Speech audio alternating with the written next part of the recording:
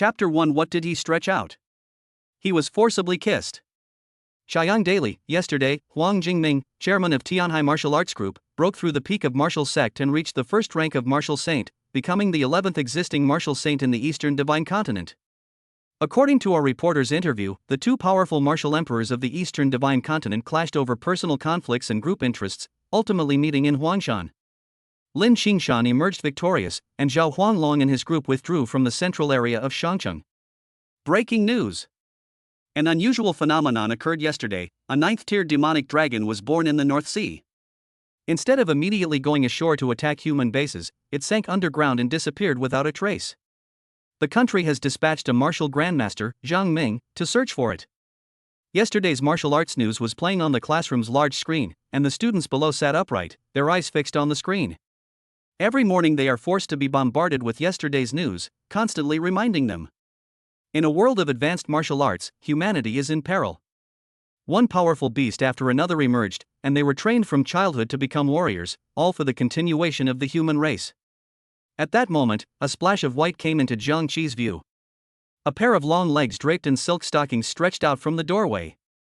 A tall female teacher wearing glasses walked up to the podium, adjusted her glasses, and looked at the audience with a serious expression. "What are you all showing me? Look at the blackboard." The crowd awkwardly turned their gaze away from that patch of white, many feeling somewhat reluctant to leave. The awakening ceremony is just around the corner. And there are still a few of you whose health points haven't met the requirements. Especially someone whose blood energy value didn't even exceed 30. The female teacher glanced at the students in the back row, which of course included Zhang Qi. Zhang Qi awkwardly avoided eye contact. The one whose blood energy hadn't even exceeded 30 was naturally him. He had no choice after a clash of fortunes. He unfortunately became the loser and was transported here. He originally thought that, like the army of transmigrators, he would be equipped with a system, thus holding the destiny in his hands and growing against the heavens. But the system has yet to arrive. Since he doesn't have a system, he must possess some extraordinary talent. With his extraordinary talent, he will surely stand out in this world of high-level martial arts and make a name for himself.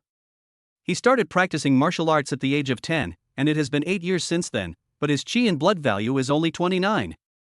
No matter how diligently he practiced, his chi and blood levels remained stagnant, and he had truly given up completely. Today is the most important day for everyone. It is Awakening Day. Everyone experiences an awakening ceremony when they turn 18. However, the minimum requirement is that your chi and blood value must reach 50. If you don't exceed the required level, it means you're not eligible to participate in the awakening. Even if you force an awakening, you'll most likely awaken a useless talent, and you might even die from an explosion due to insufficient blood energy. At this moment, the beautiful teacher's tone softened, and she said with a look of satisfaction, "Our class monitor, Li Qing, deserves praise. His blood energy has reached 300, and he will most likely get a B grade during the awakening ceremony, or at least a C grade. Although we are a class of underachieving students, there are still some diligent and hard-working people. Those underachieving students should learn from our class monitor." No sooner had he finished speaking than a series of mocking remarks echoed through the classroom. "The whole school knows that we have a student in our class whose blood energy level is below 30. If this gets out, even the principal might not dare to leave his house." Who can argue with that? I've seen plenty of people whose blood energy hasn't reached the awakening standard, but who's ever seen someone whose blood energy value doesn't even exceed 30? In this day and age, any ordinary person would have a higher blood energy value than him, right? Does he think he can compare to Li Qing, the class monitor? Doesn't he even take a piss and look in the mirror to see how much he's worth? Class monitor Li Qing, sitting in the front row, smirked and said without turning his head, "He's just a good for nothing. It's a miracle he's even in the same class as me, Li Qing. He's dreaming of catching up with me." Seeing this, the homeroom teacher did not stop him. In this world where the strong are respected, the weak have a low status. As Zhang Qi's teacher, she should teach him how to adapt to his future life. He was taught that the weak should accept their fate. Zhang Qi rolled his eyes speechlessly. A true classic. Just because you have some ability doesn't mean you can get so arrogant. I wonder if the stupid villain will one day get a good slap in the face from the protagonist who has a system. At this moment, a mechanical roar suddenly came from Zhang Qi's mind. Ding! The system has detected that the host has been severely mocked. The system is initiating binding. Jiang Qi's eye twitched.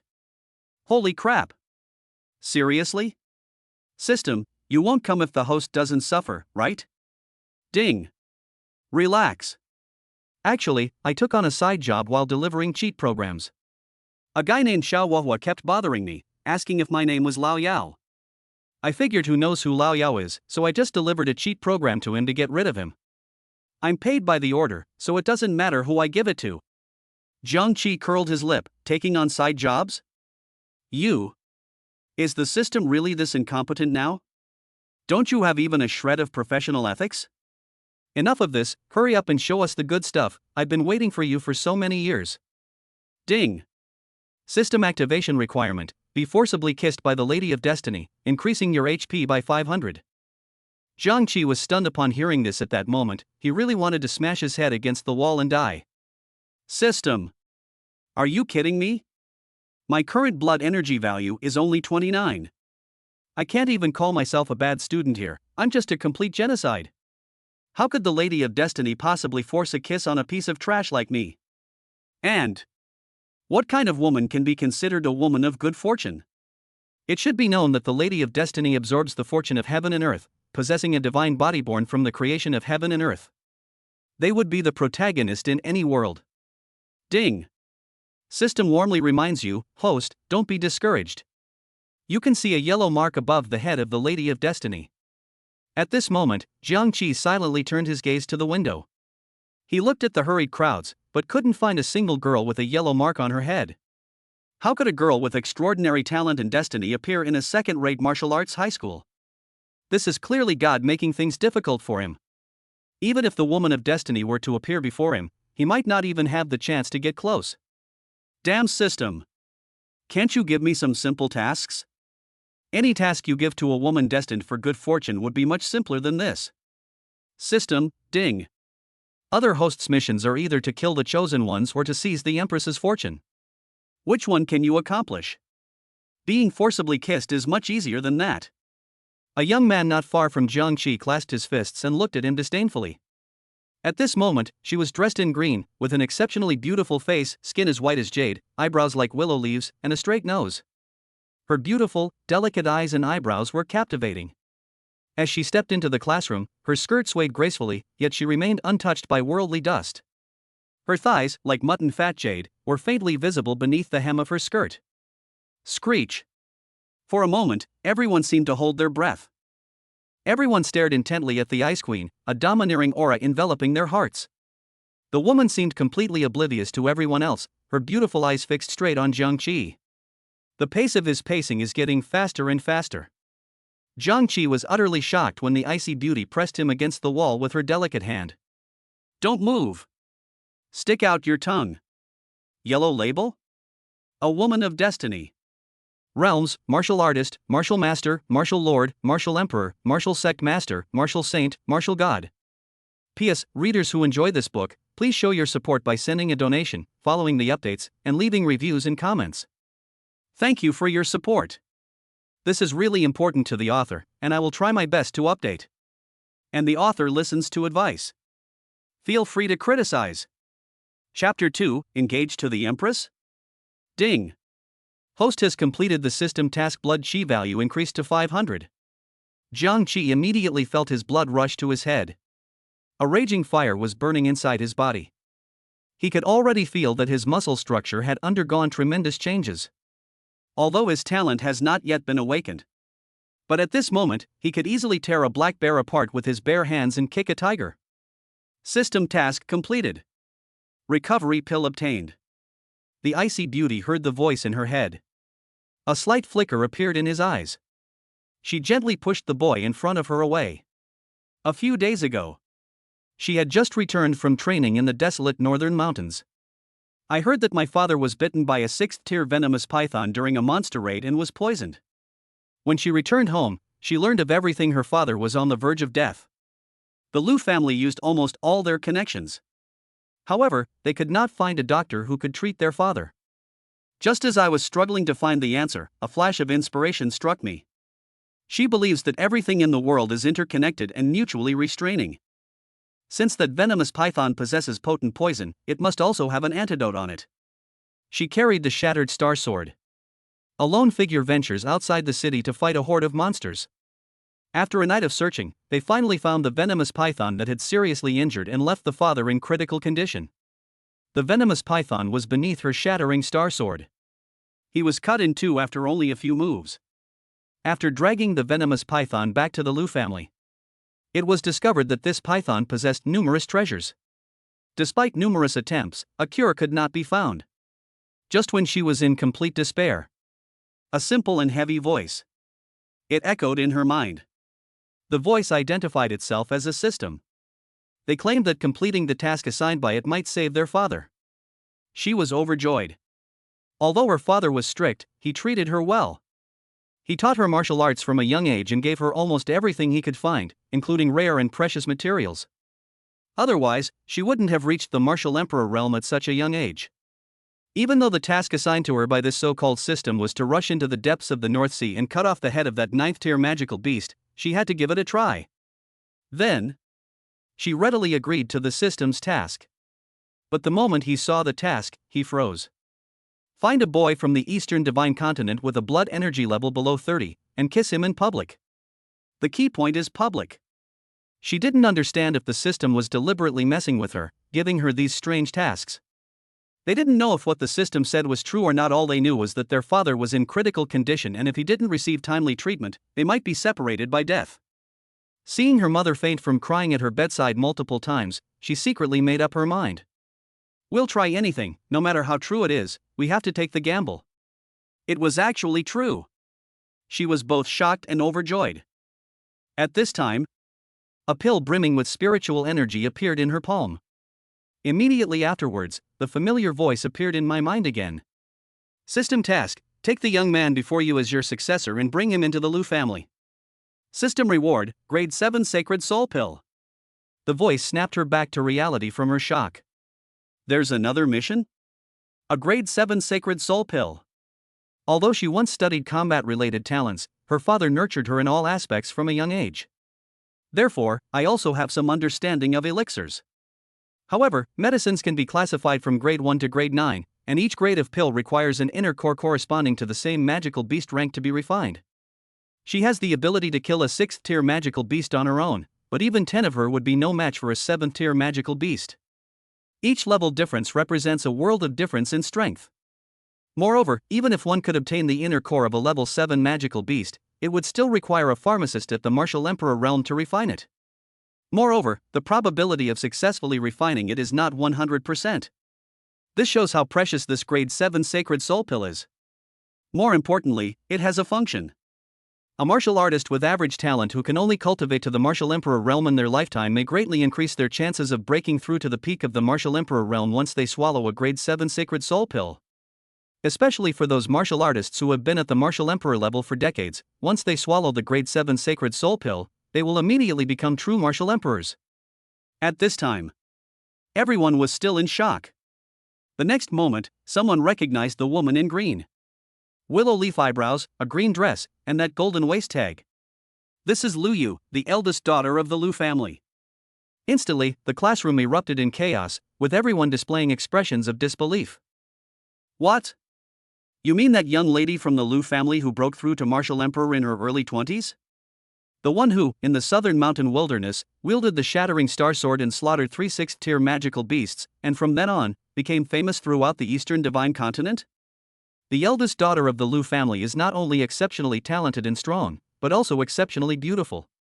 She is a well-known beauty, and countless proud sons from prominent families have come to propose marriage to her, but none of them have been able to win over this icy beauty. But why? A top-tier empress barges into a second-rate high school and kisses a trashy student? What on earth is this? Even web novels wouldn't dare write this. What the hell? Why wasn't I the one who was forcibly kissed? How could Her Majesty the Empress fall for such trash? I refuse to accept this. I refuse to accept this. I want to challenge this guy to a duel in the Imperial City. Li Qing, who was sitting at the very front, was also dumbfounded when he saw the scene, his eyes widening like goose eggs. Lu Yu is my goddess. My idol. How could this brat have defiled her? He wouldn't dare do that even when looking at photos of his goddess late at night, but this kid actually dared to stick his tongue out in real life.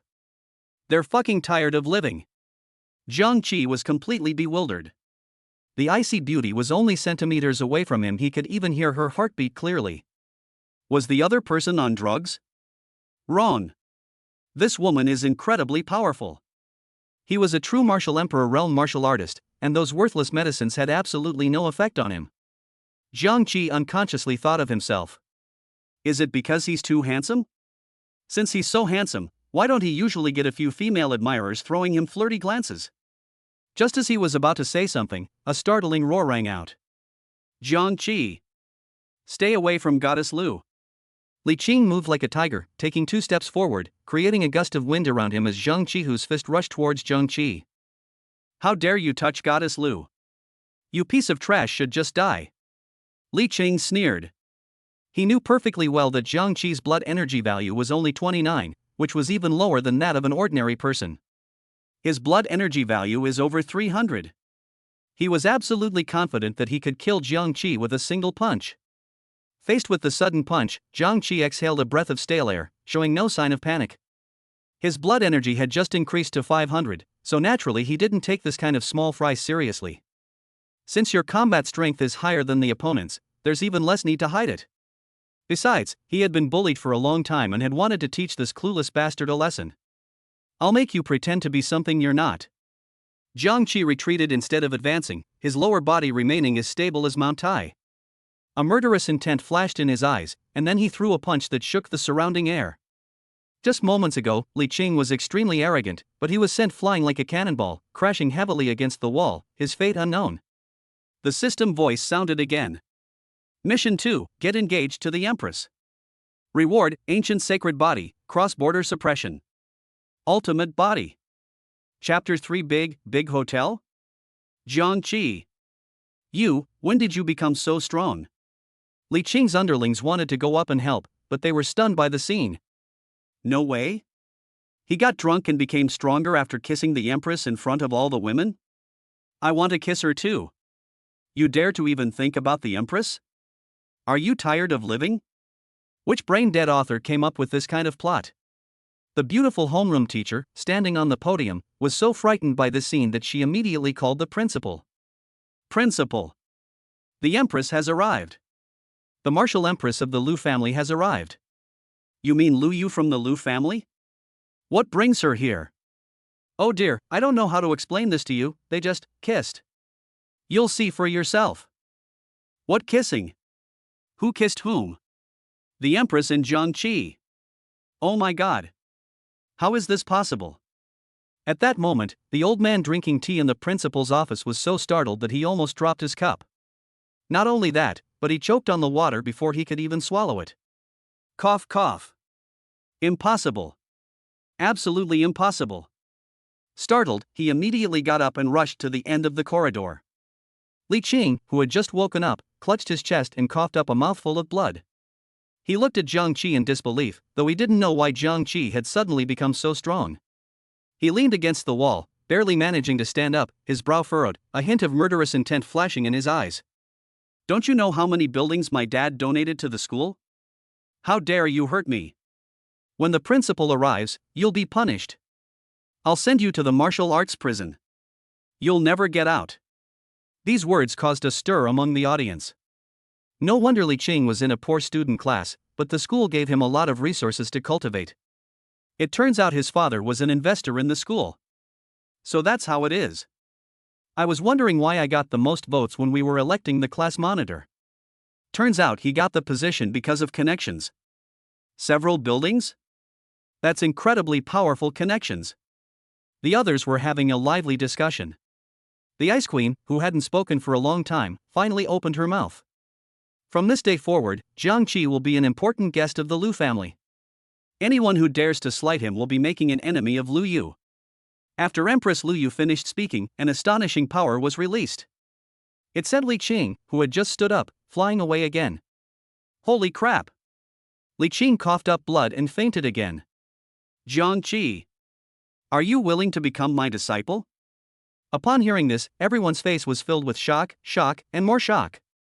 It should be understood that every martial emperor will train a disciple to inherit their legacy. This is a rule established by the entire martial arts world.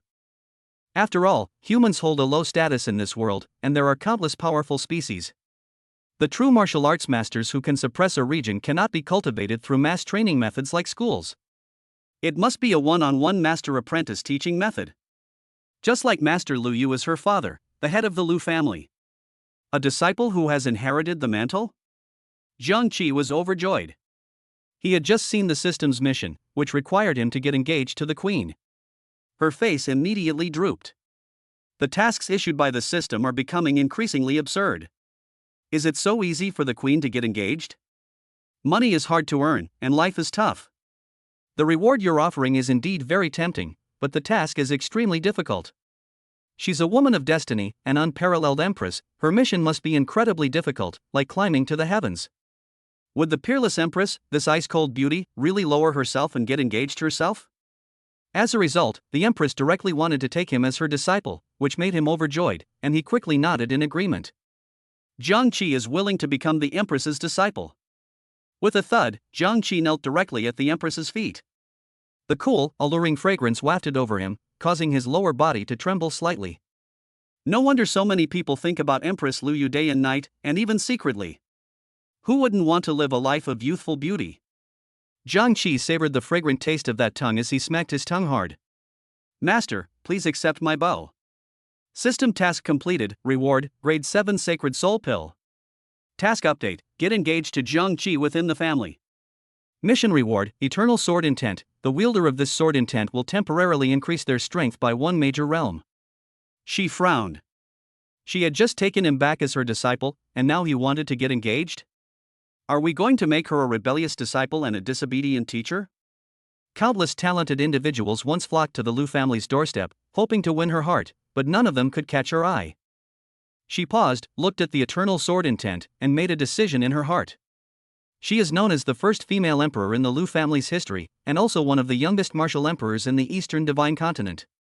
Everyone says that one day she will surely become the martial empress. A female emperor who protects the human race. But only she knew that her ambitions lay elsewhere. She pursued the ultimate in martial arts itself. She aspires to become the 12th martial saint in the Eastern Divine Continent, and even more so, to reach the legendary martial god realm. Above martial saint. However, the human race has a short lifespan. She can become a martial empress at 20 and a martial emperor at 50. But there's absolutely no way he could reach the pinnacle of martial grandmaster at 80. Let alone martial saint. Not to mention the elusive realm of the martial god. The eternal sword intent given by this system can temporarily elevate one to the martial emperor realm. If one relies on this sword intent, perhaps one can travel to the North Sea, slay a 7th-tier magical beast, and seek some opportunities. At this point, the principal finally arrived. The scene before him left him somewhat bewildered. He recognized the stunningly beautiful Ice Queen in front of him at a glance as Lu Yu, the eldest daughter of the Lu family. Right near the blackboard, Li Qing lay there, half dead. He curled his lip, immediately realizing that it was definitely Li Qing who had foolishly caused trouble for Jiang Qi. The camera pans forward, and Jiang Qi is kneeling on the ground. Lu Yu slowly helps him up. He had already heard Jiang Qi's voice announcing his apprenticeship when he entered the room. Miss Lu, a Valkyrie, actually came to her own school and forcibly kissed a good-for-nothing? And they even took this good-for-nothing as their disciple, a disciple with the right to inherit his legacy. Who would believe that if I told them? Did Jiang Qi really hit the jackpot at such a young age? He jogged over with a grin, his face full of flattery. Miss Lu, you are unaware of this. This student has extremely poor blood and energy. He is simply incapable of learning martial arts. Lu Yu raised her hand to interrupt. This is none of your business, I will handle it myself. Her eyes darted around, coldly glancing at the unconscious Li Qing behind her. I heard this guy's family has invested a lot of resources in the school? What? As the principal, are you going to protect your little sugar daddy? No. I'll return all the money the Li family gave me as soon as I get back. Upon hearing this, the principal was so frightened that he broke out in a cold sweat. Are you kidding me? Lu Yu is a female martial emperor. The Li family is just a local powerful family, and the strongest member is only a martial master. How can they be compared to the Empress Wu Zetian? Moreover, he had heard that this female martial empress would reach the realm of martial emperor in the next few years.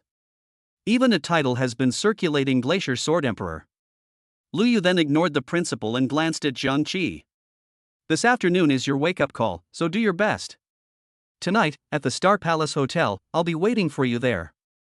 A grand hotel? Chapter 4, Awakening the SSS Divine Thunder Talent. After Lu Yu finished speaking, her figure flashed and disappeared from the classroom. Gone? Vanished. So domineering. This is what a true man should be like. Powerful martial arts masters like to do this kind of thing. What grand hotel? It was only then that some people realized what was happening.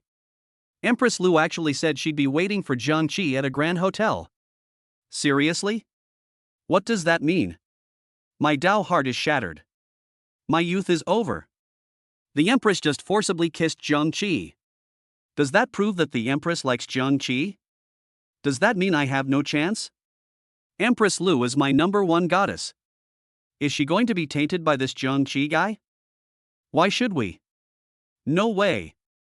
Jiang Qi, you can't keep this to yourself. Remember to leave some for us to enjoy. Jiang Qi had a headache. He didn't understand why they said they would meet at the hotel. Did Empress Lu Yu really have feelings for him? If that's the case, then completing the mission would be too easy. He found it hard to believe. Jiang Qi smiled and looked at the homeroom teacher and the principal. Am I qualified to awaken now? The two looked at each other and nodded awkwardly. The huge square. One after another, undulating awakening stones floated in the air. Awakening ceremonies are generally controlled by the military. The military will take turns visiting various schools to conduct awakening ceremonies, and if they encounter exceptionally talented geniuses, they can recruit them immediately. Dear students, I must say a few words to you all. Awakening your talent is no child's play. It's a major event that concerns your entire life. This will directly determine your future. Tell me, do you want to be a couch potato or do you want to rise to prominence? At this moment, the crowd shouted, "Enter the hall." Do you want to become a pillar of humanity? Think. Throughout history, our eastern divine continent has been situated in a perilous location. To the north, there are giant beasts threatening us, and to the south, ancient and exotic beasts are eyeing us covetously. Not a day goes by that they don't want to break through our city walls and tear us apart. We have family behind us. Brothers and sisters. Would you want them to be torn to pieces by giant beasts? I don't want to. Then let me see just how much the future of humanity really holds up. The awakening ritual officially begins. The awakening ceremony then proceeded in full swing. Li Kuei. A brute. D-level talent. Li Xiao. Clay artist. C-level talent. Hasagi. Son of the wind. B-grade talent. Jiang Qi. Jiang Qi took a deep breath. It was finally his turn. Don't be nervous, host. With this system's help, you'll definitely become incredibly strong. Damn system. You better protect me this time. Ha? This name sounds familiar. Where have I heard it before? This kid seems to be the only complete loser in the whole school. I bet he can't last 2 seconds in the awakening formation. Have the school leaders gone mad? Allowing someone with less than 30 health points to awaken a system? This time we might see the tomatoes explode on their own, so everyone be careful and stay away, or we might get our clothes dirty. Not again? Jiang Qi held his forehead. This is the kind of treatment all time travelers receive these days, isn't it? Why do clowns sometimes appear out of nowhere, forcing you to slap them in the face? What's wrong? Don't you like it? You're really unhappy without me. Jiang Qi. Let's begin. The officers standing to the side seemed to be getting impatient and urged them on. Look. What's the rush? Jiang Qi stretched and walked directly into the magic array. The next instant, a thunderclap flashed, illuminating the entire horizon. Countless thunderclouds gathered above the magic array, like a roaring thunder dragon floating in mid-air, soaring through the heavens and earth. Strange phenomena in the heavens and earth. The countless officers present were so shocked they couldn't close their mouths. It's important to understand that the talent to trigger extraordinary phenomena in the heavens and earth upon awakening is by no means simple. At least, S rank. Guaranteed S rank. Old Sue. Are the students at your school really that promising? The old military officer standing on the platform was shocked and patted Su Haifeng, the principal, on the shoulder.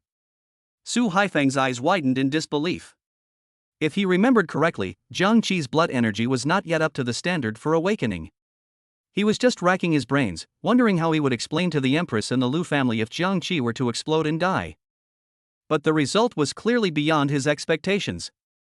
No exaggeration, our school has never had an S-class talent since its founding.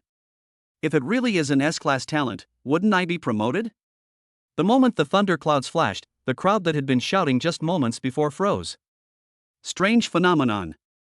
Am I dreaming? This good-for-nothing can actually trigger celestial phenomena? What? You're saying that Jiang Qi kissed the Ice Queen before? The martial empress of the Lu family. The martial empress you're talking about is actually only 20 years old, one of the youngest prodigies in the Eastern Divine Continent, Lu Yu. Could it be that the empress's saliva is the real treasure?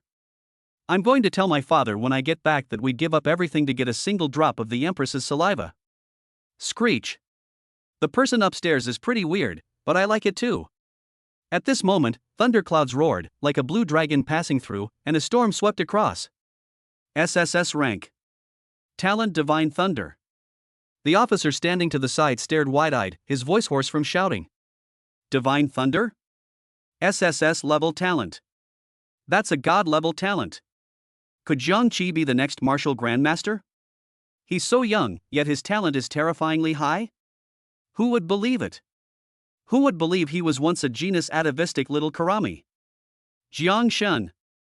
From now on, you're my fan. Countless people cast envious, jealous, and admiring glances at Jiang Qi. SSS-level talent is extremely rare in the world. Apart from those 11 martial grandmasters, there is no one else like it. It's truly astonishing that such a small, second-rate martial arts high school has produced an SSS rank character. At this moment, the principal was already overjoyed and practically fainted on the podium. Block the news. Quickly. No one is allowed to tell. Make everyone here sign a confidentiality agreement. The old officer was both happy and worried. The good news is that the human race will have another top-tier martial grandmaster in the future, capable of splitting mountains and seas in the blink of an eye. The worrying thing is that heretics with ties to Warcraft have spies all over the Eastern Divine Continent. If those heretics find out, they will definitely try to assassinate this future martial grandmaster. He absolutely will not allow it. Chapter 5 Invited? Guard, White? As soon as Jiang Qi landed from the awakening ceremony, he saw the officers surrounding the students.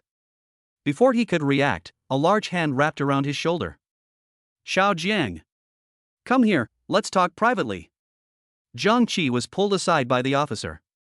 The officer had a thick beard, large pores on his face, and a cigar dangling from his mouth. As he spoke, his cigar and the fat on his face jiggled. The smoke was quite pungent when it hit his face. Sir, what do you mean by this? Young man, don't be nervous. I don't eat people. Big brother. I'm not nervous, I choked. Ignoring Jiang Qi's explanation, the officer poked his chest with his thumb. My name is Zhao Dong, and I am a sergeant major in the local military region. After he finished speaking, he took the cigar from his lips, pointed to his epaulets, then turned and pointed to the large group of military personnel behind him before speaking. Am I handsome? How about coming to the army for a visit? Name your terms, and I'll try my best to agree. Jiang Qi then realized that the other party was trying to recruit him because he had awakened an SSS-level talent. It feels really good to be won over. They're even speaking to me more politely now. Can I make any demands? Jiang Qi deliberately raised an eyebrow.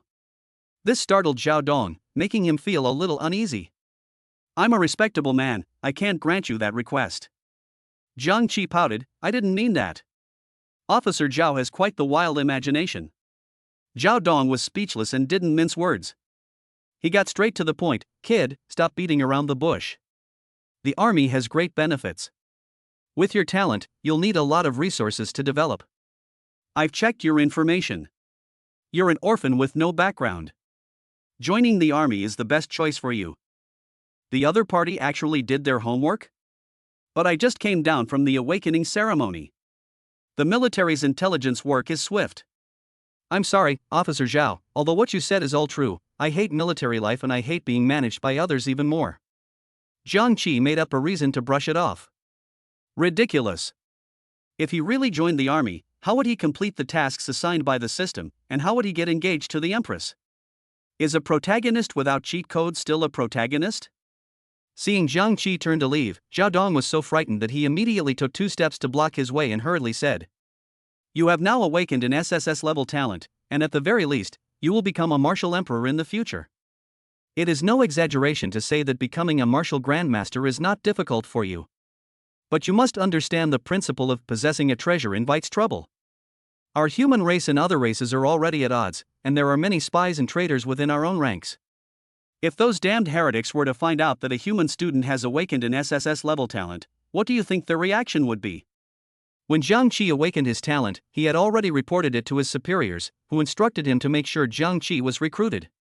It's important to understand that this level of talent is extremely rare even among the entire human race. If he could recruit Jiang Qi into the army, his rank would be raised by at least 3 levels based on this achievement. He had to seize this rare opportunity. An alien race. A heretic? Jiang Qi realized that this was indeed a problem. He had previously seen news reports of newly awakened human geniuses being assassinated, which he had to be wary of. But that wasn't his reason for joining the army. "Thank you for the reminder, Officer Zhao. You're a really kind person." "You?" Jiang Qi turned around and left, leaving Zhao Dong standing there rolling his eyes. He thought the other party was just a naive young man who would be easily intimidated and captured, but he didn't expect it to be so difficult. On second thought, he wasn't in a hurry. Jiang Qi was just being stubborn. If he were targeted by the alien race one day, they would have to beg him to join the military's protection. "Everyone come over and sign your fingerprints. None of you are allowed to leak what happened today. Everyone present will be monitored, and if anyone makes a sound, none of you will escape." Zhao Dong, dressed in military uniform, stood in the crowd directing the crowd, shouting loudly. His eyes swept around and he found nothing suspicious, so he breathed a sigh of relief. The bustling noise from the crowd. Is the military really going to make such a fuss? We have so many experts in eastern China, why don't they just send someone to protect Jiang Qi? I've heard it's not that simple. They say heretics are everywhere, even among some high-ranking members. What? Heretics have even infiltrated the upper echelons of humanity. That's terrible. They've been infiltrated like a sieve. Who can argue with that? That's why they're so strict about blocking the news. By the way, do you think there might be some hidden heretics among the crowd? Don't talk nonsense. It's quite scary. I've heard that heretics are ruthless. The prodigies who are captured by heretics are either ripped out of their hearts and lungs or have their tendons and skin peeled off. I've never heard of them dying with dignity. Signature. Upon hearing this, the student wearing glasses adjusted his glasses, lowered his head, and remained silent, looking every bit the honest, unassuming science student. Good. He nodded, avoiding eye contact, and stepped forward to sign the document. Next. He had just turned his head when the corners of his mouth curved into a smile. Oof. Interesting. Jiang Qi left the school immediately after his awakening ended. At this moment, he looked completely relaxed. Having to go through high school all over again in his second life is really exhausting for him. In the evening, he took a taxi to the Star Palace Hotel. This hotel is very large. It's a top-tier hotel in the area, specifically for VIP guests, and the price per night is quite expensive. Looking at the luxurious decor, he suddenly felt like a country bumpkin who had wasted 2 lifetimes. This is what a man should do. Your Majesty, I'm here. He hurriedly took the elevator upstairs, but got stuck on the stairs. Lu Yu gave him 20 floors, but he could only go up to the 19th floor. Up there? Just as he was looking around for the stairwell, a very pretty woman blocked the way. Excuse me, could you please let me pass? The woman frowned, blocking the stairwell with her body, showing no intention of making way. The queen's residence is upstairs. No one is allowed to disturb her. A sudden burst of intense killing intent erupted from her body, startling Jiang Qi away. Holy crap! Are you talking about Lu Yu? How dare you? How dare you address Her Majesty the Empress by her first name? The woman's murderous aura intensified, and she found herself holding a 4-inch dagger in her hand. No, the Empress is my master. I am her disciple. You can ask her if you don't believe me. Don't rush to attack. You scoundrel, you're spouting nonsense. The Empress has never taken on any disciples. Prepare to die. Jiang Qi sighed, thinking, this little woman has such a temper she comes right up here shouting for a fight. Are all the queen's subordinates so inflexible? The opponent was very aggressive and had a strong killing intent. Jiang Qi has awakened his talent, and with his abundant blood and qi, he already possesses the strength of a 6th-grade martial artist. However, the opponent's strength was clearly superior to his. Judging from his aura, he was at least at the level of a 7th or 8th grade martial artist, and perhaps even higher, possibly a martial king. The Empress's gatekeeper is King Wu? That's a bit too outrageous. He hurriedly dodged, barely avoiding the woman's attack with a sidestep, but the woman's offensive did not diminish, and with a twist of her wrist, she was about to stab Jiang Qi in the chest. Jiang Qi had no time to react. Just as the dagger was about to pierce through, a clear and familiar female voice rang out. Bye. Stop. Chapter 6: The Empress's Temptation? Transfer of Power. Knowing that the Empress had arrived, he looked at the sharp knife with lingering fear. He was now pressed tightly against his chest, and cold sweat was pouring down his face. Your Majesty, this boy is definitely a heretic. I told him that the upstairs is where you rest, but he still insisted on going up. And you claim to be your disciple? Who doesn't know that your Majesty has never taken on any disciples? Lu Yu's gaze hadn't left Jiang Qi since she entered the room, and she spoke calmly. He is indeed my disciple. Put down the knife.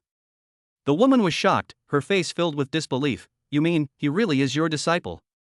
The woman immediately sheathed the knife, awkwardly took a step back, and didn't dare to say a word, not even daring to lift her head. The successor is almost always the only disciple. For her, the status of the successor disciple was second only to the Empress, and they were considered half her masters. This is a huge joke. How are we supposed to get along now? Jiang Qi breathed a sigh of relief, then made a face at the woman. Why is the girl so irritable?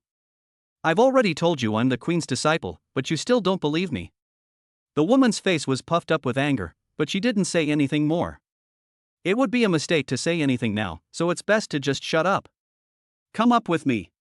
All right, master. After the two went upstairs, the woman's face was filled with surprise. She could hardly believe what she was seeing. That kid looks weak, at least weaker than me. He's obviously a mass-produced product of a martial arts academy. Why would the Empress accept someone like that as a disciple? What she couldn't understand was that she had been by the Empress's side since she was a child, and no matter where they were, the Empress would never allow anyone to enter her living quarters. What happened this time? Is there something else going on? But why would he be such an ordinary guy? This is completely unworthy of such a noble Empress. As Jiang Qi entered the hotel, he discovered that Lu Yu had booked nearly 1,000 square meters of the entire 20th floor. I hope I didn't hurt you just now? She's always like this, but don't worry about it. Lu Yu's tone was much gentler than when she was outside. It's all right, master. By the way, is there something you need me for today? As she spoke, she removed her hairpin, her long, beautiful black hair flowing freely, releasing a delicate fragrance, before slowly opening her mouth. You rest for a bit, I'm going to take a shower first. Okay. Jiang Qi couldn't tell if it was Empress Lu Yu's perfume or her body scent. He only knew it was incredibly intoxicating and he was losing control. What is the Empress trying to do? Why doesn't she just say what she wants? She's making him so curious. I was forcibly kissed by this cheap mechanic this morning, and the whole thing is a bit hard to explain. He plopped down on the sofa, and the sound of running water filled the air. Looking in the direction of the sound, he realized that the bathroom was actually semi-transparent. The queen's graceful figure shone brightly in the swaying lamplight. See? Jiang Qi turned his head back without saying a word. He didn't want to die young.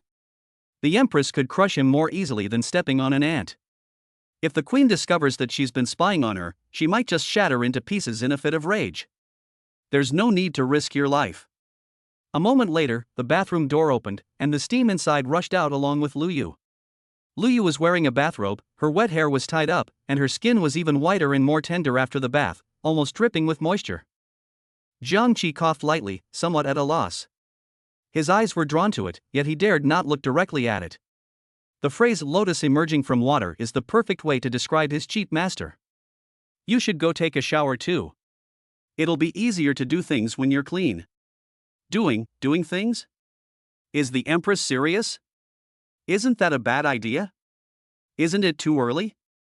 Jiang Qi was stunned, his heart was pounding with joy. Are all the tasks really that easy, and they're done so smoothly? Is this a good idea? We just met today and we're already doing something together. The Empress looked dignified and elegant, but I never expected her to go this far. If you're going to have sex with me today, why did you even take me on as your apprentice? Is this rebellious disciple absolutely forced to do something today? Okay. He excitedly rushed into the bathroom and started taking a shower. Lu Yu glanced at the bathroom and sighed. Am I really going to get engaged to this guy? Since returning to the mansion and rescuing her dying father, she has become much calmer. The eternal sword intent is indeed very attractive. After all, it is a sword intent comparable to that of a martial emperor. Obtaining this sword intent is equivalent to having one foot in the martial emperor realm, and anyone would be tempted by it. But she considers herself extraordinary and has never respected many men in her life. Her high standards have led her to want to find a man much weaker than herself as a partner. Wouldn't people laugh at us if they told others? To become her man, he must at least be a towering martial emperor, capable of slaughtering the alien races on any battlefield outside the city. Clearly, this kid in front of me is far from qualified. Jiang Qi finished showering excitedly and, following Lu Yu's example, hurriedly came out wearing a bathrobe. You are sitting cross-legged on the ground. Lu Yu pointed to the floor. Ha! What kind of game is this? How to play? Pa, I know, master. Jiang Qi sat on the ground, bewildered. Now that I have accepted you as my successor, you should understand the significance of being a successor. From now on, you are a member of the Lu family. I will help you relax your muscles and teach you everything I have learned in my life. How much you can learn depends on yourself. This is all part of the Lu family's tradition, and it all depends on your talent. The next moment, mottled ice crystals appeared around Lu Yu, and the temperature in the room dropped sharply. Jiang Qi felt one or two hands pressing on his acupoints from behind, and a violent pain swept through his body. Conversely, his own scalding blood and qi instantly heated up, resisting the suppression from the Ice Queen, and the pain decreased dramatically. Interesting. Lu Yu opened her mouth slightly in surprise, and the corners of her mouth turned up. The 6 meridian sword intent of the Lu family. Internal breathing techniques. Mountain shaking fist. Jiang Qi felt countless images flashing through his mind, as if he had been studying with a martial arts master for decades. He carefully memorized every move and style, constantly imitating them in his mind. After an unknown amount of time, Lu Yu's sweat soaked the bed sheets. Her breathing became rapid, and her face showed disbelief. This kid can actually hold out for so long? I remember when my father passed on his skills to me, I could only hold on for an hour. I had already fainted from the pain after an hour, but this kid has persisted for 4 hours without showing any signs of pain. Could it be? He's a genius beyond compare? Chapter 7. Oh no. The young lady has checked into a hotel with someone. She never imagined that her disciple would have such amazing resilience. It's far from what the negative comments circulating in schools suggest. When Jiang Qi was first seen in the classroom, he sent a young man flying with a single punch, a scene that already hinted at his extraordinary nature. I should have thought of that sooner. However, at this moment, she is suffering from the backlash of the transfer of power, and this pain is mutual. Originally a martial emperor, her body had already been strengthened to the extreme, so this side effect was almost non-existent for her. However, some time ago, in order to rescue her father from the city, she fought a chaotic battle with a group of beasts and endured attacks from many magical beasts. Although those injuries were not fatal, they still caused significant damage to the body. It will take some time to recover. The reason I'm passing on my skills to my disciple now is merely to go through the motions. I never expected this kid to be so resilient. Exhausted, she almost gave up, but for the sake of saving face, she persevered for a while longer. As she tried to pull away, she suddenly felt a powerful attraction that drew her hands tightly to Jiang Qi's back, making it impossible for her to break free. She was filled with doubt and uncertainty, and her strength was nearly exhausted. What's going on? I'm really about to die. 1 hour later. Jiang Qi slowly opened his eyes, stretched, and a very pleasant feeling swept over his whole body. He stretched out his fists and feet, making a couple of gestures in the air. "Master, these things are so simple, I memorized them all right away." Jiangqi understood that it was probably because his blood energy level was high, and the awakened talent stimulated his body, pushing his learning ability to its limit. Every move he made seemed effortless, as if those profound martial arts techniques had already been ingrained in his very bones. As he spoke, the Empress did not respond. When he turned around, he found that the Empress had fainted from exhaustion. A tempting expanse of snow white appeared before him. He was so focused on mastering martial arts that he didn't even notice that the Empress had collapsed on the bed from exhaustion. Could it be because of the transmission of power? Upon seeing the snow-white skin, Jiang Qi's breathing quickened. The Empress's skin was as translucent as white jade, and her captivating fragrance was even more intoxicating. The Empress only changed into a bathrobe when she bathed, and the bathrobe was not tied tightly. At this moment, the clothes were loose and baggy, revealing a large expanse of white skin at the chest. Although the bathrobe could barely cover it, it could fall off at any moment. Jiang Qi felt his blood and fire surging within him, and the bulging pool of blood energy seemed to be surging out uncontrollably. It must be said that the queen's figure is absolutely perfect, just like her natural beauty, a rare find. No one can withstand this flooding. Jiang Qi slapped his forehead. Was he really going to be a rebellious disciple today? No. Absolutely not. I am indeed lustful, but I am not a lecher, and I would never take advantage of someone in distress. It's easy to get the queen's body, but it's not so easy to get her heart. The difference in strength between himself and the Empress is so great. If the Empress finds out about this when she wakes up, she will find him and cut him into pieces no matter where he runs. Just thinking about it is awful. Moreover, the system task is to get engaged. If this really happens, it will be impossible to complete the system task in this lifetime. Then, he pulled the blanket over the Empress and sat down to wait. Then he noticed a blurry red mark appearing next to the line of small print in front of him. To help the host complete the main quest, the system will unlock side quest instances, rewarding players with 5 times the experience points. Jiang Qi was shocked, but also overjoyed. This isn't a ruler, this is a ruler's father. The next morning, the Empress woke up and hurriedly got up, only to find Jiang Qi asleep in a chair. Looking at the blankets and neatly arranged bathrobe on his body, he couldn't help but feel a sense of admiration for the apprentice he had just taken on. She was well aware of both his strength and appearance, and that no man could resist her when she fainted. Moreover, she was wearing a bathrobe, exposing a large amount of skin. Coupled with the warm room and the dim lighting, anyone else would definitely have ulterior motives towards her. Even if he wouldn't dare to do anything drastic to himself, he might make some subtle movements, but clearly, this disciple hadn't done anything to offend him. I never expected this kid to be such a decent person. Looking at the line of small print in front of me, I was somewhat moved. The other party had just awakened, yet he was able to withstand the martial emperor's transmission of power and remain unmoved by her presence. In front of such a stunning beauty, he could even endure for an entire night. What incredible willpower that was! Jiang Qi only woke up after sensing the Empress's movement. "Your Majesty, you're awake." Jiang Qi respectfully stood up and immediately went to the side to brew a pot of tea. After a moment, the Empress, lost in thought, picked up her teacup and, while sipping it, inquired. "All right, I forgot to ask you yesterday, what talent did you awaken?" "SSS Divine Thunder talent." Puff. The queen nearly spat out her tea from the heat for a moment, her mind seemed to go blank as she spoke. "What did you say? Divine Thunder talent? And an SSS-level talent at that? Is it really that perverted?" The Empress was stunned and couldn't believe Jiang Qi for a moment. But then he thought about his performance yesterday and pondered for a long time. No wonder. No wonder they were able to hold out for so long. He truly is a genius of unparalleled talent. The fact that she went to a second-rate school to take on a disciple was already absurd, but what was even more absurd was that the disciple actually had an SSS-level divine lightning talent. This kid has more potential than me. She worked so hard and was carefully nurtured by her father from childhood, and finally awakened her SS-level talent, which allowed her to reach the Empress realm at a young age. But the other party actually awakened a talent even greater than his own. Suddenly, she realized that this guy wasn't entirely unsuitable for an engagement. Who knows, this kid might reach the martial grandmaster realm even earlier than me. Are you a martial arts couple who practice dual cultivation? This seems interesting. You're not bad, kid. Do you want your master to reward you with something? As soon as the Empress spoke, she glanced at the small print in front of her and seemed to think that what she said was really strange, and her face instantly turned red. Jiang Qi, however, hadn't noticed these details and replied, "Master, I've just awakened my talent, and the martial arts college entrance exam is coming up soon.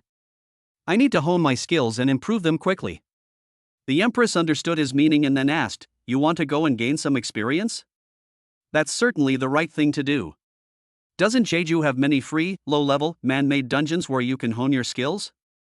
"Jiang Qi, I want to enter a high-level dungeon, the higher the difficulty, the better." The Empress frowned.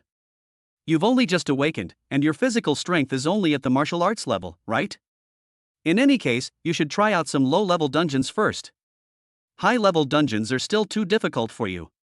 She could understand Jiang Qi's eagerness.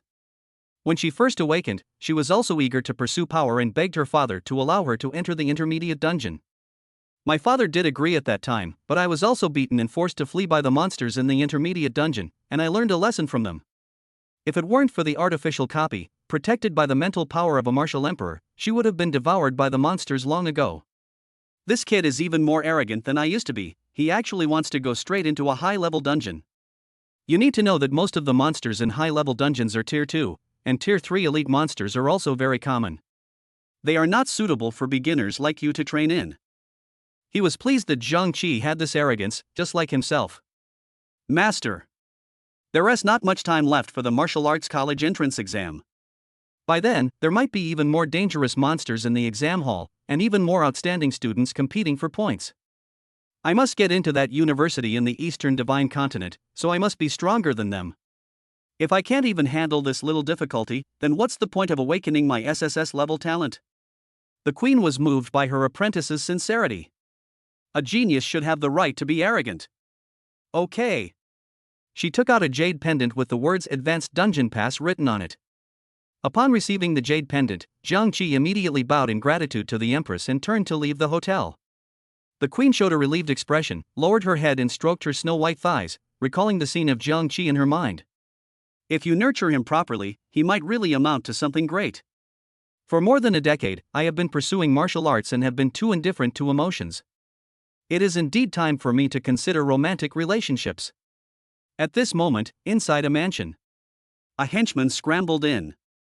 "Oh no! Oh no! Young Master Li, oh no! I saw Miss Liu checking into a hotel with someone else. Still a student." Chapter 8 Advanced Dungeon, Twisted Black Forest. "Did you see clearly? My cousin is known for her impeccable purity. She would never have any dealings with other men, let alone go to a hotel with a complete stranger. Countless geniuses once trodden the threshold of the Liu family, yet none could even catch a glimpse of my cousin. How dare you spout such nonsense here? Believe me, I'll throw you into a meat grinder right now and turn you into a char siu bun." Upon hearing this, a man dressed in a black martial arts uniform flew into a rage and punched his sparring partner, sending him flying a great distance. An overwhelming pressure filled the entire training ground, and the murderous aura terrified the messenger so much that his legs went weak and he collapsed to the ground. "Young Master Li, you have been incredibly kind to me. How could I possibly lie to you? This is absolutely true. My informant saw it with his own eyes at the Jeju Star Palace Hotel." The younger brother was so frightened that he lay prone on the ground. Then, as if remembering something, he quickly said, "I was filming. I forgot in my haste. Here it is." He quickly held up his phone, and a clear image appeared on the screen. Li Changfeng was struck dumb upon seeing this scene. The phone screen displayed a picture of Jiang Qi following Lu Yu. His heart was bleeding. His cousin, whom he had pursued for so many years, had actually brought a brat into a luxury hotel. Find out who this kid is right now. Investigate immediately. Young Master Li.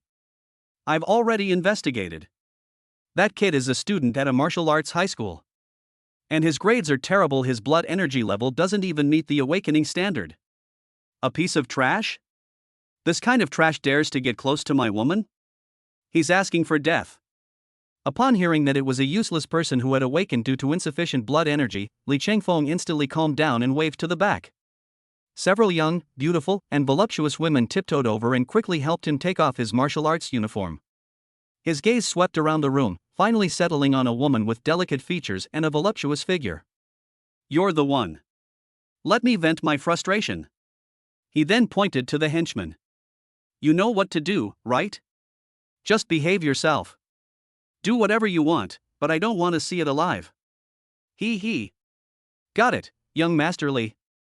I'll get on it right away. Everyone else, please leave. I have important business to attend to.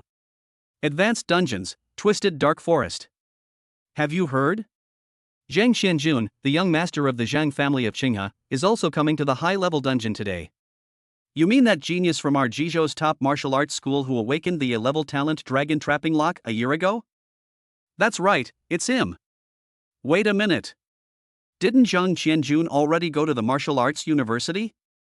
How come he's here? Who can argue with that? Not only the Zhang family of Qinghe, but also the young masters from the Jin family of Jingguzi, the Ma family of Majiazi, and the Yi family of Qianhu Island have come. That's not right. These people are all studying at Wuhan University and other places. Why are they all rushing back now? There must be some unknown reason behind this. Is that even a question? There's definitely a great opportunity inside. A long, piercing roar rang out, and a speeding green sports car screeched to a halt. A young man dressed in a white martial arts uniform with the words Qinghe printed on it got out of the sports car. The driver leaned out and instructed, "Young master. The master instructed you to be careful. In case of any accidents inside, do not fight back." Uncle, my dad looks down on me, and you look down on me too? I'm a 9th rank martial master now. In high-level dungeons, I might not be able to kill everyone, but the elite monsters inside are definitely no match for me. I must seize this opportunity bestowed upon me by Emperor Linwu. The young man was somewhat annoyed, and after uttering a remark, he strode forward. This must be Zhang Xianjun, the young master of the Zhang family of Qinghe. He is indeed handsome and dashing. Geniuses are known for their extraordinary demeanor. They have both ability and money. It's really hard for ordinary people to compare. I graduated 2 years earlier than him, but I'm still only at the 3rd rank of martial master, while he's about to become a half-step martial king. It's really infuriating to compare yourself to others. These words were very pleasing to Zhang Xianjun. At that moment, a booming sound flew over everyone's heads. The surrounding vegetation rustled loudly in the powerful wind. A helicopter was descending, and when it was less than 10 meters from the ground, a young man in red stood inside, a disdainful expression on his face. Grief. The young man leaped down with ease, and the moment his feet landed, he blasted a sizable crater into the ground. The crowd gasped in surprise. This is young Master Jin of Jingguzi Jin N. Rumor has it that this young Master Jin is already a half-step martial king. His strength is formidable. He once had a record of fighting against a 4th-tier magical beast. Really? 19 years old and already this strong? We at the same age only dared to farm 2nd-tier monsters in dungeons, and we even had to team up with others to defeat 3rd-tier elite monsters. Is this what genius is? What is his talent? A level talent, a mentalist. Jinen's gaze was fixed on Zhang Xianjun, and a disdainful smile curled at the corner of her lips. Hey! Zhang Xianjun, you're here too? Old classmate. You sons of bitches from the Kim family. Why aren't you staying in Jinling? What are you doing in Jeju? You've heard the news, haven't you? This time, I'm determined to get this treasure. You're just a 9th rank martial master, right? I advise you not to even think about coveting my opportunity. You're not worthy. It's greasy. Bang. Just as Zhang Xianjun was about to unleash a torrent of curses, a powerful force swept towards him. However, the force was deliberately restrained, meant to be shown to everyone present. Martial King. You actually succeeded in reaching the Martial King realm. Chapter 9 Rapid Breakthrough, Mountain Shaking Fist. The realm of Martial King. Zhang Xianjuan's back molars were almost broken, and in the end he didn't dare to take a step forward. There is already a gap between the 9th rank of Martial Master and the peak of the 10th rank of Martial Master, so who would have thought that Jin N, that bastard, would successfully advance to the Martial King realm? A Martial King can easily defeat 3 Martial Masters. Young Master Jin. Young Master Zhang. Are you here to compete for this treasure as well? Suddenly, a ghostly-looking young man appeared before them, his movements as swift as a phantom. Everyone recognized him as Yi Qingtian, the young master of the Yi family from Qianhu Island. Another one. Zhang Xianjun was very unhappy. What? You stinky fish-raising head, you want to take it from me too? Jinan crossed his arms and looked down at the other party. The treasure and opportunity are a blessing from Emperor Lin. The old man set up the reward for all the young strongmen in Jeju. Why can't I compete for it? I have already reached the realm of martial king. I advise you to weigh your own capabilities. Humph. My sword is far from ineffective. Jiang Qi stood in the crowd, watching the scene unfold with great interest. Looks like we really chose the right place. What kind of opportunities might lie within? How could it attract so many local geniuses to come and go? As these local prodigies arrived, people gradually left. Jiang Qi understood, of course, that ordinary people had little chance against the competition from these geniuses, and might even get injured as a result. Those with weaker strength might die from unknown area of effect attacks. Although this is a man-made replica, the monsters inside are real, and the injuries suffered by the warriors are also real. Despite the protection of the martial emperor's mental power, casualties still occur every year. So they didn't dare to take the risk, but Jiang Qi found it very interesting. As the instance opened, people entered one after another. The purpose of dungeons is not competition, but leveling up. It allows low-level martial artists to grow rapidly and safely. But today it seems to have turned into competition.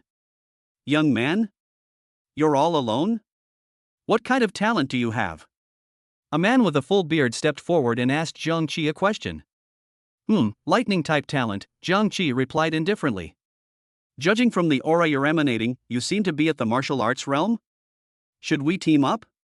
We're just in need of ranged support. Teaming up will slow down my progress. Upon hearing this, the man and the dozen or so team members behind him were immediately taken aback, and then burst into laughter. This is the first time I've ever seen someone so ungrateful. Let me give you a piece of advice: high-level dungeons are not child's play. The fastest way to level up in the martial arts realm is to team up. Let's ignore him. There are plenty of people with the talent for remote support. If this overconfident newbie really joins our team, we might all be killed by him. That's right, that's right. As the crowd gradually entered the Black Forest, Jiang Qi looked up and saw only a bright moon. All around was pitch black. He was secretly amazed that a martial emperor could create such a world. What kind of strength do martial sect experts, who are even higher than martial emperors, possess? A moment later, Jiang Qi followed him into the dark forest, where he could no longer see anyone. Jiang Qi noticed a faint rustling of grass ahead and looked up in surprise. Several first-tier black wolves were devouring a deer-like beast in a pack. At this moment, the black wolf also saw Jiang Qi, and its successive howls seemed to be gathering the wolf pack. Jiang Qi, unhurriedly, sprang back to create distance. Roar! In an instant, countless wolves revealed bloodthirsty expressions, and a foul stench flowed from their mouths. A smile crept onto his face. Since awakening his talent, he had never actually put it into practice, and now he finally had the chance. 10,000 June. With a roar, a bolt of lightning struck down from the sky, cleaving the wolves on the ground into a pulp. Wan Jun was the first skill he awakened with his divine thunder talent. Each time he advances to a higher rank, he gains a skill related to his talent. In an instant, a dense flow of energy entered his blood energy level. A martial artist of the 8th rank. He was originally a 6th rank martial artist, but after killing a pack of wolves, he actually advanced 2 ranks?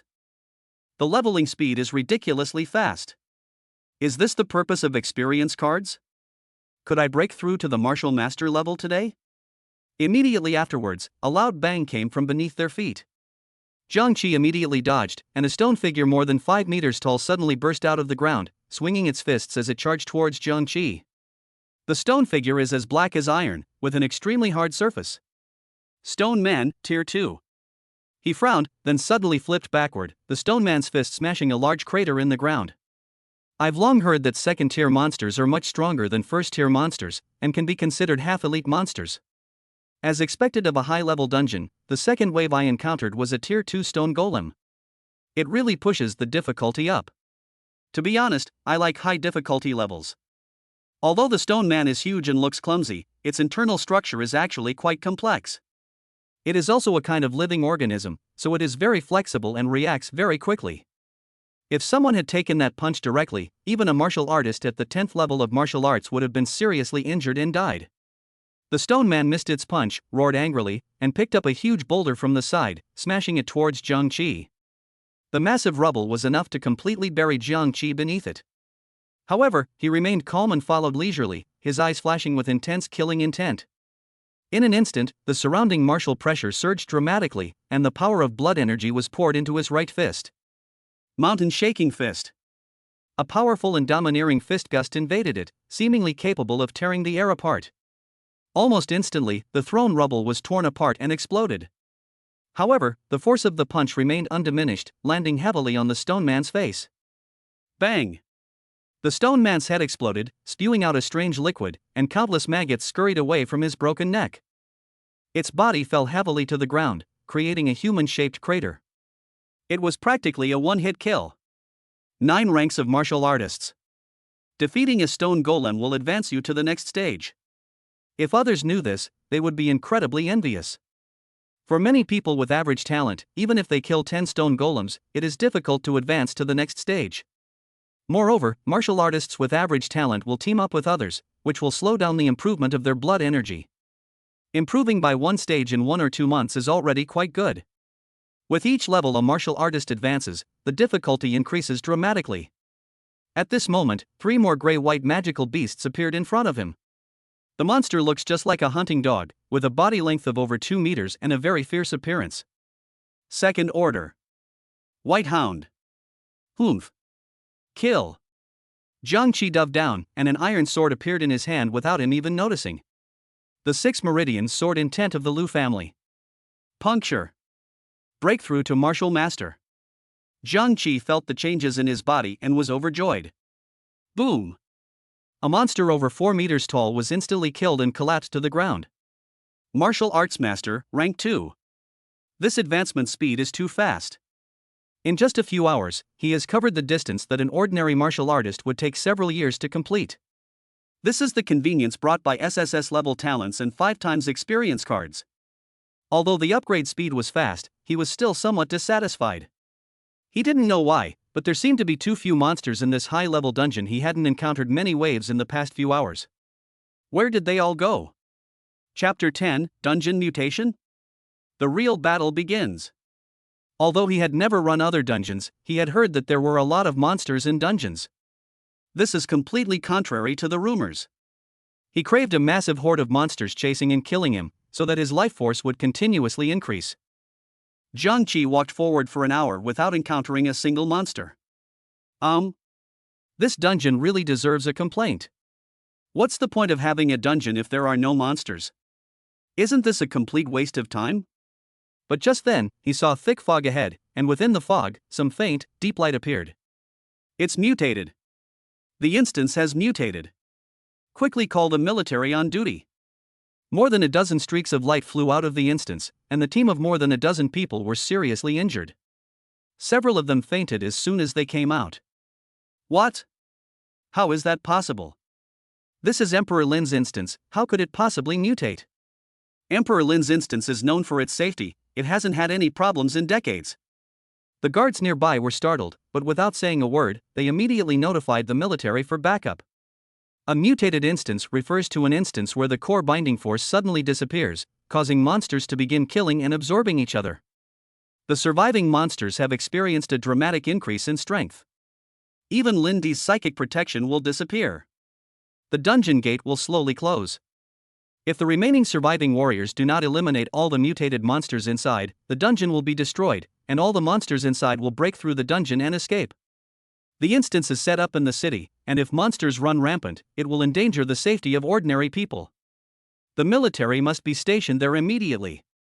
King was facing a pack of fleeing hounds, and he practically killed them with a single punch.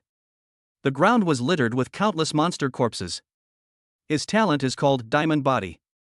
It's a solid A-level talent, and it's the pure melee type. He didn't even bother with these second-tier monsters. Why are they all small creatures? Where are the Tier 3 monsters? There should be quite a few Tier 3 elite monsters in this high-level dungeon. Actually, his main goal was to find the treasures left behind by Emperor Lin, and ideally, to encounter a 4th-tier demon. He was already at the Martial King realm. Although he wasn't certain of killing a 4th-tier demon, it wasn't something he couldn't give up. The next moment, a giant bull, 7 or 8 meters tall, appeared in front of him. The bull had a dazed look in its eyes, and its pupils emitted a faint purple light. 4. Fourth order.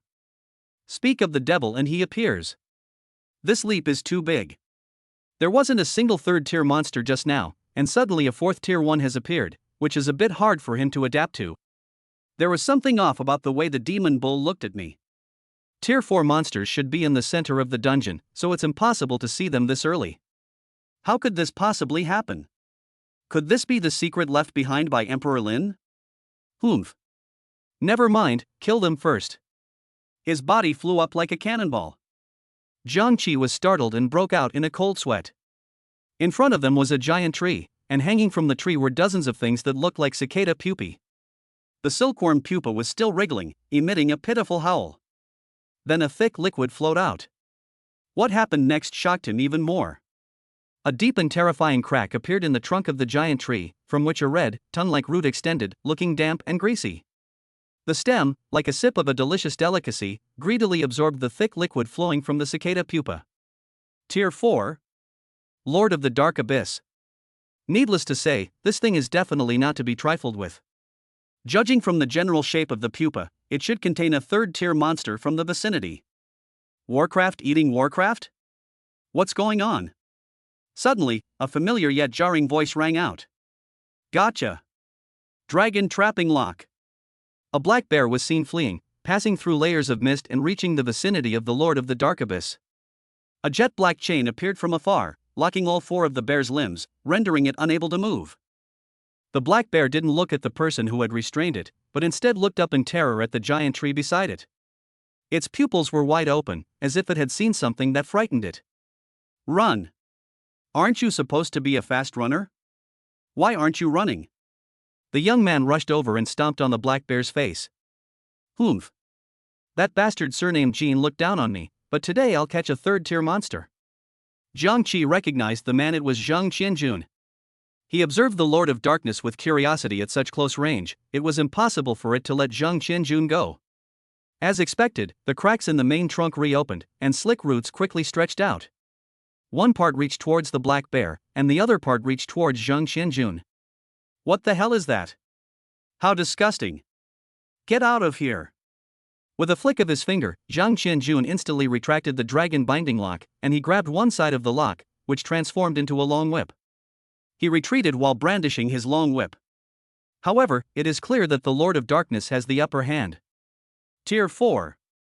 How could a Tier 4 monster appear here? Zhang Qianjun was extremely surprised and frightened. He's only a 9th rank martial artist. He can't possibly defeat a 4th tier demon. He had no intention of provoking a 4th tier monster at all. Seeing that he was about to lose, he silently chanted in his heart. Lord Lin. Leave the instance. No response at all. How is this possible? How am I still here? Lord Lindy's telekinesis has failed. Could this instance have mutated? No way. Could I be that unlucky? Has the dungeon entrance already closed? Zhang Qianjuan's face turned ashen. He came from a wealthy family and was still young, with many things he hadn't yet enjoyed. If I were to die here, wouldn't that be a terrible waste? Jiang Qi pondered. A copycat version of another? Only after hearing Zhang Qianjuan's explanation did he realize what was happening. I silently repeated the command in my mind and found that nothing had changed. It seems that the instance has indeed mutated, and I can't leave even if I want to. Should we save him or not? He wasn't a saint, but he didn't want to see the pride of humanity perish on the spot. The opponent is a level 4 monster, and it has undergone mutation, so its strength will only be greater. But then I thought. I am a god-level lightning attribute user, naturally countering wood. Maybe we can take a gamble. Moreover, if he remembered correctly, removing the mutated instance required clearing out all the monsters in the instance. More people mean more help, and there are also many monsters to clear in the dungeon. He doesn't know how long it would take him to clear them all by himself. Chapter 11 instantly kills the Python King? Shocking. 10,000 June. Jiang Qi roared, and a bolt of lightning flashed, shattering Zhang Qianjuan's roots, which were attacking on the ground, into charred remains. After being rescued, Zhang Qianjun glanced at the charred remains with lingering fear, then instinctively looked towards Zhang Qi behind the thick fog, and said gratefully, "Thanks." Zhang Qi emerged from the thick fog and said seriously, "The dungeon has mutated. Let's join forces to kill him." "Good." The Lord of Darkness cried out in pain, and the tree trunk split open, like the gaping maw of a ferocious beast, letting out a deafening roar. "Die. Can trees speak?" The two were too shocked to think about anything else. Because countless vines and roots are sprouting from the crack. Zhang Qianjun unleashed a dragon trapping lock, which entangled the nearest roots and, combined with Zhang Qi's mighty strike, cleaved them into charcoal. The Lord of Darkness noticed Zhang Qi and quickly flew towards him, having divided most of its roots. He remained calm, drew his iron sword, and with a light leap, swooped down. Martial Master, Rank 2? Zhang Qianjun frowned. He sensed that the other party was only a second-grade martial artist, yet a set of lightning-based combat techniques could actually injure a fourth-tier magical beast. Although it only damaged the protruding roots, judging by the power, it wouldn't be good if it fell on Haitian's head. What shocked him even more was that the man actually pulled out an iron sword and started close combat. This is the legendary melee mage? Zhang Qi moved with the agility of a swallow, weaving through countless roots and stems without getting a single leaf on him. Although it was an ordinary iron sword, it was imbued with the sword intent of the Lu family, which directly elevated its grade by a level. Sword intent is constantly strengthened based on the user's strength. Anyone in the Lu family can master the Lu family's 6 Meridians sword intent. However, the power of the 6 Meridians sword intent of the Lu family head, Empress Lu Yu, and Zhang Qi is different. He slashed at the root with his sword, and the root made a sizzling sound as if it were being cut by an electric knife. The cut surface was charred black, emitting bluish smoke, and it lay twitching on the ground. This is his newly awakened innate combat technique after advancing to the martial master level. Thunder Sword. The Thunder Sword and the 6 Meridians sword intent merged together, producing an exceptionally good effect. Not only that, it also has an area of effect AoE attack. With a single slash, even if the roots weren't cut, the mere impact of the sword intent would paralyze and weaken them, temporarily rendering them incapable of attack. Perhaps due to a natural advantage, Zhang Qi, a second-rank martial arts master, and the Lord of the Dark Abyss fought evenly. How is this possible? How can this kid be so strong? Let alone a second-rank martial master, even if Jinan faced the Lord of the Dark Abyss, he would still suffer a defeat. When did Jeju produce such a genius? Zhang Qi stared ahead, severing countless roots with a wave of his hand while silently chanting. So close. Closer still. He was getting closer and closer to the Lord of Darkness, and when he was almost 50 meters away, his fingers came together. Battle tactics. Might of 1,000 forces.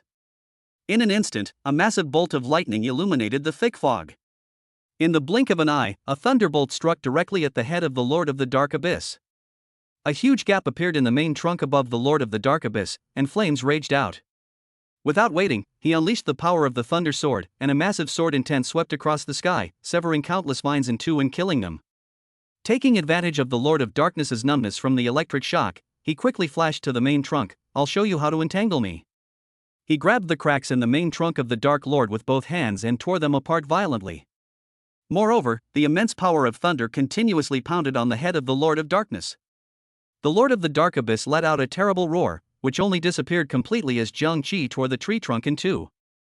Slay a Tier 4 monster. Upgraded to Martial Master Rank 5. Zhang Qi was shocked that a 4th-tier demon could actually help him advance 3 ranks. It really is a high-level monster.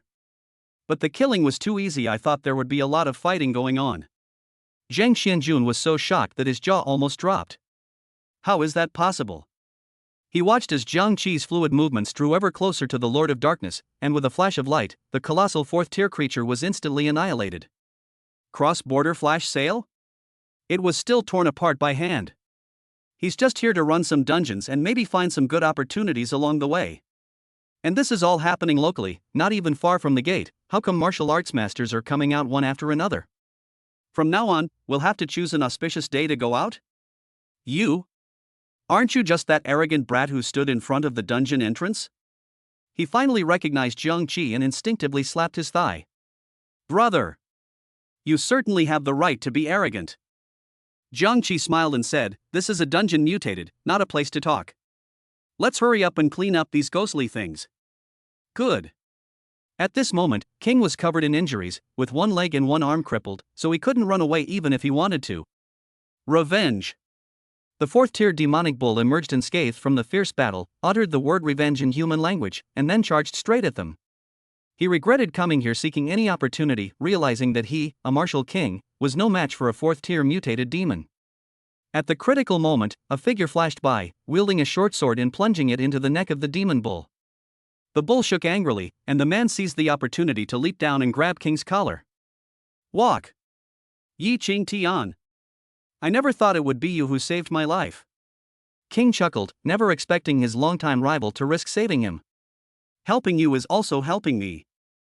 I can't handle so many mutated monsters on my own. Yi Ching Tian didn't stop walking, and in the blink of an eye, he left the monsters behind him far behind. I have some healing potion here. You should drink it quickly, because there are definitely a few more tough battles to come. Seeing that the demon bull was no longer chasing them, the two breathed a sigh of relief and wanted to find a place to rest. Suddenly, they saw a pile of monster corpses on the ground. Could it be another mutated fourth-tier monster? The mutated monsters will devour other monsters, like raising poisonous insects. Ultimately, a Goo King will be born. Both of them felt a chill run down their spines, and cold sweat poured down their foreheads. Curious, they ventured forward, and a familiar figure appeared before them. Zhang Qianjun? You're still alive, kid? Zhang Qianjun? You dare swear again? Their gazes were drawn to the giant snake behind Zhang Qianjun. The snake's body was as thick as a bucket and about 20 meters long. Tier 4? The Python King. Another fourth tier. What shocked the two even more was that the Python King was now lying quietly on the grass, with multiple marks all over its body from being struck by lightning. A young man was standing overhead, sheathing his sword. Suddenly, thunder roared in the sky, and the fog in the forest seemed to be completely dispelled. Using the light of the lightning, they were able to see the man's face clearly. His eyebrows were like stars, and his features were resolute. Perhaps because they had just killed a Python King in front of them, it had an imposing aura that commanded respect without anger. Judging from the emitted blood gas. Martial Master, rank 10? The two frowned and looked at each other, somewhat incredulous. How could a martial artist possibly be a match for a fourth-tier monster? Judging from the situation on the battlefield, this was not just a simple victory, but a one-sided massacre.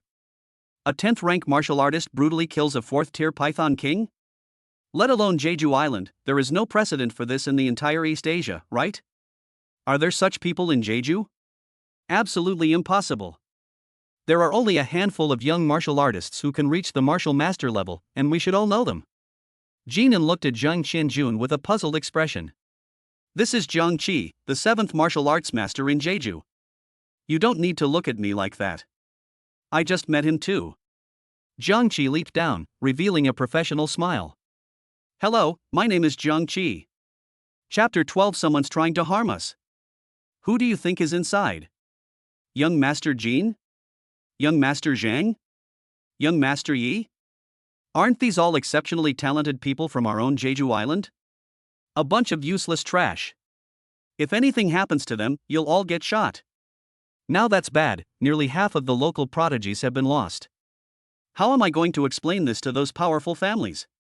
The officer on duty roared as he smoked a cigarette. He felt like he wanted to die. If the person above knew this, he would definitely tear him to pieces. This would be a serious dereliction of duty on his part. Several generations of duty officers have never had any accidents, so I can't understand why he's so unlucky. Boss. There's a serious energy fluctuation in the dungeon. Someone must have tampered with it. The adjutant stepped forward and whispered. The officer on duty was taken aback and was greatly alarmed. He understood the adjutant's unspoken meaning. Someone wanted those who entered the instance to die? Are they heretics? Damn it! That makes sense.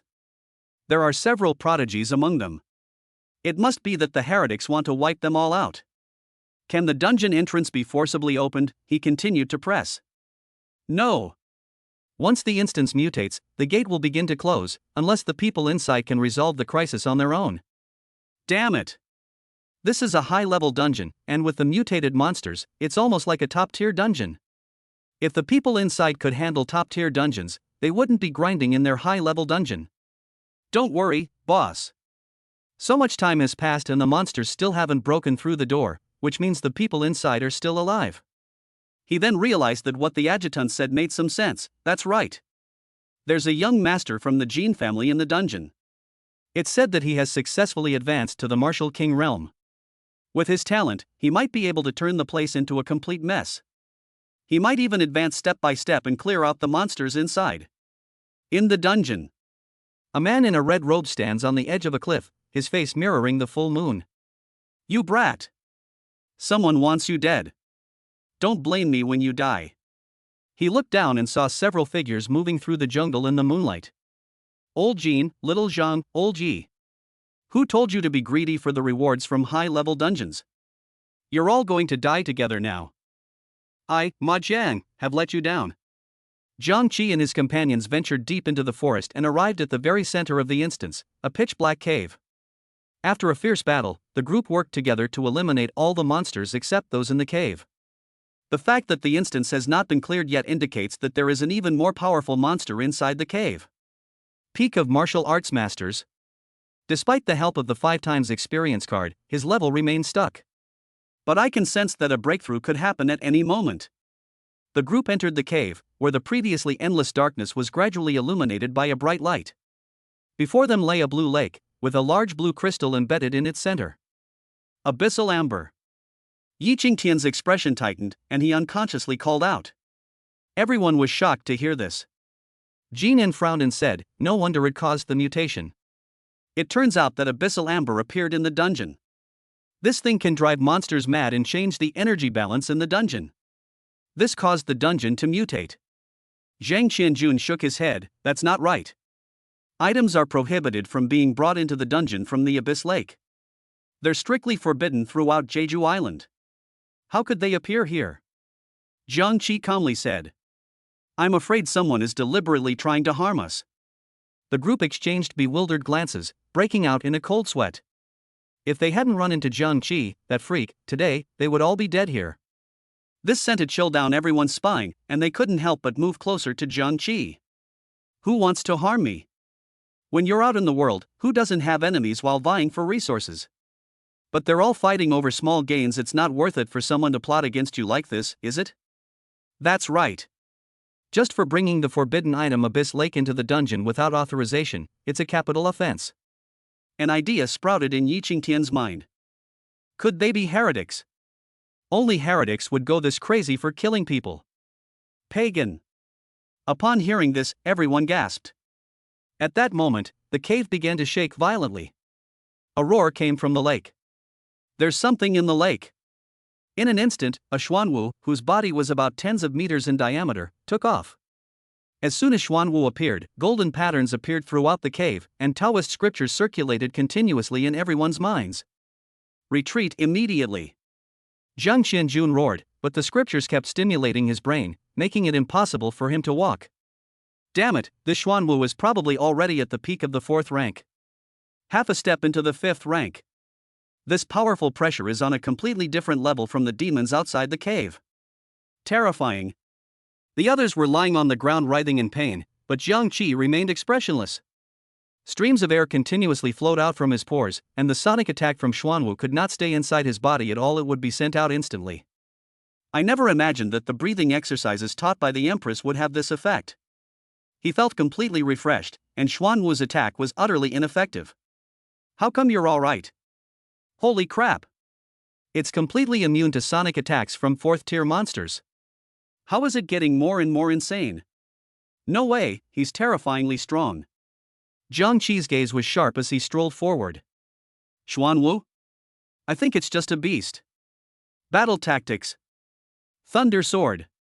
The iron sword on his back rose into the air, illuminating the entire cave entrance with a flash of light. With both hands gripping the sword, a roar of lightning sword intent swept out, like a crescent moon capable of severing all darkness. The sword intent approached the Xuanwu's shell, emitting a hissing sound, and broke through the shell in a moment. Before Xuanwu could react, Zhang Qi unleashed his full power.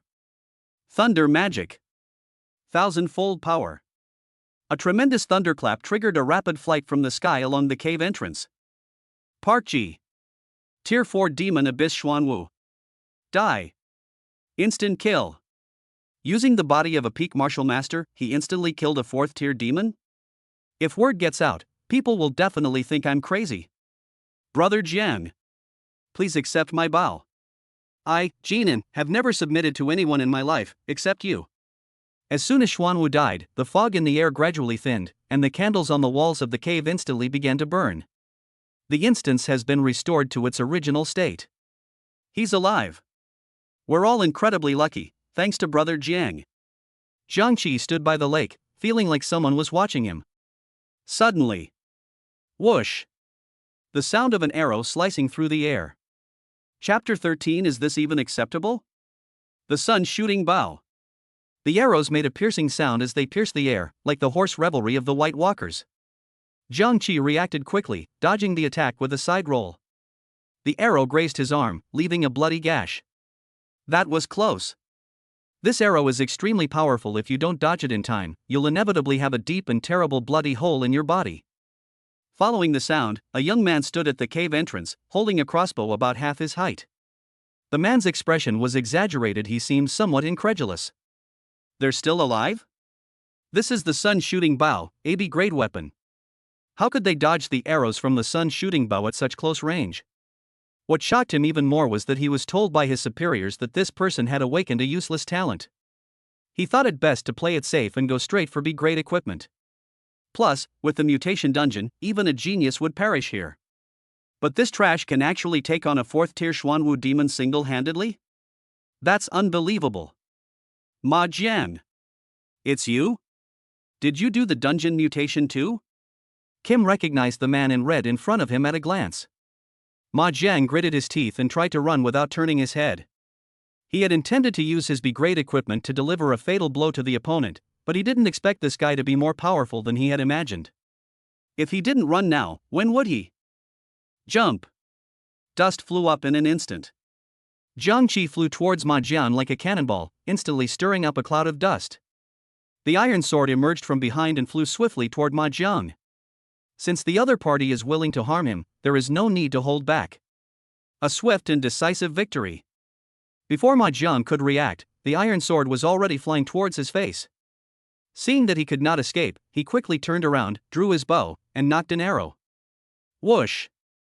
Another powerful arrow flew in, and the two collided, shattering the iron sword into dust. Jiangqi? I must take this treasure. He sidestepped the arrow, dodging it, and pushed off the ground again, doubling his speed once more. Ma Jiang said urgently, I'm sorry.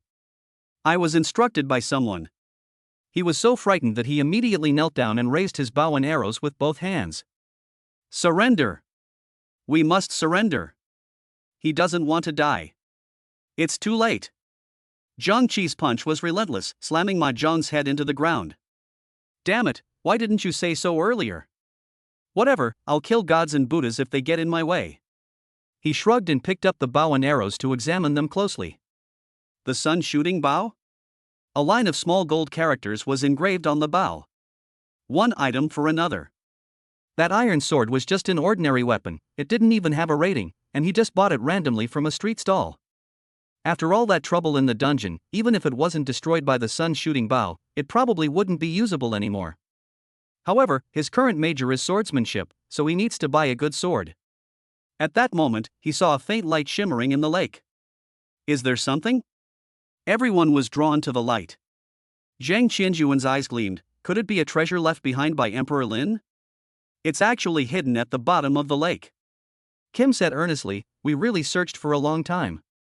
The faint light in the lake slowly emerged, and a section of bamboo appeared above the water. Yi Qingtian was shocked. Divine Thunder Bamboo. I heard about this in a lecture by a big shot.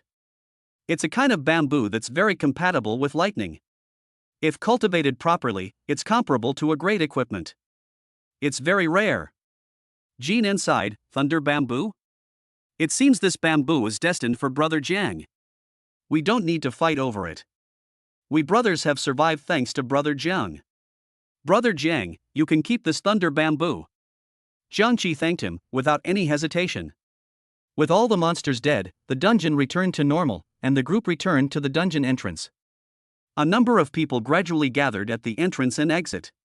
But it's clearly much less than when we first entered. Many people were killed by the mutated monsters in this instance, and those who remained were either crippled or disabled. Wah, we survived. My entire squad died, and I was the only one who survived. My best brother was crushed to death by a stone statue because of me. How am I going to explain this to his family? They stepped out of the instance, where a dense crowd of people watched from afar. Many members of local large families also rushed over, as their children were among them. Son, are you all right? You worried your mother to death. A woman quickly stepped out from the crowd, and the surrounding soldiers dared not stop her. Mom, it's okay, I'm perfectly fine. Kim Un quickly responded.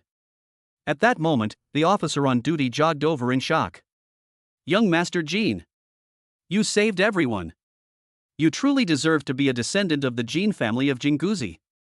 After the officer spoke, many people present realized what was happening. That's right, only by eliminating the monsters can the mutation be cured, and only young Master Jean in here can do it.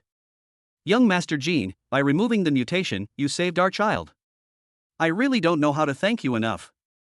Young Master Jean is already able to eliminate mutated 4th-tier demons at such a young age? He truly is a genius of the Jean family. Although the Yi and Zhang families were very dissatisfied, Jean En was indeed the strongest among them. The fact that their descendants were able to survive in the dungeon must have been due to Jean En's efforts. So the two families went over to express their gratitude. These people's actions made the usually arrogant and conceited king somewhat embarrassed. He said with an embarrassed look, "You're all wrong, I really didn't do it." Everyone was shocked and found it unbelievable. Besides young Master Jean, who else in the dungeon is capable of facing a 4th-tier monster head-on? Young Master Jean must be joking, I don't believe it. Don't be modest, young Master Jean. I know you want to save face for everyone. Kim Un? He said earnestly, the main credit goes to my brother beside me, I dare not take credit for it. Everyone turned their attention to the boy standing next to them. He's fairly handsome and has a great physique. He has that pure and innocent male high school vibe. However, something's missing in terms of presence. Even though Kim Un brought it up herself, everyone still looked doubtful. Moreover, they had never seen such a person in Jeju before. A famous genius has been in the spotlight for a long time from the moment they awaken their talent. Therefore, true masters never hide in the public eye.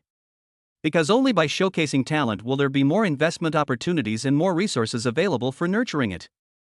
At that moment, a deep, resonant voice rang out. What did you say? My brother is dead. The man was filled with grief and rage, and a murderous intent surged in his eyes. Then, a headless corpse was carried out of the instance. A hint of coldness flashed in his eyes. Who dares to kill people from my Ma family village? I'll make them pay with their lives. The murderer stepped forward. Jiang Qi made no attempt to hide it, I killed him. So what? Jin En, Zhang Qianjun, and Yi Qingtian also stood up. Ma Jiang deliberately brought the Abyss Amber mutation dungeon. He killed so many people and still ambushed us. Doesn't he deserve to die? Upon hearing this, the others were immediately startled, and many looked at the man in shock. The parents, especially those whose children died in the game, were filled with rage upon learning the news. Humph. You're claiming to be my brother Ma Jiang's altered copy based solely on your word. Do you have any evidence? This is slander. The men certainly knew what Ma Jiang had done, but the Ma family village was not afraid of trouble. With powerful backers, even if these ordinary martial artists knew the truth, they wouldn't dare to do anything to Ma family village, no matter how many times they were given the courage. But his brother is dead, and even for the sake of Ma Jiazi's reputation, the murderer must die. You. The group was speechless. Although they were also from martial arts families, the Ma family village had far more power and experts than any of their families could match, and they were not to be trifled with. Since you admit that my brother died at your hands, then prepare to die. In an instant, the man's aura continued to rise, reaching the 7th rank of the Martial King realm before stopping. A 7th rank Martial King. What a powerful aura. The officer on duty couldn't help but click his tongue in amazement. He was just a junior martial arts master and couldn't possibly manage all that. Besides, with a fixed salary, he's not going to work hard. Now, everyone else present thought that Jiang Qi was definitely going to die. As for Jinan's claim that breaking the dungeon's mutation was all Jiang Qi's doing, nobody would believe that. Even at his best, he's only at a level similar to Jin En, and only a 1st-rank martial king. Compared to Ma Hui, the eldest son of the Ma family village who was already a 7th-rank martial king, Jiang Qi is no match at all. Most of the people present knew the truth and hated the Ma family, but the disparity in their circumstances left no room for doubt. Hey! You're courting death! Seeing that Jiang Qi still dared to take the initiative, Ma Hui immediately unleashed all his strength and smashed over. He possesses a power-type talent, charging forward with overwhelming strength. In the blink of an eye, Ma Hui's clothes ripped open, exposing his muscles, which were thicker than a wooden barrel, to the air. He flew out like a bullet, and the impact created a large crater in the asphalt road. Chapter 14 Ma Zhang's brother? That's it?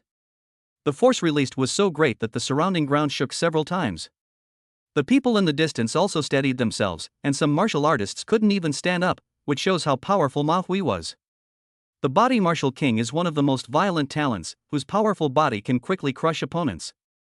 In particular, some martial artists who need to perform spellcasting actions can be killed instantly without warning, which leads to the ability of physical talents to kill opponents of higher levels in single combat.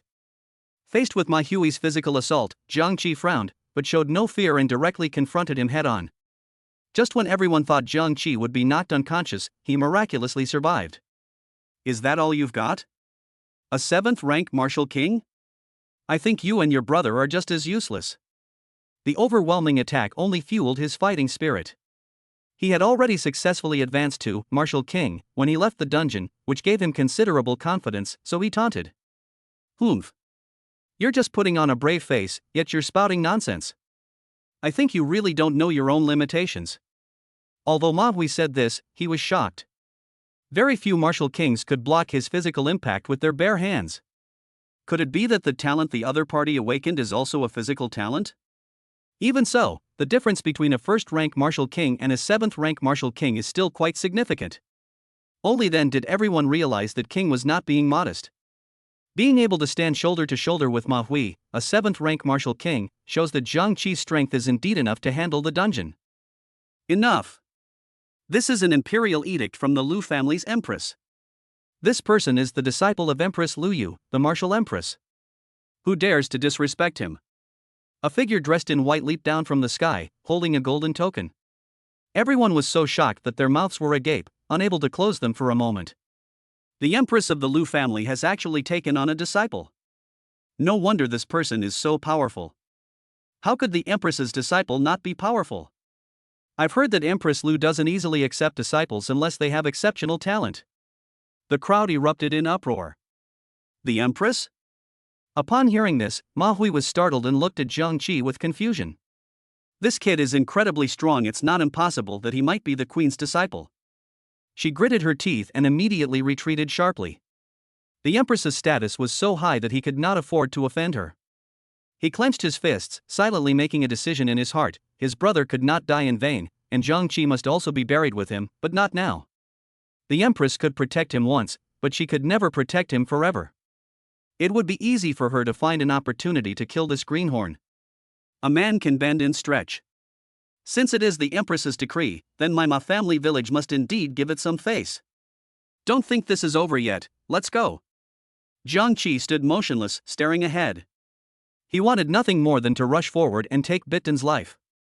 However, given his current limited strength, once he reaches the pinnacle of the martial king realm, Ma Hui will be no longer a threat. Since the feud has already begun, it's bound to be a life or death struggle, so the best course of action is to strike first. Ma Jiazi, right? It would be great if they were all wiped out. How come your strength has improved so quickly in just a few days? You only went through one dungeon and you actually reached the martial king realm. She wasn't overly confident in her own perception and judgment, but rather because the power fluctuations Jiang Qi unleashed during his fight with Ma Hui had definitely reached the level of a martial king. If she hadn't seen it with her own eyes, she would have believed it to be completely unscientific, absolutely unscientific. At that moment, she suddenly understood why the Empress had taken this man as her disciple. Based on his speed of advancement, he was an unprecedented genius in the history of the Eastern Divine Continent. Upon hearing this, Jiang Qi turned his head away and said seriously, "Let's not talk about this anymore." Did Her Majesty give any instructions? Turning around, Ixin was startled to see Jiang Qi's face. For some reason, she felt that the man in front of her was quite handsome. Could it be that the improvement of strength and appearance are positively correlated? Seeing that she didn't speak, Jiang Qi glanced at her and reminded her. Miss Bai? What's wrong? Jiang Qi's voice pulled her back to reality, and she said somewhat awkwardly. Her Majesty the Queen asked me to tell you to go to the Lu family tonight to meet the elders of the Lu family. She also instructed me to take you to buy some high-end martial arts uniforms. From now on, you are a member of the Lu family. As Her Majesty's disciple, it's only right that you dress respectably. You don't need to pay, the Lu family will cover it. Jiang Qi nodded, and the two drove to a shopping mall. They found a large brand of martial arts clothing store, which was nearly empty. Perhaps it's because these expensive martial arts uniforms are so overpriced that they're basically considered luxury items. Even the cheapest set costs over 10,000 yuan, which is simply unaffordable for ordinary people. I gave him several sets of clothes, and bought them all if they fit. Jiang Qi was amazed, which showed how wealthy the Lu family was. They could buy luxury goods without batting an eye. Chapter 15 Assessment begins.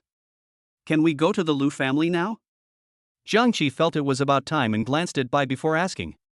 After a moment's thought, Bai reluctantly got up from the soft sofa and said softly. The Empress has something else to tell you. When you get to the Lu family, try your best to gain their approval. Today happens to be the Lu family's guard recruitment day, so you might as well go and participate as well. Try your best to get a good ranking, so that the Empress's decision to accept you as her disciple will be more convincing. Guard recruitment?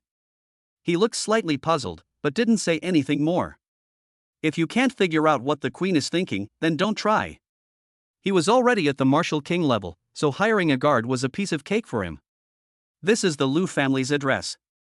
I won't go with you. After all, it's not good for the Empress's servant to appear in the guard recruitment. People who don't know might think they have a relationship. Isn't that right? After a long journey, we finally arrived at the Lu family's residence in Zhengzhou. The Lu family is a prominent martial arts family in Zhengzhou City, so they live in a remote suburb far from the city center. He was somewhat surprised when he arrived at the gate. The Lu family's manor was at least the size of 10 football fields, and that was just an estimate. It would actually be even larger. There were several guards at the front and back of the manor. The guards were solemn and dignified, dressed in iron armor and swords. Judging from their demeanor, they were at the level of martial arts masters. A mere gatekeeper possesses the skills of a martial arts master? Generous. When he first entered, someone tried to stop him from coming in, but when they learned that he was applying for a guard position, they stopped trying to stop him and just told him not to wander around or look at things randomly. There were recruitment signs on the ground, and following those signs, I saw a place where hundreds of people were gathered. The crowd was quite lively, but the atmosphere varied. Judging from their appearance, they were all here to apply for jobs. The Lu family was a wealthy and powerful family, and as long as one could work for the Lu family, the benefits would be quite good, no matter what kind of job it was. It's no wonder that so many people are eager to try it out. He concealed his aura as a martial king, not wanting to be too conspicuous. It wasn't that he was too cowardly, but rather that there were definitely stronger individuals among the crowd than him, and only by being more reserved could he catch them off guard and defeat them. Do you think we'll be able to see Empress Lu Yu this time? It's hard to say. It's said that the Empress might not return to the Lu family for 10 days or half a month. Who can argue with that? The Lu family is undeniably large and powerful. They certainly look very impressive. I've heard that the Lu family wasn't originally this wealthy. It was only after Her Majesty the Empress became a martial emperor and her fame spread throughout the Eastern Divine Continent that countless resources began to be invested in the Lu family. Quiet! A sharp shout rang out, and the old butler appeared. This is the Lu family manor, not your own backyard.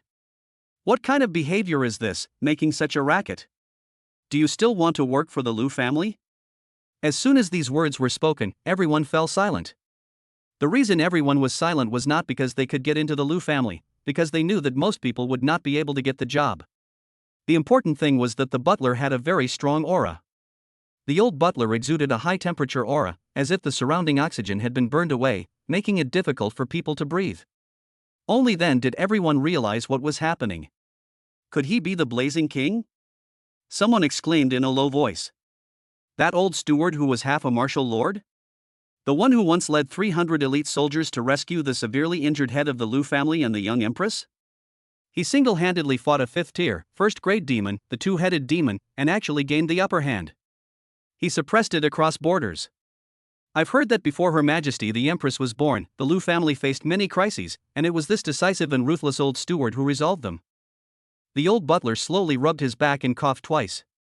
The people behind him quickly brought him a chair. You're all here to apply for guard positions. The Liu family has very high requirements for guards. Anyone below the Martial Master level should withdraw. If you're over 45 and haven't yet advanced to Martial King, please withdraw as well. After all, you're already quite old, and this is probably the end of your journey. Jiang Qi frowned. The old butler looked extremely old, but his aura was very powerful. After the old steward finished speaking, a large group of people sighed and silently left. The people present looked at each other. There were probably a dozen or so of them. Working for the Liu family naturally comes with good benefits. Although I've mentioned it many times and I'm sure you're all aware of it, I'll still add a word of advice as it's customary. Each of the Liu family S-guards has a white card, which allows them to freely enter hotels and martial arts schools that have contracts with the Liu family. You don't need to elaborate on how important the martial arts schools are to you, right? Now I will lead you into the assessment area. I hope you will all remain quiet, as Her Majesty the Queen is currently cultivating. Many people were immediately stirred by these words, and the crowd began to whisper among themselves. The Queen is here too? Am I really that lucky this time? I actually got to meet the goddess of my dreams. It would be worth dying for. I was wondering why the air in the Liu family compound was so fragrant today. Jiang Qi followed behind a young man dressed in luxurious clothes, who was clearly a martial artist from a small family. Therefore, it's estimated that they weren't actually there to apply for a guard position, but rather, like most people, to catch a glimpse of the splendid figure. Seeing the fanatical expressions on these people's faces, he wondered what their expressions would be if they knew that the Queen had forcibly kissed them in public. Suddenly, the man leaned in and nudged him with his elbow, saying, I bet this is your first time here. I advise you to give up on that idea. Every year, those who get hired are all Martial King level experts. It's not something someone like us on the fringes can get. Jiang Qi smiled and told him to continue. You've hit the jackpot this year. You get to meet the Queen. Take this opportunity to take a good look at her, then give up on the job application as soon as possible to avoid hurting yourself. Trust me, this is the wisest choice. The man's face lit up with anticipation when the Empress was mentioned, but his expression was full of wisdom when he talked about giving up the job application. Jiang Qi coughed once, lowering his voice. Thank you for your kind reminder. However, you mean the assessment later might be dangerous? The man nodded and gestured with his eyes to the applicant who looked like a humanoid Gundam. See him? I know that guy. He participated last time. He's a peak martial master. Half-step martial king. Last time, he crippled a second-grade martial master. They really crippled him? Won't the Liu family care? Jiang Qi asked, intrigued. The Liu family doesn't care about these things. Since you came here to apply for a job, they naturally assume that you already understand all the dangers, so they don't consider it and assume that you did it voluntarily. The man secretly rejoiced. Luckily, I was self-aware enough to withdraw in the first round of assessment, otherwise I wouldn't be alive today. Then why did you apply for the job? Jiang Qi asked in surprise. Nonsense, it seems you really are a newbie. As long as you participate, getting into the top 10 can be put on your resume, making it easier to find a job in the future. Besides, you might as well try your luck, in case there aren't any strong competitors. The man shook his head regretfully. I'm afraid there won't be much of a chance this year either. Jiang Qi asked curiously, that's not right, why wasn't that strong man who was half a step Martial King selected last time? I'm afraid they're not strong enough, they only take the top 3 every year. He nodded in response, indicating that the guards were of a high rank. The Liu family's guards are different from the gatekeepers. The guards are of a higher rank and stronger than the gatekeepers. The gatekeeper's function is security, while the guards are private soldiers. At this moment, they passed through a long corridor, and looking into the courtyard from the corridor, a graceful figure appeared before them. The man, dressed in white, leaped into the air with the lightness of a swallow. A platinum sword appeared in his hand at some unknown time, and he instantly slashed towards the horizon with overwhelming momentum, splitting apart large swaths of clouds and causing the entire Liu family compound to tremble. That person was extremely handsome, a true beauty, with an exceptional physique, seemingly otherworldly. A delicate fragrance filled the air, and judging from her astonishing strength, anyone would know that this person was none other than the Empress of the Liu family. Everyone present was captivated by the scene. Some even stopped and lingered. What a lucky day to witness Her Majesty the Queen's beauty. If I am chosen as a guard today, I will never marry another woman in my life and will be willing to be Her Majesty's slave. The old steward whispered, "Hurry up and follow, don't disturb the young master's cultivation." The crowd followed closely behind. Jiang Qi glanced at Lu Yu in mid-air, then followed the others. In no time at all. We've arrived. This is your first round of assessment. The old butler stopped in his tracks, raised his aged eyes forward, and poked forward with his dry, wrinkled fingers. A dozen or so wooden humanoid puppets appeared before the crowd. Chapter 16 by Yujing? Bai Yu Sword. The wooden humanoid puppet suddenly opened its eyes, and a faint red light shone in its pupils, almost as if it had been given life. The next second, the aura emanating from those puppets surged dramatically. It only stopped when he reached the 7th rank of Martial Master. Each of you will deal with one puppet. There are no rules. Your test is to smash all these puppets into dust. Is the first round of assessment really that simple? That's it?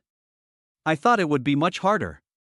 A few pieces of broken wood, the first round of assessment is nothing. A middle-aged martial artist jumped out from the crowd. 9 ranks of martial arts master. The middle-aged martial artist took out a half-meter-long cleaver from behind him, then selected a wooden puppet and charged at it without saying a word. What? How could it be so fast all of a sudden? The middle-aged martial artist watched as the puppet stiffly moved its limbs, then vanished from its spot in an instant, soaring out like a cannonball to meet him. So fast. Ah! The middle-aged martial artist was kicked away by the wooden puppet. While he was suspended in mid-air, the puppet followed up and stomped him down with a powerful kick, creating a large crater in the ground. With a cracking sound, several bones of the middle-aged martial artist broke. He screamed in pain and then fainted. A 9th rank martial arts master. He didn't even have the slightest power to resist. It was instantly killed. The wooden puppet didn't even make a single unnecessary movement. Everyone was astonished and turned to look at the puppet. The puppet withdrew its force and quickly returned to its original position. Why do I feel like I'm even stronger than a peak martial master? Old butler, are you sure this is the first round of assessment? Yeah, are you kidding me? The difficulty level is this high right from the start, who can handle it? The old steward gave everyone a cold look. The Liu family is recruiting guards. Those who don't want to apply can leave. I won't stop them. The group wanted to say something more, but after the old steward's words, they knew they couldn't say anything more. Since no one has any objections, shall we continue the assessment? The old butler pointed to the guard beside him and then said leisurely, "Pull 2 people together and push this eliminated gentleman out." Insert it? Everyone gasped in shock. The Liu family's steward was truly heartless. Subsequently, one after another, the group went up to fight the puppet. The first few were either instantly killed by the puppet or couldn't last more than 3 seconds. The applicants this time aren't very capable. Is it because the Liu family's benefits aren't good enough? The old butler sighed as he sipped his tea. The next moment, his hand holding the teacup stopped. A middle-aged man exuded an astonishing aura, stomping his feet on the ground with the speed of a cheetah. He was that burly man who was halfway to the martial king realm. The wooden puppet, instead of retreating, advanced, leaping up and kicking up dust. Both took off at the same time. Snap! The wooden puppet had barely lifted its leg when the middle-aged man grabbed it. Slow. Too slow. What garbage is this? Immediately afterwards, the middle-aged man pulled on his arm, and the puppet collapsed like a block of wood, torn into pieces, with countless small parts falling to the ground. The middle-aged man landed steadily and threw the puppet in his hand to the ground. Do I count as having passed the first round? A hint of pride appeared on the middle-aged man's face. The old butler nodded. That's good. You can wait here now. Next. Jiang Qi pondered that the puppet's own realm was not high after all. It was a man-made object, so it certainly couldn't be much stronger. But its strength lies in its flexibility and unpredictability. Therefore, although he appears to be at the level of a 7th rank martial artist, he actually easily defeats a 9th rank martial artist. However, logically speaking, since the wooden puppet could easily defeat a 9th rank martial artist, it certainly wouldn't have been instantly killed by the middle-aged man. After all, that middle-aged man was only a peak 10th grade martial artist, a half-step martial king, not much different from a 9th grade martial artist. But why was the wooden puppet instantly killed? In a short while, Jiang Qi figured out the clue. That's the material. The wooden puppet was indeed agile, but it was still just a piece of wood. The middle-aged man was clearly a power-type martial artist, skilled in close quarters, naked combat. Break it with force. Then, a young man came on stage. The young man's lips curled slightly, his face showing a hint of disdain. It's my turn. The man stretched out his hand, and a flash of silver light appeared. The light was as fast as lightning, and for a moment, no one could see what was sent out. Whoosh! Same. Before the wooden puppet could even react, a 3-foot-long white sword swiftly pierced its head, sending the puppet flying with tremendous force. Not only that. The puppets behind them also crashed into the wreckage, their parts shattering, and they lay motionless. Wow, that's powerful. Who's this guy? We're lucky if we can handle one puppet on our own. This guy didn't even give the puppet a chance to make its next move. Bai Yujian. Could he be Bai Yujing, the second son of the Bai family of Anqiu? That young genius who entered the martial king realm at the age of 17, the legendary figure of the Bai family? What? Bai Yujing? This kind of genius actually applied for the Lu family's guard position alongside us? Chapter 17 Thunder Dragon. Conflict. Even the middle-aged martial artist was taken aback. The power of that sword strike would have been futile even if he had tried to block it. The Bai family? You must be young Master Bai. Our Lu family and the Bai family are both top-tier families in the Eastern Divine Continent. We have extensive connections. It's not appropriate for young Master Bai to be a guard in the Lu family. The old butler quickly stood up and said with a flattering expression. Does young Master Bai have some ideas of his own? Bai Yujing didn't even glance at him. He clenched his fist, and the white jade sword, as if guided by some force, swiftly flew back into his palm before he replied. Old man, your job application instructions didn't explicitly state that members of the Bai family couldn't participate. Does that mean I, a young master of the Bai family, can't even be a bodyguard for your family? The old steward smiled, unconcerned by Bai Yujing's sharp words. That's not what I meant. Since the young master is willing, then so be it. Next up, Zhang Qi. Zhang Qi didn't use any fancy martial arts moves or annoying opening remarks. He simply walked calmly to the wooden puppet. After a brief pause, Zhang Qi did not make a move, and many people were getting impatient. Hurry up, why aren't you doing it? Are you afraid of getting beaten up? Why apply if you're too scared to take the assessment? That's such a coward. Don't waste everyone's time. If you're going to abstain, just abstain now. We're still waiting. At this moment, Zhang Qi awkwardly spoke up. Grandpa, my weapon is broken. Does the Lu family have any ordinary iron swords or anything like that? This kid didn't even have a weapon for the test. Is he just here to play around? This is the first time I've ever seen anything like this. I bet someone like this would be killed instantly. Bai Yujing leaned against the side and sneered, muttering, I didn't expect the test takers to be this kind of trash. They don't even need to bring the white jade sword. Once I become a guard of the Lu family, with my talent, I'll become the head guard and definitely win over Lu Yu's heart. Then, he. The old butler was also taken aback by Zhang Qi's antics. An iron sword will do, right? Quickly get him one. Zhang Qi took the iron sword and looked at its gleaming blade with great satisfaction. The Lu family's iron sword is far superior to the cheap sword he bought from a street vendor, at least in terms of material and sharpness. Many people looked at him with amusement, as if he were about to become a laughing stock. Let's begin. All puppeteers, charge at once. As soon as Zhang Qi finished speaking, the puppets suddenly opened their eyes flashing with a cold light. Their hands, like swords, swiftly slammed towards Zhang Qi. More than a dozen flying swords came, but he remained as steady as Mount Tai, without the slightest fear in his eyes. Thunder Dragon. This is his new skill that helped him advance to the martial king level. Zhang Qiyuan gathered his energy, and streaks of lightning flashed, quickly forming a dragon-like form that coiled around his body. He threw a punch, and lightning appeared in the air. The coiled lightning dragons came out with the force of the punch, sweeping and tearing apart the flying swords. Countless fragments of flying swords did not fall, but instead changed direction and pierced straight into the wooden puppet. The Thunder Dragon was extremely fast. The puppets didn't even have a chance to react before they were entangled by the Thunder Dragon and bound in mid-air, becoming like lightning-struck trees. Countless fragments of wooden puppets fell down, many of them stained with sparks, and most of them emitting white smoke. Zhang Qi smiled. It was much simpler than he had imagined. These pieces of wood are also susceptible to lightning strikes. Lightning and fire have similar properties, but lightning has a more powerful burst. As Jiang Qi's battle ended, the faces of the crowd who had been waiting to see him make a fool of himself turned quite ugly. Most of the people here watched the entire assessment from beginning to end, and they knew very well that even some peak martial arts masters might not be able to defeat this wooden puppet.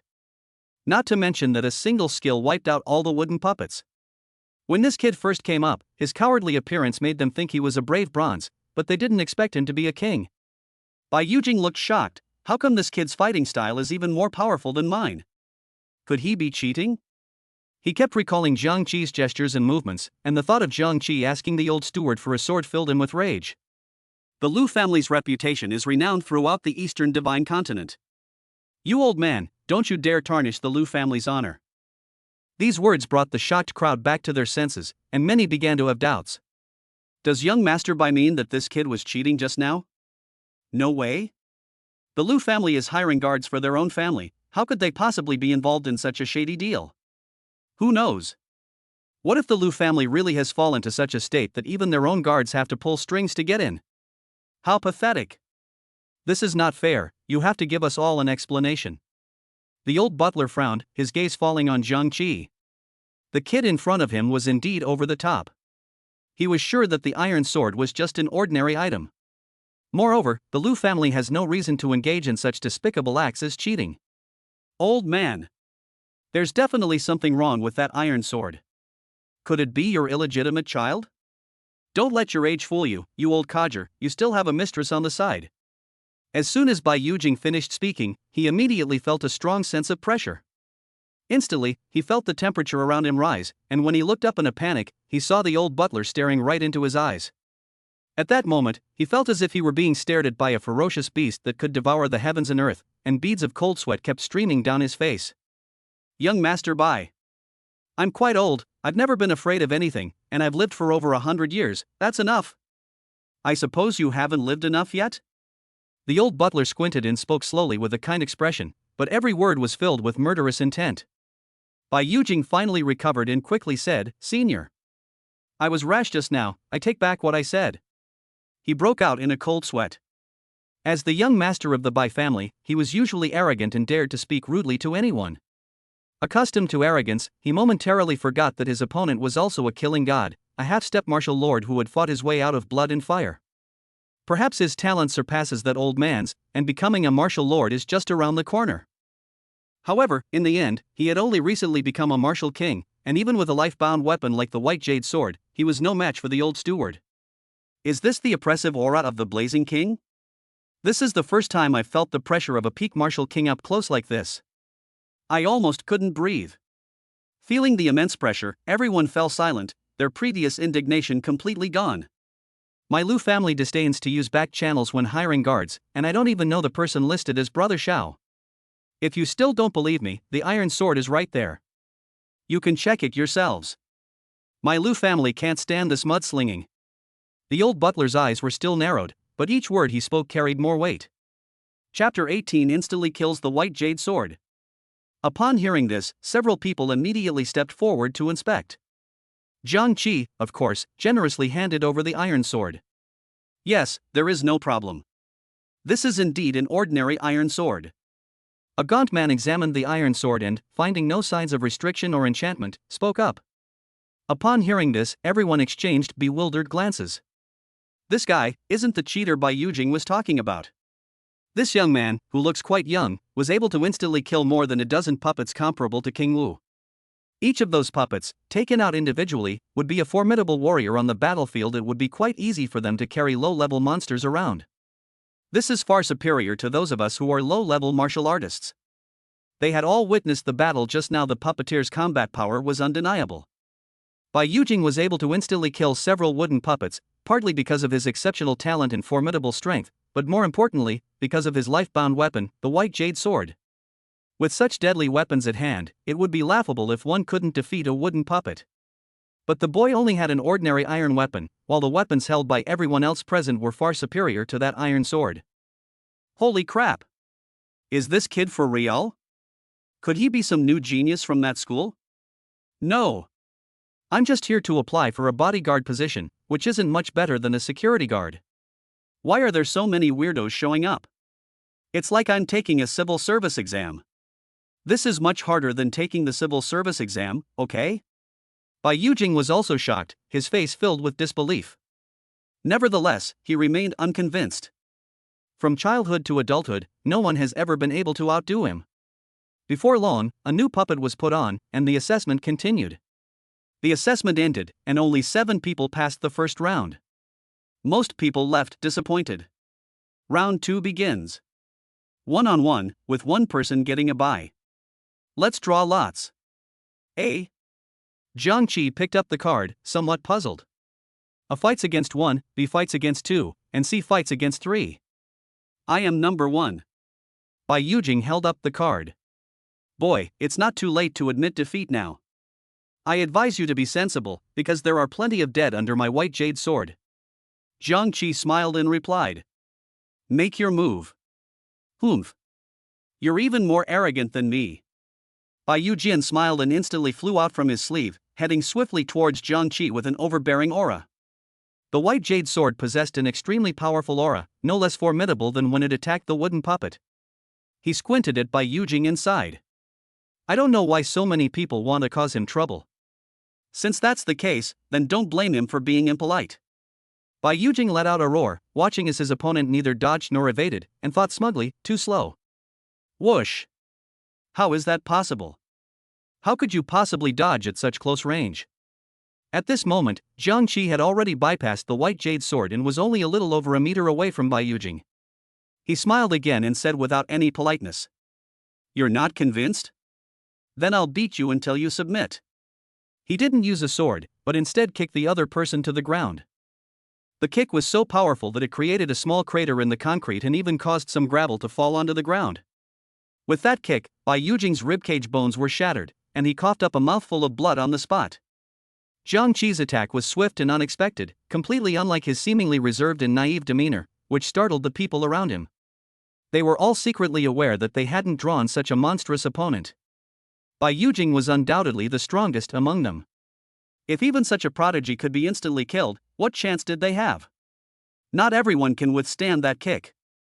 Today is the first lesson I'm teaching you in life: learn to respect others. Being outspoken will eventually ruin you. I'm glad you met me here today. The old butler's face darkened. Someone. Take young Master Bai to the hospital immediately. He hadn't expected the man in front of him to be so ruthless. Without saying a word, he instantly killed Bai Yujing. I thought this person was just a lightning mage, and that he would definitely lose in close combat against the Bai family's prodigy. Moreover, this person has no background, so it wouldn't matter if he were seriously injured or killed by Bai Yujing by accident. But to everyone's surprise, a lightning mage's melee ability was stronger than that of a warrior. What's even more terrifying is that he didn't have any weapons and relied purely on hand-to-hand combat. With just one kick, he almost crippled the person. Jiang Qi shrugged and smiled. So, I guess I passed the test? The old butler shook his head. Logically speaking, yes, but the Lu family cannot hire you. Why? Please give me a reason. It's simple, you've offended the Bai family. Although the Bai family is not as powerful as the Lu family, they have a great influence and extensive connections in the Eastern Divine Continent. The two families also have business dealings and exchanges. This kid beat Bai Yujing up like that. The Bai family definitely won't let it go so easily. The Lu family cannot afford to offend the Bai family just because of a King Wu. What a pity, such a talented person. Ruthless and decisive, with exceptional talent, he is destined for greatness in the future. It's a pity that the Bai family is so powerful that it's difficult to deal with them. People in the crowd expressed their regret. Jiang Qi retorted, it was this guy who was ruthless and wanted to kill me. I have never offended him. Moreover, I was acting in self-defense. Besides, I had no intention of killing him. As the organizer, doesn't the Lu family have even this much responsibility? Kid, I see you have some potential. Let me give you a piece of advice: the martial arts world is full of bloodshed, especially these big families. Being too naive will only harm you. The old butler said in an unfriendly tone. I'm already being lenient by not arresting you and handing you over to the Bai family. You'd better think it over. Jiang Qi sneered, want to arrest me? You're just a steward of the Lu family. Feel free to try. The old butler frowned, and the oppressive aura around him surged once more. You little brat, do you really think I wouldn't dare? Everyone sighed in dismay. Wanla, is this little rascal really that reckless? The old butler has lost his temper. That kid will definitely confess on the spot. I've seen people who want to die, but I've never seen anyone who wants to be burned alive. At that moment, a white figure flashed by. Your Majesty, Your Majesty. Chapter 19 Li Chenfeng? Framed. Why has Your Majesty come? The crowd murmured amongst themselves. Could it be because Jiang Qi was too arrogant and offended the Lu family? Surely it wouldn't warrant Empress Lu personally getting involved? Has this kid broken some kind of divine law? Jiang Qi bowed to Lu Yu, who was dressed in white, and said, Master. What? Master? Has this kid been scared out of his wits? Her Majesty the Queen has never taken on a disciple before? This kid has a strong will to survive, but calling me master is too presumptuous. The Empress doesn't like people randomly assuming a master-disciple relationship. The old butler was also puzzled. In his memory, Miss Lu had never taken on any apprentices, so the other party must be making things up. Miss is usually gentle, how could she possibly get angry because of an ordinary martial artist? Lu Yu glanced at Jiang Qi and replied indifferently, Just moments ago, everyone was holding their breath, waiting for the Empress's divine power to manifest. Right now, everyone's heart is filled with turmoil. He really is the Queen's disciple? Didn't the Empress never take on any disciples? That's right. I remember that many young talents in the Eastern Divine Continent have tried to become the Empress's disciples, but none of them have succeeded. How did he do that? Lu Yu's appearance was indeed stunning. A strand of her hair shimmered in the rosy light, and her full figure revealed large expanses of snow-white skin. Come with me. After Lu Yu finished speaking, she looked away from Jiang Qi and slowly walked outside. Yes. The old butler was completely dumbfounded. Now it all made sense. No wonder he could instantly kill a genius of Bai Yujing's caliber. Apart from being a disciple of the Empress, there really isn't anyone else who could do it. This is terrible. He actually wants to fight the Queen's disciple. He really doesn't know the difference between a king and a queen. The status of the successor disciple is quite high, basically second only to the Empress. After all, the talent of the successor disciple should be about the same as that of the Empress. Jiang Qi smiled, went over and patted him on the shoulder, then followed Lu Yu's steps. At this moment, the old steward dared not utter another word. Cold sweat poured down his back. If he had injured Jiang Qi just now, wouldn't the Empress tear him apart in her rage? He had dedicated his entire life to the Lu family, so it was unlikely that the Empress would be so sentimental. But he'll inevitably get a scolding, and might even be forced to retire. The small courtyard has a small lake in the middle, and the ground is covered with fallen red maple leaves. A gentle breeze rustled the maple leaves. The courtyard is square, with many wind chimes under the eaves. You've advanced to the martial king level? Lu Yu stopped in her tracks, shocked. Jiang Qi made no attempt to hide anything. Hiding it would have been pointless anyway, as Lu Yu was a martial emperor, and her perception was far superior to his.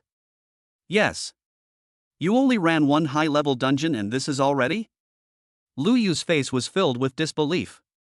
Her disciple was a martial artist just a few days ago, and had only recently awakened his powers. So, after running a dungeon, I can kick King Wu to the ground? That's terrifyingly strong. Just how many secrets does he hold? She became increasingly convinced that taking him as her disciple was the absolutely right thing to do. It might just propel the Lu family to become one of the top families in the Eastern Divine Continent. I encountered some opportunities in the dungeon. Jiang Qi also thought it was outrageous and was about to spout some nonsense when Lu Yu interrupted him. Stop talking. This is your own business. You don't need to explain it to me. She knew perfectly well that all those dungeons and secret realms were nonsense. The dungeons were created by the great martial emperors, and if there were any truly extraordinary opportunities, they wouldn't let a junior get them. It must be that her disciple was exceptionally talented. Go in, everyone is waiting for you. Jiang Qi coughed twice and followed Lu Yu into the central courtyard. Entry ceremony. Nod, lower your eyes, and offer tea. In the temple hall, a middle-aged man dressed in golden armor showed an approving expression upon first seeing Jiang Qi. Exceptionally talented and ruthless, that's the kind of person I like. The middle-aged man burst into laughter, and the elders on both sides of the temple nodded in agreement. I've long been dissatisfied with the Bai family's arrogant attitude, but as the head of the family, I couldn't very well teach them a lesson. Today, I've finally gotten my revenge. Now that we've completed the initiation ceremony, you are a member of the Lu family, and the Bai family would never dare to cause us any trouble. A privilege unique to geniuses. As long as the potential is high enough, these powerful families are willing to invest in them. The recruitment of guards was discussed by him and the clan elders. It was all to see what kind of disciple Lu Yu had taken in. If you can't even pass the guard selection, then you're not qualified to be a member of the Lu family. Even if it's chosen by my own daughter, it's not acceptable. The etiquette is very simple: serving tea and water, bowing to the clan elders, and bowing to the master. Jiang Qi didn't think much of it. Joining the Lu family was necessary to complete the system's mission. Just then, a man strode in. The man, dressed in a black martial arts uniform, glared at Jiang Qi as soon as he entered, showing considerable disgust. Chung Feng. What brings you here? This is Jiang Qi's initiation ceremony. We can talk about it later. Lu Zhangguo was drinking tea when he saw someone approaching and quickly waved. Uncle. Jiang Qi absolutely cannot join the sect. What do you mean by that? Lu Zhangguo looked suspicious and stopped what he was doing. The Lu family is a prestigious clan in the Eastern Divine Continent. We cannot allow such a person to tarnish their reputation. Go on. Jiang Qi colluded with foreign tribes. He murdered his fellow human beings. He is a blatant heretic. These words shocked everyone in the imperial court. Lu Zhangguo frowned slightly and gave Li Chengfeng a cold look. Chung Feng. Is this true? You should know that this is the Lu family's temple. All the influential figures in the Lu family are here. If someone tries to frame my family here, even though I have some dealings with your father, I will not show any mercy. This is, after all, a matter of the Lu family's reputation. As Lu Zhangguo spoke, he glared at Jiang Qi with murderous intent in his eyes. Of course. Everyone knows that I, Lu Zhangguo, hate human traitors the most in my life. If this kid is really a heretic, I will kill him on the spot. Upon hearing this, Liu stepped forward and quickly explained to Jiang Qi, Father, I can guarantee that Jiang Qi is definitely not a heretic. I have been keeping an eye on him ever since he awakened. If he were a heretic, he would have been exposed long ago. Li Chengfeng sneered, this traitor killed my human race's prodigy. It is absolutely true. The Jeju high-level dungeon has mutated. The Jeju high-level dungeon was created by Emperor Lin himself, and it has never had any problems for many years, but this kid went there and an accident happened. Ma Jiang, the young master of the local Ma family, died at his hands. This is not speculation, he admitted it himself. If you don't believe me, you can ask him yourself. Everyone's eyes turned to Jiang Qi. He confessed without hesitation, Ma Jiang? It seems that I did kill him. Li Chengfeng smiled smugly, and as soon as he finished speaking, he pointed at Jiang Qi beside him and shouted. To harm one's own kind, to be utterly inhuman. Such a heart deserves to be condemned. Uncle, please execute this man on the spot to protect the reputation of the Lu family. He sent people to assassinate Jiang Qi, but he didn't expect his men to be so useless.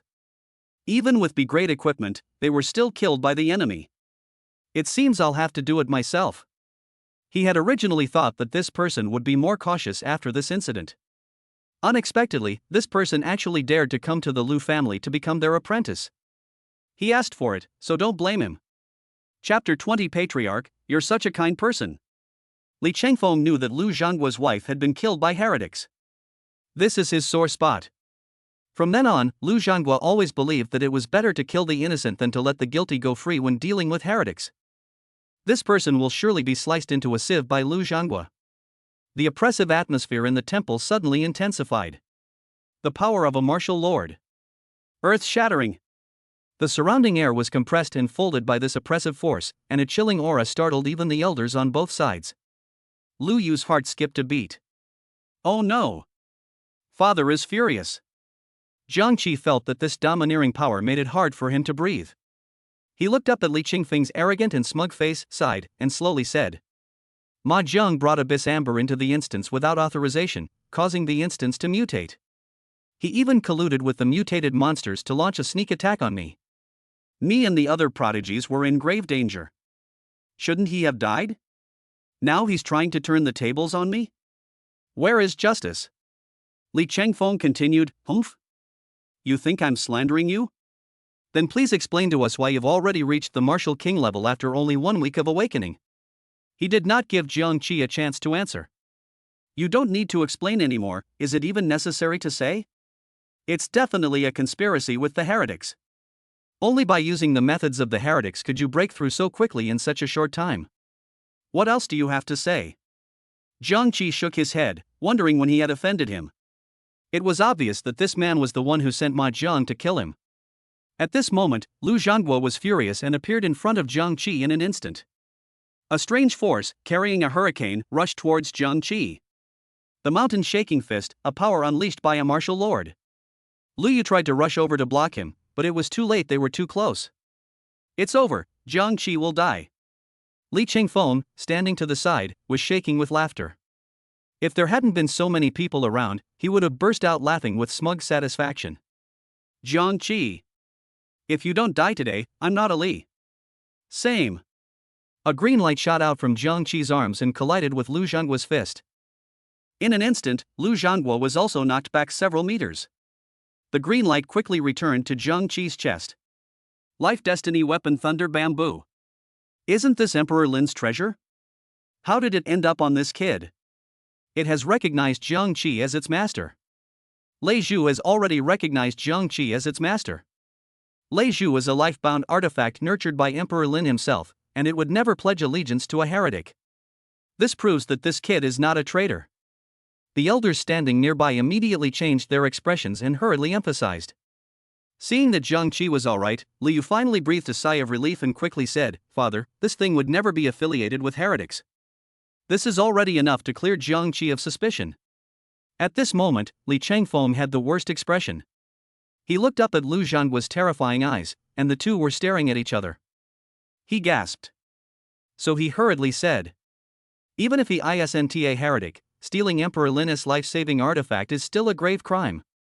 Emperor Lin will definitely not let him off if he finds out. The Lu family will be in deep trouble then.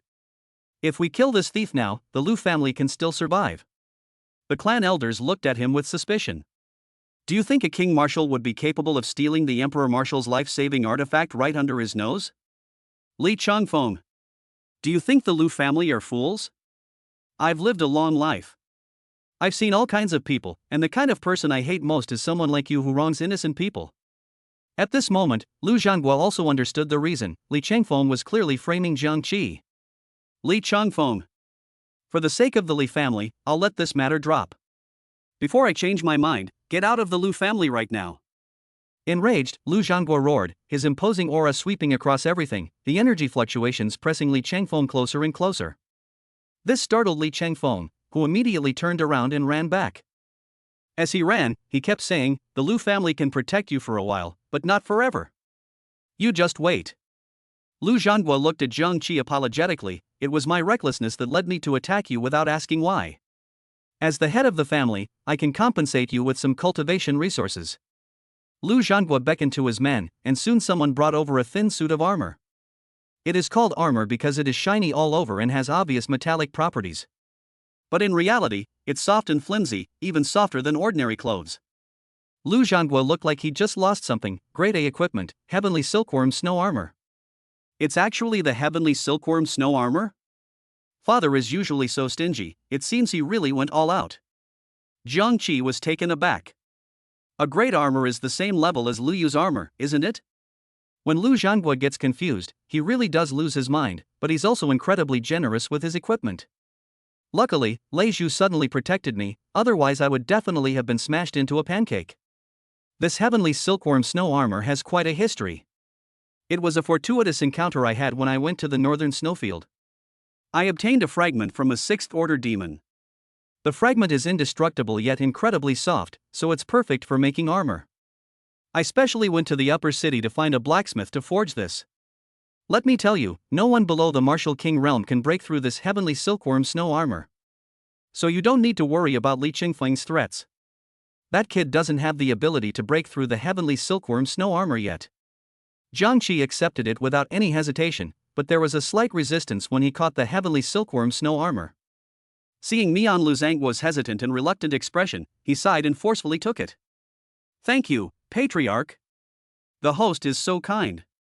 Chapter 21 Spiritual Energy? Zheng Yu. The Lu family provided him with a villa in the city center. It is extremely valuable, reportedly worth tens of millions on the market. However, for such large families, wealth is the least valuable thing. Lu Yu personally drove him to the villa. From now on, this will be your home, and I will come here often. Lu Yu had changed into a simple set of casual home clothes, her long black hair tied in braids and hanging down over her magnificent, undulating chest. Her round, full buttocks clung tightly to her shorts, forming a perfect curve. For some reason, he could sense a hint of nervousness in the Empress's expression. It turns out that the Empress is also full of youthful energy in private. It's truly captivating and enchanting. He almost forgot that Empress Lu Yu was only a 21-year-old girl. He glanced at the small print before him, calmed himself, and then slowly began to speak. Master, today. He was interrupted by Lu Yu's words before he could finish speaking. Would you like to try my cooking? Craft? He exhaled a deep breath, calming his agitated emotions. Honestly, with such a beautiful young woman standing gracefully in front of him in this warm, White House, it's hard for him not to have all sorts of random thoughts. Lu Yu looked somewhat serious, as she had never cooked for anyone before. What are you looking down at? No. Master, I was just daydreaming. Of course, I also wanted to try your cooking. Only then did Lu Yu's brows relax. Don't call me master in private. Don't you think it's weird? I'm only a few years older than you. You can call me sister. She seemed hesitant when she said these words, as if she had thought about them for a long time. Jiang Qi thought it was appropriate, so she smiled and said, Then I'll call you Sister Yu? Lu Yu happily took Jiang Qi's wrist and led him to the nearby supermarket to buy some daily necessities. The two of them, one after the other, busily bought a lot of things, and during this time they also got to know each other better. The two became familiar with each other and were no longer as distant as before. Upon returning, Lu Yu immediately plunged into the kitchen and began bustling about. He was helping out from the side, and the two occasionally exchanged glances. A smile often appeared on Lu Yu's face, and she seemed to be enjoying this time. Accompanied by a sizzling sound, a faint aroma soon filled the kitchen. It must be mentioned here that Lu Yu had a pink and white apron around her fair waist, and a pair of long, snow-white legs were visible beneath the apron. Lu Yu bought this apron at the nearby shopping mall, and it fit her body perfectly. He simply can't wear it. The two chatted and ate, when Lu Yu suddenly suggested having some wine. Drinking? Actually, I can't drink much. Jiang Qi scratched his head, wondering what would happen if he drank too much and lost control of his temper. One wrong move and you could be sliced into a whistle by the Lu family's 6 meridians sword intent. Can't we drink it? That's even better. After 3 rounds of drinks, Jiang Qi, who kept saying he couldn't drink, was only slightly tipsy. Lu Yu, however, was completely drunk and disoriented. She was a little nervous. She had wanted to take advantage of her drunkenness to see if the young man had any feelings for her, but she ended up in this state. It seems we have no choice but to retreat. The two waved goodbye, leaving Jiang Qi alone in the villa. Before leaving, Lu Yu left him 2 cards, a bank card and a martial arts gym membership card. There is 500,000 in the bank card, and the Lu family regularly deposits money into the card. Another exclusive martial arts school membership card allows free access to martial arts schools that have partnerships with the Lu family.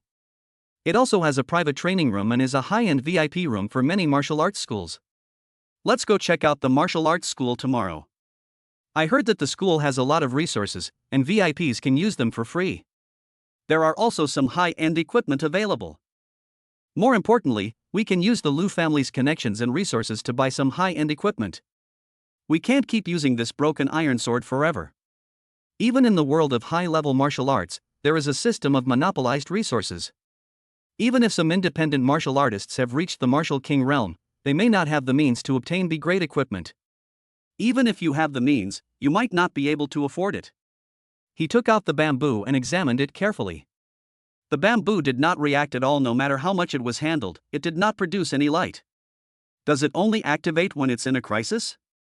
At this moment, the system, which had been silent for a long time, finally spoke. Lay bamboo, in its bamboo shoot stage, it can reproduce asexually.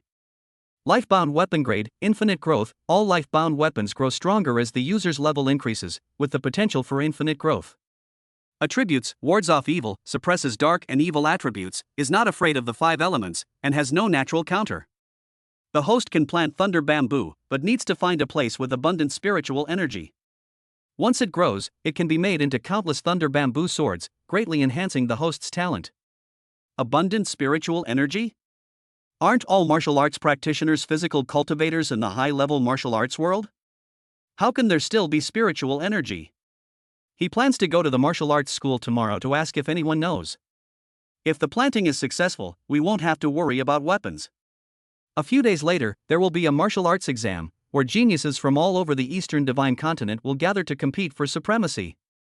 This also includes some family prodigies who, carrying on their heritage, want to test their skills in this competition. It was also for the special admissions of Uptown University. Shanqing University is the strongest martial arts university in Dongshenzhou, possessing the most advanced and highest quality resources.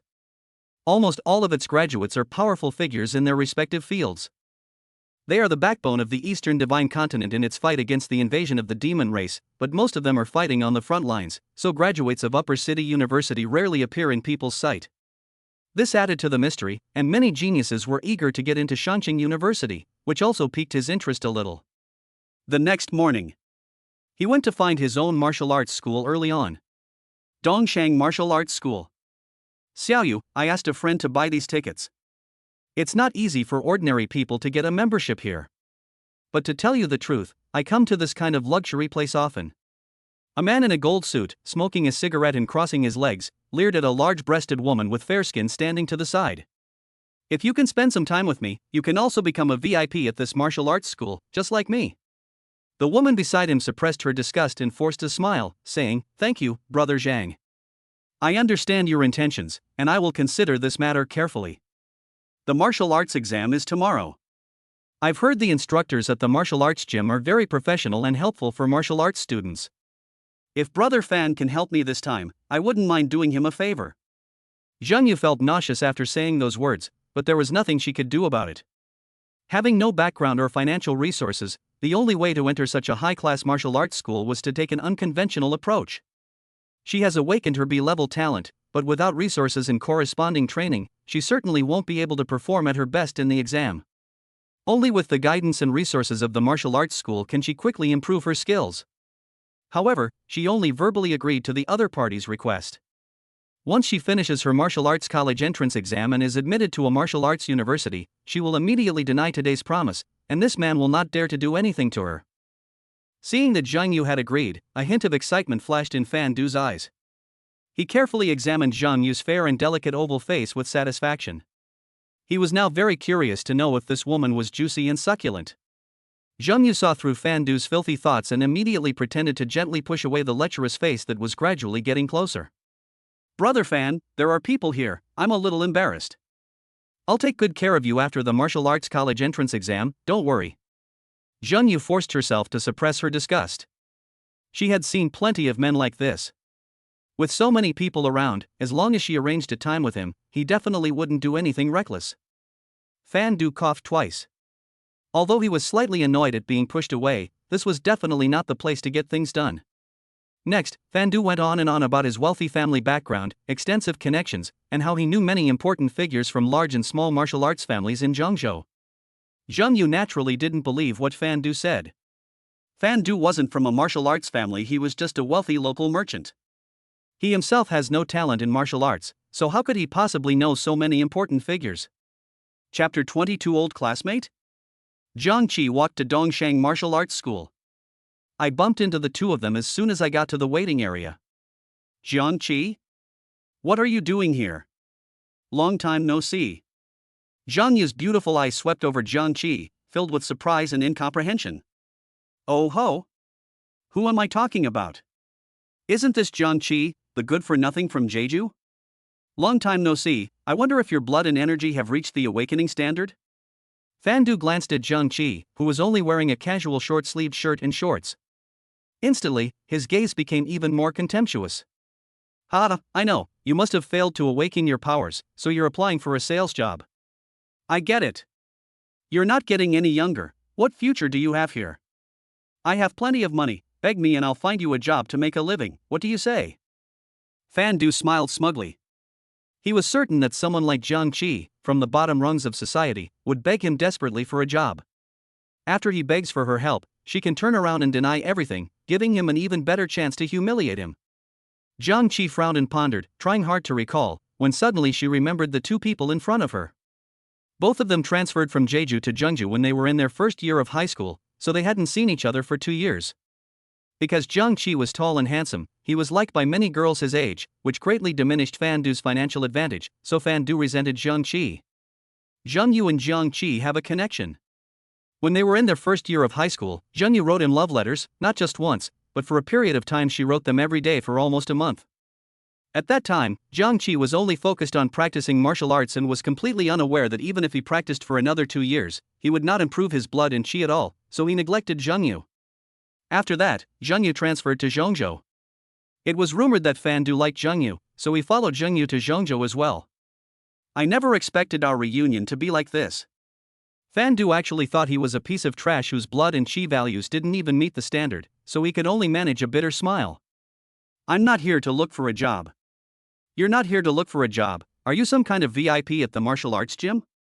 Jiang Qi, you should at least look at yourself before you brag, shouldn't you? Dress like this, you really think you're rich? Fan Du revealed a sneer and took out a ticket, waving it around in front of Jiang Qi. See? You need a ticket to get into Dongshang Martial Arts School. If you don't have the skills, don't pretend. In the end, you'll only embarrass yourself. After transferring schools, Zheng Yu inquired about Jiang Qi and learned that Jiang Qi was unlikely to become a martial artist, which she found regrettable. This also means that the two will inevitably go down different paths in life.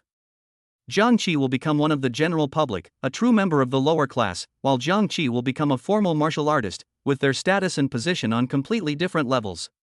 She also began to gradually let go of the past. Now that Fan Du is mocking and belittling Jiang Qi in front of her, she feels uncomfortable, but since she needs something from Fan Du now, she can't say anything. Jiang Qi shrugged helplessly. I don't need a ticket. No tickets required? You really have no knowledge at all. Every martial arts school requires an entrance ticket.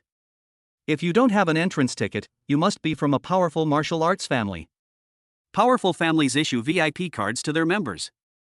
Don't tell me you're a bodyguard for some powerful family. Jiang Qi shook his head, ignoring Fan Du, and looked at Zheng Yu. He didn't want to waste words with this kind of person. A mere son of a wealthy merchant was no match for him. Seeing his arrogant attitude, Fan Du felt a surge of annoyance and was about to teach him a lesson on the spot when he was interrupted by the counter clerk's voice. Hello sir, there are some rooms available in the martial arts gym. Please hand over your ticket for inspection. Fan Du gave Jiang Qi a fierce look, then immediately changed to a smug expression and took out the tickets. The clerk took the ticket, frowned, and said, I'm sorry, sir. Your ticket is fake. We only have one official ticketing channel. Please make sure the ticketing channel is accurate. We hope you will visit us again next time. The teller responded politely. What? This ticket is fake? Upon hearing this, Fan Du's expression changed, and he immediately wanted to find a crack in the ground to crawl into. A while ago, Zheng Yu suddenly asked him if he was a member of Dongshang Martial Arts School. He had always liked Zheng Yu and thought he would take this opportunity to win over the woman he had been dreaming of. However, one of his family members owns a restaurant and has absolutely no knowledge of these things. Chapter 23: Stealing the Sister-in-Law? He found out online that Dongshang Martial Arts School was one of the largest martial arts schools in Zhongzhou, and a single ticket cost hundreds of thousands of yuan. Moreover, one can only buy it if there are certain channels available. An ordinary person like him who gave up martial arts early on would never have the opportunity to come into contact with it. So he simply bought tickets from scalpers online, which cost almost twice as much as the normal price, but he was willing to go all out to win over Zheng Yu. But to my surprise, it turned out to be fake. Zheng Yu's face looked quite grim. Tomorrow was the martial arts college entrance exam, and this was the last chance. She never expected that Fan Du, who always boasted about himself, couldn't even buy a ticket properly. Sir, are you also here to queue? The clerk's almond-shaped eyes flickered as she looked at Jiang Qi. If you have a ticket, I'll eat it. I'd like to see how you cover up your lie. Fan Du was humiliated, but in his eyes, Jiang Qi was even less qualified to enter Dongshang Martial Arts School. He was looking forward to Jiang Qi making a fool of himself, so that he wouldn't be the only clown. Jiang Qi smiled gently and took out a black card from his pocket. Upon seeing the card, the teller's pupils contracted, and she stared at the card in astonishment, trying to find something unusual. There's nothing unusual. Absolutely not. Super VIP membership card. Dear esteemed guest, your personal vehicle is on its way. Upon hearing this, Fan Du looked astonished. He rubbed his eyes, feeling as if he were dreaming. Super VIP? How did a hopeless student become a VIP at a martial arts school? Or is it a super VIP? Impossible. I know this guy. He can't possibly be a VIP. You must be mistaken, Mississippi. He hurriedly stepped forward and said unhappily. There's another possibility, this kid stole the VIP card from somewhere. You need to investigate that thoroughly. The teller gave Fan Du a cold look and said impatiently. Please do not question the professionalism of the staff at Dongshang Martial Arts School. Please leave here immediately and do not interfere with my work. Fan Du's face turned ugly after being spoken to, and he glared fiercely at Zhang Qi. 2 years ago, when we were in school, Zhang Qi was always one step ahead of me, and now I'm being overshadowed again. Humph. Zhang Qi, don't be so smug. I'm calling the police right now, let's see if the security guards arrest you. Zhang Qi had only taken 2 steps when he heard this and immediately stopped, saying expressionlessly. Are you deliberately picking a fight? Fan Du sneered, I'm just deliberately picking a fight, what can you do about it? Kill me. Boom. Fan Du was sent flying by Zhang Qi's punch, crashing heavily onto the main road with multiple fractures and losing consciousness. He only used 10% of his strength because killing someone in the street would damage his reputation, and he didn't want to appear like a great demon. Miss Teller, please call an ambulance. Sir, I'll take care of it right away. Zhang Qi turned to look at Zheng Yu, who was staring in astonishment, and slowly spoke. I can take you in, but we can't go into the VIP area. However, I can arrange the resources and coaches for you inside. Really? Thank you so much.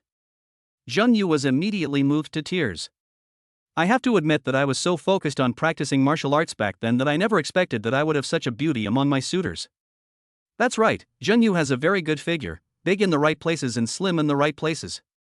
Especially the skirt around her waist was supported and made her look round and plump, and her snow-white thighs stretched out from the hem of the skirt, seemingly so tender that they were dripping with moisture. Zhang Yu's body fragrance was completely different from Lu Yu's. It was a light musk scent. Although the two are only 3 or 4 years apart, Zheng Yu is already a young woman who has just come of age. At 18, she is already graceful and elegant, and every inch of her skin is full of youthful energy. The two rode together in a VIP car as they walked inside, and Zhang Qi's gaze was frequently drawn to the swaying clothes. He didn't want it to be like this, after all, he had to take things one step at a time, but with such a stunning beauty right in front of him, and being a man himself, he couldn't help but admire her. Zheng Yu also noticed Zhang Qi's occasional glances, but she boldly puffed out her snow-white chest and leaned slightly towards Zhang Qi. If it were Fan Du, she would only feel disgusted. After all, she had no feelings for Fan Du at all, and he was just an ordinary person. Moreover, Fan Du's appearance was far inferior to Zhang Qi's. Zhang Qi was originally her biggest regret. If Zhang Qi is really a useless person now, she wouldn't mind having a heart-to-heart talk about life. She doesn't think she's the one who's lost out. Zhang Qi is becoming increasingly mysterious, which naturally makes her curious. What if they really are from a hidden wealthy family and are just going to Jeju to attend a martial arts high school to experience life? Since Zhang Qi seems to have some ambiguous feelings for her, she might as well take the initiative. Once they reached the public area, Zheng Yu was reluctant to get out of the car. I'll arrange resources and coaches, you just need to wait here for a bit. Zhang Yu's beautiful eyes flickered, her gaze rippling. Will we ever have a chance to meet again? Zhang Qi smiled but didn't say anything, and the VIP car started moving immediately. The Dongshang Martial Arts School is quite large, about the size of a medium-sized airport in the world before the time travel, so only VIPs need to use shuttle buses. Before long, he arrived at a high-class area that was completely different from the public area. Sir, this is the VIP area. Only those with a black card are qualified to enter. The tea and drinks here are free. The eastern part is the training area, the southern part is the special dungeon area, and the southwest is the weapons shop. I'll just look around by myself. You go ahead and do your own thing. Yes, sir.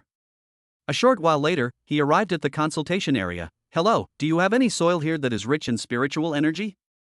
The staff member gave a friendly smile. Hello, sir, we do have spiritual soil, but it comes in different types. Which one would you like? At this moment, he also looked embarrassed. Types? How would I know what types? Dog system, come out. Thunder bamboo requires soil rich in spiritual energy accumulated over 1,000 years. Millennium. How much would you like? Party? Okay, a piece of soil rich in spiritual energy for thousands of years, the price is being calculated. 90 billion. Stealing his sister-in-law? Jiangqi looked lifeless. What a joke. He only had a monthly credit limit of 500,000 in his account, and this spiritual soil was asking for 90 billion? A pile of excavated soil is so expensive? Chapter 24, The Battle Begins.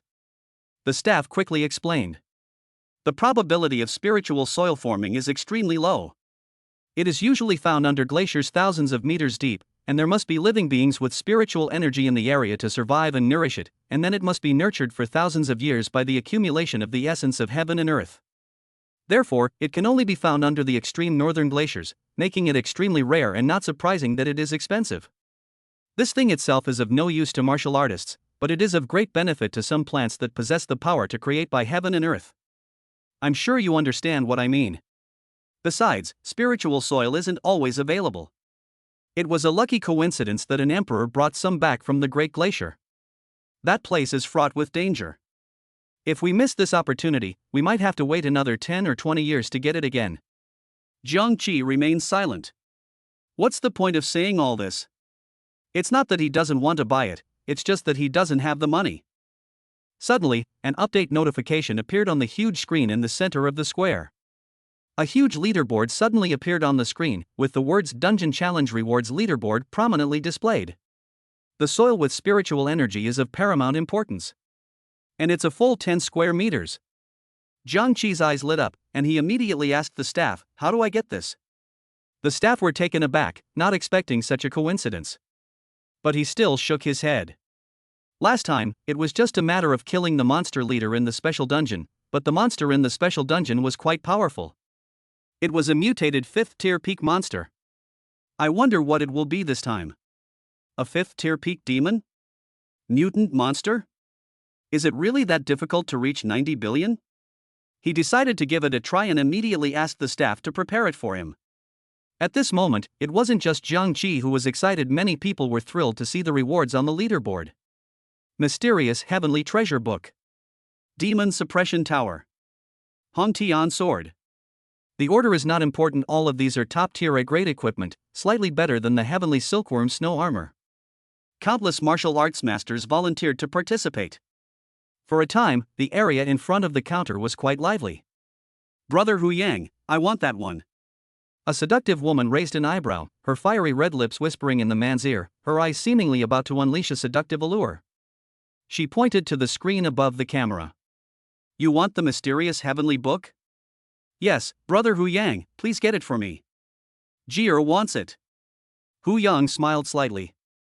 The mysterious heavenly book is a top-grade spiritual artifact. It can collect all things in the world and refine them to increase the host's martial power. This won't be easy to get. So many talented experts are eyeing it, it'll be quite difficult. The alluring woman, Lung Ji, held Hu Yang's arm in her arms and shook it constantly, her snow-white breasts looking like two big white rabbits about to jump out. Brother Hu Yang, have you forgotten how hard Jir worked last night? This time, Brother Hu Yang helped me get the Xian Tian treasure book. From now on, Jir will serve you like this every day. I believe no one can make Brother Hu Yang feel better than Jir. Hu Yang smiled, but the thought of yesterday's events made him tremble all over. It's so enviable. This is what Jill said, so you can't go back on your word. Aha! A special dungeon is about to open. Special dungeon modes differ from other dungeons, but ultimately they are still battles between groups. The dungeon is about to open. Life or death is at stake. Please get ready. Jiangqi's eyes sparkled, and light enveloped his entire body. First round. Forest of Guardians. As soon as they entered the arena, thousands of second-tier monsters swarmed in. This special instance is truly extraordinary. It starts with a grand spectacle. These monsters were entirely black, with gaunt faces, and it was impossible to tell what species they were, but there was no need to.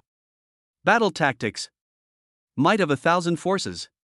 In an instant, thousands of demons vanished into dust. At this moment, Wan Jun's power was no longer what it was when he first awakened. It was more than 10 times stronger than before. Therefore, these demons were like ants in Jiang Qi's eyes.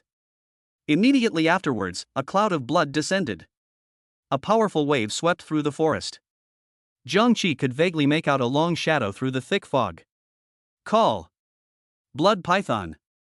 Its entire body is covered in blood-red scales, its outer shell is incredibly hard, and its head has transformed into a dragon. Peak of Tier 3. 10 of them right off the bat. 10 blood pythons emerged swiftly from the blood mist, like ghosts passing by, striking unexpectedly. Jiang Qi snorted coldly, "Humph. Ridiculous. A mere beast, daring to be arrogant? Battle technique. Thunder sword. Fate throne." He leaped into the air and soared into the sky, dodging the fierce attack of the 10 blood pythons in one fell swoop. The next second, the wind swept through the clouds at an altitude of 10,000 meters, condensing into a dark vortex, within which thunder roared. Boom! The thunderous roar illuminated the heavens and earth, and the lightning was completely absorbed by Jiang Qi's broken iron sword. Call! The thunder sword swept across, shattering the 10 blood pythons into 8 pieces, causing an avalanche through the mountain forest. The earthquake had just ended, the ground shook violently, rocks tumbled down the mountainside, and the volcano roared like a giant dragon, erupting with fury in an instant, spewing out countless streams of lava. At that moment, a phoenix figure flew out from the mountain peak. Peak of the 4th tier. Phoenix bird. A mutated 4th tier phoenix? A mythical beast. Humph.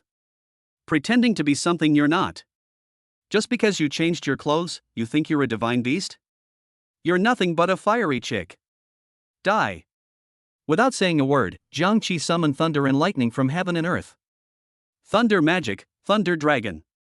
Thunder roared across the sky as a lightning dragon swept across, causing the heavens and earth to change color. The phoenix sings its boundless song, each ripple of which also stirs the element of fire in heaven and earth. In an instant, the flames coalesced into a gigantic firebird, 10,000 times larger than the original phoenix, so large that it blotted out the sky and exuded an extremely terrifying aura. The fire dragon and the firebird collided, and the thunder and the song of fire clashed violently, creating a huge shockwave. Boom! The explosion sent Jiang Qi flying backward. At the same moment, the phoenix bird soaring in the air presumptuously declared victory, but unexpectedly, the thunder dragon pierced through the giant firebird and directly through its body. Phoenix bird death. Jiang Qi clutched his chest and gave a cold laugh. Advanced to the peak of Martial King, only one step away from breakthrough. First round ended. Round 2 is about to begin. Chapter 25 Crystal Scorpion? Just a moving experience point. 5 sharp, cold-looking flying swords surrounded Hu Yang, emitting a metallic clang and a cold light. Nearly 100 third-tier demonic creatures surged forward, like ancient beasts swallowing the earth, attacking him. He remained expressionless, a slight smile playing on his lips, his face radiating an inexplicable excitement. Battle technique. Sword barrage rain. With a loud shout, 5 flying swords soared into the air, transforming into countless sword raindrops that fell from the sky. The rain of swords is extremely powerful. Each sword strike takes the life of a demon. Suddenly, the monsters on land let out miserable howls. Standing atop the hilltop, Hu Yang looked mockingly at the colossal creature not far away, a peak 4th-tier demonic creature, the Insect King. Kamui. In an instant, a colossal sword slowly appeared from the clouds in the sky. Let you trash taste the power of a martial lord. Die. Cuts. First round ended. The second round is about to begin. In the second round, Jiang Qi faced a 5th-tier demon, the Mountain Spirit. 5th-tier monsters are several times stronger than 4th-tier monsters, and their strength is quite terrifying. He has been fighting for a long time. Ultimately, no matter how talented he is, he's still just a martial king. A 5th-tier demon is an extremely powerful demon comparable to a martial lord, so it's far too much for him, a mere martial king, to handle. However, due to his divine lightning talent, he can suppress the mountain spirit, but killing it is still quite difficult. The mountain spirit was entirely black, and since it was dusk, the scenery and the mountain spirit almost blended into one color, naturally giving the mountain spirit a terrain advantage. Furthermore, the mountain spirit's appearance seems to provide some insulation against lightning, making it even more troublesome. Then he thought of a way to deal with it, but it was a bit risky. The mountain spirit belongs to the dark attribute and is also countered by divine lightning. As long as you can use divine lightning to hit its soft spot, you can quickly defeat it. He deliberately feigned weakness in the battle, pretending to be seriously injured, and fled backwards, which caused the mountain spirit to begin a frantic pursuit. Jiang Qi deliberately slowed his pace, a barely perceptible glint of light flashing in his eyes. The mountain spirit opened its massive mouth, wanting to swallow the food that was almost within reach, but a thunder dragon appeared in front of it and burrowed directly into its mouth. The enormous creature collapsed to the ground. Jiang Qi advanced to peak Martial King. The speed of the experience card allowed his level to rise rapidly, and coupled with the divine lightning that suppressed most monsters and warriors of the same level, it even suppressed those across different levels. This made him more and more confident. Round 2 ended. The final battle begins. A light curtain flashed, enveloping Jiang Qi's body once more. A warm power swept over his entire body, seemingly washing away all his fatigue. He believed this must be the work of a martial artist with healing talent, and felt good about himself at the moment, even thinking that he could beat a few more mountain spirits into small karami. Before long, he arrived at a dilapidated square, where other people were being teleported over by the light screen. This is outrageous. I almost failed. There were just too many monsters. Who says it isn't? It was so scary right from the start, it really caught me off guard. It's alright. The second round of 5th tier monsters is really scary. If my equipment wasn't relatively effective, I wouldn't have been able to get through it at all. No wonder the martial arts school officials offered such a generous reward. With such a high level of difficulty, who could possibly complete this? Many of my friends didn't make it this far. Suddenly, a huge, faintly visible light screen appeared above the square, and a woman in business attire emerged from within it. Welcome, winners! Congratulations on reaching the 3rd round. Now, I will explain the rules of the 3rd round. First of all, there are 10 late-stage Tier 5 monsters in the desert area behind, and the rewards are also placed somewhere behind. I must remind you that the 3rd round is extremely dangerous. Even with the protection of the Martial Emperor's mental power, there is still a high risk of death. Everyone should assess their own strength. If anything goes wrong, the martial arts school will not be held responsible. Here you can choose to continue, or you can choose to exit. After he finished speaking, the light screen disappeared, and many people began to discuss it. Late-stage Tier 5 monsters?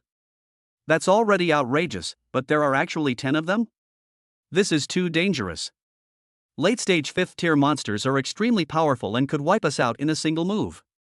That early stage of the 5th tier was already enough to give me a hard time. Any stronger and I definitely wouldn't be able to beat it. It seems those equipment are truly out of my reach. My life is more important. Me too, brothers, I'm leaving first, you guys continue. People began to leave one after another, and in an instant, the square was 30% less crowded. Jiang Qi's heart tightened. This was not a good situation. The powerful monsters were already putting a lot of pressure on him, and this was a competition, a battle between martial artists. To put it bluntly, monsters aren't the scariest thing. What's scary is when you're diligently grinding monsters, and someone suddenly shoots you in the back. However, he was determined to obtain the soil imbued with the spiritual energy of 1,000 years, and he was determined to get involved in this mess no matter what. Jiang Qi entered the desert and looked up at the sun, which was too dazzling. Large beads of sweat streamed down his head. Although the special dungeons are also man-made, everything inside them is just like the real thing. It's like a world created by Emperor Wu. He was very curious, but after walking for a long time, he did not see any monsters. Where did the promised 10 Tier 5 monsters go? Just then, he suddenly felt the desert beneath his feet moving continuously. Ha! There's something under my feet? What's going on? He hurriedly retreated, and the quicksand began to form a vortex, rapidly collapsing towards the center. The speed was quite fast, but fortunately he reacted in time and immediately ran away, thus avoiding the collapse. In just a few seconds, a hole several hundred meters in diameter appeared in the ground. He approached cautiously and looked down carefully, only to find it bottomless. Suddenly, a deafening roar came from below, and a faint blue light flickered at the dark entrance of the cave.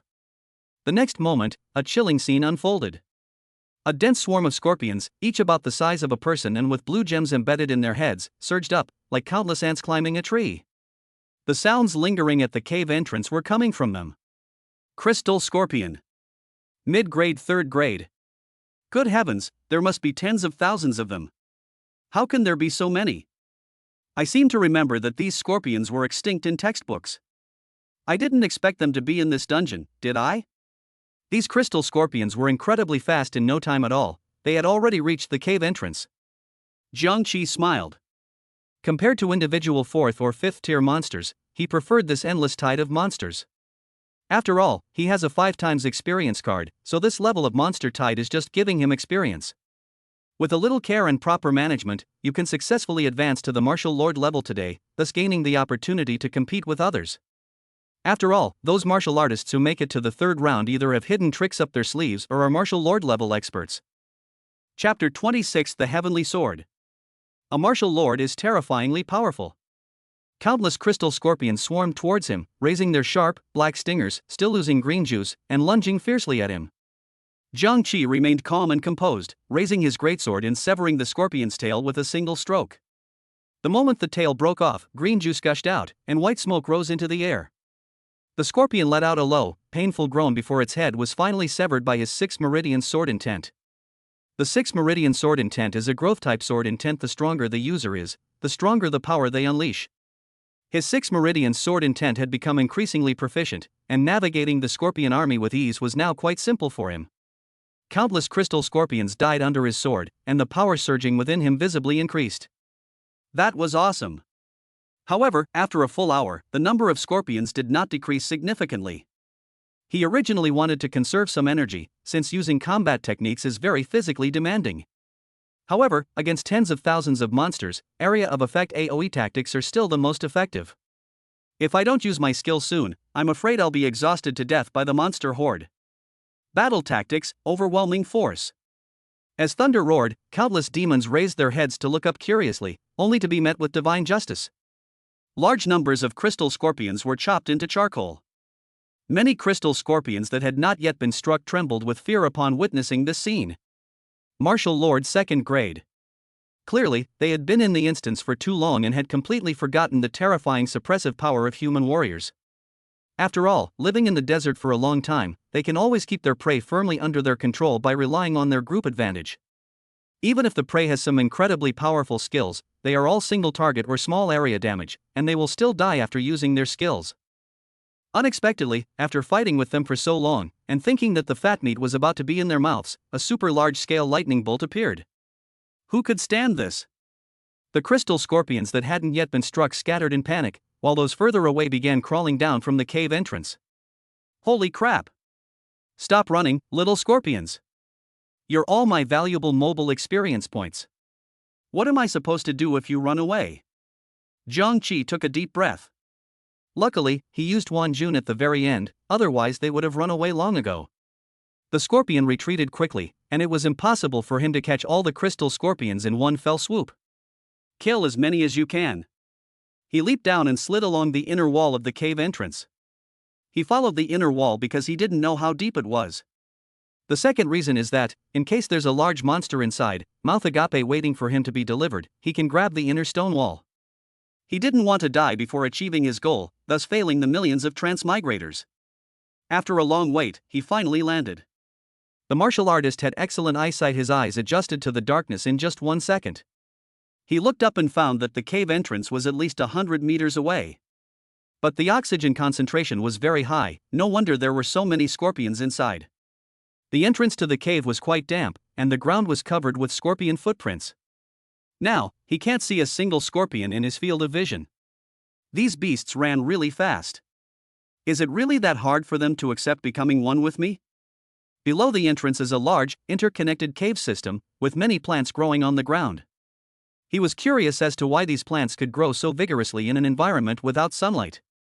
Looking ahead, he noticed many long crystals near the plants, filled with vibrant colors, seemingly brewing a strange magic. Perhaps those scorpions feed on these things, otherwise why would crystals appear on their heads? After walking a few steps, they noticed a strong smell of blood in the air. He was certain that the bloody smell definitely came from human blood. He quickened his pace, and the scene he witnessed deeply impressed him. A stone gate, several tens of meters high, suddenly appeared before him. It's very humid here, but Sherman is very dry. It makes sense, considering that the area above is desert, yet it's so damp hundreds of meters below. He was about to push it open, but his hand hadn't even touched the stone door yet. the stone gate slowly opened with a boom. Just as he was in shock, the scene inside the door left him completely bewildered. A long sword, pale blue and translucent, emitting white smoke, was stuck in a coffin. The coffin was placed on a high platform behind the stone gate. The moment the door opened, an astonishing aura descended, and a powerful sense of oppression made it difficult for him to breathe. He looked around and found that there were no other people or monsters around him. What was this oppressive aura coming from? Could it be that sword? By the faint blue light of the sword, several large characters were written on the stone wall. Hong Tian Bao Jian. Upon seeing this, Jiang Qi was dumbfounded. What a coincidence! Isn't this the top-tier grade equipment from the rewards list? I didn't expect to get it so easily. I thought there would be at least a late-stage tier 5 monster guarding it. He excitedly walked in, but suddenly, the stone door slammed shut again with a loud bang. How are we going to get out later? Forget it, let's get the sword first. He's been using that old, broken sword for a while now. It's time for him to get a new set of equipment, and this is a bonus. He went up to the platform and found that the coffin had no lid. He frowned. The smell of blood grew stronger. Chapter 27. Are you surnamed Han? All you do is run away. As Jiang Qi approached, a shocking scene unfolded before him. The coffin was enormous, and inside lay more than a dozen corpses. These corpses were very strange. They weren't placed neatly, but rather haphazardly and chaotically. What sent chills down his spine even further was that these dozen or so corpses were not just skeletons, but fresh bodies that had just died. They had various wounds on their bodies, and some limbs were even missing. A thick pool of blood flowed out of the coffin, reflecting Jiang Qi's image. Upon closer inspection, he realized that these people looked very familiar, as if he had seen them somewhere before. Wrong. Aren't these all Martial King level experts who came to the square together? It hasn't been long since I left the square, yet so many people have died in such a short time? Martial King level experts are not just any insignificant ants. They have earned their status through sheer hard work and perseverance. The sword was stuck in the center of the embassy. Half of the entire sword blade was inserted. Jiang Qi frowned, thinking that he should quickly draw his sword and then slip away, as this was not a place to stay for long. Just as he was about to go and draw his sword, the entire cave seemed to shake. The heavenly sword could not be pulled out no matter what, as if a tremendous force was acting in the opposite direction. Suddenly, a piercing roar echoed through the cave entrance. The rock wall shook more violently, and small pebbles kept falling down. As expected, the stone wall exploded the next moment, and a giant crystal scorpion crashed through it. The scorpion's enormous pincers were about to strike Jiang Qi in an instant. He reacted quickly, paused, and immediately created distance, narrowly avoiding the fatal blow. The incident happened suddenly, and the giant crystal scorpion was quite fast. After the crystal scorpion's pincers missed their mark, it seemed to fly into a rage, furiously pounding the ground and smashing every stone wall except the coffin to pieces. Jiang Qi stared dumbfounded at the motionless coffin, and exclaimed in astonishment. What's going on? It seems the scorpion intentionally preserved the coffin? This is the only reason. Looking at the huge crater on the ground, he could imagine that if he hadn't dodged that fatal attack, he would have been cut in two. Crystal Scorpion Mother. Mid-stage Tier 5. Jiang Qi gasped, looking at the stone wall and then at the stone gate. The stone gate was tightly closed at the moment, so there was definitely no way to escape. It was too small to fight here. He looked anxiously in the direction the scorpion had come from and found a huge and long passage. This might lead somewhere else. First, lure this annoying monster to another place, then retrieve the Hontian sword. Without saying a word, he ran straight towards the passage. The giant crystal scorpion also reacted, roaring in the direction Jiang Qi was fleeing, and immediately raised several thick legs to start crawling. Brother Hu, this is really tough to deal with. Let's find a way to escape. If we don't leave now, we might not have another chance. The two stood back to back, activating various combat techniques to deal with the two late-stage 5th-tier demons in front of them. What chilled Hu Yang even more was that one of them was already close to the peak of the 5th rank and seemed to be about to break through soon. This level of monster is extremely difficult to deal with. Even though he is already a 7th rank martial lord, he still broke out in a cold sweat when facing this level of monster. It's no wonder that the person he teamed up with backed down after all. Not everyone has the courage to face such a monster. But having come this far, with the treasure perhaps within reach, he was unwilling to give up so easily. The thought of that seductive woman filled him with excitement. If he could help her obtain the mysterious heavenly treasure book this time, wouldn't she be devoted to him? He wasn't a simp, of course. It was because the woman possessed a special constitution that allowed male martial artists to absorb the yin energy from her body while they were cultivating together. This greatly accelerated the male martial artist's yang energy, thereby increasing their strength. He has been stuck at the 7th rank of martial lord for too long. If he could always have such a furnace, perhaps the martial emperor realm that he has always longed for would not be out of reach. Even if one cannot reach the level of martial emperor, the peak of martial lord can still establish a sect and a mansion, without being bound by a family. No matter what, we must get the mysterious heavenly book today. After fighting for a long time, both of them were covered in wounds. The martial artist standing nearby was too exhausted to continue fighting. Brother, I'm just a 2nd grade martial lord, far inferior to brother Hu Yang's 7th grade strength. I won't stay any longer. I don't dare to think too much about the treasures. You can do as you please. The person turned and sprinted towards an open area at an extremely fast speed. It was clearly a high-quality piece of equipment with speed attributes. At this speed, even a 5th-tier monster can't catch up. But cuts. A cold, sharp sword light flashed, piercing directly towards the man's back. Caught completely off guard, he was pierced through the heart by the flying sword. Ah! The man turned around in terror, glared at Hu Yang fiercely, and then fell heavily to the ground. The person lying on the ground died with their eyes wide open. He originally thought it was impossible to defeat 2 monsters. It's better to run away quickly. Monsters are very poorly mobile and basically impossible to catch. Although he has left, there are still quite a few martial lords here. At worst, Hu Yang can find other martial lord level experts to cooperate with. Who would have thought Hu Yang would be so ruthless, killing him outright? Humph. You thought you could get away? The 2 late-stage 5th-tier demons did not stop. They roared at Hu Yang and flew over instantly. You bunch of beasts. I'll show you my true power. Kamui. That astonishing giant sword instantly pierced the sky. The 2 monsters looked shocked, but they were not afraid and advanced instead of retreating. A fight to the death? Damn it, how can I not be scared? Let's give it our all. With increased force, the giant sword suddenly accelerated its descent, piercing straight through the enemy. The 2 peak 5th-tier demons were finally stunned and retreated to defend themselves against the giant sword. Hu Yang gritted his teeth, ignored everything else, and immediately flew to his dead teammate's side. Let me see if you have any backup plans.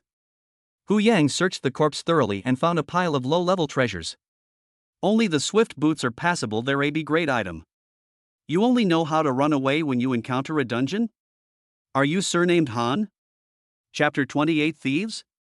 You always run away as soon as you encounter a dungeon. Are you surnamed Han? He quickly put on the swiftness shoes and then hurriedly looked back. The Divine Mike's towering giant sword did not cause much damage to the late-stage 5th-rank demons, but it did slow them down. He gazed longingly behind the monster at the glittering golden palace. The words Xian Tian Hall are written in gold foil on it. It's highly likely that the mysterious heavenly book is inside. It would be such a waste to leave now. Steal it directly? That's definitely unrealistic. Wherever the 2 demons stood, no one could get close. Then, a steely thought formed in his mind. He looked around and, finding no one else nearby, took out a purplish-black spherical object from his pocket, exuding a strong, dark, and mysterious aura. He sighed. He would never have resorted to such a desperate measure if he hadn't been completely out of options. He swallowed the purplish-black sphere in one gulp, and in an instant, a powerful and domineering energy invaded his body. The transformation pill was something he traded with the heretics. This pill is extremely potent, capable of boosting a person to their maximum potential in a short period, but it can cause some damage to a martial artist's body. Such drugs are not allowed within the human race, but in his view, their use is permissible under scrutiny. After taking the medicine, his body was continuously strengthened, and in an instant, his realm gradually rose to the peak of martial lord. A surge of energy, like a raging torrent, erupted from his entire body. His eyes were filled with a blood-red light. Humph! Bastards! After saying that, his figure disappeared from the spot in an instant, and the next moment he crashed heavily into the face of a demon. That monster was a beetle-like monster, its entire body was black, and its shell was incredibly hard. However, Hu Yang, who was already at the peak of the martial lord realm, shattered the opponent's carapace with a single punch. Not convinced? Bring it on! Boom! Boom! Boom! Boom! Before the late-stage 5th-tier monster could even react, a bloody hole had already been smashed into its head. Hu Yang's eyes hardened, and his punches landed squarely. He discovered that despite this, the monster, which was so badly injured, was still not dead. Is this the level of resilience a late-stage rank 5 demon can withstand? Indeed, very strong. Even if someone is deliberately shot in the head, they won't die on the spot. It seems that even someone who uses a sword can't solve problems with his fists. At that moment, another monster threw a heavy punch at him, which he easily dodged. The heavy punch landed on the beetle monster's head, nearly causing it to explode. Hu Yang could sense the time limit of the transformation pill, and now he had to finish the battle quickly. He soared into the sky, a thought forming in his mind. The bloodlust in his eyes vanished, replaced by shimmering golden patterns. In an instant, the sky cleared and the clouds and fog parted. Battle tactics. Divine swordsmanship. Countless small swords gleaming with golden light appeared out of nowhere, seemingly guided by some mysterious force, emerging one after another like a long dragon. They quickly landed near the two monsters, and just as the monsters were staring blankly, a screen of light appeared, instantly enveloping the monsters. In an instant, golden light fell on the monster's skin, making a sizzling sound. The monster roared desperately, trying to escape the light barrier, but it couldn't get out at all. The monster's skin was burned even more severely as it frantically rammed into the light barrier.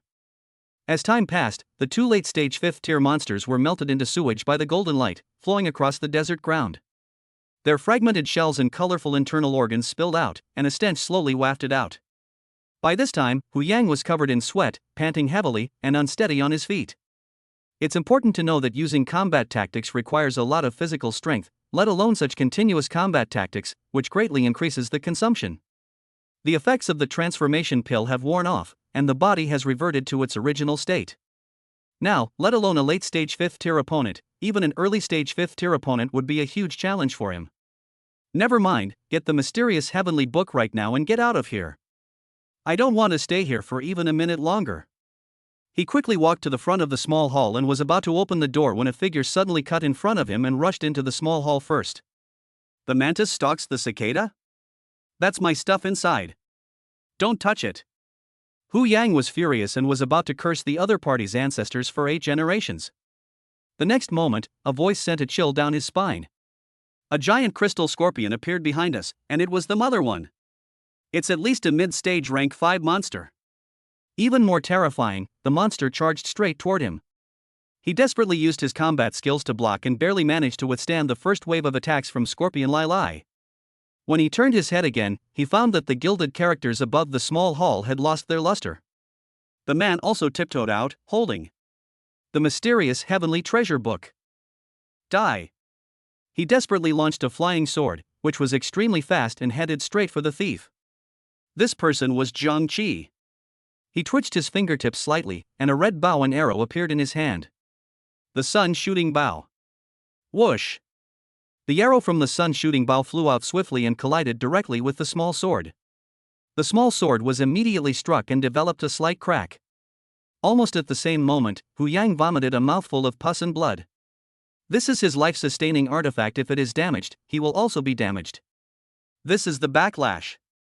Without saying a word, Zhang Qi immediately ran back the way he came. Hu Yang was about to give chase when he was blocked by the crystal scorpion mother and couldn't get past her at all. You brat! I'll remember you. When we get back to the martial arts gym, I'll make sure you're dead. In just a moment, he roughly deduced that the other party was only a second-grade martial lord. If he hadn't used the divine sword technique and the transformation pill, which almost exhausted his stamina, this kid wouldn't have been able to escape at all, given his 7th-grade martial lord strength. With the Xian Tian treasure book gone, he had no will to fight, and with all his strength depleted, he had no chance of eliminating this mid-stage 5th-order demon. He roared in anger, "Withdraw!" Immediately, he activated his swiftness shoes and fled. Zhang Qi returned to the cave entrance and saw that no one else had been there. He put away the sun-shooting bow, then put the mysterious heavenly treasure book into his bag and opened his palm. It hurts. Chapter 29 Surrounded? This sword is not right. To her surprise, the corpses on the ground had long since disappeared, turning into a pool of blood, leaving only countless skeletons. The skeleton was crawling with maggots, which looked disgusting.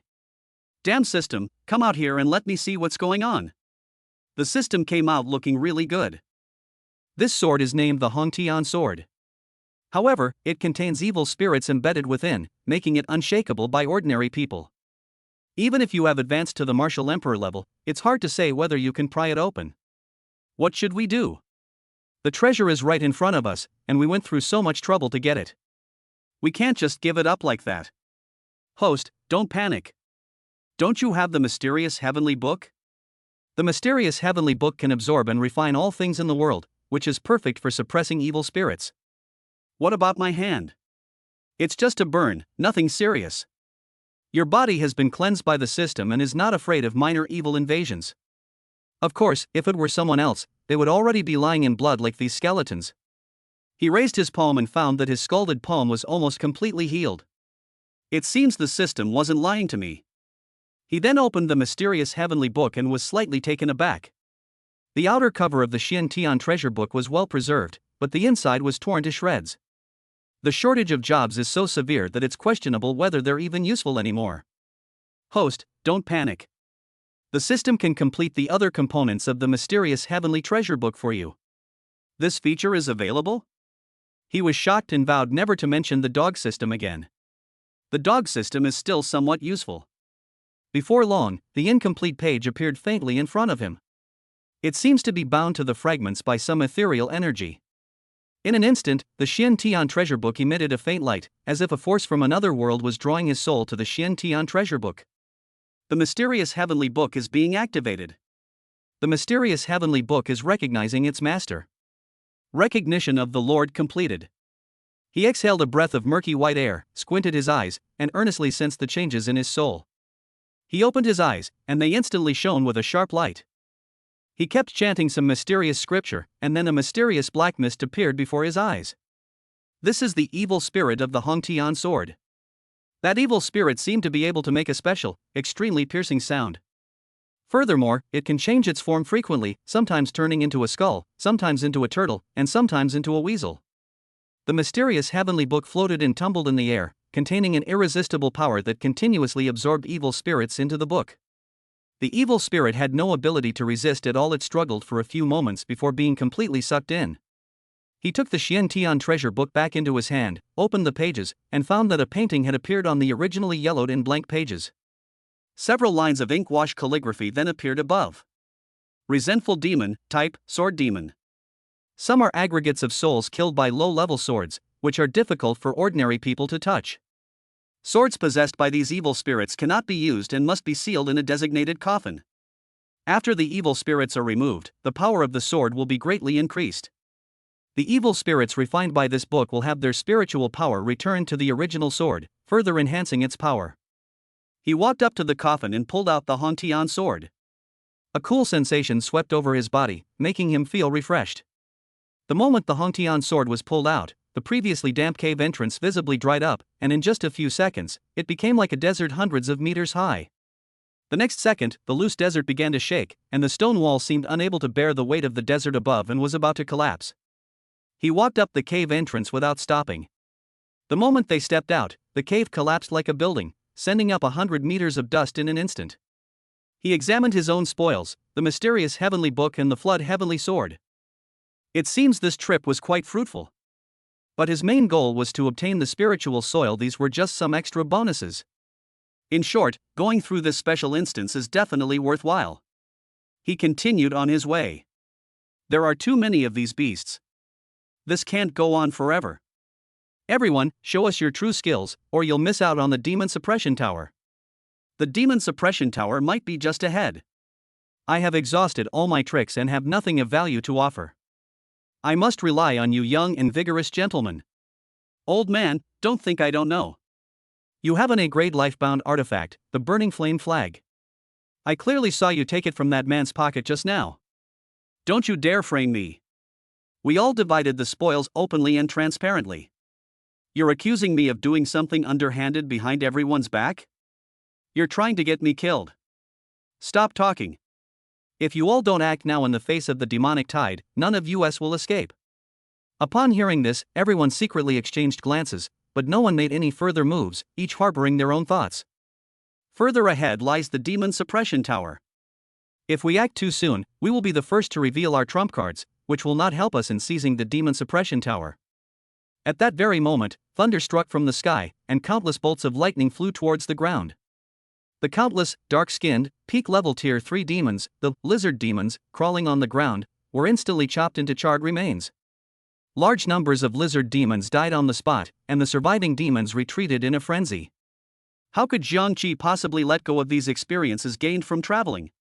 Gripping the Hongtian sword tightly, he lunged forward, unleashing the 6 meridian sword intent. Each swing of the sword was accompanied by a powerful and chilling aura. A great roar was heard, and countless demons were instantly severed. He was also experiencing increasingly intense physical changes. Slay all the lizard demons on the ground, leaving none alive. To the lizard demon, Jiangqi might just be a real, bloodthirsty devil. Advancement to Martial Lord Rank 5. He held his breath and was about to continue searching when a voice called out to him. The man was middle-aged, his face was excited, and his fingers trembled slightly as he pointed at the sword in his hand. This is the Hongtian sword? Young brother, you are truly lucky to have obtained such a fine treasure. He then realized that there were 4 people on the other side, 3 men and 1 woman. One of them was an old man with white hair, and the other 3 were middle-aged or young. Clearly, the other party had also concealed their presence, and he couldn't sense them. But to fight these monsters like this, even if he was hiding his strength, it probably wasn't that impressive. Thank you for your great help just now, young friend. We are all much older than you, yet we still need your help. We are truly ashamed. The white-haired old man said apologetically. As they spoke, the 2 people behind them exchanged a deep look before stepping forward to express their gratitude. Young brother, don't laugh at me, but I've never seen a top grade A treasure before. Could we borrow the Hongtian sword to take a look? It would be a way to fulfill our wish. As he spoke, the man scratched his head awkwardly, appearing quite sincere. Jiangqi sneered inwardly, a mocking expression appearing on his face. All right. Trade your life-bound artifacts for 1 each, and a grade life-bound artifact, and I'll give you the Hongtian sword. As soon as he finished speaking, the man's expression changed. The next second, the 4 of them surrounded Jiangqi tightly, forming a square formation. You brat, you're quite cautious for your age, but you're still too young. Do you think you can leave here alive without handing over the Hongtian sword? Chapter 30. I didn't say you'd live. You old codger, you're fine as long as you don't fight the monsters, but now that the goods have come to you, you can't stay here any longer. One of the middle-aged men glanced greedily at the Hongtian sword and said to the old man. The old man replied, Do you even need to spout nonsense? Mind your own business, I know what's important. Little brother.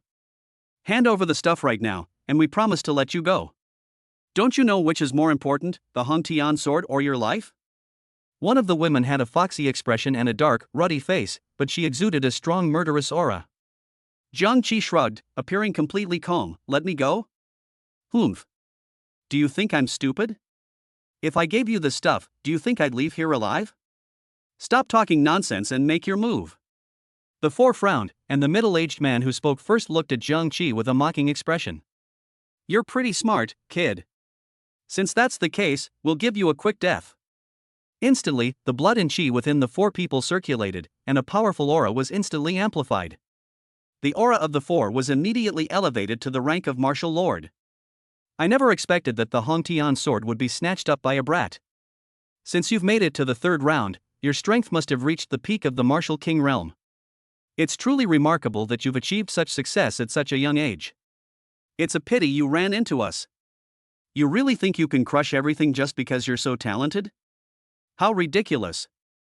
You're a typical brainless person. You must be some pampered young master from a martial arts family. Even if you die here today, no one will know that we killed you. Everyone, let's make our move. Let this kid see that a qualified martial artist is forged through bloodshed in battle. After saying those words triumphantly, the 4 of them leaped and rushed forward, heading straight for Jiangqi. The intense killing intent in his face could no longer be concealed. But the 4 of them were somewhat surprised. Jiangqi's expression was completely calm, as if he didn't know that he was about to die.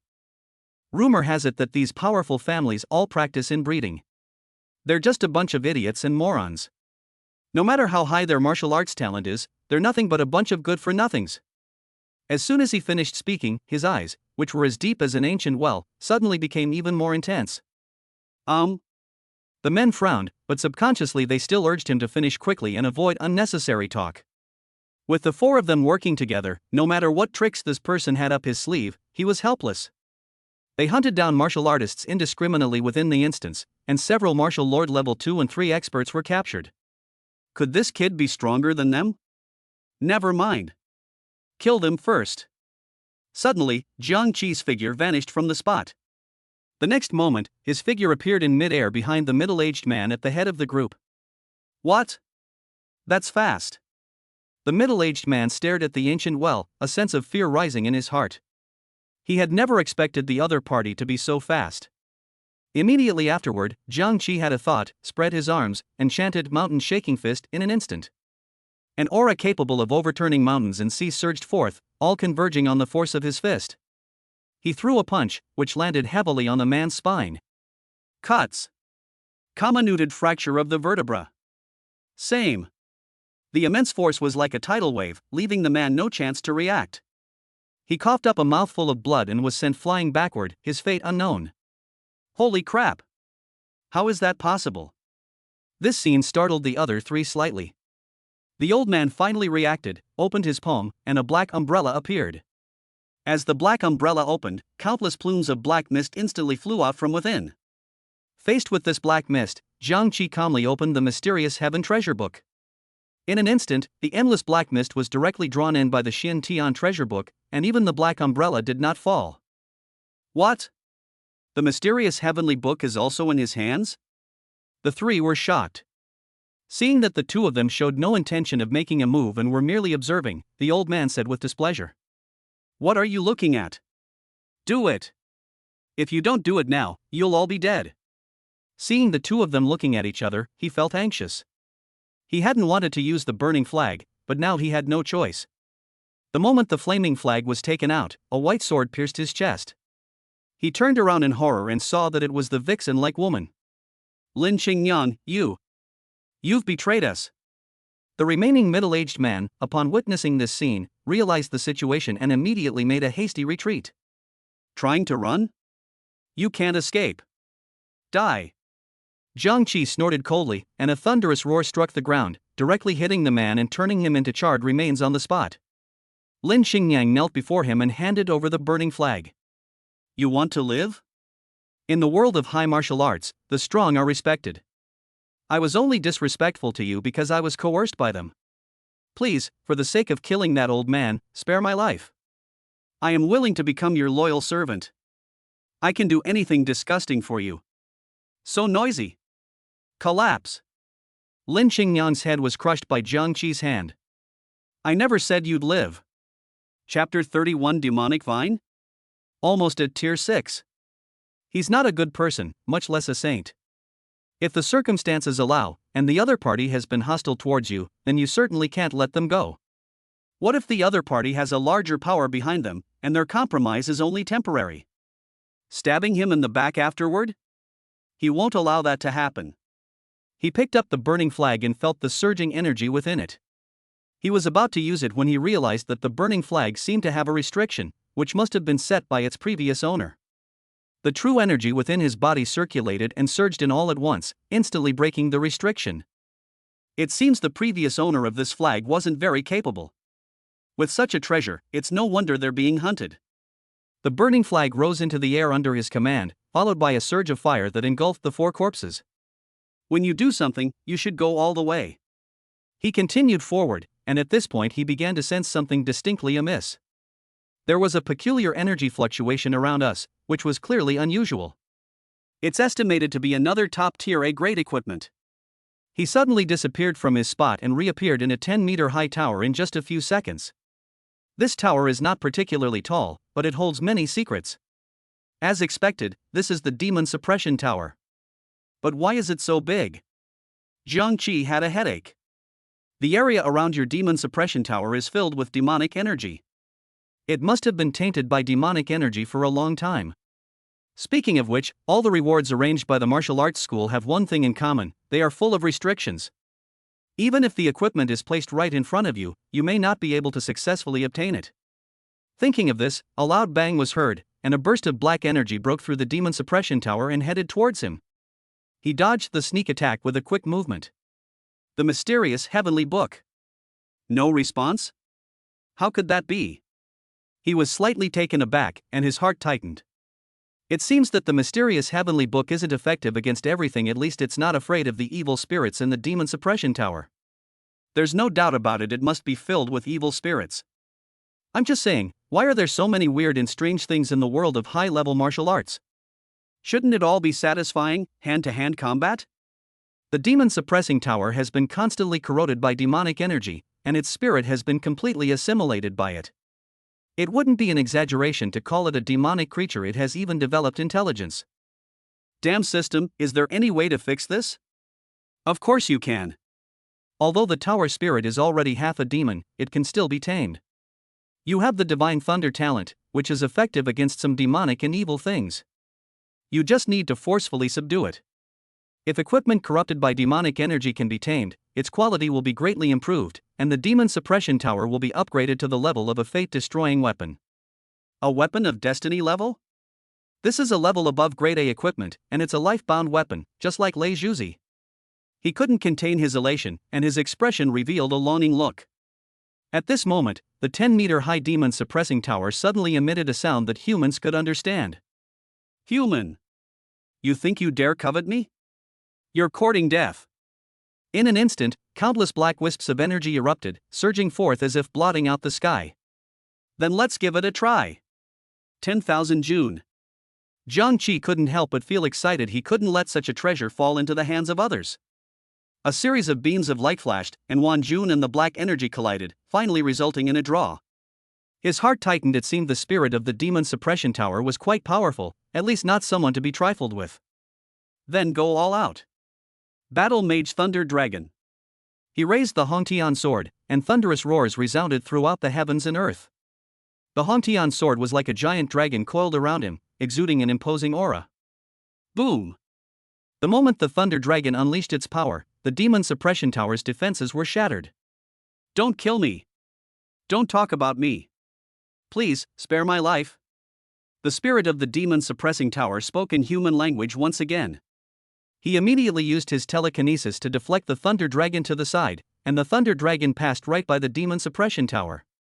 Although the Thunder Dragon did not hit the demon suppression tower head-on, its massive area of effect damage still grazed the corner of the tower, almost knocking the tower's spirit out of the tower. This is the power of natural restraint. Any evil spirit fears divine lightning.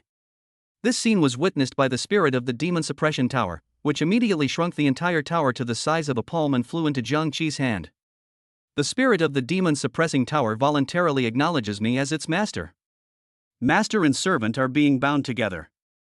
Binding successful. Demon suppression tower effect, area of effect demon suppression, greatly reducing the attributes of surrounding demons. However, it can only reduce the attributes of demons of similar level to the host, specifically 5th tier demons. The demon suppressing tower can clear away some demonic energy, miasma, and poisonous gas, and the host will become immune to all toxins. This tower can be used to imprison demons, acting as a sealing tower. It can seal a martial artist or demon that is slightly stronger than the host. A very fruitful harvest. Having the demon suppression tower means having the ability to seal enemies beyond their level. It seems there's still one piece of equipment I haven't obtained, spiritual soil. He walked for a long time and then noticed that people were starting to turn back. Most of them were wounded, and Jiang Qi only glanced at them before ignoring them. This only means that there is great danger ahead, but the greater the danger, the more likely there is something there. As he walked further, he noticed that a few trees were slowly growing in the desert, and eventually, more and more trees appeared. How could such a terrifying demonic vine have grown here?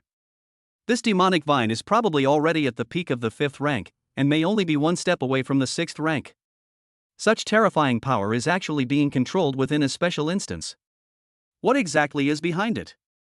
The treasures behind must be full of energy, they must be spiritual soil. There were many martial arts corpses lying on the ground. Their abdomens had been pierced by the tentacles of the demonic vines, leaving large, bloody holes that looked quite gruesome. Many surviving martial artists fought desperately against the countless tentacles, while some who knew they had no chance of obtaining the treasure chose to leave voluntarily when the opportunity arose. However, most people were held back by this demonic vine, and it wouldn't be an exaggeration to say they were caught in a dilemma. Are we all going to die here? I have a wife and children. What will happen to them if I die? My lover would be very sad if he couldn't see me. One by one, people couldn't hold on and were accidentally pierced and killed. The moment it is pierced, all the nutrients in the body will be absorbed by the tentacles. In just a moment, the warrior who had just died was instantly turned into a dried-up corpse. The demonic vine grew stronger with each battle. It wasn't this powerful before, it was only at the late stage of the 5th rank, and wasn't this heaven-defying. If it continues to absorb nutrients like this, it won't be long before it reaches the 6th rank.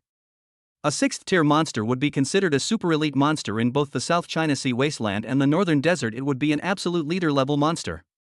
Jiang Qi, standing on a distant mountain peak, witnessed this scene and his expression changed slightly.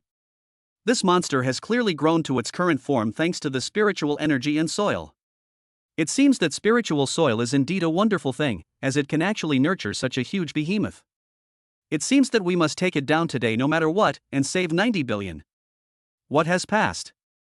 A martial artist felt a sudden gust of wind beside him, and a figure swiftly flew in front of him. He turned around, and the figure had already raised the pale blue blade in its hand, severing countless tentacles. This scene attracted the attention of everyone present, and they were all shocked. Jiang Qi's figure was accompanied by yellow lightning, and countless tentacles surged towards him. But they were helpless. The pale blue blade could slice off a piece with a single strike. The terrifying lightning struck the vast tentacles with tremendous force. Those tentacles that were once active suddenly became barbecued meat. Some of them caught fire, while others turned directly into charcoal. Chapter 32. Nobody cares? Son of a bitch? Boom! Centered on Jiang Qi, he raised his arm and held the Hongtian sword high, and cracks in the lightning spread rapidly in all directions like a spider web. In just a few seconds, the tentacles within a radius of 100 meters instantly turned into charred remains and fell to the ground. Roar! A mournful wail rang out, and the vines not far away seemed to have set their sights on Jiang Qi again, sending all their tentacles flying towards him. This moment actually relieved a lot of the pressure on the martial artists. Who is this person? He's terrifying. He can actually fight against a super magic vine that is half a step into the 6th rank all by himself, and he looks so young. That's right, there are indeed many super geniuses in Zhengzhou, but they are all public figures, and we've all met them. Where did this person come from?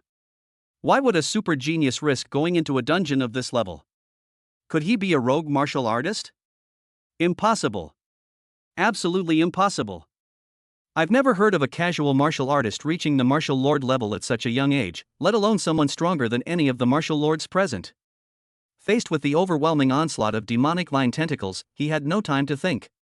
His gaze swept across the area, locking onto the demonic vine mother body a kilometer away. Clearly, the mother plant is the root of all the demonic vines. The mother body and the tentacles looked very similar. The tentacles, with no discernible head or tail, were intertwined and formed a sphere the size of a small building. They are entirely black, covered with some kind of black scales. Like python scales, it looks incredibly smooth and disgusting. The mother's tentacles are also much thicker than the tentacles on the periphery. Without saying a word, he met the attack of the tentacles head-on. There were many more tentacles than before. Although the Hongtian sword, combined with the heavenly thunder, was incredibly powerful, it would eventually be attacked by the overwhelming number of tentacles. Fortunately, the heavenly silkworm snow armor could withstand some of the attacks, otherwise, his back would have been pierced by the tentacles. He secretly rejoiced and was extremely grateful to his future father-in-law. He hurriedly threw out the demon-suppressing tower, shouting, "Your turn." "Yes, master." Suppress. The demon-suppressing tower flew into the air, growing larger and larger, emanating an aura of demon suppression. With just this one movement, the tentacles slowed down considerably, making it virtually impossible for them to keep up with Jiang Qi's pace. In no time, he arrived in front of the mother's body. Battle tactics, Thunder Dragon. Battle technique, Thunder Sword. Blessed by divine lightning, 6 meridian sword intent. The mysterious heavenly book has appeared. Absorb it fiercely. Under repeated attacks, the demonic vine finally lost its vitality, and all its tentacles turned into dark, inorganic matter. Strangely enough, these magical vines, though plants, resemble pythons. Moreover, the demon vine should be called a vine, not a tentacle, which puzzled him greatly. Are monsters actually divided into plants and animals? Thinking of this, he turned around and found that there was no one behind him. It wasn't entirely that there was no one there, though those who were walking slowly were still limping back. These martial artists did indeed covet the spiritual soil, but a single demonic vine nearly cost them their lives. Life is more important than treasure. Even if they wanted the soil, Jiang Qi certainly wouldn't give it to them. And if a conflict really broke out between the two sides, they wouldn't be able to win. After all, they had all witnessed Jiang Qi confronting the demonic vines. Jiang Qi sensed the energy fluctuations around him and discovered something unusual not far away. As expected, I finally found you. The plants grow most densely and are very vibrant in the very center of the soil.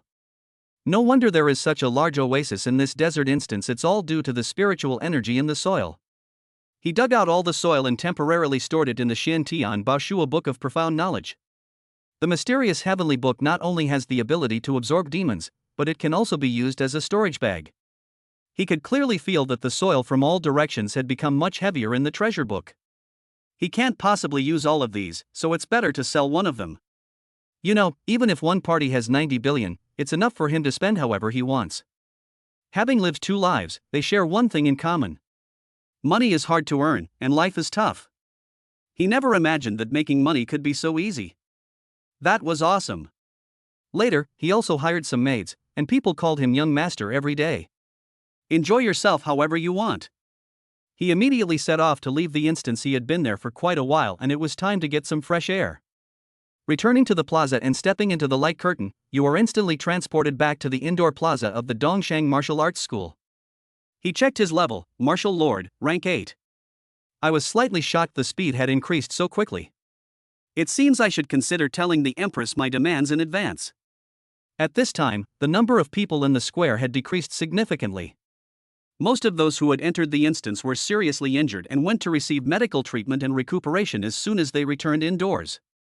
There wasn't even anyone in the square who saw Jiang Qi fighting the demon vine. So Jiang Qi became invisible again, and no one cared about her. But there will always be people who care. You son of a bitch. You're finally out. I've been waiting for you for ages. Chapter 33 Hiding Strength? You son of a bitch, I've been waiting for you for ages. Hu Yang sneered, a hint of ferocity and resentment flashing in his eyes. If it weren't for this kid, I would probably be in bed tonight having a passionate conversation with that woman about life. Kid, go ask around and find out who I am. How dare you steal my stuff? You're asking for trouble. Jiang Qi sighed. To be honest, he was indeed a bit immoral. But so what? Wasn't his hand stained with the blood of his comrades? How can you prove it's yours? Whoever grabs it first owns it. Will he answer if you call him? He was about to leave after he finished speaking, too lazy to waste time here. Hu Yang's face turned bright red with anger, which made him even angrier. Humph. You're asking for it. If you're a man, fight me in the ring. Are you out of your mind? You think I'll just hit you because you tell me to? Hu Yang's eyes were bloodshot as he opened his palm, revealing a piece of white jade.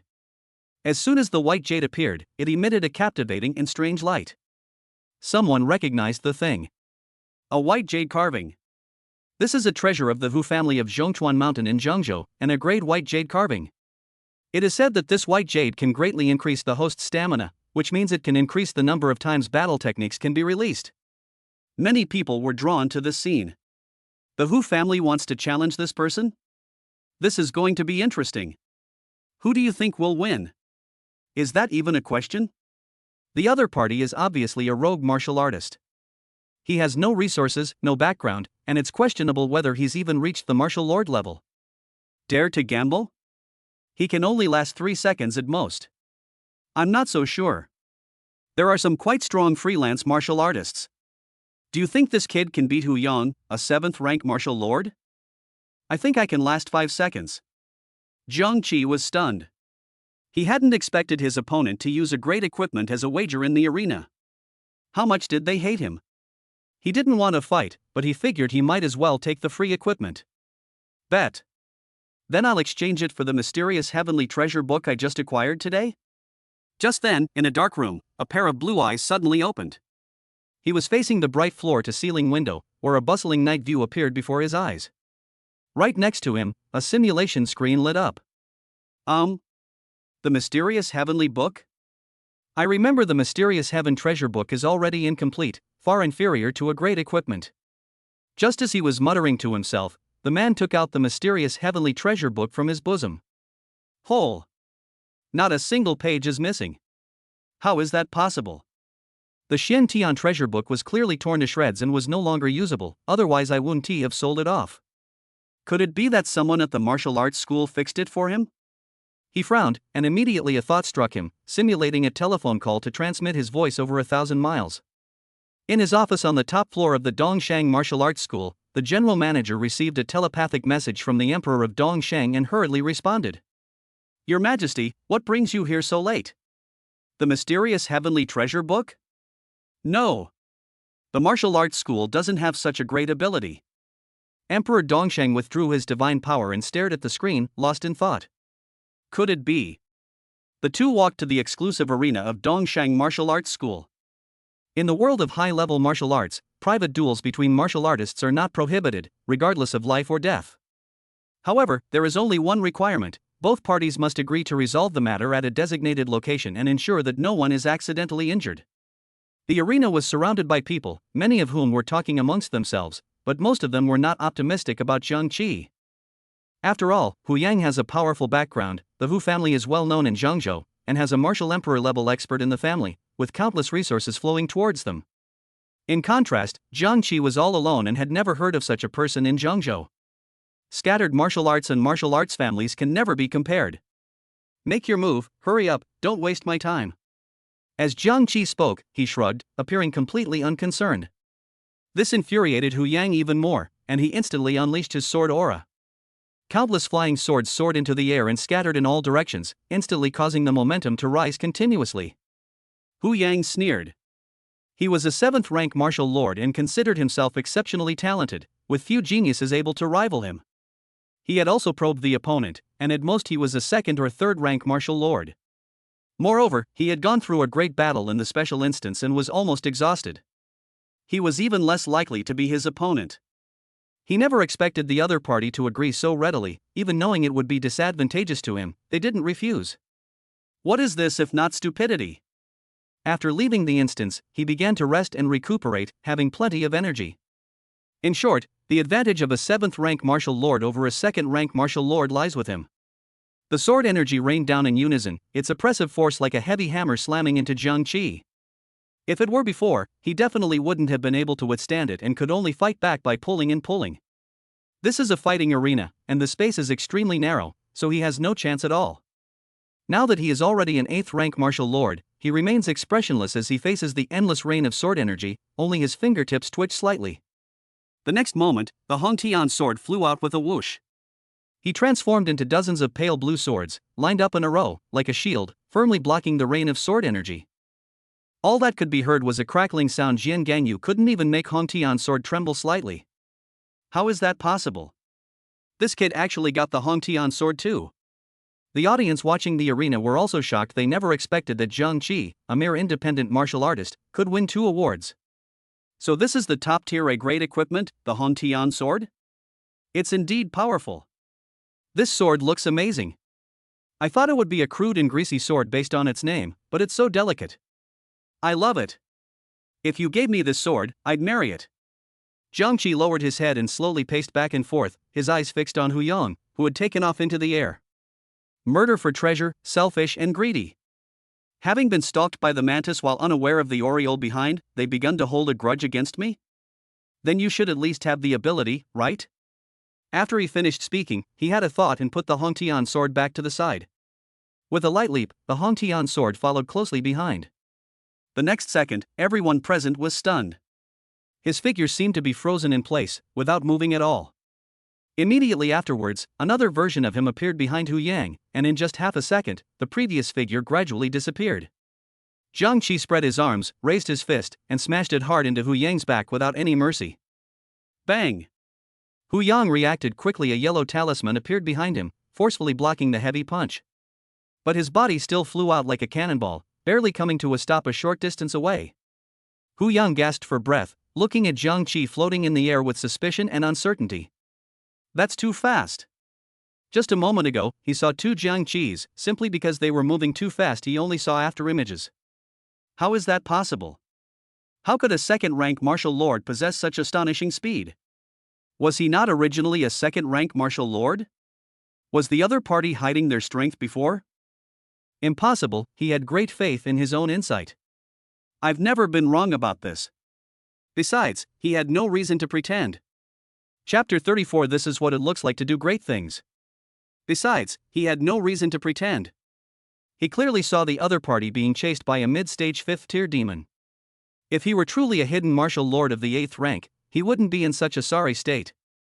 Moreover, he didn't need to snatch the treasure and run away right in front of me. He could have easily suppressed me inside the instance, leaving me with absolutely no chance to resist. Could it be that the other party also possesses some kind of drug that makes them stronger? But I never saw him eat anything from beginning to end. He thought about it for a moment and concluded that the other person must have secretly eaten it when he wasn't paying attention. That means the opponent's strength only increased temporarily. If we can hold out for a little longer, once the effects of the drug wear off, Jiang Qi will surely have to surrender and beg for mercy. Thinking about it now, everything becomes clear. He possesses a family-bestowed talisman, a weapon of destiny level, making it quite difficult for the opponent to break through this defense. Oh? You have some good stuff on you? Jiang Qi observed the talisman surrounding Hu Yang with great interest. This talisman is no less effective than the Heavenly Silkworm Snow Armor, and the restrictions it contains are definitely much more advanced than those in the Heavenly Silkworm Snow Armor. I wish I could have them all. Jiang Qi raised an eyebrow and whispered, "Let's finish this in one move." Hu Yang frowned, "Huh? What? You want a quick victory? Impossible. Battle tactics, Thunder Dragon." What? Faced with the powerful and rapid lightning, Hu Yang had no choice but to withstand it. He continuously unleashed his battle tactics, sending countless flying swords forward to defend, but the Thunder Dragon, like a true dragon, broke through everything with unstoppable force. Bang! The Thunder Dragon shattered the stones on the ground, sending them flying everywhere. Hu Yang's body was thrown back again, crashing heavily into the arena barrier and spitting out a mouthful of blood. He stared at Jiang Qi in shock, then subconsciously touched his abdomen before finally letting out a sigh of relief. If it weren't for the talisman, he probably would have ended up like the stone on the ground. They were instantly turned into minced meat. It was still minced meat that had been electrocuted. 10,000 June.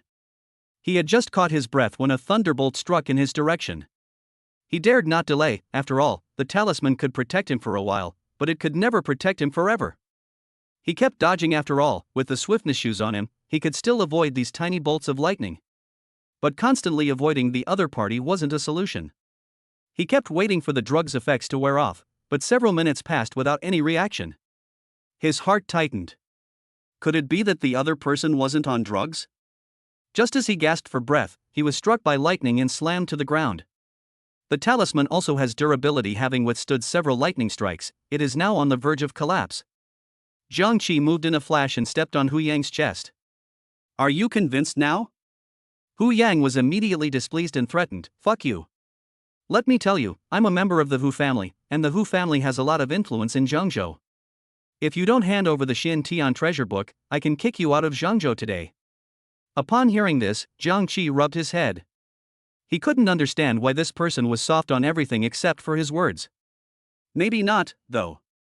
Is this how much I miss you?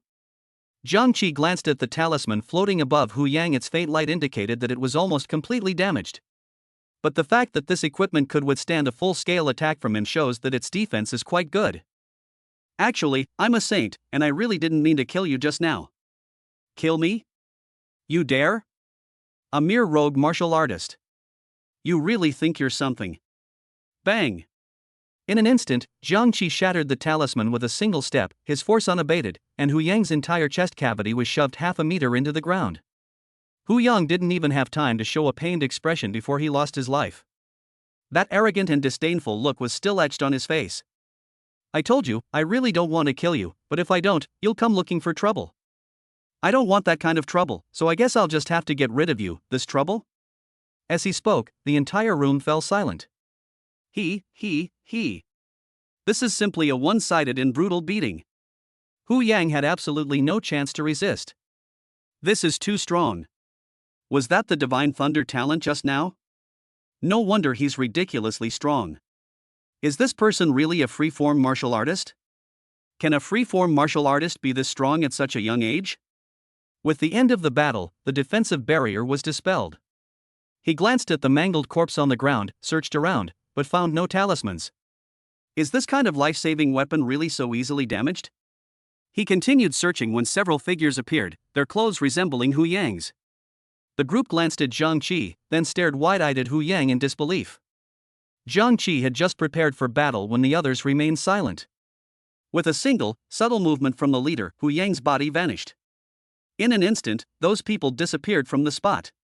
Zhang Qi didn't chase after him, nor was it necessary. He strolled over to the betting table, took his own white jade carving, put it in his pocket, and planned to study it carefully when he got back. At this moment, Emperor Dongxing turned off the screen and stood with his hands folded over. His face was filled with shock. He had just used his mental power to examine Zhang Qi and found that all 4 treasures were on Zhang Qi.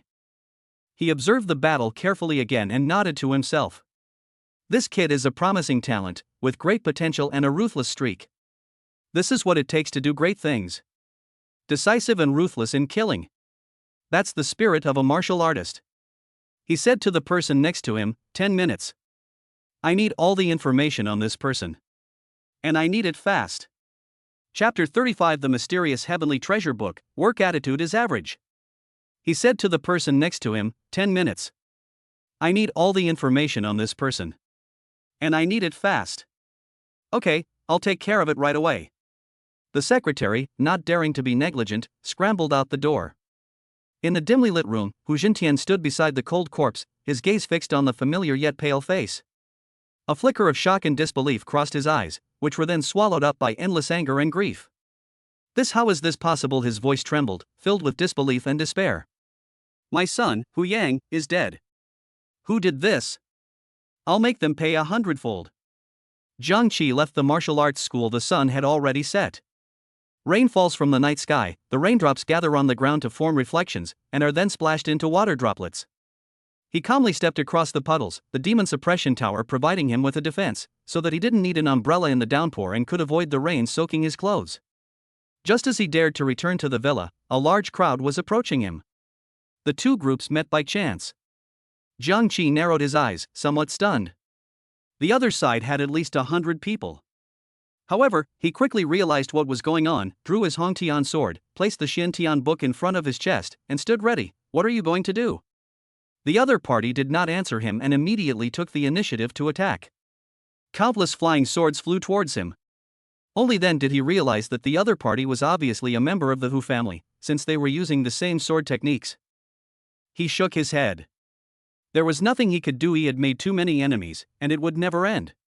With a wave of his hand, the Hongtian sword clones shot out one after another. I didn't want to cause you any trouble, but your Hu family is ungrateful and can't blame me. Since you insist on being my enemy, then I can't let you live. The next second, a huge, faintly visible phantom of the demon suppressing tower appeared in the surrounding area, which spanned several kilometers. Oh no! This is a restriction set up by a weapon of destiny level. How could this be? How did the demon suppression tower become a life-bound artifact?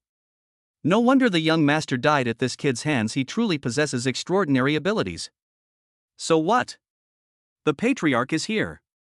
No matter how strong this kid is, he's just throwing an egg against a rock when facing the patriarch. Immediately afterwards, countless bolts of lightning flew towards the crowd, just as they were panicking. A middle-aged man leaped into the air from the back of the crowd, muttering something unintelligible. Instantly, countless small golden swords appeared around him. With a slight movement of his fingertips, the golden swords formed a shield, easily blocking the overwhelming attack. A mere trick. It was you who killed my son, Hu Yang. So what if it is? Zhang Qi responded without caring at all. Hu Jintian's eyes were filled with murderous intent, revealing his fierce nature. His eyes were bloodshot, and even the beard on his chin was trembling. I want you and my son to be buried with me. Die. He was speechless. What's the point of fighting to the death every day? Fine, let's eliminate them all at once. He had barely finished speaking when the Hu family assassin sneered. The patriarch is a half-step martial emperor, just one step away. He is now a dignified peak martial lord, a figure of great importance even in the central continent. You, a yellow-haired brat who relies on stealing and robbing, are not even worthy to carry the patriarch's shoes. Who do you want to get rid of? Did I hear you wrong? You should take a good look at yourself before you spout nonsense. Offending the Hu family is your biggest mistake. You should reflect on this in the underworld, or you won't even have a chance to be reincarnated next time. Peak Martial Lord? To be honest, he does have some strength. It seems we need to take this seriously. Hu Jintian's face was full of murderous intent. The small sword flew out like a river and entered a dark void. The next moment, the hole appeared in front of Jiang Qi, and golden swords shot out one after another, piercing his abdomen like shooting stars. Bang! Bang bang bang! He had no time to react as countless small swords struck his heavenly silkworm snow armor, sending him flying. He gripped the ground tightly during the process, which helped him regain his balance. Hu Jintian revealed a mocking expression and suddenly said, "Some people are destined to be eliminated, only the strong can lead this world." Jiang Qi, realizing what was happening, touched his abdomen and breathed a sigh of relief. It seemed his father-in-law's equipment was indeed quite good. The heavenly silkworm snow armor suffered some wear and tear on the parts that were attacked, but it was still usable. After all, it's innate great equipment, so it's possible for it to be hit by a peak martial lord's skill a few times. It's a pity that if the demon suppression tower could also apply negative buffs to human warriors, they wouldn't be in such a sorry state. What's even more troublesome is that the opponent seems to have some spatial abilities, which is terrifying. He had just recovered his strength when the golden sword attacked again, and he immediately fled in the opposite direction. While fleeing, he used the thunder sword to constantly confront the golden sword, but the overwhelming power of a peak martial lord was indeed suffocating, and he could only hold them off for a while. The golden sword followed closely behind. He was getting tired of running, and this couldn't go on. He would be caught sooner or later, and he didn't want to experience the agony of being pierced by 1,000 arrows. The mysterious heavenly treasure book. Your turn. As the pages of the mysterious heavenly book turned, a surge of power erupted from it, gripping the small golden sword tightly. Suck it in. At this moment, the golden sword was drawn by a strange force. Hu Jintian was shocked. The mental energy attached to the golden sword clearly felt someone pulling at his life weapon. What? What is this thing? How bizarre. Under the powerful tearing force of this strange force, nearly a third of the golden sword was sucked into the mysterious heaven treasure book. You petty thief! Prepare to die. Hu Jintian became even angrier. Jiang Qi was dumbfounded. This Xian Tian treasure book's work attitude was too poor. How come it doesn't even do things completely? It only eats a third of its food? The flow of golden swords, which had absorbed a third of its weight, was not significantly affected. In fact, it became even more rapid. Hu Jintian originally intended to slowly torture his opponent to death, but he did not expect the opponent's equipment to be so strange that he had to finish the battle quickly to avoid any complications. Jiang Qi took a deep breath. It seemed he had no choice but to use his last resort. He put all his equipment away and frantically ran around Hu Jintian in circles. He muttered to himself as the illusory image of the demon suppressing tower in the sky grew increasingly clear. As it got closer to Hu Jintian, the phantom began to flash with golden light more and more frequently. Countless golden patterns shimmered, containing a divine power. Chapter 36, They've all been killed. Lu Yu? Hu Jintian sensed something was wrong, but he didn't intend to dodge. The closer he got, the more confident he was in killing his opponent. All you need to do is eliminate them before they can make a move. Die. Just as the two were within arm's reach, countless small golden swords shot towards Jiang Qi like porcupine thorns. This time. Let's see how you run now. Just then, Hu Jintian used spatial combat techniques to instantly create distance between Jiang Qi and Jiang Qi. As Jiang Qi was forced to teleport, the golden sword was also transferred away. At that moment, countless golden swords pierced Jiang Qi's body, but they were all blocked by the heavenly silkworm snow armor. However, the internal damage he suffered did not decrease much, and his body was sent flying like a cannonball. The heavenly silkworm snow armor on his body exploded, losing its defensive effect. Hu Jintian was surprised, thinking that the other party was unpredictable and must have another trick up his sleeve. Nothing happened, and he turned to a smug sneer. Is that all you've got? He had barely finished speaking when Jiang Qi looked up, glaring fiercely at the other man, and sneered. Humph. You old bastard, get inside here. Then, Hu Jintian realized that a thin energy shield had suddenly appeared around him, and that energy shield was constantly shrinking and being squeezed inward. No matter how he attacked, the energy shield was impenetrable, as if it were some kind of conceptual power. In desperation, he unleashed the strongest battle technique of a peak martial lord, 10,000 swords returned to 1, but it was still useless. "You little brat! Let me out!" Everyone in the crowd was stunned. Is the patriarch being controlled by this person? What control? Can't you see this is a ceiling barrier? The patriarch probably won't be able to get out. What? A seal? How does this kid have so many strange supernatural abilities? And so much equipment? Should we go up and help? Help me my ass, just get out of here. As everyone spoke, the seal in restriction shrank, until it was the size of a drop of water.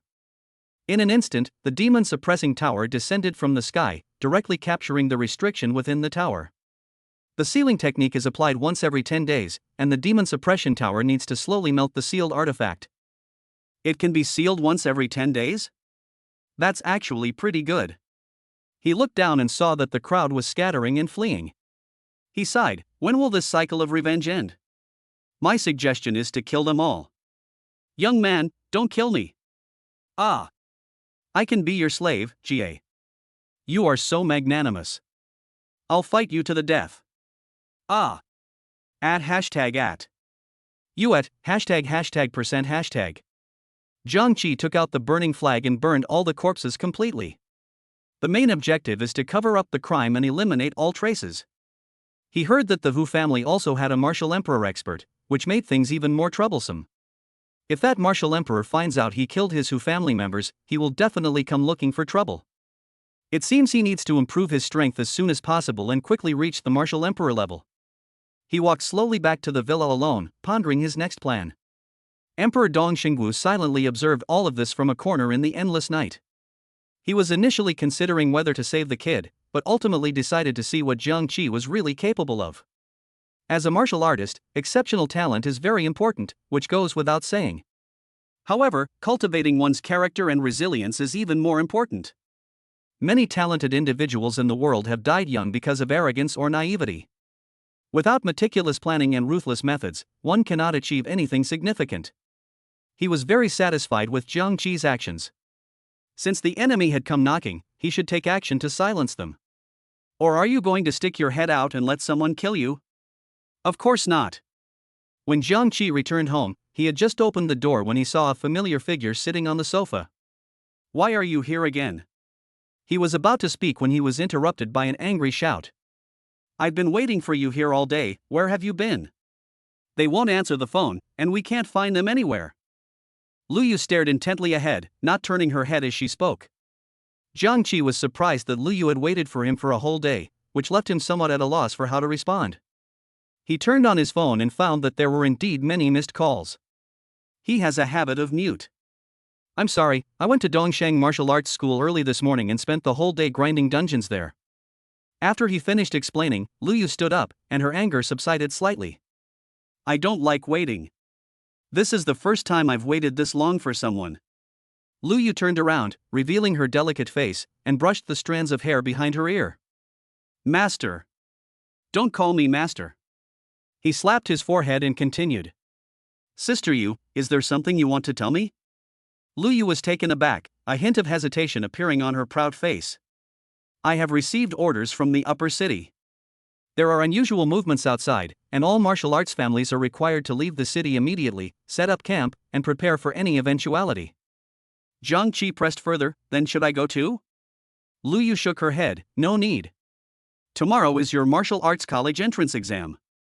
I've applied for special approval for you.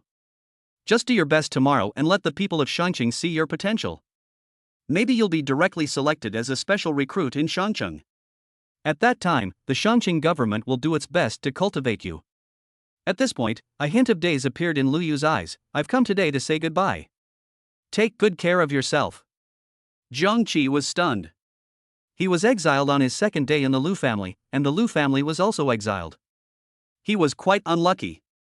Is the outside world very dangerous right now? After pondering for a while, Lu Yu finally spoke. To be honest, the danger level is not low. A 9th-tier demon has appeared in the sea, and that 9th-tier demon is gathering a large army. but there's no need to worry. Shangcheng has already sent emergency aid to various regions of Shenzhou. It's said that the ancient martial artist from Shangcheng who had been in seclusion for a long time without breaking through to the martial god realm has also come out of seclusion for this purpose. Jiang Qi then nodded. Lu Yu was leaving tonight, so she couldn't stay any longer. After saying goodbye, she saw the other person off. Just as they were at the door, Lu Yu suddenly turned around and hugged Jiang Qi tightly. Her eyes were bloodshot, but she didn't make a sound. Jiang Qi couldn't see the other person's face and didn't notice Lu Yu's expression at that moment. This made him quite excited, and he didn't know where to put his hands. Idiot, I'm leaving. Before Jiang Qi could react, Lu Yu had already vanished without a trace. Chapter 37 The Upper City People? Huang Puzhun. Clearly, things weren't as easy as Lu Yu made them out to be. He wasn't stupid, he didn't know exactly how powerful a 9th-tier demon was, though. However, monsters of this level do not appear in textbooks. It's not for any other reason than that the level is too high, and even the higher-ups of the human race know very little about it.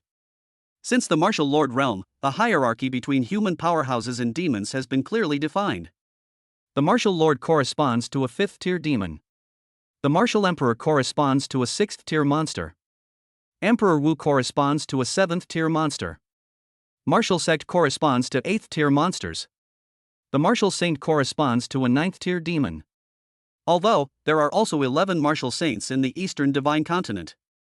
But if they were so easy to deal with, those ancient martial arts masters who had been in seclusion for hundreds of years would not have reappeared.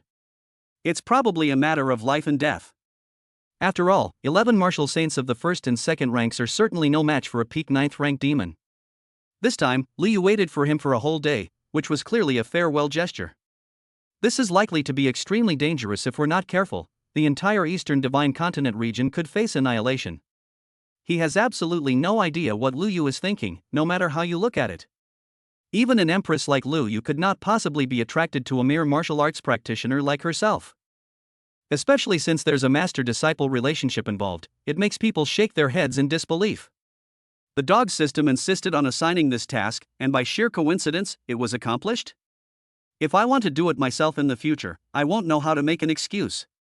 To put it bluntly, my identity is just too inappropriate. Judging from all her actions, Lu Yu definitely had feelings for him, but neither of them could bring themselves to confess their feelings. Seriously, isn't this just too melodramatic? A noble empress falling in love with a commoner boy, what a ridiculous plot. He stopped thinking about anything else, washed up, and went back to his room to rest. The next morning, he arrived at his assigned examination room according to the exam time. He originally registered for the martial arts college entrance exam in Jeju, but it seems that the Lu family moved his exam location to Jeongju for his personal convenience. Moreover, the examination venue was not far from his villa, so he didn't need to rush back to Jeju early in the morning. He took a taxi to the Zhengzhou Examination Center. Following the examination procedures, he went through various security checks and walked for about 20 minutes before finally arriving at the waiting area of the examination center. What he found interesting was that the exam process here was almost identical to the exam process in his previous life. The exam tests students' martial arts talent and combat skills, so they cannot bring their own weapons and are only allowed ordinary iron swords and shields, which greatly limits the performance of some young masters from martial arts families. After all, there is a huge difference in resources between ordinary martial artists and large families. If the equipment is too good, it will definitely undermine the fairness of the exam. This system was effective at first, but it won't be effective indefinitely. In this world of high martial arts, the rules established by several top-tier super-strong individuals are for the purpose of selecting truly talented individuals. But in reality, there are always countermeasures to policies from above. For example, right now, he was standing in the crowded waiting area, observing the iron swords and other weapons provided in the examination hall. Another small group of young people of similar age brazenly went through cross-border security checks and entered the indoor waiting area. The waiting area he was standing in was outdoors, exposed to the wind and sun, with yellow lines separating them from the indoor waiting area. Through the window, he could see that there was an air conditioner, a sofa, and various snacks inside. There were also martial arts examination bureau staff in formal attire serving them. This is the difference between people. The large families and the local administrators form an inseparable system, with both providing convenience to each other. That's alright, he can accept it, he's gotten used to it. This group of people does not need to go through security checks or undergo layers of full body searches. They only need to identify themselves to the security personnel, and they will be let in. Therefore, they would inevitably be carrying high-level equipment, which would put them far superior to candidates wielding ordinary iron swords. Just then, a young man wearing a purple martial arts uniform walked in from the entrance of the examination hall. The security personnel had initially considered asking, since even if someone is a member of a martial arts family, they should be asked to identify themselves. But the young man completely ignored him and exuded an aura that caused the security personnel, who were just ordinary workers, to retreat in fear upon seeing such a powerful aura. The supervising officer frowned. There was indeed a conflict of interest between the large families and the management organization. But their statuses are essentially equal. Legally, the extended family should cooperate. This young man's disregard for the rules infuriated him. Examinee, which martial arts family do you belong to? Didn't your elders tell you that you must follow the proper procedures?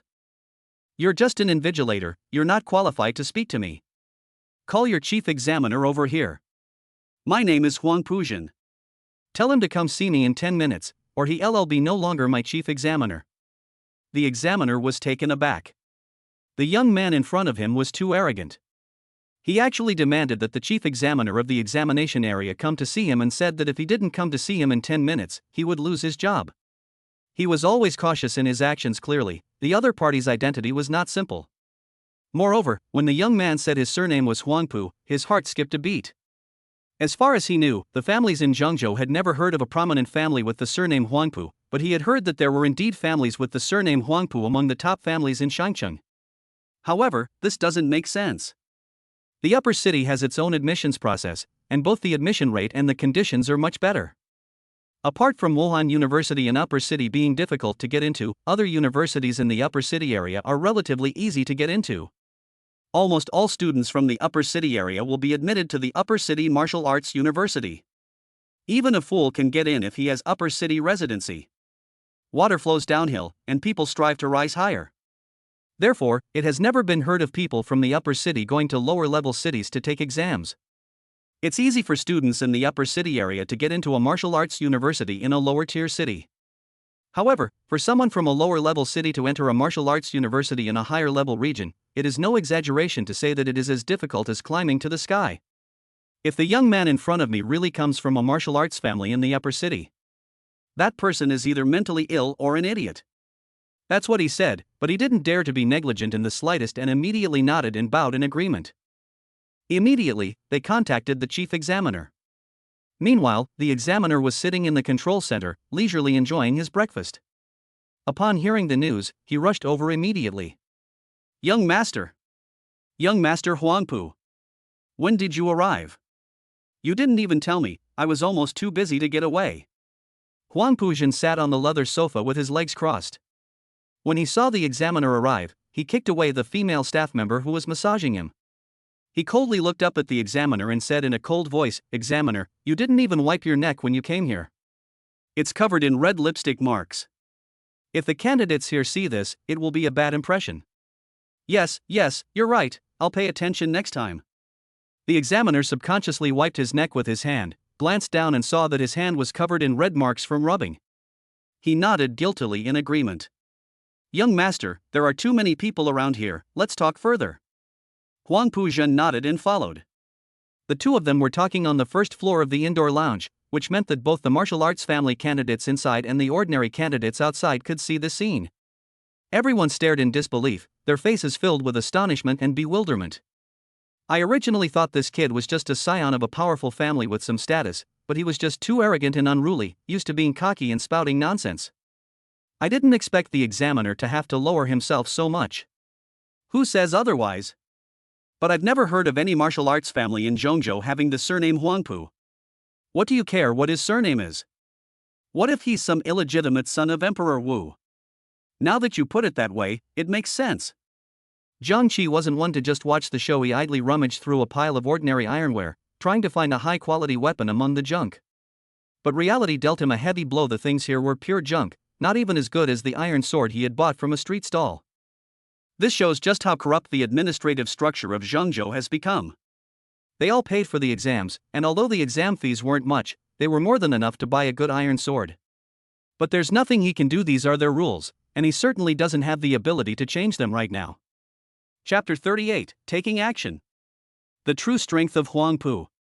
Before long, Huang Pujin and the chief examiner came out. Jiang Qi glanced at the time. The exam was probably about to begin. According to the normal procedure, one should enter the examination room 10 minutes in advance. But with only 3 minutes left before it was to begin, they had not been assigned to enter the instance. After the two came out, many candidates anxiously asked the chief examiner, "Sir, it's almost time. Shouldn't we start entering the examination room? It seems we're getting in a bit late now. Is there some kind of malfunction? Will this affect our performance?" The examiner ignored them and glanced at Huang Pujin with a smile. "Young master, please go in first and don't worry about them." Huang Pu nodded, completely ignoring the gazes of others, and walked toward the dungeon entrance. After the examiner finished speaking, he turned to the noisy candidates and said, "Quiet. As martial artists, it's only right that you temper your character. You're shouting and yelling just because you waited a little longer. What kind of teaching did your teachers give you?" As soon as the examiner finished speaking, someone asked, "Why can he go in first? When will it be our turn?" The person who spoke was tall, about 2 meters tall. The person waiting outside was clearly not a member of a large family. He was probably a martial artist. He wasn't the only one who wanted to ask that question. All the ordinary martial artists in the arena were getting impatient and restless from waiting. After 20 minutes, a problem occurred in the instance. It couldn't handle so many people entering at the same time. The examiner simply made up some excuse to get by. Jiang Qi was indeed speechless, as the martial arts college entrance examination was based on a point system. In other words, the scoring criteria are based on the number and quality of monsters killed. So time is really important to them. In just 20 minutes, an insurmountable gap can be created in the results. Their exam scores will definitely be far lower than those of candidates in other test areas. The excuse that there's a problem with the instance is ridiculous. Who would believe such an idiotic reason? It must be so that this young master, who just arrived, can enter the venue early. Entering early means being able to clear out a large number of low-level monsters before anyone else competes with him, allowing his score to increase very quickly. Basically, they just stole everyone's points. This naturally provoked the anger of other test takers. Why can he go in first just because the equipment is broken? That's not fair. Do you think we're stupid? This behavior is blatant cheating on an exam. If you're going to lie to us, at least come up with a better reason. We're not stupid. The examiner also sighed. He didn't want it to be this way, but his boss put too much pressure on him. The instance was opened uniformly by the higher-ups before the exam began. It was sealed away by the various martial emperors. Therefore, it is impossible to allow Huang Pu to enter the game in advance. That means we'll have to delay the entry time for other candidates. As he was still pondering how to continue his sophistry, Huang Pujin suddenly stopped walking towards the copy and then walked back. His tone was tinged with sarcasm. "Don't you low-level martial artists have a clear understanding of yourselves? A bunch of pathetic wretches. I'm giving you a chance. Challenge me now, or shut up. I challenge you." Who's afraid of who? The tall martial artist who had spoken first immediately stepped forward. Judging from the aura emanating from that martial artist, his strength was quite impressive. He had at least reached the level of a martial king. With a loud bang, the person vanished from the spot, leaving a heavy footprint in the ground as their body lurched forward. He raised his fist and swung it at Huang Pujin's head. Full of loopholes. When the tall young man approached Huang Pujin to within about a meter, Huang Pujin finally made a move. Huang Pujin dodged the swift punch with a speed that no one could see clearly. He slightly shifted his body to the side, raised his palm, and slashed fiercely at the tall youth's arm. The next moment, the tall young man's arm flew out as if it had been sliced open by some kind of sharp blade. Blood gushed from the incision, and the tall young man let out a pig-like roar. However, Huang Pujin had no intention of letting him go, and instead kicked the tall young man in the chest. The tall young man's chest cavity collapsed, and he was sent flying like a cannonball, dead beyond any doubt. In just a few seconds, everyone present fell silent. Chapter 39. Long live the Demon Lord. If that's all you've got, don't come here and embarrass yourself. Instant kill. Whether indoors or outdoors, the test takers were all stunned, looking at each other in disbelief. How are we supposed to fight this? He's too strong. Instantly defeating a martial king? That's outrageous. That tall guy was a second-grade martial king, and he was instantly killed. Does that mean his strength is terrifying? The candidates, who had been indignant just moments before, now looked grim. With just this one move, they knew that martial artists with powerful backgrounds were not people they could afford to offend. Everyone was speechless at that moment, and no one dared to utter a sound for a long time. Nobody here? A bunch of cowards. Seeing this, Huang Puzhen smugly mocked, then turned and walked into the instance. So arrogant? This is practically face to face with an ultimate attack, isn't it? What I'm saying is, out of all these people, isn't there a single one who can stand up and beat this guy up? He was also very unhappy and wanted to give Huang Puzhen a good beating. However, he is not someone who likes to cause trouble. Having too many enemies would hinder his development. Judging from the aura emanating from the other party, he should only be at the peak of Martial King, or even before stepping into Martial Lord. Although this level is already outstanding among young candidates. However, the opponent is likely a descendant of a powerful martial arts family in the upper city, and this level of strength is still insufficient. At the very least, becoming a martial emperor in the future will still be quite difficult. The term becoming a martial emperor as used here refers to someone who is in their 70s or 80s. They are no match for geniuses like Lu Yu. 20 minutes later, the candidates entered the examination hall one after another. Each person was given a table that displayed the examinee's score, which was monitored in real time. This watch has only one service terminal, which is in the hands of the management agency in the upper city, not in the lower level city, thus avoiding bribery, cheating and other such behaviors. Upon entering, I found many monster corpses lying there. Although they were all low-level monsters, they still gave me a lot of points.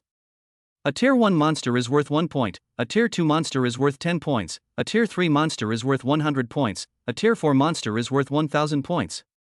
At that moment, they all looked up and saw a huge scoreboard in the sky.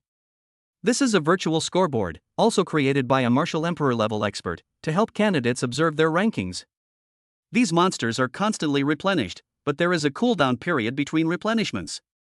Therefore, if Huang Pu really wipes out these low-level monsters in advance, he will definitely leave the other candidates far behind. At this time, Huang Puzhen was in first place on the leaderboard. 37,090 points. Everyone was astonished and turned to look. 30,000 points in just 20 minutes? Judging from this situation, Huang Pu should have instantly killed most of the monsters below the 4th rank. How are we supposed to take the exam? He took care of all the monsters by himself, how are we supposed to compete? Jiang Qi was also stunned for a moment, and his lips twitched. Damn it, although he really didn't want to cause trouble, this was going too far.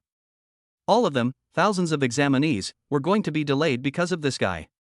If this guy weren't a descendant of a powerful family in the upper city, he would have gone over there and killed him right now. This is utterly arrogant. Is this the power of connections? He sighed and had no choice but to go and hunt 4th tier monsters first. He refused to believe that this kid was just a peak martial king. Is it possible to kill all the 4th tier monsters? Without further thought, he immediately ran deeper into the instance. For some reason, the environment of the dungeon is often a forest. Perhaps these powerful figures who can create their own worlds all have the bad habit of engaging in open-world combat. The others hesitated and struggled as they watched Jiang Qi rush into the depths of the forest. Most of the candidates are ordinary martial artists, and very few can reach the level of Martial King. Most people are hovering between the late stage of Martial Warrior and the middle stage of Martial Master. 1st and 2nd tier monsters are their domain, 3rd tier monsters are somewhat risky. Now all monsters below level 4 are dead, resulting in no monsters to farm. Most of them chose to stay put and wait for the monsters to replenish their ranks, or wander around nearby to see if any had escaped Huang Puzhen's clutches. Some individual martial artists, whose strength was quite good, at the peak of Martial Master or the early to mid stage of Martial King, all headed into the forest. Even though it's dangerous inside, they have to give it a try. After all, today is the most important day of their lives. If they are admitted to martial arts universities with good resources and backgrounds, they will have a better future. Whether they chose to stay or head towards the forest, they all glared fiercely at the names on the scoreboard.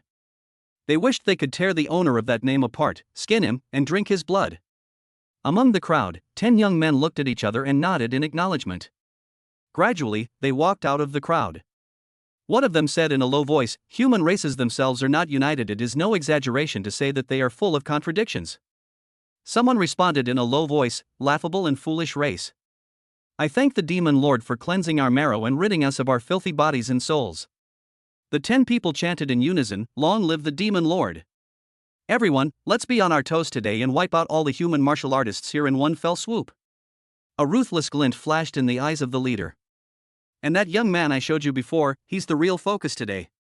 Understood, Captain. What kind of strength could a kid who hasn't been awakened for long possibly have? Is he worth sending so many of us? Some people expressed their dissatisfaction, believing that the matter was indeed making a mountain out of a molehill. Humph. I knew you'd think that way. I've investigated. That kid was capable of breaking through the Dungeon S mutation when he was at the Martial Master level. More importantly, he awakened an SSS-level Divine Thunder talent, which is extremely disadvantageous to our demon clan. If we let it develop, the consequences will be immeasurable. The young man, who had initially shown disdain, was instantly stunned, somewhat incredulous. Ha? SSS-level Divine Thunder talent? Does this kid have the potential to break through to Martial Saint? And by sheer coincidence, he awakened the Divine Lightning talent. Divine Lightning is naturally effective against demons. If this kid becomes a Martial Saint in the future, wouldn't the Demon Lord be in danger? The captain shook his head before saying, "Are you underestimating the Demon Lord? The Demon Lord is already a peak 9th tier super magical beast, and he's about to reach the legendary 10th tier. At that time, let alone a Martial Saint with Divine Lightning talent, even if a human were to advance to the Martial God level, they wouldn't dare to do anything to the Demon Lord." Someone exclaimed, "Long live the Demon Lord." The others echoed, "Long live the Demon Lord."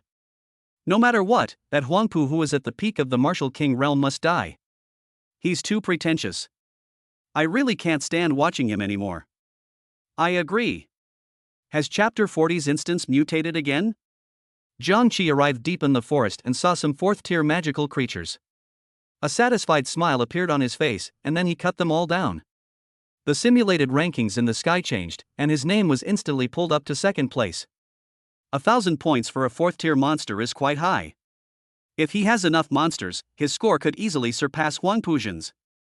I encountered many 4th tier monsters along the way, all of them in the early stages. Even with an old, broken iron sword, I could kill them in one go. As a martial artist of the 8th rank of Martial Lord, 4th tier monsters are just a simple appetizer for him. However, when encountering some peak 4th tier opponents, it's impossible to kill them instantly, you still need to maneuver around them a bit. It was only a matter of 2 sword strikes. After all, the iron sword was still too poor a piece of equipment. He was even afraid that the iron sword might not be able to withstand the absorption of the Divine Lightning and would explode and shatter. If that's the case, then he has no sword to use, so he uses it as carefully as possible. Now I'm starting to miss his Hongtian sword and all that awesome equipment. Huangpu remained perfectly composed as he faced the mid-stage 4th tier monster before him. He placed his palms on his chest and muttered to himself. The next moment, black light flashed in his eyes, and in an instant, a beam of black light shot out. The monster sensed a great threat and fled in the opposite direction, trying to escape. Huangpu curled his lips and snorted coldly. The black light immediately changed direction and caught up with the monster. Oh whoa! The monster crashed to the ground, completely dead. Humph. Trying to run away? Wouldn't it be better to just obediently accumulate my points? Huangpu felt the divine power in the eyes and smiled excitedly. The treasures Grandpa gave me are really good. With just a little physical strength to activate the life-grade magic weapon, I can unleash a full-force attack comparable to a peak martial lord. This time I specifically chose the weakest test area in Zhengzhou, avoiding those wicked freaks. I'm sure I can get into the top 20 in Zhengzhou this time. With my household registration in Zhengzhou, a lower-level city, it will be a piece of cake for me to get into the genius class at Shangqing University. How can those ordinary mortals outside compare to me? Ha ha ha ha. Just as he was overjoyed, the leaderboard above his head suddenly moved, and a person named Jiangqi appeared below his name. 1,000, 2,000, 3,000, 13,000. Before he could even react, this guy named Jiangqi's points had skyrocketed to 13,000. That's not right. He entered the examination room 20 minutes early and cleared out almost all the monsters below the 4th rank. Where did the other side get any points? He instantly wanted to recall a terrible thought. Could it be that the other person went directly into the depths of the forest and started farming 4th tier monsters just like him? How could it be so fast? He barely managed to kill a few 4th tier demons thanks to the life grade magic weapon given to him by his grandfather. How did he do it? An even more terrifying thought came to him. From 3,000 to 13,000? Could it be a fifth-tier monster? How is that possible? How could anyone in this testing area possibly kill a fifth-tier monster? Could it be a martial lord level expert? Wait a minute, those freaks aren't here, there shouldn't be a martial lord level expert here. He gritted his teeth in anger. If this person got first place in the exam area, where would his Huangpu family's reputation be? Saving face is secondary. What's more important is that the observers from Uptown University only care about the top scorer in the exam district. If he were second, those old guys probably wouldn't even give him a second glance. Who's afraid of who? He quickly went to find the monster, wandering through the jungle. Upon encountering a fourth-tier demon, he did not hesitate for a moment, activating the Eye of the Ultimate Path to instantly kill the demon. To be honest, he was extremely anxious at the moment. If he happened to run into this person, he would definitely teach him a lesson. Thinking of this, he smiled smugly.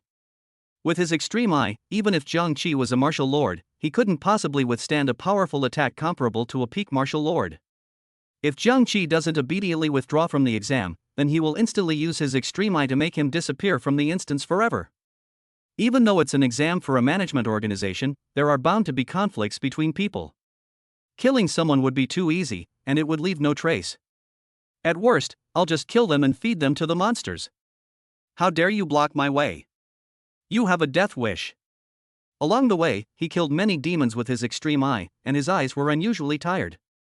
There's no way around it, it's a weapon of destiny, and an enhanced one at that. After all, it's been specially treated. The stamina consumed is no less than that of other life-grade equipment. It's normal to feel tired after using it several times in a row. He took out a cyan jade pendant from his pocket, held it tightly, and felt a cool sensation spread throughout his body. The lost physical strength was quickly restored. A jade pendant of the life destiny level can restore a large amount of physical strength. His eyes were no longer tired, and he looked energetic. Just as I was about to continue walking forward, the situation suddenly changed. The instance world began to tremble inexplicably. He steadied himself and tried to regain his footing. Suddenly, the sky turned blood red. Oh no! The dungeon has mutated. At that moment, he was utterly shocked. That was completely unexpected. Exam-level dungeons are usually very stable and won't go wrong. How could they possibly mutate like that? His heart sank to the bottom. Dungeon mutation requires killing all the monsters in the dungeon, otherwise it's irreversible. As expected, he remembered there was a Tier 5 monster sleeping in the exam dungeon. With the dungeon mutated, this Tier 5 monster might reach Tier 6, and once it awakens, it will be far beyond his ability to handle. Suddenly, a colossal creature appeared before him, charging at him like a mad bull, moving at incredible speed, impossible to defend against. However, he reacted extremely quickly. Without using his mental power, he instantly activated his Eye of Ultimate Tao, instantly killing the demon that had charged at him. Although the monster had a deep bloody hole in its head, its body still crashed into it due to inertia. He was knocked down by the enormous creature and was in a very sorry state. He struggled to his feet from the monster corpses, only to find a man in black robes standing in front of him. The man in black robes smiled without saying a word. Chapter 41 Roundtable Conference. He struggled to his feet from the monster corpses, only to find a man in black robes standing in front of him. The man in black robes looked at him, smiling but saying nothing. He dusted himself off in a disheveled manner and stomped hard on the corpse beside him. He tilted his head and looked at the man in black robes, a hint of confusion flashing in his eyes. Why are you dressed like that? Do you have a penchant for outlandish clothing? Trying to get my attention? Anyone who appears in this instance at this time must be here to take the exam. He didn't think much of it. The man in the black robe raised his eyes, and the red light flashed in his eyes, which were hidden by his hat and were extremely dazzling. Holy crap! Who are you? Upon seeing this, Huang Pujin opened his eyes wide and looked at the other party warily. He then realized the danger. Those red pupils were no ordinary eyes in his memory. Pagan? Realizing what was happening, he immediately retreated rapidly, creating distance between himself and his opponent. His grandfather had told him that heretics were a group of strange and unpredictable human warriors. Having been tamed by monsters, they harbor extreme hatred for humans. If you encounter them, it's best to strike first. Eye of the Extreme Path. Die. A hint of madness flashed in his eyes. The power of the eye of the ultimate path is comparable to a strike from a peak martial lord. To date, there is no living creature that he cannot kill instantly. The black beam of light from the eye of the ultimate path flew out rapidly and struck the man in black robes directly. The next moment, the black-robed man's body suddenly disintegrated. Is this all the heretics are capable of? Ha! Just as he was laughing triumphantly, he froze. Originally standing where the man in black robes was, at the same moment he was struck by the black light, his body transformed into countless crows, scattering and fleeing in all directions. Is this a hallucination? As soon as he finished speaking, countless crows gathered on his other side and formed the black-robed man once again. He was stunned. You actually managed to dodge my extreme eye. How is that possible? What abilities do you possess? For the first time, he showed fear. The power of the extreme eye was immense. Even for a peak martial lord, dodging wouldn't be so easy. That was a powerful strike from a peak martial lord. Doesn't he have any pride left? The black-robed man, who had been silent for a long time, finally spoke coldly. The brat from the Huangpu family, coming to a lower-level city to take the exam, and still so arrogant. Indeed, the martial arts world is an evil world. At this point, a fierce glint flashed in the black-robed man's eyes. Therefore, you martial artists all deserve to die. As soon as he finished speaking, several black snake phantoms flew out from behind the man in black robes and flew towards Huang Pujin, who was still in a daze not far away. The black snake had already approached Huang Pujin before he realized what was happening, but by then it was too late to avoid it. It bit his shoulder and thigh directly, his pupils dilated, and the pain was excruciating. The black snake's teeth were extremely sharp. It bit down, its teeth easily piercing through the flesh and injecting a considerable amount of venom. In an instant, he felt his life was in great danger and instinctively shouted. Help! Grandpa, save me! Humph! The entire instance has been completely mutated. Even if you summon the Heavenly King himself, it won't help. Black Serpent! Drain my blood! Upon hearing the command, the black snake exerted all its strength to fiercely inhale Huang Pujin's breath. The next moment, a gold medal on Huang Pujin's chest seemed to trigger a restriction. The gold medal floated in the air, vibrating continuously and emitting a golden light. The light contained a powerful force, directly forcing the black snake to relent. The black snakes paused, glancing at the black-robed figure behind them. What are you standing there for? Suck him to death. The black snake reluctantly bit down again. Part G. The golden light emanating from the gold medal instantly severed the heads of the black snakes. What? A passive magic weapon. A life-bound artifact. The people of the upper city are truly wealthy. The man in the black robe also showed surprise. He never expected that the elders of the Huangpu family would be willing to give such good equipment to their teenagers. What a pity about my black snake, it was already raised to level 5. Since you killed my black snake, it's not unreasonable for me to kill you too, is it? You only lost your life, but I lost a snake. The man in black robes grinned maliciously and strode towards Huang Pujin. Realizing what had happened, Huang Pujin glanced at the other person and quickly took back the gold medal his grandfather had given him. He doesn't want to die. Run! What happened to the Zhengzhou exam area? Did I hear you right? In the dimly lit room, there was a large round table. 11 people dressed in martial arts uniforms were gathered around the round table. Their expressions varied, some were amused, some frowned, some were puzzled, and some were excited. The examination area in Zhengzhou has been mutated. Heretics have disguised themselves and entered the instance, and tampered with it. What level of cultivation do those disguised heretics possess? What are their goals? It is said to be the appearance of a martial lord in his later stages. Did I hear that right? 10 people, all at the late stage of martial lord? What kind of formation is this? These damned heretics actually sent 10 late-stage martial lords to ambush a group of newly awakened students? Don't they have any shame? Who can argue with that? What's the point of taking such a huge risk to kill candidates from lower-level cities? Bang! Someone slammed their hand on the table. Candidates from Zhengzhou, are there some of our Shinqing people among you? Are you just going to stand by and watch them die? Humph. Those good-for-nothings? They tried to take shortcuts by transferring their exams to lower-level cities. What a disgrace! And now they expect us to come and rescue them? They're just reaping what they sowed. For a moment, the roundtable meeting reached a stalemate. Outside the door, a large hall accommodated over 1,000 people. One of the white-haired old men paced back and forth, feeling extremely troubled. As a martial arts family in the upper city, the talents of his descendants have a great influence on the entire family. The reason why Upper City is called Upper City is that, unlike other lower-level cities, it gathers the best martial arts resources in the entire Eastern Divine Continent. Therefore, every martial artist longs to enter the Upper City. However, only powerful martial arts families can exist in the Upper City. The competition among families is also fierce. After all, resources are limited, and every year there are many martial arts families from lower-level cities who challenge those from upper-level cities. Some rising young families will produce some top geniuses. These prodigies, blessed with good fortune, will overthrow the lower-ranking families in the upper city and then lead their families to rise to power. His Huangpu family hasn't produced a martial emperor-level expert for generations. He was the only martial emperor in his family. But he is already over 100 years old. If his little grandson doesn't amount to anything, the Huangpu family will definitely be kicked out of Shangcheng. Moreover, he only had this one direct descendant, whom he doted on, so he had no choice but to resort to this last resort.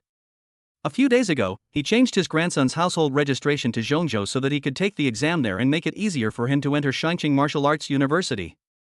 Because the exam performance in lower-level cities is relatively weak, and the influence of the Huangpu family is also quite strong in Zhongzhou. With careful planning, it's possible to get his grandson, Huangpu Jin, into the genius class at Shangcheng Martial Arts University. Once the grandson develops a mentor-disciple relationship with the old professor of the Martial Arts University's genius class, he can rely on this relationship. The old professor would never allow Huangpu's family to be kicked out of Shangcheng. Their family will surely be able to stay in the upper city for a long time. Chapter 42: A ninth-tier monster, a cub? Once the grandson develops a mentor-disciple relationship with the old professor of the Martial Arts University's genius class, he can rely on this relationship. The old professor would never allow Huangpu's family to be kicked out of Shangcheng. Their family will surely be able to stay in the upper city for a long time. Because the professors in the genius class have a high reputation and influence in the upper city, and at the very least, they are all experts at the early stage of martial grandmaster. Their strength was terrifying, and the families in the upper city all held them in high esteem.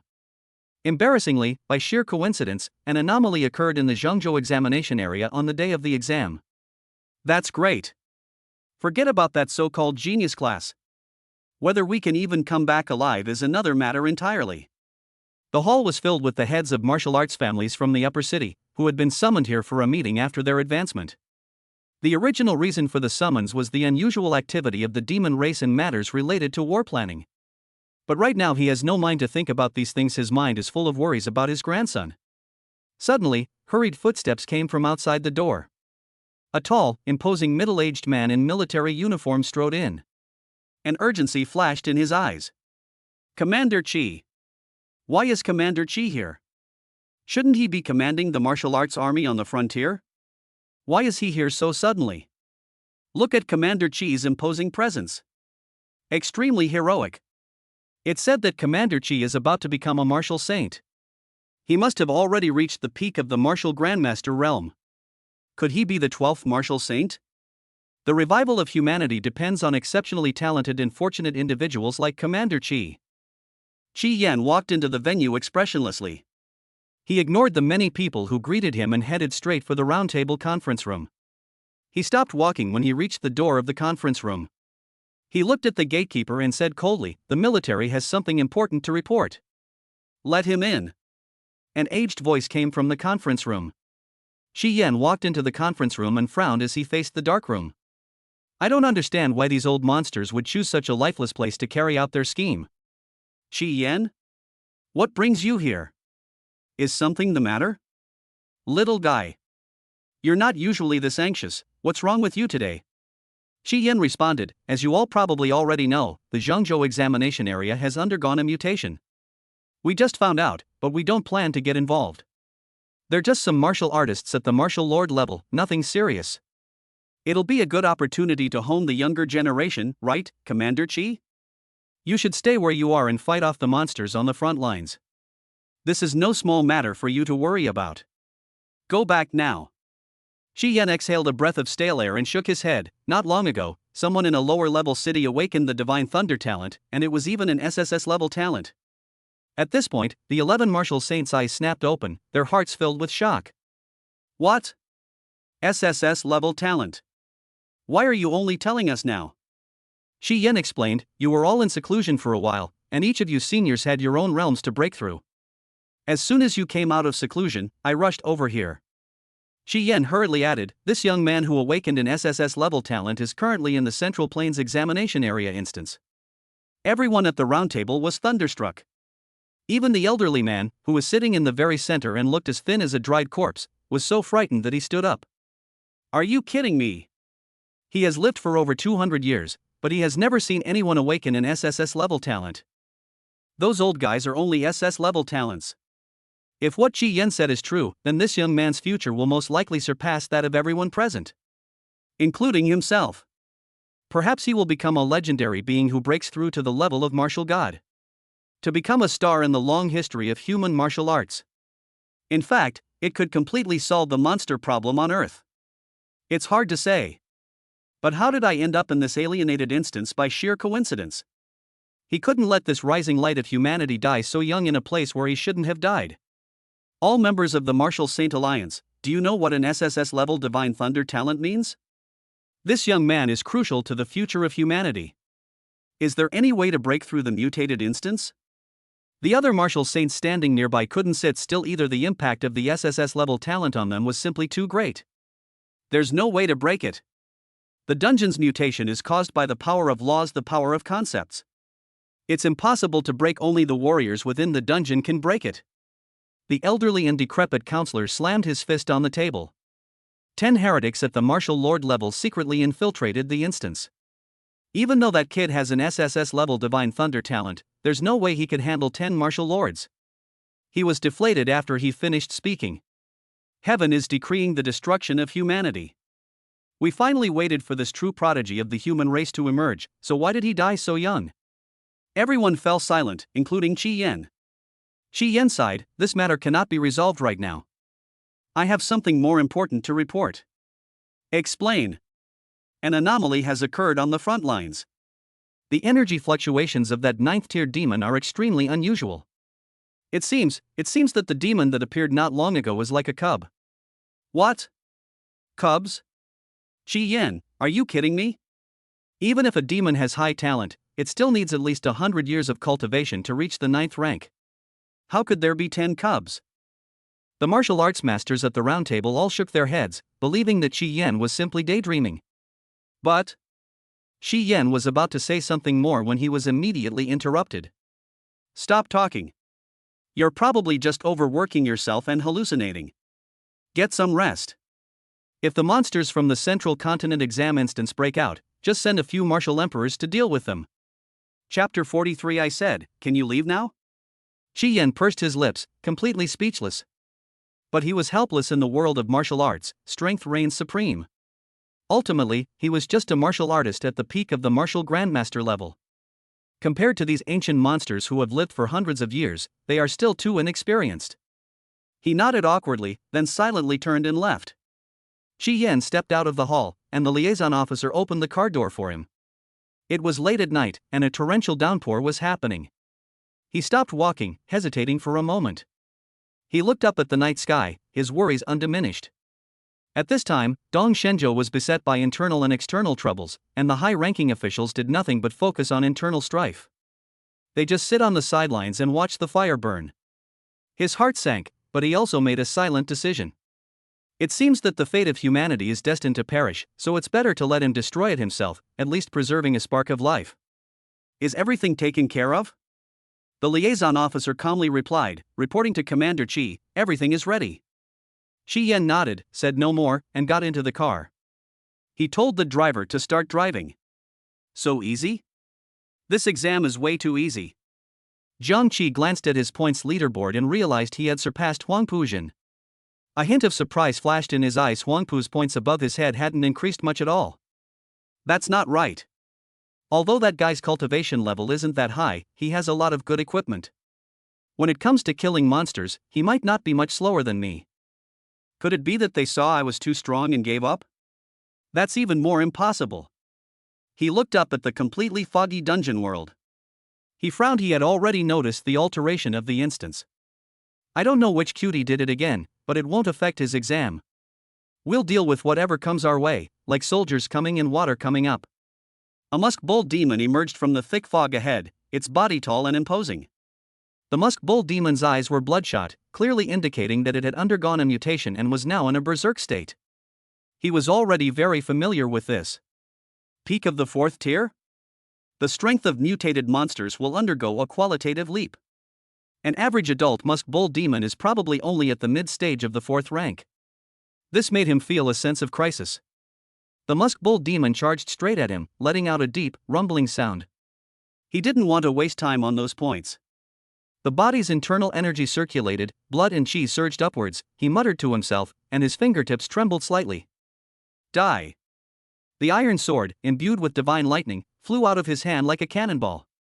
With a single sword strike, the musk bull demon was killed, its massive body crashing to the ground.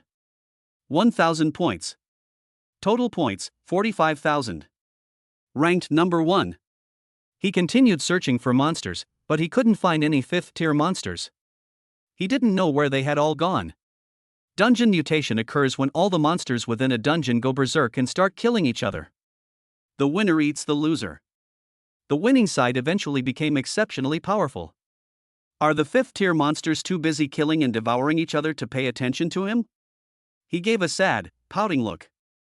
If there are more than a dozen 5th-tier monsters, killing them all will earn you over 100,000 points. But if they kill each other, only one can survive in the end. Even if the surviving monster has reached the peak of the 5th rank, killing it would still only earn you 10,000 points. What a huge loss. He quickly joined the monster's conflict. Since I'm going to die anyway, I might as well die by his hand. Finally, he found a land-based serpent demon in a dense forest, mid-stage of the 5th rank. It is currently devouring the carcass of another black-scaled python. Judging from the horrific scene, the two monsters must have just engaged in some indescribable carnage. Just as he was about to strike and kill the serpent, the demon seemed to sense the killing intent. Its turbid, red eyes jolted, and it immediately fled. Holy crap! So alert? Lightning flashed, a thunder dragon attached itself, and a sword caught up with the demon. The serpent moved swiftly and was quite agile in the jungle. Even the thunder sword couldn't catch up in a short time. This is going to be difficult, he whispered, increasing the flow of true chi. He just wanted a quick victory. Bang! A beam of black light appeared instantly, piercing through the serpent's brow. The black light's momentum remained undiminished, slicing the serpent's body in two, killing it instantly. He was shocked and cursed, holy crap! Stealing monsters? Who's so shameless? Then, a familiar figure hurriedly appeared in his field of vision. The serpent's corpse was torn in two, and Huang Puzhen scrambled out of the mist. Those who block my way shall die. He yelled and looked back in terror. Jiang Qi frowned, so this kid was still alive. He thought he had long since died in the alienated riots. But why the panic? Huang Puzhen glanced at Jiang Qi ahead, pondered for a moment, and immediately shouted. I am a descendant of the Huangpu family of the upper city, and someone is trying to kill me. You must stop them immediately, or I can make you a resident of upper city when we return. He spoke so fast that no one in a lower-level city could refuse the opportunity to enter the upper city. Jiang Qi smiled and readily agreed. Okay, I'll be right there. Huangpu nodded smugly. A lower-class person is a lower-class person. They really have no brains at all. Die in my place. Huang Puzhen brushed past Jiang Qi without even turning his head. Bang! In an instant, Huangpu felt a large hand grab his face. They slammed his head hard onto the ground. I almost fainted. Huang Puzhen, realizing what was happening, suddenly opened his eyes through his fingers and looked at Jiang Qi with a shocked expression. You! What are you doing? Didn't I tell you to stop the people behind you? Jiang Qi smiled and slowly said. Yes, but I didn't say that the young master of Huangpu should leave. What? You're thinking of abandoning me and running away? I haven't settled accounts with you yet, you bastard who used guns. Chapter 44. This isn't right, is it? I think you've gone mad, completely mad. Let me go right now. Get the hell out of here. Huang Pu's head was being pressed down hard by this large hand, and he was desperately trying to struggle. But he found that he couldn't muster any strength at all. The disparity in strength is too great. At that moment, he felt as if his head was about to explode from being pressed down. There were infidels following behind him, and he couldn't afford to waste his time here. The next moment, his pupils suddenly turned black, and the eye of the ultimate path erupted once again. The black beam of light shot out from his pupils with a bang. Jiang Qi sensed something was wrong, grabbed his head, and threw him aside. He used a lot of strength, and Huang Pu's body was thrown hundreds of meters away like a toy. He then fell heavily to the ground. The jet-black beam of light circled several times in the sky as Huang Pu shook his head. The black beam of light was nearly 80 to 100 meters long, and wherever it swept across, it vanished instantly. You could also say it melted away. Jiang Qi's heart tightened. He was shocked by those black pupils. The eye of the ultimate path? He had just heard Huang Pu say that word. This power is just too great. He was quite certain that if he were swept by this black beam of light, he would suffer the same fate as everything around him. This eye of the ultimate path is indeed a good thing, but it's just an eyeball. He's not a doctor, so even if he takes it off, he won't transplant it. Thinking of this, he sighed and lamented. It seems best to learn some medical skills in the future. Huang Pu was completely dumbfounded. He hadn't expected the other party to react so quickly, actually throwing him out like that? That's so rude. What about saving face? Why not just wait to be pierced through and killed by his ultimate eye? Why can't you just die peacefully? He got up from the ground, shook his head. If it weren't for the many life-saving treasures he carried, he would have been dead long ago. Clearly, the other party is also a ruthless person. To be able to slam him to the ground with a single slap while he's accelerating at full speed. He had no chance to resist. This person's strength is at least significantly greater than his. Perhaps he already possesses the strength of a martial lord. Terrifying. He had previously investigated the Zhengzhou examination area and believed there shouldn't be such strong candidates. The peak of the martial king realm should be the highest in this examination area. Where exactly did things go wrong? Just then, the man in black robes pierced through the thick fog and landed heavily between the two. As soon as the man in black landed, his gaze fell on Jiang Qi, and a sinister smile appeared on his face. It seems that he instantly lost interest in Huang Pu. You must be Jiang Qi? You've come at the right time, saving us a lot of trouble looking for you. Since you're here, let's deal with you all at once. Jiang Qi frowned. The man in black robes spoke with confidence. And it seems like he still recognizes himself? They came prepared? As soon as the man in black finished speaking, his aura erupted from within, instantly dissipating the nearly 100-meter-long mist. Jiang Qi frowned even more. He could clearly see that the other party's cultivation level was above his own. Martial Lord, rank 8. A hint of shock appeared on his face, but his expression was mostly one of bewilderment. Have I offended you? No. Then I have hurt your family and friends? No. Then why did you do this? You went to great lengths to disguise yourself as an examinee and sneak in, then risked being surrounded by the martial arts army to mutate the instance, even cutting off all your escape routes, and you want me dead? The man in black robes burst into laughter, then said seriously, it's all your fault for being too talented. And acting so ostentatiously, you've even made the great demon lord worry. Who else but you deserves to die?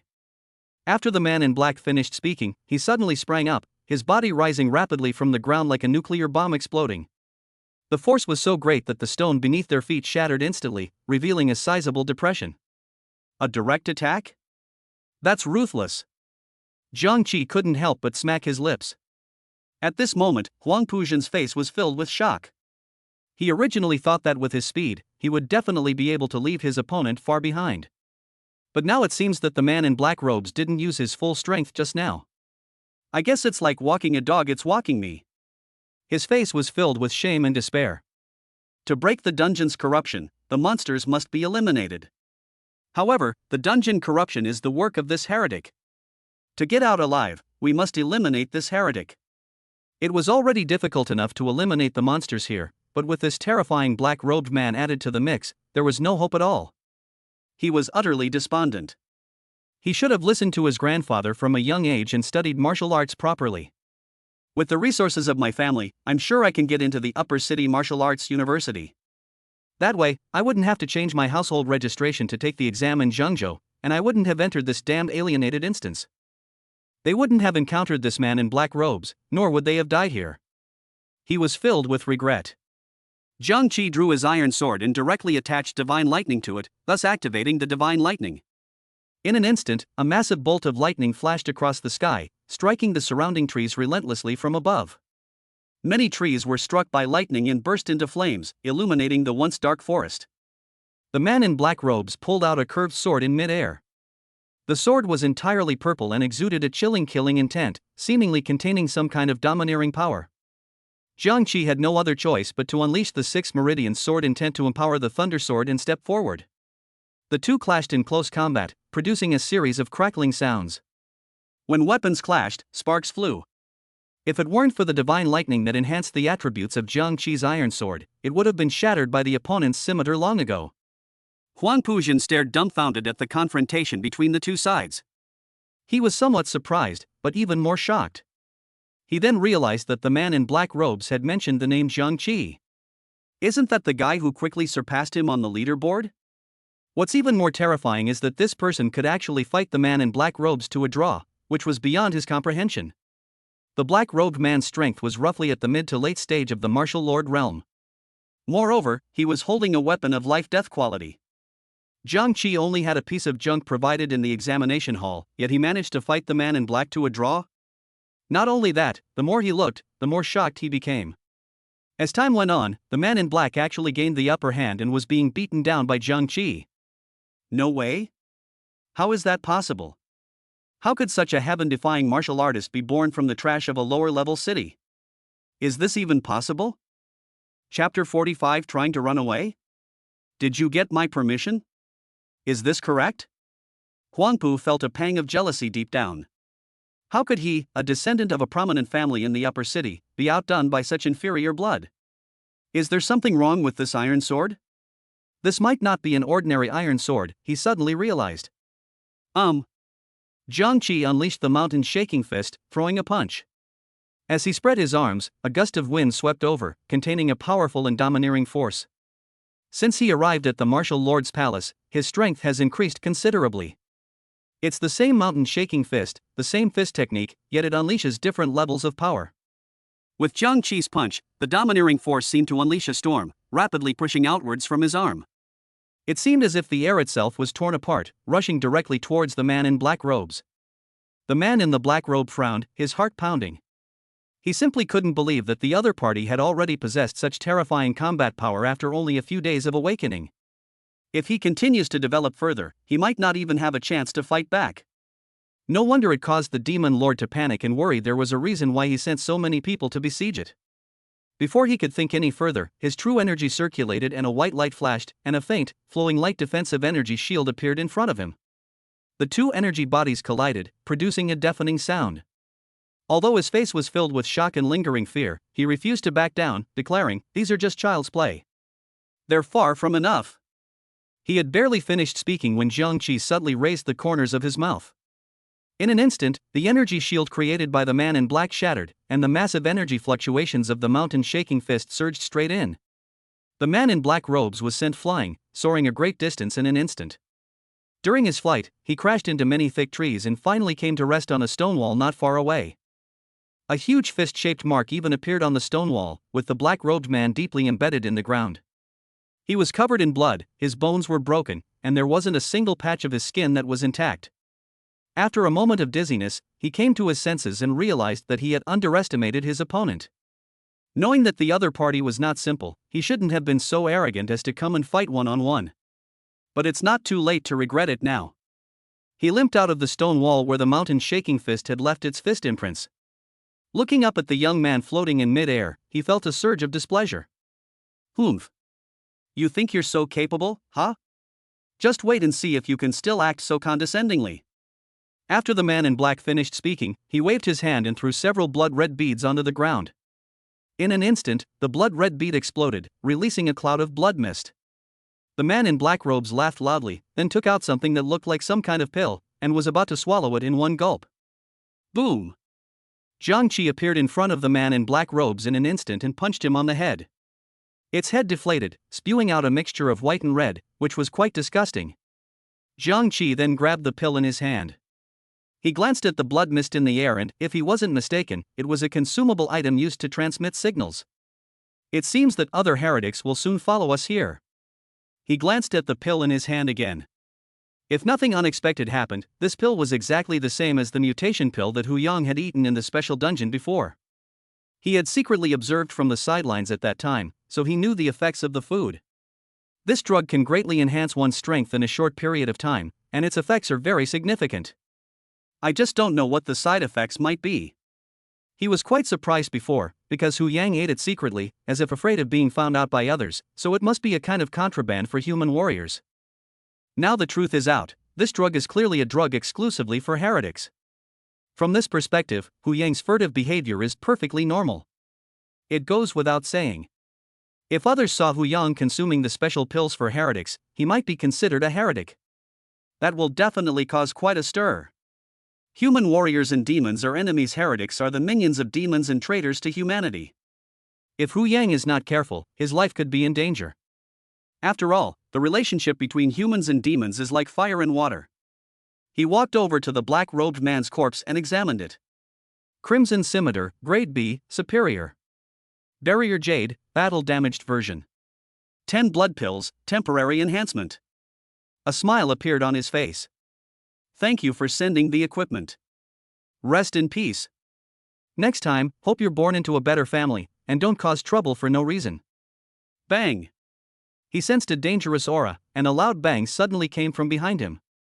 He instinctively leaned back to the side, and a black light flashed past his shoulder, carrying an extremely strong corrosive power. I could even feel the burning sensation on my skin, as if my epidermis was about to melt. The black beam of light pierced through the stone wall in front of it, and the black-robed corpse on the fist imprint was melted by the black light and disappeared from the world forever. He felt a chill, turned his head sharply, and stared angrily at Huang Pujin. Court death. Just as Huang Pu was about to shift his gaze, he used the black light to sever Jiang Qi's head. But the next second, he felt himself being blasted away by a powerful force. He was suspended in mid-air when he felt a hard kick to his lumbar spine. They had absolutely no ability to resist. It's over. I intended to launch a surprise attack when the other party wasn't paying attention, but I never expected them to react so quickly. His face turned deathly pale and looked extremely ugly, even though his body was no longer under his control. But they also desperately tried to salvage some chance of survival, immediately invoking their family connections to intimidate the other side. Jiang Qi. How dare you? I am a descendant of a prominent family in Shangqing. My grandfather was a martial emperor. If you kill me today, my Huangpu family will surely exterminate your entire clan. Jiang Qi smiled and said, Sorry, I don't have a mother. What? Huangpu was truly shocked, and subconsciously didn't understand what Jiang Qi meant. He had barely finished speaking when Jiang Qi's figure appeared before him. What are you doing? Huangpu shouted in a low voice, and just as he was about to activate the life-saving magic weapon given to him by his grandfather, he felt someone punch him hard in the chest. He was sent flying like a cannonball. Jiang Qi had no intention of holding back. He swiftly followed and grabbed Huang Pujin by the neck. He smiled knowingly. Martial Emperor? Is he very strong? Jiang Qi lifted Huang Pujin up completely, and his neck was gripped tightly, with the force constantly tightening. Too weak. Is this the level of combat strength of the upper city people? He couldn't help but sneer, shook his head with feigned regret, and suddenly exerted his strength amidst the creaking and groaning of Huang Pujin. Bang! At that very moment, a white light appeared on Huang Pu's chest. A flash of white light revealed it to him. It was a golden token. Then, the blinding light of the gold medal knocked him back, and he was forced to release his grip on the other person's hand. Is this the purpose of the gold token? Upon seeing this, Huang Pujin immediately reacted and unleashed a black beam of light at Jiang Qi.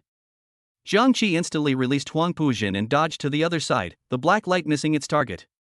Huang Pujin seemed to have grasped at a straw, and took the opportunity to run to the other side to escape, knowing that this was his only chance. He's still young, he hasn't lived enough. Jiang Qi sneered as he watched this scene. Trying to run away? Did you get my permission? I wonder when that gold medal can guarantee your safety. Part G. Chapter 46. Will I die today? Put. 9 men in black robes appeared in mid-air in the direction Huangpu was fleeing from. More importantly, a long knife suddenly appeared from behind Huangpu. The long knife pierced Huangpu Jin's abdomen, and fresh blood flowed continuously along the blade. The golden token floating beside Huangpu Jin trembled continuously, and as fine cracks appeared, it exploded instantly. The eye of the ultimate path? That's a good thing. The leader of the black-robed men slowly approached Huangpu Jin's corpse, his palms seemingly possessing a suction force that violently pulled out the man's eyes. It also contains many red and blue blood vessels. Then, he took out a glass container from behind him and placed his eyeball inside. Such a good thing was given to a fool. It seems that the human race is not far from its extinction. After he finished speaking, he glanced at Zhang Qi in front of him and raised an eyebrow. Why don't you run? They made no attempt to conceal their strength. The aura emanating from them was enough for even a martial artist to sense their overwhelming killing intent. Because I'm not afraid. Zhang Qi grinned, suppressing a little nervousness. You won't let me run away. The opponent's strength was almost all above the 8th rank of Martial Lord, and the leader had even reached the peak of Martial Lord, with the breakthrough to become Martial Emperor just a hair's breadth away. It's understandable to feel nervous, but since we can't escape it, we might as well face it head on. Straightforward. I like straightforward people. It's a bit of a pity, because you won't live past today. The leader of the black-robed men smiled. He had 9 martial lords of the 8th rank or above on his side. Unless the enemy was a martial emperor, they would surely die today. Moreover, they have other backup plans. His gaze fell upon the remains of the first black-robed man still embedded in the stone wall, and he sneered, not bad, truly a rare genius among humans, indeed strong enough.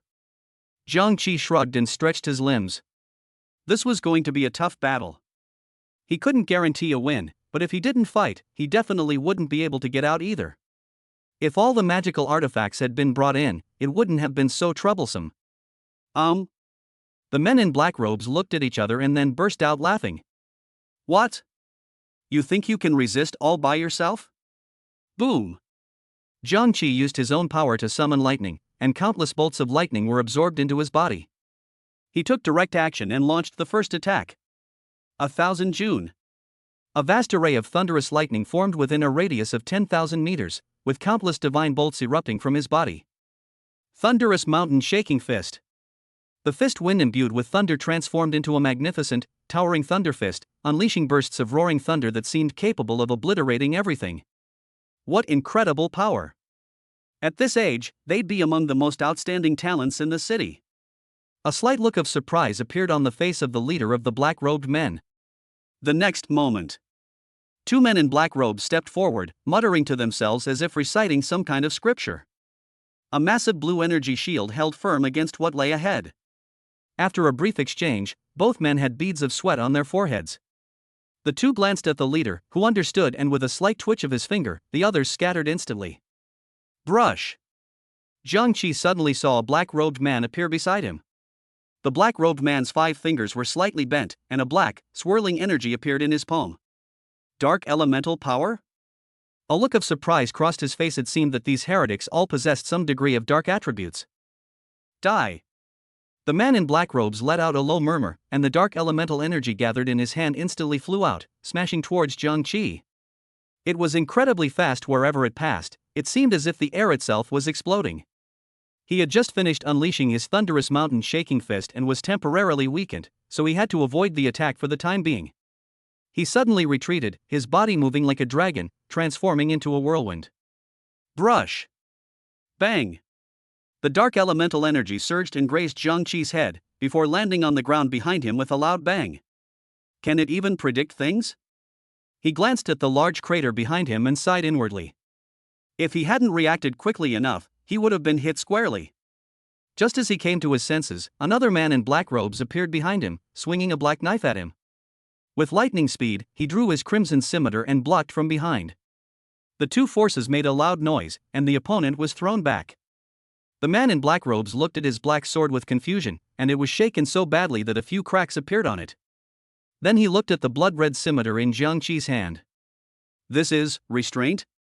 Before the man in black could react, Zhang Qi was already in front of him. Part.G. The scimitar swung, carrying divine thunder. The black-robed man's black sword was slashed off along with his arm. Ah! The man in black robes let out a blood-curdling scream, staring at the person in front of him with a face full of terror. Divine lightning counters dark attributes, don't you even know that basic common sense? Jiang Qi's lips curled up, and he brandished his curved blade. The black-robed man's head fell to the ground, and his body crashed heavily to the ground. Eighth brother. The other men in black robes shouted in unison, their faces showing anger. The leader of the men in black robes warned, everyone, be careful. He touched the mutated pills on his body, but ultimately didn't take them out. He shook his head again when he thought of the drawbacks of this elixir. One of the men in black robes stepped forward angrily and unleashed 10 waves of dark elemental energy in succession. But all of them failed. Taking advantage of his opponent's weakness, Jiang Qi approached him with lightning speed and threw a heavy punch. Bang! Chapter 47 Counterattack. Taking advantage of his opponent's weakness, Jiang Qi approached him with lightning speed and threw a heavy punch. Bang! Boom! This punch tore the opponent, clothes and all, apart. The mountain-shaking fist, imbued with thunder, was significantly more powerful than the original mountain-shaking fist. This is not his battle tactic, but a fusion technique that he developed himself. Seeing this, the other men in black robes grew increasingly grim. They were indeed prepared to die. But that only applies to the glorious death when facing thousands of human warriors after breaking through the dungeon. I never imagined that we would lose so many people dealing with a martial arts examinee who had only recently awakened his powers. Is this kid really only at the 7th rank of martial lord? The more I look at him, the less it seems like it. He seems even stronger than a 10th rank martial lord. Brothers, let's attack together. We can't let this kid get away with it again. The men in black robes exchanged a glance, each activating their weapons in an attempt to kill the other with a single blow. If all 7 of us unleash our battle tactics simultaneously, I refuse to believe that kid has any chance of surviving. Multicolored flashes of swordlight flew rapidly toward Jiang Qi, moving at great speed and possessing formidable destructive power. These are all battle techniques of the late-stage martial lord realm. If it were anyone else, they would definitely be cut to pieces. Jiang Qi smiled calmly. The other party guessed correctly. He was no longer a 7th rank martial lord.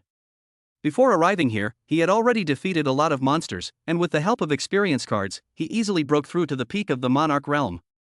In addition, the SSS-level Divine Thunder talent naturally counters the dark attribute. Even if the remaining 7 heretics were still alive and attacked him together, they wouldn't pose much of a danger to him, let alone the other 3. With a flick of his eyebrow, his inner energy circulated throughout his body.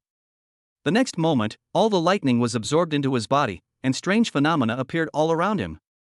His body floated in mid-air, every inch of his skin filled with electricity, countless sparks dancing on his surface, as if he possessed a vigorous life force. This greatly stimulated his blood and body, causing him to suddenly open his eyes, his pupils flashing red and blue, alternating with electric light. Just as the black-robed man's attack was about to land on him, with a whoosh, Jiang Qi's figure scattered in mid-air. That's right, they scattered. Just like a clone, countless shadows jump out. The black-robed man's attack pierced through the shadow and landed on the ground. What's going on? A clone? One of the men in black robes looked surprised and said in shock. The black-robed man at the head shook his head. When the body reaches a certain speed, it will produce countless afterimages. This kid must have used the Divine Thunder talent to create a battle technique of his own. As soon as the leader of the black-robed men finished speaking, most of Jiang Qi's illusory figures disappeared, leaving only his true body. The main body was quite close to one of the black-robed men, and then threw a punch, delivering a powerful blow to the black-robed man's lumbar spine. The man in black robes reacted quickly, grabbing his equipment to block, but it seemed the two forces were not even on the same level, and he was sent flying in an instant. Jiang Qi wanted to continue his sneak attack, but the leader of the men in black had already reacted and immediately surrounded him. Damn it, let's see how you run away today. One of them said, quite angrily. Jiang Qi showed no sign of panic, calmly raising her head to gaze at him. The man felt a chill run down his spine under Jiang Qi's gaze. He wanted to say something, but instinctively shut his mouth. Is it fun to be a dog for demons? Jiang Qi's sudden remark caught the other person off guard. The man in black robes realized what was happening and gave Jiang Qi a mocking look. What do you know? I've personally witnessed the greed and selfishness of the human race, as well as their endless infighting. What's the point of such a race existing? The way the group looked at Jiang Qi was as if they were looking at a little kid playing in the mud. Jiang Qi gave up on the topic. Since the other party had already brought it up to this point, there was no need to continue the conversation. You can die first. As for your grand ideal of exterminating humanity, you can think about it in your next life. Humph. You think you're. Jump. Jiang Qi attempted to strike first, unleashing a punch that filled the heavens and earth with immense lightning. The leader of the black-robed men was the first to block, raising his hand slightly. A blue light membrane instantly appeared in front of him, and the two collided, stirring up a cloud of dust. The man in black robes looked mocking. With a single step, two flying blades flew swiftly from his hands, like battle swords cleaving through the air, capable of splitting everything in the world. The throwing knife emitted an unfathomable black aura. If it touched the body, the wound would certainly never heal. Just like the filthy teeth of a Komodo dragon covered in hundreds of bacteria, once bitten, the skin will definitely ulcerate terribly. He gasped, his expression grave. Judging from the offensive and defensive combination, the black-robed leader's martial arts level was definitely not low. It should be about the same as his. Conservatively speaking, he should be at the peak of the martial lord realm, just like himself. However, he did not panic. Having figured out the opponent's level of skill, he became even more composed. In the blink of an eye, divine lightning elements condensed into a huge lightning shield. This shield was not a combat technique, but simply a means of controlling the condensation of lightning elements. Bite. Two dull thuds followed as the throwing knives struck the lightning shield. He felt a heavy, powerful force strike the lightning shield. He spread his arms to steady himself and tried to regulate his breathing. At times like this, he always felt regretful for not bringing any equipment. If one has the Hongtian sword in hand, one can instantly switch between offense and defense thanks to its unpredictable properties. Otherwise, we wouldn't be in such a sorry state now, and we wouldn't need to conduct on-site research on the control and operation of the divine lightning attribute. His footsteps left a deep imprint, carving a deep pit in the path he took. Fortunately, the two collided, and the throwing knife couldn't cut in even a fraction of an inch. This shows that divine lightning can be used as a defensive measure, but it consumes a lot of mana. The leader of the black-robed figures roared angrily, seemingly not for any grand plan to exterminate humanity, but purely out of personal grudges. Die. Seeing this, Jiang Qi showed no panic. Instead, he raised his eyebrows and used his mental power. Suddenly, a crimson scimitar flew out from behind him, carrying divine lightning that triggered a lightning array and emitted a beast-like roar. It flew at extremely high speed, spinning as it flew towards the leader of the black-robed men. The man in black frowned. He was controlling his twin swords.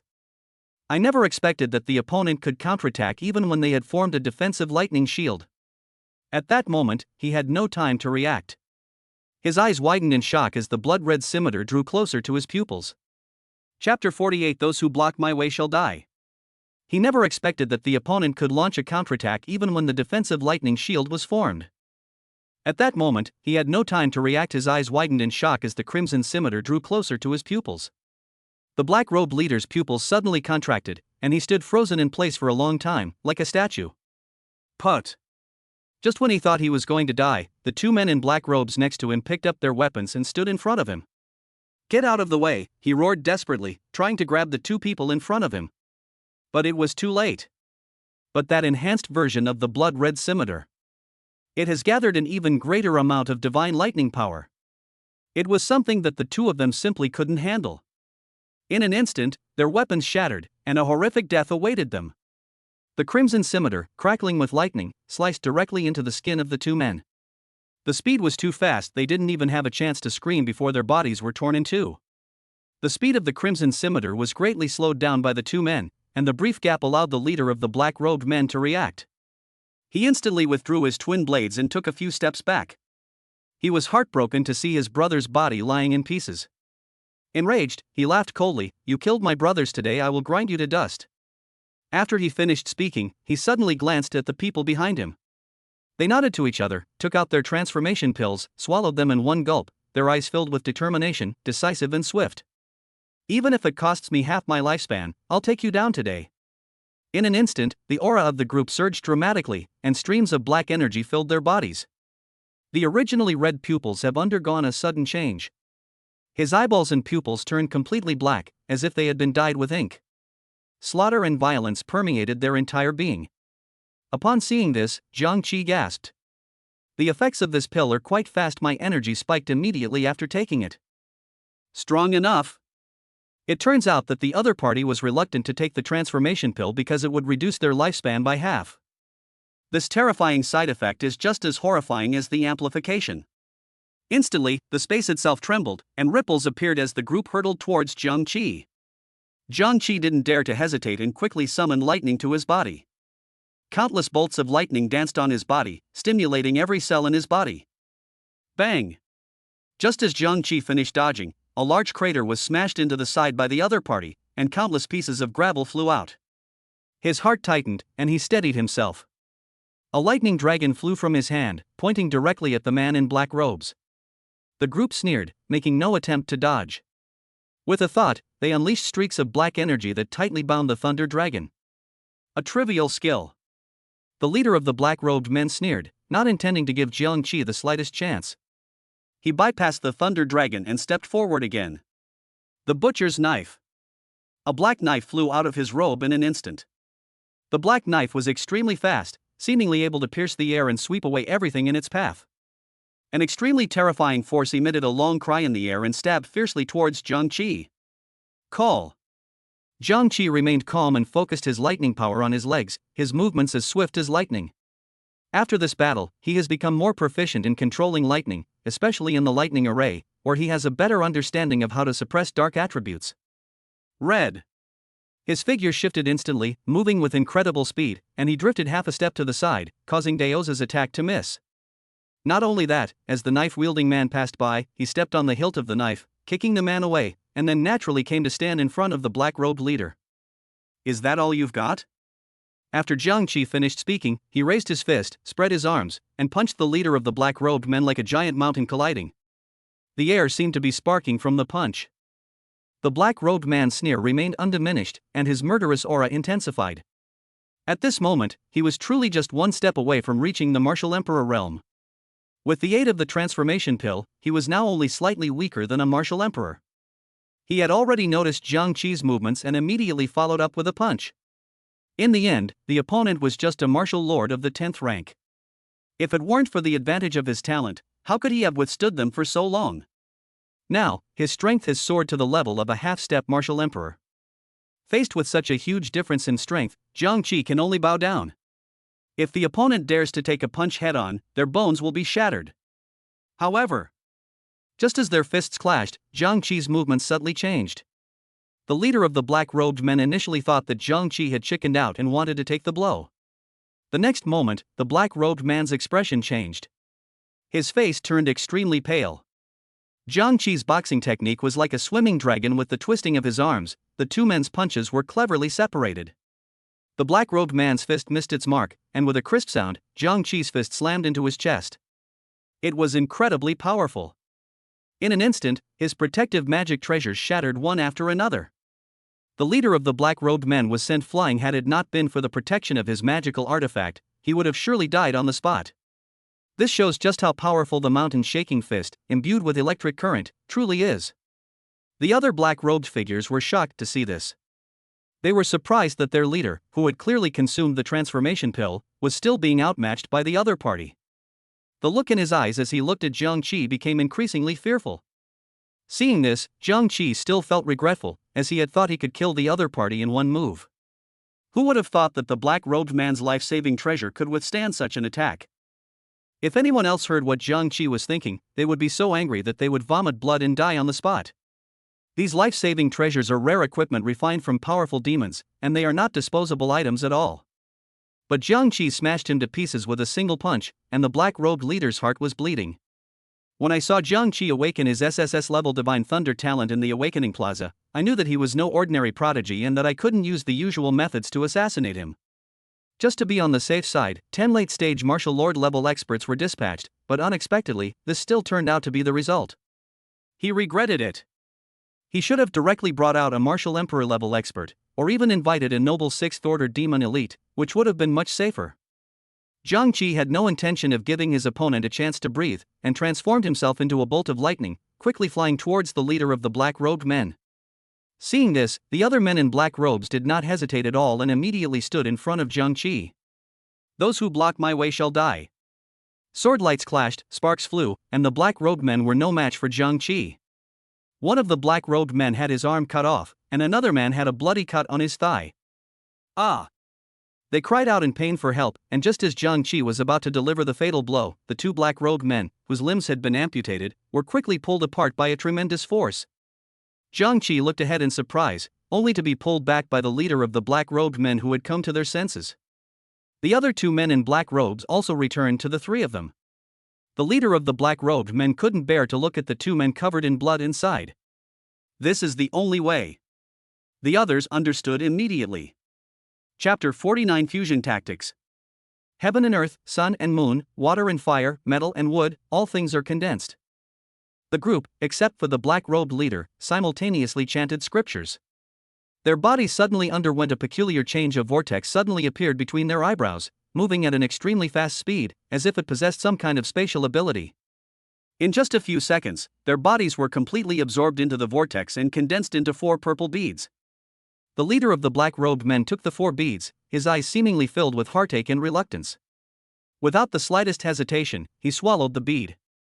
The next moment, the man in black robes tore open his clothes, revealing a youthful face with glasses, looking like a 15 or 16-year-old student. However, the limbs and torso are completely different, with particularly well-developed muscle tissue covered with dense red and blue blood vessels. It has both arteries and veins, and it's not much more wobbly than a bodybuilding coach. Kid, I'll show you the ultimate physical limits. The leader of the black-robed men roared, bent his knees and squatted down. A strong pressure directly crushed the ground, followed by a loud explosion in the air.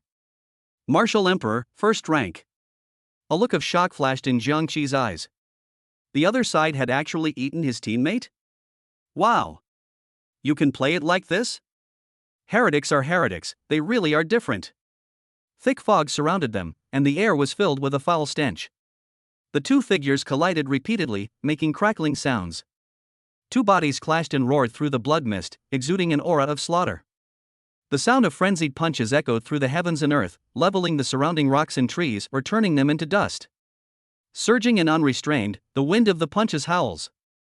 This was a brutal, hand-to-hand combat between the two.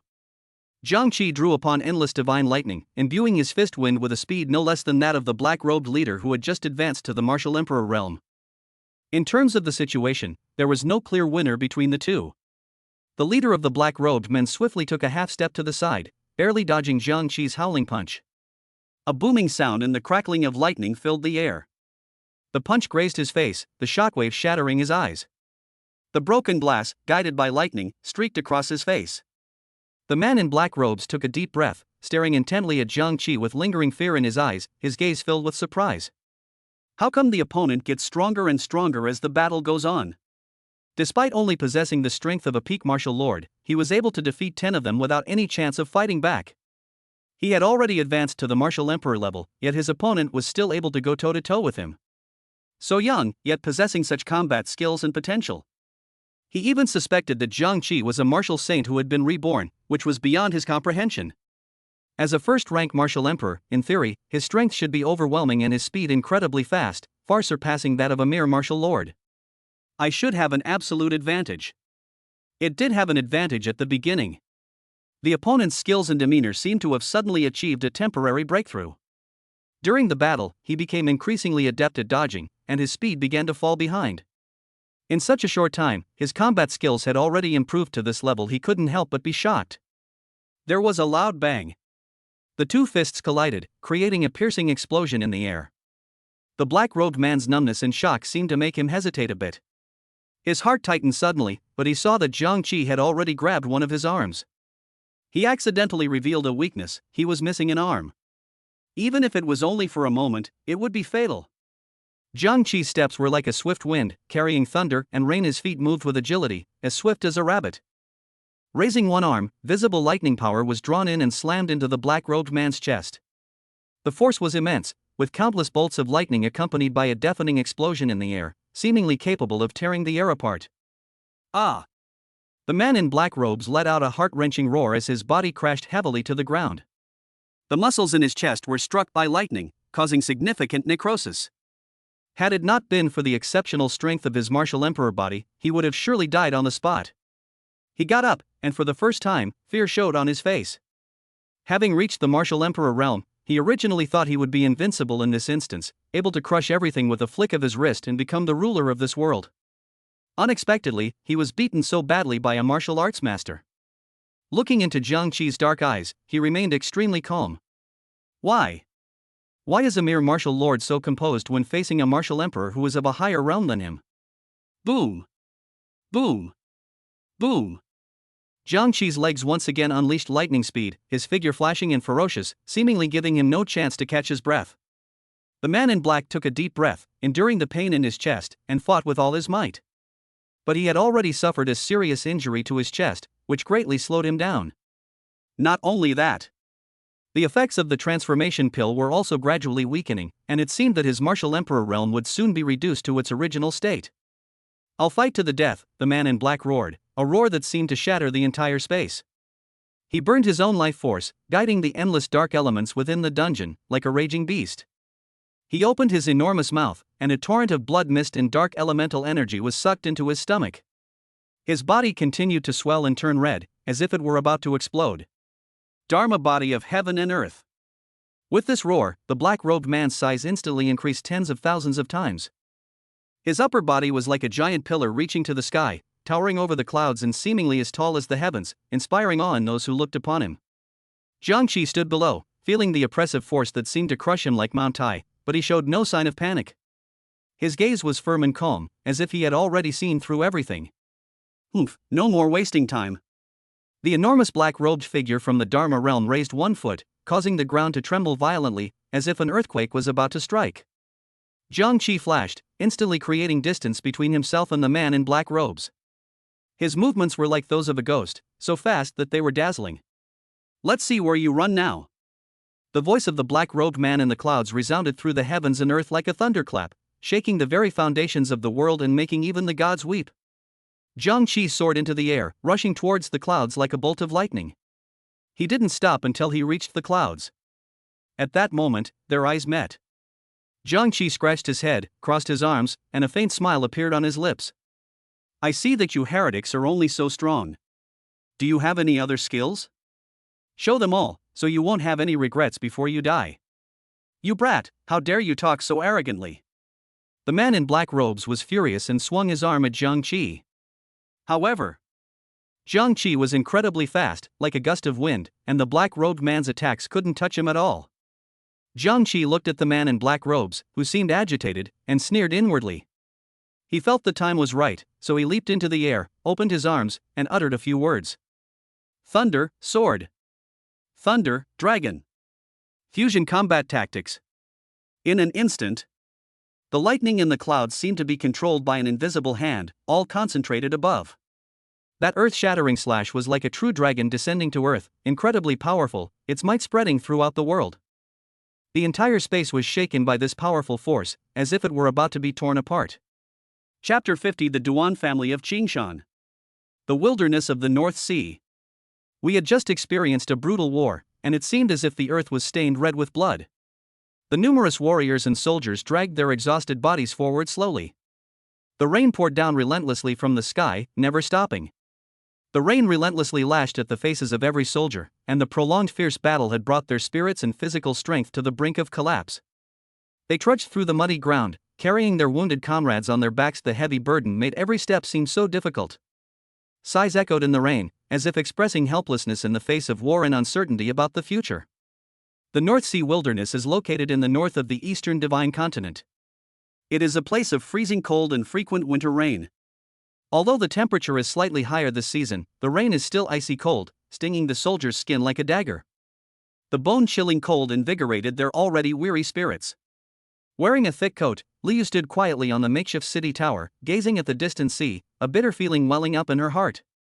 In that small battle just now, the demons did not launch a full-scale attack, yet their soldiers were already in such a sorry state. If a major war were to actually break out, would they really be able to withstand the fierce onslaught of the demons? The demon race's reproductive ability is astonishing. An ordinary demon can give birth to more than a dozen baby demons in a single litter. Moreover, their reproduction continues throughout their lives, unlike humans who only have a short reproductive period of a few decades. What's even more astonishing is that monsters have a very short gestation period, only 3 months, while humans have to carry a child for 10 months. Also, Monsters are born with the strength of the third, fourth, or even higher tiers, saving them a lot of training time, which is something humans cannot compare to. Lu Yu was fortunate to be in a place where the main battlefield was not located, but rather a human outpost on the coast. However, she found it hard to imagine what a brutal scene the front lines would be like. Even with countless martial emperors and martial sects protecting the front lines, it would probably still require paying a huge price. On this desolate land, the rain fell like a beaded curtain, as if it were the tears that heaven shed for this war. The soldiers' figures were faintly visible in the rain, their steps heavy yet firm, carrying uncertainty about the future as they moved forward step by step. Lu Yu's mood grew increasingly heavy. She knew all too well that the outcome of this war was a matter of life and death for humanity. She did have some regrets. She should have completed the mission first so she could have obtained the eternal sword intent. Isn't it just getting engaged to his own apprentice?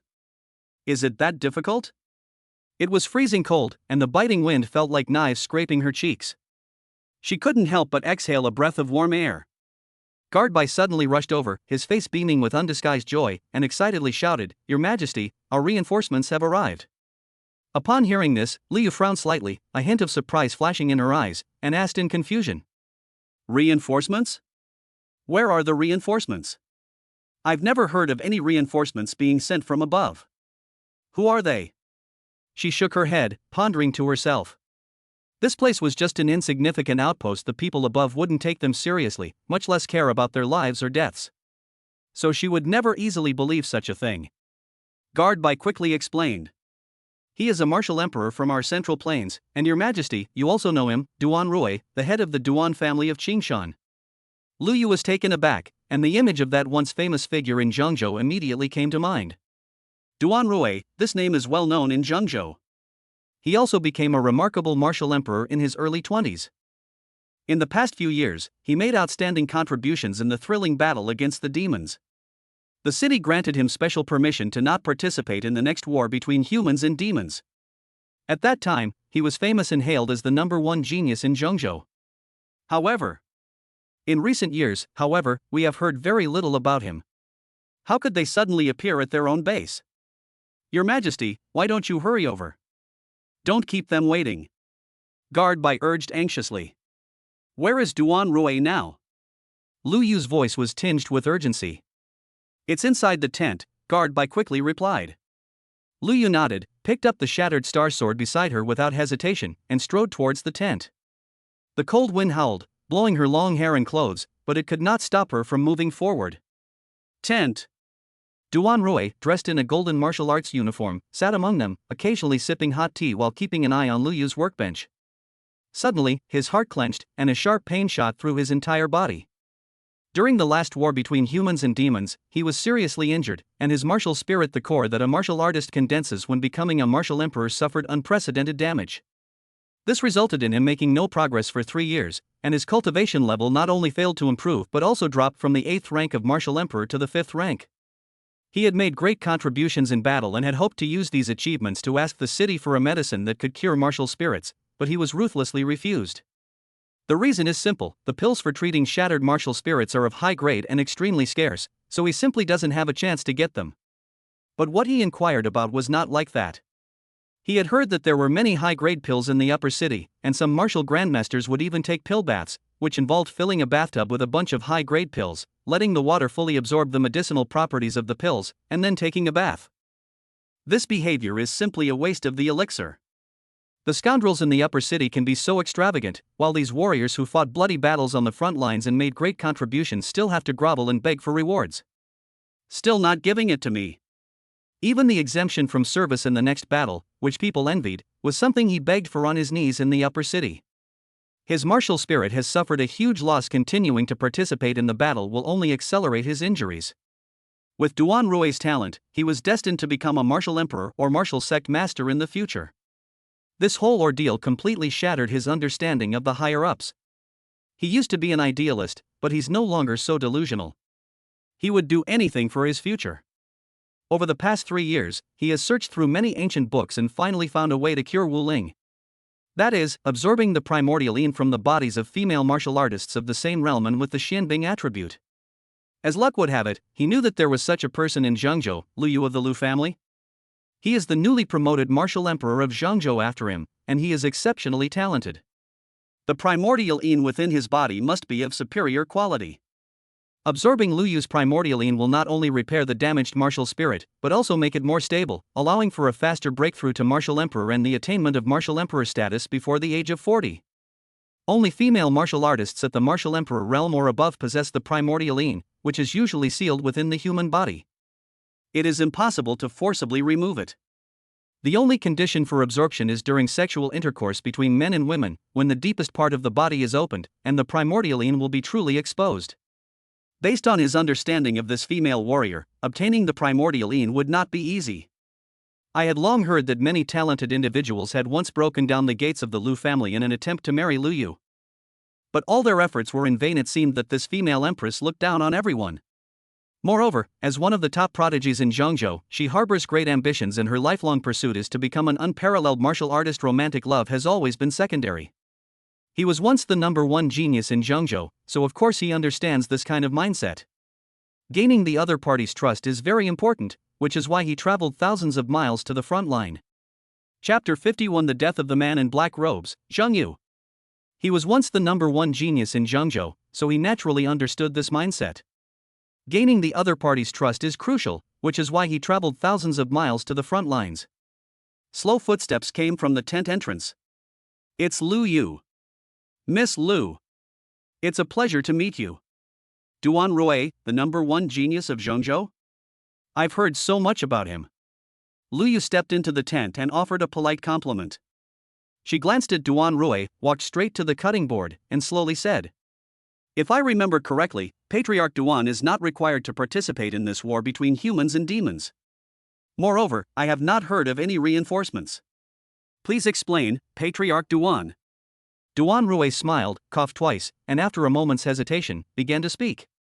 "My decision to bring the Duan family's reinforcements here was not made by order of the higher authorities, but by myself." "Why?" "The front lines are in dire need of attention. As a warrior from the Eastern Divine Continent, it is my responsibility to protect my homeland and safeguard the rise and fall of humanity." After saying that, he felt nauseous inside, but he still pretended to be sincere, not wanting the other party to notice the slightest flaw. "Please, Patriarch Duan, address my question directly. Why have you come to my Lu family's stronghold?" Lu Yu frowned, staring intently at Duan Rui, her words ringing with conviction. Duan Rui was taken aback by these words, not expecting the other party to be so assertive. After calming down, he responded, "Then let me be honest. The war is tense right now. On the one hand, as I said, it's about protecting our homeland. On the other hand..." He paused deliberately, then continued. "I, Duan Rui, have admired Miss Lu since my early years. This time, I've come directly to the front lines of the Lu family to help Miss Lu solve her problems." Duan Rui spoke with great confidence. The title of the #1 genius in Zhangzhou was not self-proclaimed, but rather a consensus among the people of Zhangzhou. The women who admired him lined up in the central plains, and the line was so long that it was impossible to see the end. Putting aside his martial prowess, his looks alone are outstanding even in Zhangzhou. His life is like a wish-fulfillment novel. He has already expressed his love. Even Empress Lu Yu would be moved, right? Upon hearing this, Lu Yu's expression remained unchanged. "You said you've admired me for a long time, but have you heard that someone from the Duan family came to the Lu family to propose marriage? Why is that?" "I have always kept my love for Miss Lu hidden in my heart, not wanting to let romantic feelings interfere with our pursuit of martial arts.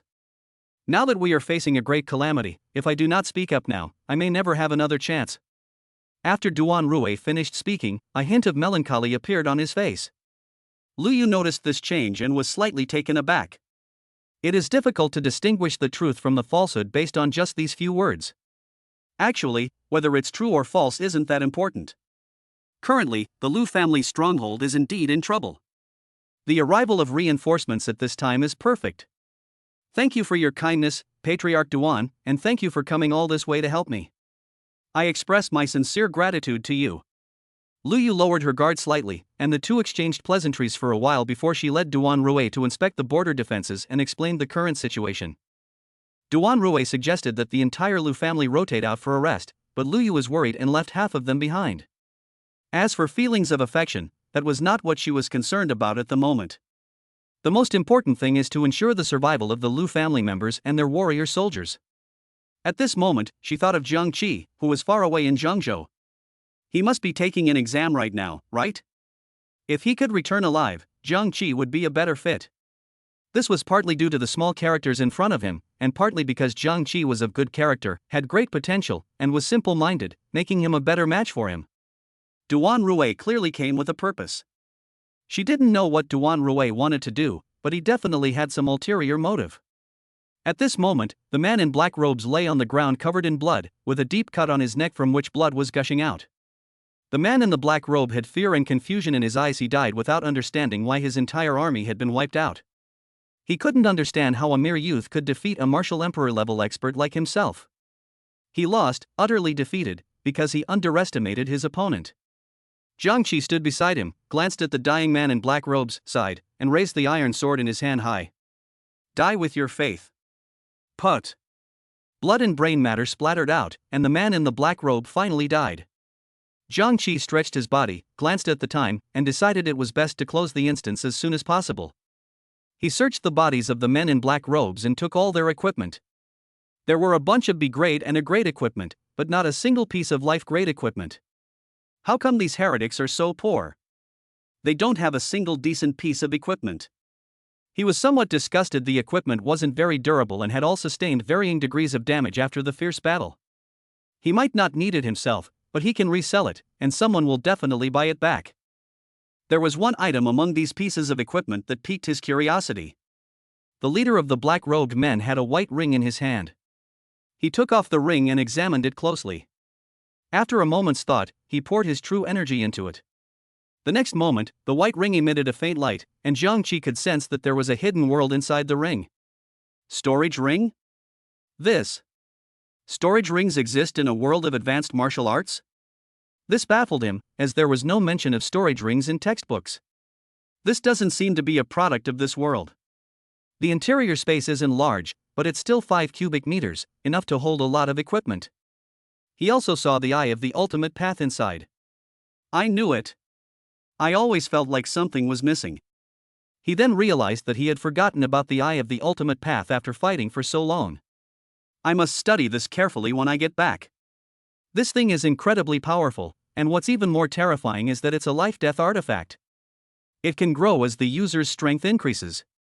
In other words, perhaps one day, a single glance could blast an enemy at the martial emperor level to smithereens. However, he still found it difficult to accept the idea of an eye transplant. He gazed into the distance, where a powerful aura emanated from the north. He put his hands in his pockets and strode towards the direction of the aura. Blood rained down. It shrouded the earth like a demon's veil. The blood-red raindrops mercilessly pelted down on everyone's body and face. The air was filled with the smell of earth and blood. Countless people were shouting wildly within the crowd, their voices like the mournful cry of an owl, heart-wrenching and devastating. Zheng Yu was in the midst of it all, her face contorted with pain.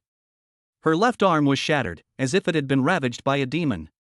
The bone fragments seemed to be piercing through her skin, and blood kept seeping from the wound, staining her clothes red. She collapsed to the ground, the excruciating pain rendering her unable to move. Every attempt to move her body felt like countless steel needles piercing her bone marrow, causing her to nearly faint from the pain. Before her, a legendary dragon was baring its fangs and brandishing its claws. The dragon was enormous, its body covered in scales as hard as iron, which shimmered with an eerie luster against the backdrop of the blood rain. From its enormous mouth, raging flames continuously spewed out, flames like karmic fire from hell, carrying an aura of annihilation. The flames swept across the surrounding warriors like surging waves, leaving a trail of devastation in their wake. The warriors were instantly engulfed by flames. Their bodies rapidly carbonized under the intense heat. Before their agonizing screams could even fully escape, they were mercilessly consumed by the flames and fell silent, leaving only a pile of charred remains emitting blue smoke. The people around watched all this with despair written on their faces, their eyes gradually dimming like candles about to go out. Zhang Yu's lips were as white as paper, devoid of any color, and her cracked lips trembled incessantly, as if telling of her fear of death. With all her might, she cried out in a heart-wrenching plea, "Someone save us!" Her voice was so faint amidst the clamor of blood and flames. A Tier 6 monster. Chapter 52 is mine. On this cruel edge of life and death, she was filled with resentment. You have to understand, she only recently awakened her B-level talent. That's an ability that countless people dream of, like a beacon in the darkness, illuminating a broad road to a glorious future for her. However, fate seemed to play a cruel joke on her, delivering a heavy blow. This time, the almost insurmountable predicament is faced with a 6th-tier monster. It was far beyond her comprehension, like a towering mountain standing before tiny humans, inspiring awe and fear. At this moment, the surging flames from the dragon's mouth, like a final judgment, carried an aura of destruction and swept towards her like a raging torrent. The flames were incredibly hot wherever they passed, the air was scorched and distorted, as if space itself were melting under the intense heat. The flames drew closer, and the scorching heat was already overwhelming. She could almost smell the burning of her own hair. She closed her eyes tightly in despair, trying to face death with equanimity. She prayed silently that the process of dying would not be too painful, but the thought of being burned alive by the raging flames still made her body tremble slightly involuntarily. The agonizing image of being engulfed by flames kept replaying in her mind, every detail so clear, like sharp blades piercing her heart. Call. She had just felt that chilling, burning sensation, like countless red-hot steel needles piercing her skin. However, strangely, the expected excruciating pain did not come. What happened? Her mind was filled with doubt. Could death really be just a matter of a moment? Could it be that I've already died and suddenly arrived in heaven? This sudden calm left her somewhat bewildered. She slowly opened her eyes, and before her was a sea of flames. The flames were like a giant hurricane carrying fire, fiercely rushing towards her, and the overwhelming momentum seemed to turn the whole world to ashes. However, between her and the raging flames, there seemed to be an invisible energy, like a sturdy shield, firmly keeping the deadly flames at bay. She quickly looked away, turned around abruptly, and saw a strikingly handsome young man slowly walking towards her. He stood tall and straight, like a pine tree. Each step he took was steady and confident, as if the dangers around him were nothing to him. With a gentle push of his wrist, the energy shield that had been protecting her instantly erupted with a powerful force, like a surging wave, and quickly pushed back towards the dragon. Bang! With a deafening roar, the energy surge exploded in the air like thunder. The dragon seemed to sense the terror of this power as well, and with a sudden leap, its massive body drew an arc in the air, narrowly avoiding the rebound of the flames. This scene was so shocking that not only did Zhang Yu stare in disbelief, but the surrounding martial artists also seemed to be frozen in place, staring blankly at everything that was happening before their eyes filled with disbelief. Zhang Yu said in a trembling voice, "Zhang Xie, you were here too. You did everything just now?" As soon as she said it, she already knew the answer in her heart. Zhang Qi glanced down at her, then helped her up from the muddy ground. He said casually, "Leave it to me." With that, he stretched his limbs, his gaze sharp and fixed on the 6th-tier demonic dragon. The 6th-tier monster's eyes were filled with rage. Imprisoned here by humans and slumbering for many years, it has finally awakened today. It secretly vowed to devour all the humans who sealed it, to show these fools the might of the dragon royal family. That's right, it is the royal family among the demons, with incomparably noble dragon blood flowing through its veins. However, it was too proud and eager to show its talent to its father and family, so it went to the battlefield alone, but was unfortunately captured by a human youth named Dongshang. That Dongshang was extremely powerful, a martial emperor-level expert. It was no match for him and was ultimately forced to be sealed here. The thought of that powerful human named Dongshang made it grit its teeth in anger, and it secretly vowed that if it had the chance, it would make the other party wish for death. What surprised it even more was that the young man in front of it actually retained a trace of Dongshang's aura. Therefore, it glared venomously at the young man, wishing it could vent all the resentment it had accumulated over the years. The dragon opened its gaping maw, and a purplish-black elemental sphere rapidly gathered within it. In just a few seconds, the purplish-black elemental sphere was fully condensed. Then, with a whoosh, the elemental ball shot out from the dragon's mouth, accompanied by a deafening roar, as if the space itself was about to shatter from the force. The purplish-black elemental sphere exploded instantly wherever it passed, carving a deep crater in the ground. Its target was Zhang Qi. Zhang Qi remained calm, his gaze fixed on the purplish-black elemental sphere hurtling towards him, showing no sign of panic. In the past, when he only had a broken sword, he would have run as far away as possible from this 6th-tier demonic dragon and would never have risked his life. But things are different now. The black-robed man left behind countless pieces of equipment, so many that they can be used as consumables at will, without any need to feel bad about them. Just as the purplish-black elemental sphere was about to hit him, Zhang Qi took out a piece of gravel from his pocket, the gravel engraved with black and gold runes. He applied slight pressure with his fingers and threw the gravel, which flew into the sky with a whoosh. In an instant, a huge barrier appeared in front of them, tightly enveloping an area of several tens of meters in radius. The purplish-black elemental sphere collided violently with the massive barrier, sparks flying everywhere, creating a truly awe-inspiring spectacle. Zheng Yu, standing to the side, looked at Zhang Qi with a face full of surprise and disbelief in her eyes. The opponent is a 6th-tier demon, whose strength is comparable to a human martial emperor. Not long ago, thousands of examinees joined forces to launch a defense, but they couldn't even withstand a single attack from this demon. Yet Zhang Qi simply tossed out a piece of gravel, and it blocked this incredibly powerful blow. Could it be that Zhang Qi's strength has already reached the martial emperor level? 18. Whose martial genius is he? The next moment, a tiny crack appeared in the energy sphere barrier formed by the rubble. Zhang Qi remained calm and composed, simply taking out another jade talisman from his pocket and casually tossing it away. The jade talisman instantly formed another protective barrier, replacing the shattering stone barrier. Almost simultaneously, the rubble shattered completely, but the energy of the purplish-black elemental sphere had also been greatly weakened. When it hit the second barrier, it clearly lost its initial power and eventually dissipated. Immediately afterwards, the 6th-tier demonic dragon spewed out elemental orbs again, but Zhang Qi remained calm and did the same thing again. He was well equipped and didn't care about these expenses. The dragon unleashed 7 or 8 consecutive attacks with purplish-black elemental orbs, expending tremendous energy. Its mouth was even steaming from the heat. It was panting heavily, staring at Zhang Qi with a displeased expression, its heart filled with confusion. It couldn't understand why this human had so many magical treasures, and each one seemed to be a rare and precious item. After these repeated attacks, its stamina was greatly weakened. If it continued to attack a few more times, it would probably collapse before the opponent could even make a move. Chapter 53. Instantly killing the demonic dragon. The dragon seemed to be completely enraged. It bared its teeth and claws, charging forward like a mad beast that had gone out of control. Its enormous size was astonishing. Every step it took seemed to cause an earthquake-like tremor. The rocks in the mountains crumbled and flew everywhere like raindrops under its impact. Upon witnessing this terrifying scene, everyone was terrified and scattered in panic. Zhang Qi merely tilted his head slightly, glanced at Zheng Yu out of the corner of his eye, and asked softly, "Are you still able to walk?" Zheng Yu paused for a moment, then nodded with difficulty. Then, using all his strength, he struggled to get up. Her steps were unsteady, like a child who had just learned to walk, struggling to move backward. Not far away, Zheng Yu stopped and looked back curiously. Zhang Qi stood quietly in place, his figure appearing so small against the backdrop of the dragon's enormous body.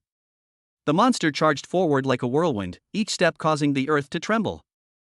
This terrifying aura instilled fear in everyone. Zhang Qi, however, held his head high, his gaze fixed intently on the massive body of the demonic dragon. A slight, contemptuous smile involuntarily crept onto his lips. He shrugged and murmured, "6th rank? Is that strong? It's just a beast." After saying that, he gently opened his palm, his finger slightly bent, and then raised it high. Although his voice wasn't loud, it carried an indescribable air of authority. "Thunder, 1000 June." In an instant, a massive divine lightning array formed within a radius of several hundred meters, tightly imprisoning the human and the demon within the array. Just when the demon dragon thought it was about to get close to Zhang Qi, it prepared to stomp him to death. A change occurred. Everything around seemed to be filled with electricity. Even more terrifying is that its aura was suppressed within this divine thunder formation, making it somewhat breathless, and its power seemed to have diminished considerably. How is that possible? This lightning, could it be divine thunder? This human kid has actually awakened the rare talent of divine lightning. As everyone knows, the divine thunder talent naturally suppresses the demon race. The other person is so young, yet they already possess a domain.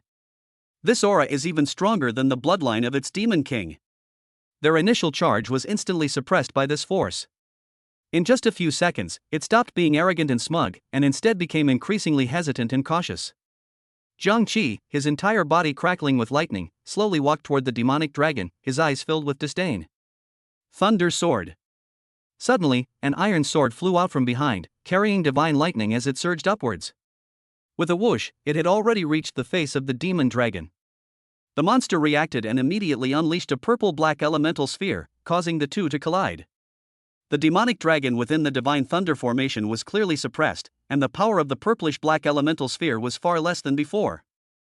The first purple-black elemental ball did not cause any damage to the thunder sword, and the demon dragon charged up for another attack. The pressure from both continued to increase, eventually leading to a massive explosion. Jiang Qi's iron sword shattered, and the two purplish-black elemental orbs disappeared as well. The monster let out a heavy sigh of relief, only feeling a sense of relief when it saw that the opponent's weapon was shattered. Without weapons, let's see how you pretend anymore. Jiang Qi glanced at the broken sword on the ground, sighed, and looked regretful and heartbroken. Dragon, ha ha ha ha. Awesome. The next moment, the dragon was completely dumbfounded.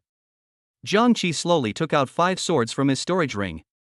In an instant, the 5 swords floated into the air, absorbing the divine lightning from the divine lightning array. Dragon?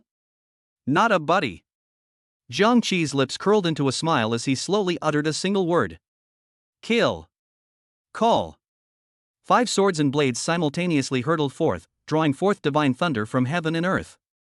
The dragon desperately spewed out purplish-black elemental orbs, its mouth almost burning. It's completely useless. The 5 swords, swift as lightning and faster than the wind, pierced through the dragon's purplish-black elemental sphere with lightning speed like popping a balloon. Bang! The swords, imbued with divine lightning, pierced the demonic dragon through to the core. Die! The whole stadium cheered. The dragon is dead. The dragon is really dead. He killed the dragon. He is our hero. At this moment, on the virtual display screen in the sky, Jiang Qi, who was ranked first, suddenly gained 100,000 points. At this point, many people finally realized what was happening. Him. He is Jiang Qi. Jiang Qi. Jiang Shen. So cool. This is what a real man should be like. We survived. We survived, all thanks to Jiang Shen. Zheng Yu was completely stunned. Sold out instantly. An 18-year-old teenager single-handedly slayed a demonic dragon. This is something that even thousands of them working together couldn't accomplish. This is absolutely incredible. A 6th-tier demon is not something that a typical martial emperor can kill instantly, right? That's incredible. Absolutely unbelievable. It's almost divine. This left her deeply disturbed. Seeing the cheers of the crowd around me, the weight on my heart finally lifted, and I was so exhausted that I almost fainted. Suddenly, a figure appeared in front of her and helped her up. Jiang Qi? Is that you? She looked at the other person vaguely, her voice a little hoarse, but she still fell into a deep sleep. Jiang Qi hugged Zheng Yu, looking at this familiar face, his heart filled with mixed feelings. This girl liked the original owner of this body for many years, and the original owner actually knew it too. But I just don't dare to face this relationship directly. Perhaps the original owner was insecure and lacked ability, and didn't want to hold others back. Jiang Qi sighed. I've repaid what the original owner owed you. He took the long knife from the man in black robes. This longsword is a top-grade B-rank weapon, which is quite good. It's at least the weapon he can present as a gift right now.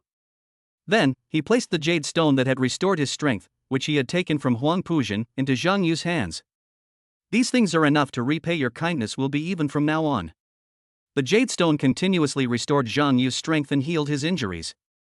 Jiang Qi saw her eyes flicker slightly before he felt relieved and left. Zhang Yu opened her eyes and found herself holding a long sword. The power emanating from the sword was exceptionally strong, far surpassing that of many pieces of equipment she had ever seen. But how did such good equipment end up in her hands? What surprised her even more was that she clearly remembered that she had just fainted from exhaustion and severe injuries all over her body. But now he has no injuries at all? Are there only some common, unhealed superficial wounds? She then discovered a jade stone in her pocket, and she immediately realized that it was this jade stone that was continuously repairing her injuries. She vaguely remembered that before she fainted, someone seemed to have caught her. It seems to be Jiang Qi? Could this have been a gift from Jiang Qi? Why would he send such expensive equipment? Chapter 54. I set my sights on this man first. Jiang Qi slowly walked out, following the direction of the crowd. On the way, countless people cast envious and grateful glances at him, but there were also those who were jealous and resentful.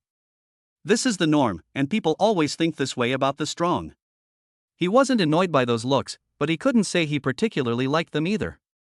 Speaking of which, that man in black robes always says he acts in a high-profile manner, but is he really that high-profile? It's just a bunch of instant kills against opponents of higher levels. Is that considered high-profile? That's because he hadn't seen the plots of some online novel protagonists from his past life, where they could wipe out others with a single finger that was truly outrageous.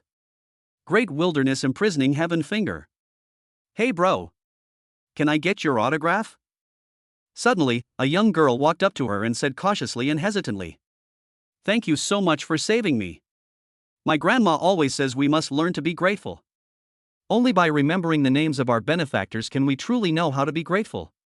The girl added, "Could you please write down my phone number and address, my benefactor? It would be helpful if I could repay you in the future." The other female warriors who had been following along glanced at them, their faces filled with gritted teeth. Seriously? Where did this bitch come from? She should know her own looks. She's barely grown any hair and she's already thinking about seducing men? Damn it. I had my eye on this man first. How come she made the first move? You're talking nonsense. What's it to you? Do you think he'd answer if you groaned? Are you looking for death?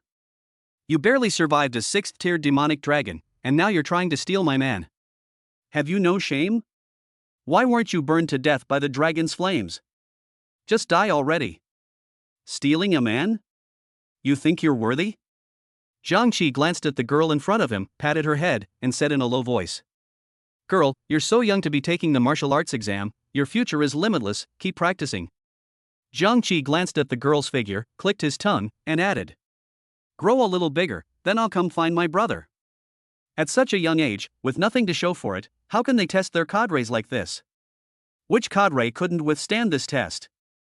I know some of you readers definitely like flat-chested girls.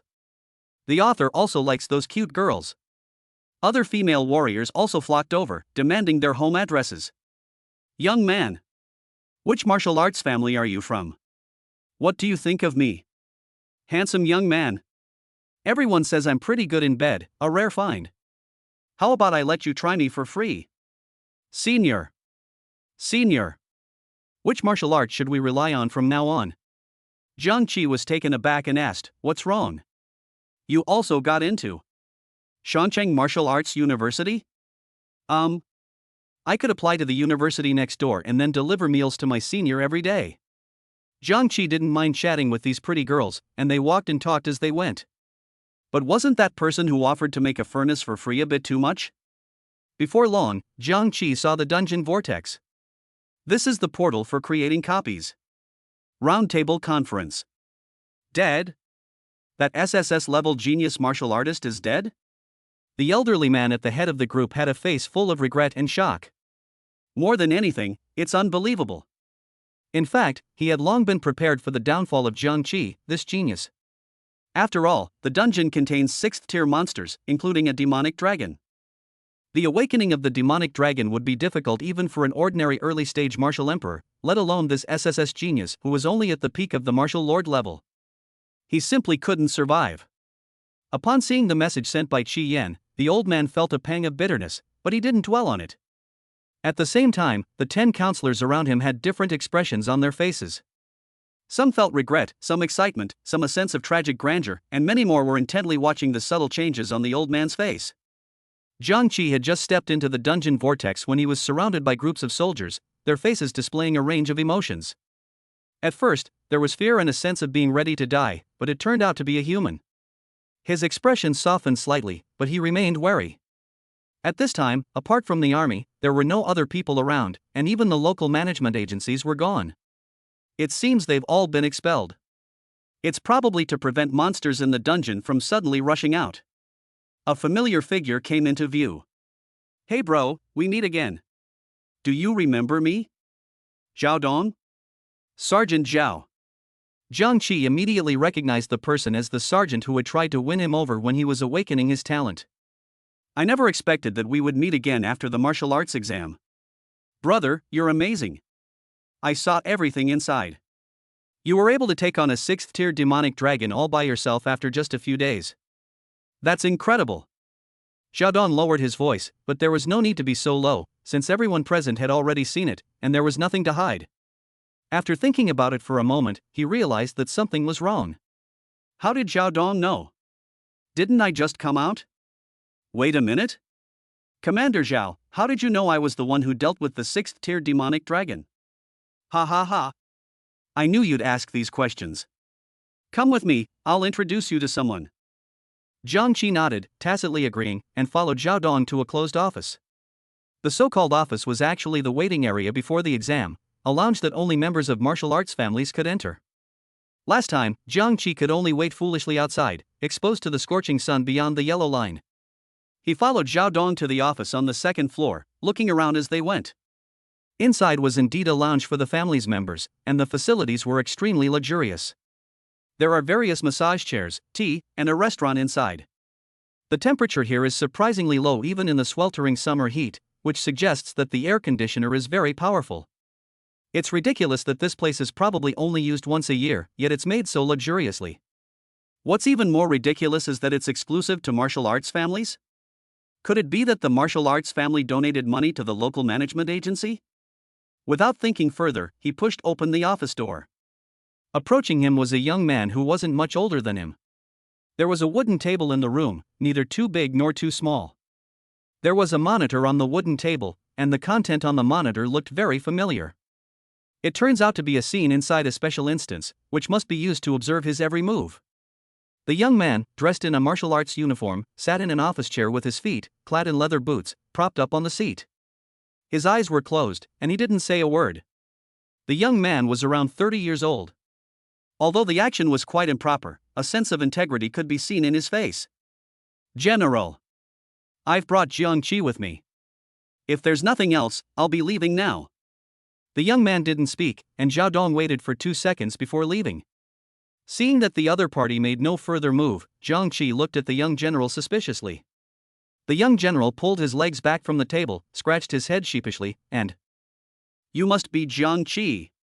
Sorry, I fell asleep. I've been quite busy lately. Let me introduce myself first.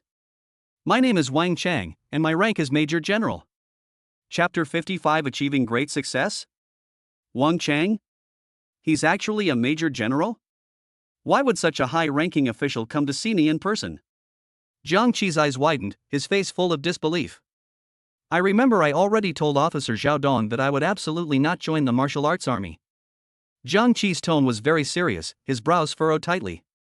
Wang Chang was not angry at Jiang Qi's tough attitude, he just smiled slightly, his smile carrying a sense of composure. He pointed to the chair opposite him and said slowly, "Don't rush, let me finish what I have to say, sit down first." Jiang Qi hesitated for a moment, but finally sat down. His eyes were fixed on Wang Chang, trying to see what else the other man wanted to say. He muttered to himself that no matter what the military said, he would never join the military. Joining the army meant taking on responsibilities and obligations. Having been given a second chance at life, he didn't want to carry any burdens. He doesn't want to be a hero, at least not voluntarily. My life motto: don't do things that are meaningless. At least you won't work for nothing.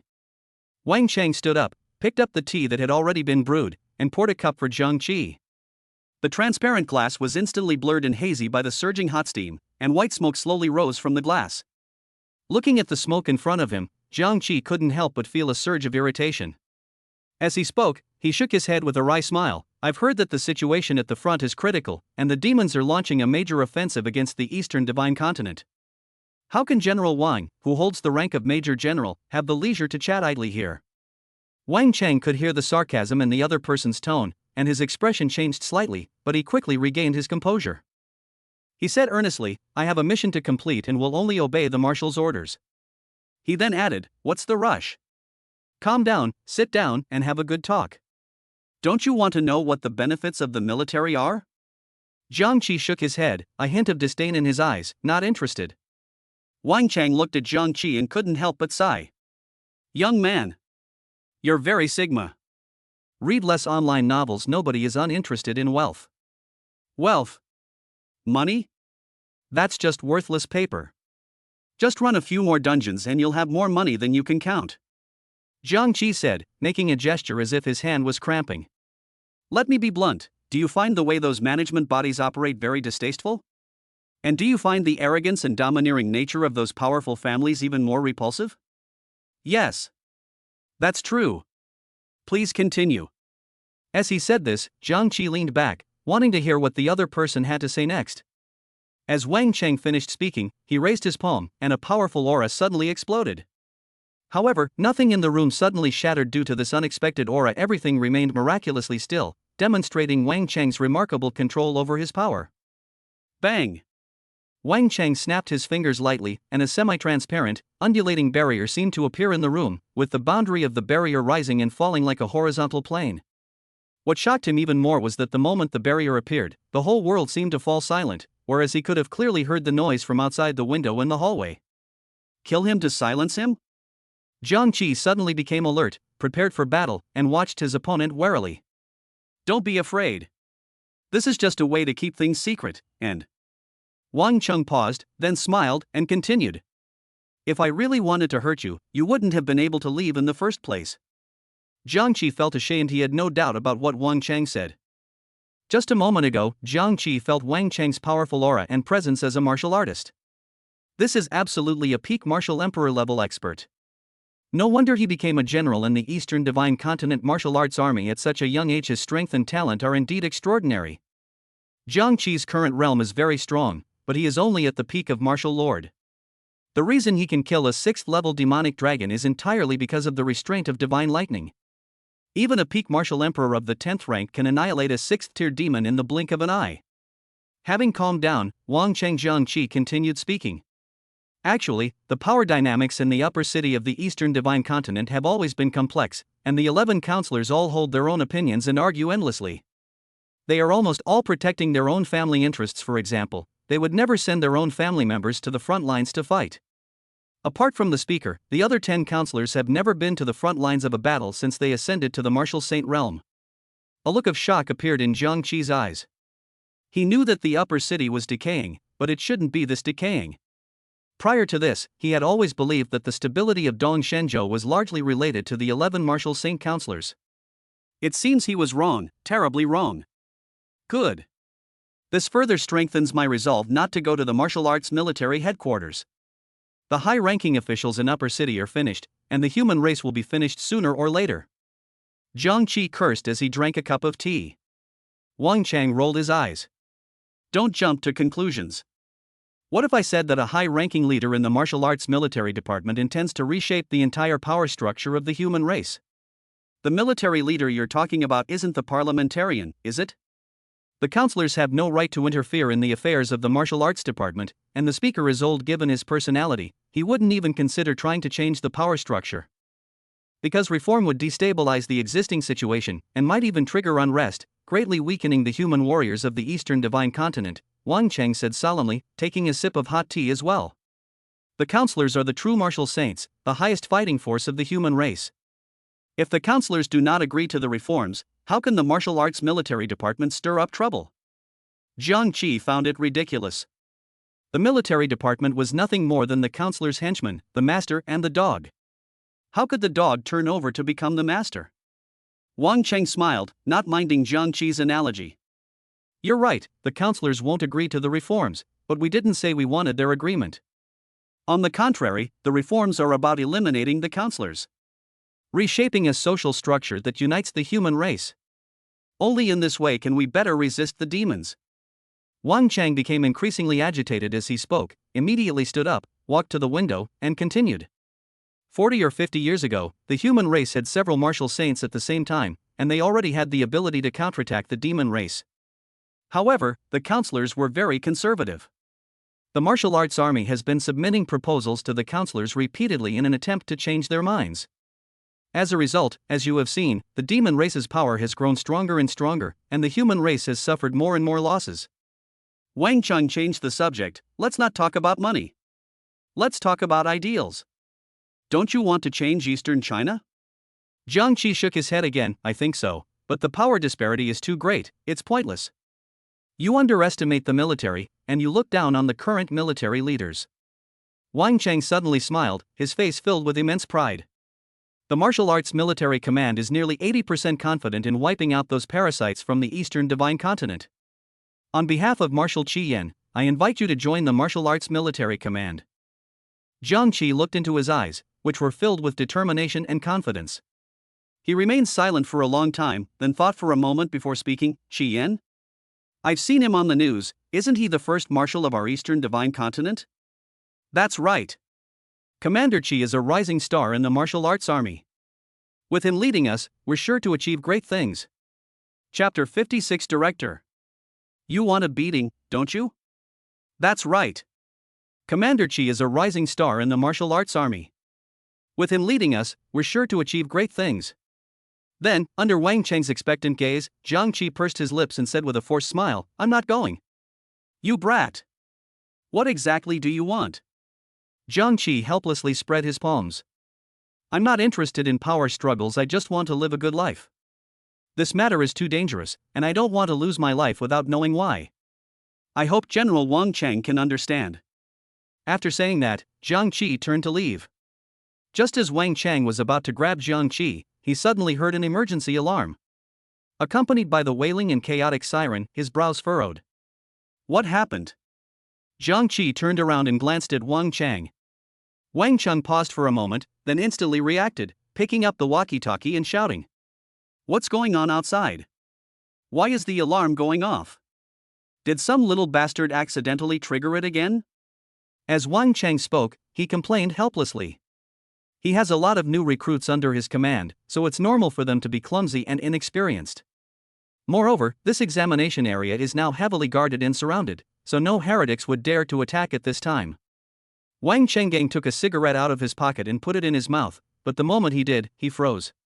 There was no response from the other end of the walkie-talkie, only a cacophony of electronic noise. What's going on? Could it be? Before he could finish speaking, the sound of glass shattering echoed throughout the room. A tiny shard of glass flew towards Jiang Qi, cutting his cheek and drawing a drop of blood.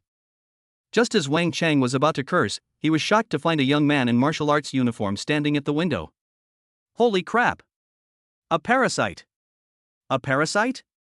Jiang Qi was equally shocked and asked subconsciously. No time to explain. You get out of here. Wang Cheng glanced at Jiang Qi, pointed to the door, and continued, I'll handle this guy.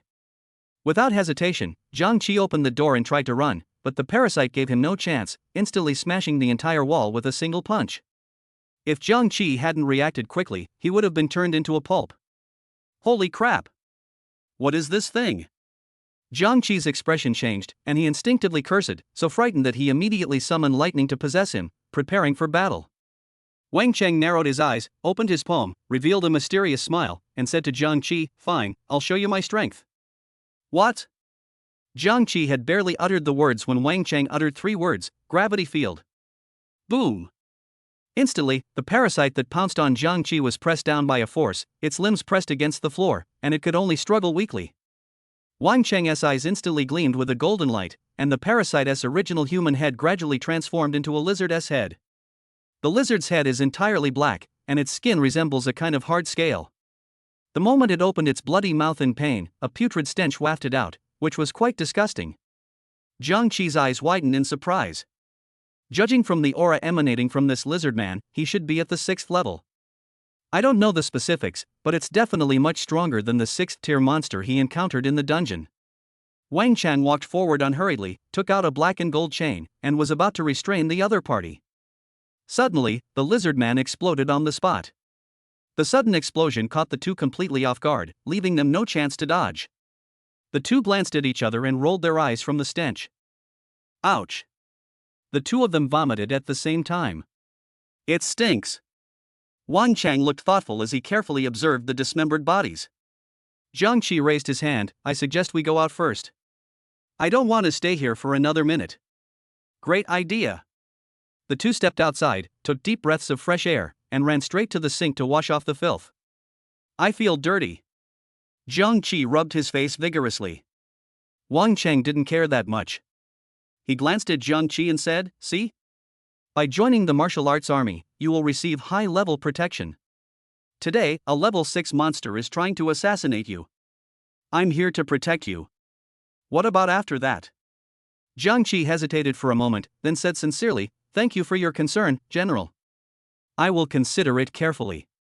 He then frowned and said, Speaking of which, monsters have already broken in, General Wang Cheng, why aren't you worried at all? Wang Cheng smiled and patted him on the shoulder. Little juice. You'll see when we get out. Don't forget what you said today, think carefully about whether you want to join the martial arts army. It's a pretty good option. After saying that, Wang Cheng handed Jiang Qi a card with a number on it. Jiang Qi took the card, nodded with a dry laugh, and left without looking back. As soon as I went downstairs, I found that the alarm had stopped sounding. The stairwell was littered with the corpses and blood of lizardmen, and many martial arts soldiers were cleaning up the mess. He then realized that Wang Cheng seemed to have considerable confidence in his subordinates. However, these lizardmen were all wearing martial arts uniforms. Needless to say, the military has been infiltrated. And it's a serious breach. What surprised him even more was that the lizardman in the corridor was definitely much weaker than the lizardman who had ambushed him. How did these low-level lizardmen manage to hide within the martial arts army without being discovered? He cautiously glanced at the soldier cleaning up the mess, and their eyes met. His body stiffened, and he quickly quickened his pace. Perhaps, the military has even more lizard-like parasites. However, they are hiding their true intentions more deeply. This was merely a preliminary probe. If that's really the case, then what's the point of joining the military? He never knew when a 7th-tier monster would suddenly appear and instantly kill him. That would be quite awkward. I looked up at the starry night and realized it was night again. After a long day, all he wanted to do was lie in bed and get a good night's sleep.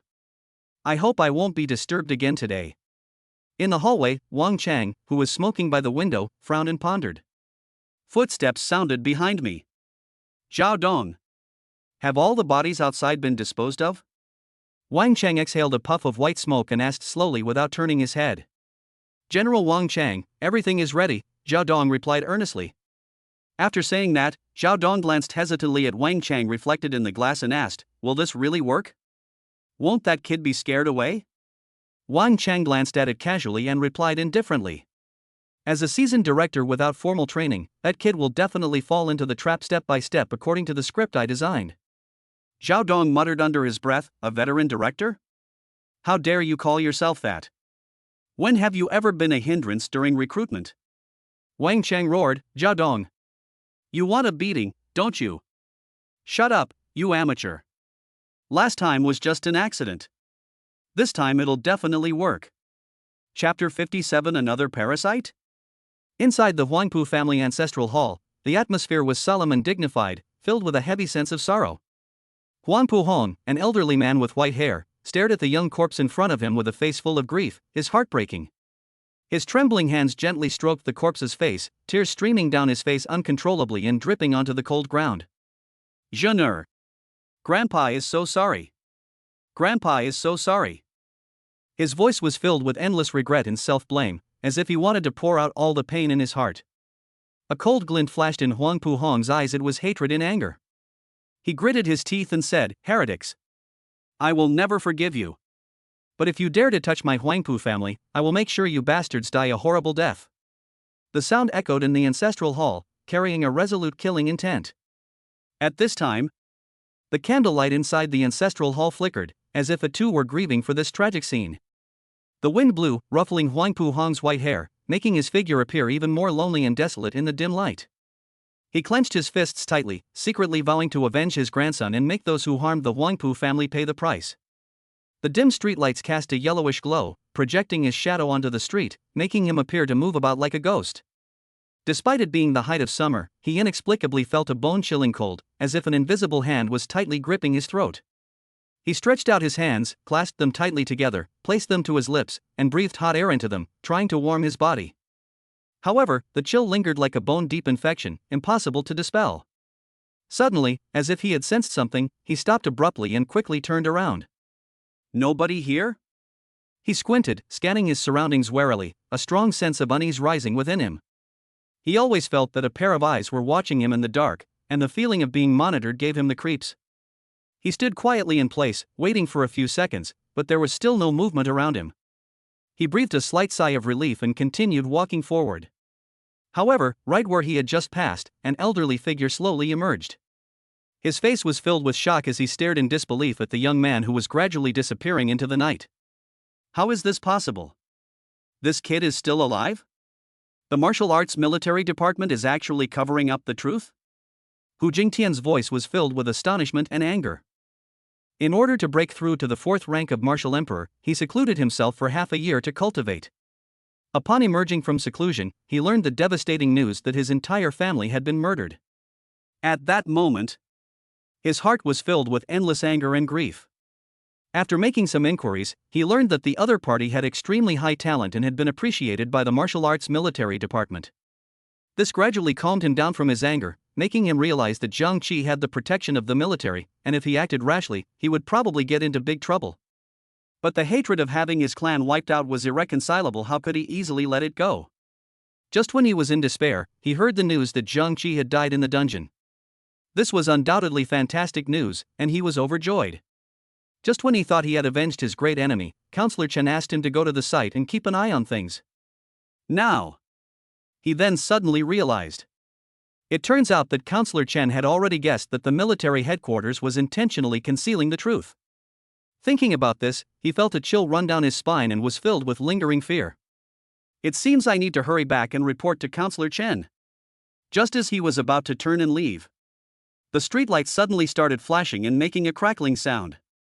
Accompanied by a piercing crackling sound of electricity, countless sparks fell from above.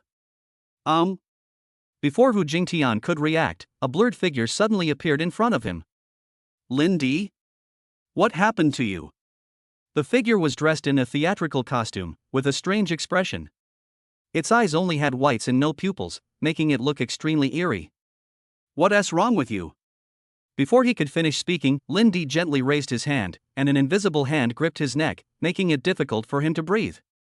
Lin Di's lips didn't move at all, but he let out a series of eerie cries. Out! Sizzle! Hu Jingtian's body was violently torn in two by this strange force, and he had no power to resist at all. Eat him! Lin Di's body emitted wisps of black energy, which condensed into a skull. The skull glanced back at him, then turned its head with a longing look to look at the corpse on the ground before rushing towards it. Gnawing away.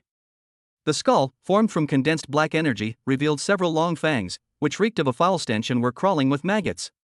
Each time the foul-smelling fangs gnawed at Hu Jingtian's corpse, maggots on the fangs would take the opportunity to crawl onto Hu Jingtian's skin and then burrow into it. In no time, Hu Jingtian's skin was covered with numerous tiny blood holes, each containing a maggot. What's even more disgusting is that the maggots, after a feast, have become quite fat. The skull, along with the fat maggots, devoured Hu Jingtian's corpse completely. Standing to the side, Lin Di stuck out his scarlet tongue and licked it, a satisfied smile on his face, as if he were the one eating, not the skull. When Jiang Qi returned to the villa, he saw that the house was brightly lit and a look of vigilance appeared in his eyes. There's no other way. With so many enemies, it's normal for them to come knocking on your door in the middle of the night. He carefully opened the iron gate and cautiously peered inside. My gaze fell on the wooden door on the first floor. It was closed. This made him think. He didn't think it was an enemy, since enemies would only launch attacks, not openly come to his house and wait for him. Then who else could it be? Could it be Lu Yu? That's even more impossible. Lu Yu took the Lu family to the front lines and couldn't possibly have returned temporarily. Who could it be? At that moment, the sound of bones cracking came from inside the house, followed by a wild beast's roar. Many things inside had been overturned, which made Jiang Qi nervous. Could it be a demon? By the way, how do monsters turn on the lights? How do they understand human nature? Could it be a parasite too? He didn't want to fight anymore late at night, so he decided to leave the villa first and treat himself to a hotel. Then just wait for the martial arts results, and rest well for a few days first. Who can stand working so hard every day? In my past life, I was a beast of burden, constantly striving and competing. Now that I've transmigrated, am I still a beast of burden? Wouldn't all that time travel have been for nothing? Just as he turned around, he suddenly heard an explosion. The iron gate seemed to have been hit from above and flew out. Chapter 58 Sudden Body? Martial Emperor Level Expert. Bang! Jiang Qi moved like a swallow, barely managing to dodge to the side at the last second. He turned around abruptly, still shaken, and couldn't help but chuckle awkwardly. The heavy iron door flew out like a cannonball, crashing heavily against the wall with a dull thud, twisting and deforming itself. I haven't even lived in this villa for a few days yet. Damn it! You demonic worms are never going to stop, are you? If I don't teach you a lesson, you'll really think I'm easy to bully? Jiang Qi roared furiously, his voice echoing in the air. As the dust at the entrance gradually dissipated, a tall figure appeared and disappeared. Jiang Qi took a closer look, and his heart tightened involuntarily. Not a monster? The figure suddenly opened its eyes, which shone with a blinding red light, like burning flames. On that unfamiliar face, the corners of his mouth were split open to both sides, revealing a ferocious smile. The scene was extremely horrifying. What is this thing? Jiang Qi stared in astonishment, a chill running down his spine. The person in front of me. Is it a ghost or a parasite? He was dressed in a respectable martial arts uniform, yet he exuded an astonishing aura that was suffocating. Emperor Wu? Jiang Qi exclaimed, his face filled with disbelief. He never imagined that this person's cultivation level had actually reached the martial emperor realm. Could it be that the Huangpu family has come knocking on our door so quickly? That's incredibly efficient. Countless thoughts flashed through Jiang Qi's mind in an instant. But at that moment, he had only one thought: run. His heart was pounding so hard it felt like it was going to jump out of his throat. Cold sweat beaded on his forehead, and his legs trembled uncontrollably. To linger even a moment longer would be disrespectful to a martial emperor. Jiang Qi took a deep breath, suppressed his fear, turned around and ran away. Whoosh! Hiss! A sly, mocking smile appeared on the man's face, his voice laced with sarcasm. Hiss, did I say you could leave? Did I? In an instant. The sky seemed to be torn apart by an invisible hand, and dark clouds, as black as ink, rolled in and quickly covered the entire sky. Lightning flashed and thunder roared, deafeningly loud. Streaks of lightning, like silver snakes, weaved through the dark clouds, forming a solid barrier that tightly enveloped the villa and its yard. You also have lightning-type talent? Jiang Qi's face was filled with disbelief and shock. These past few days, he has been diligently cultivating day and night, constantly improving his strength, but he has yet to encounter another lightning-type talent like himself. He almost thought he was the only person in the world who had awakened the talent of lightning. The lightning talent is a top-tier combat talent, unique and unparalleled.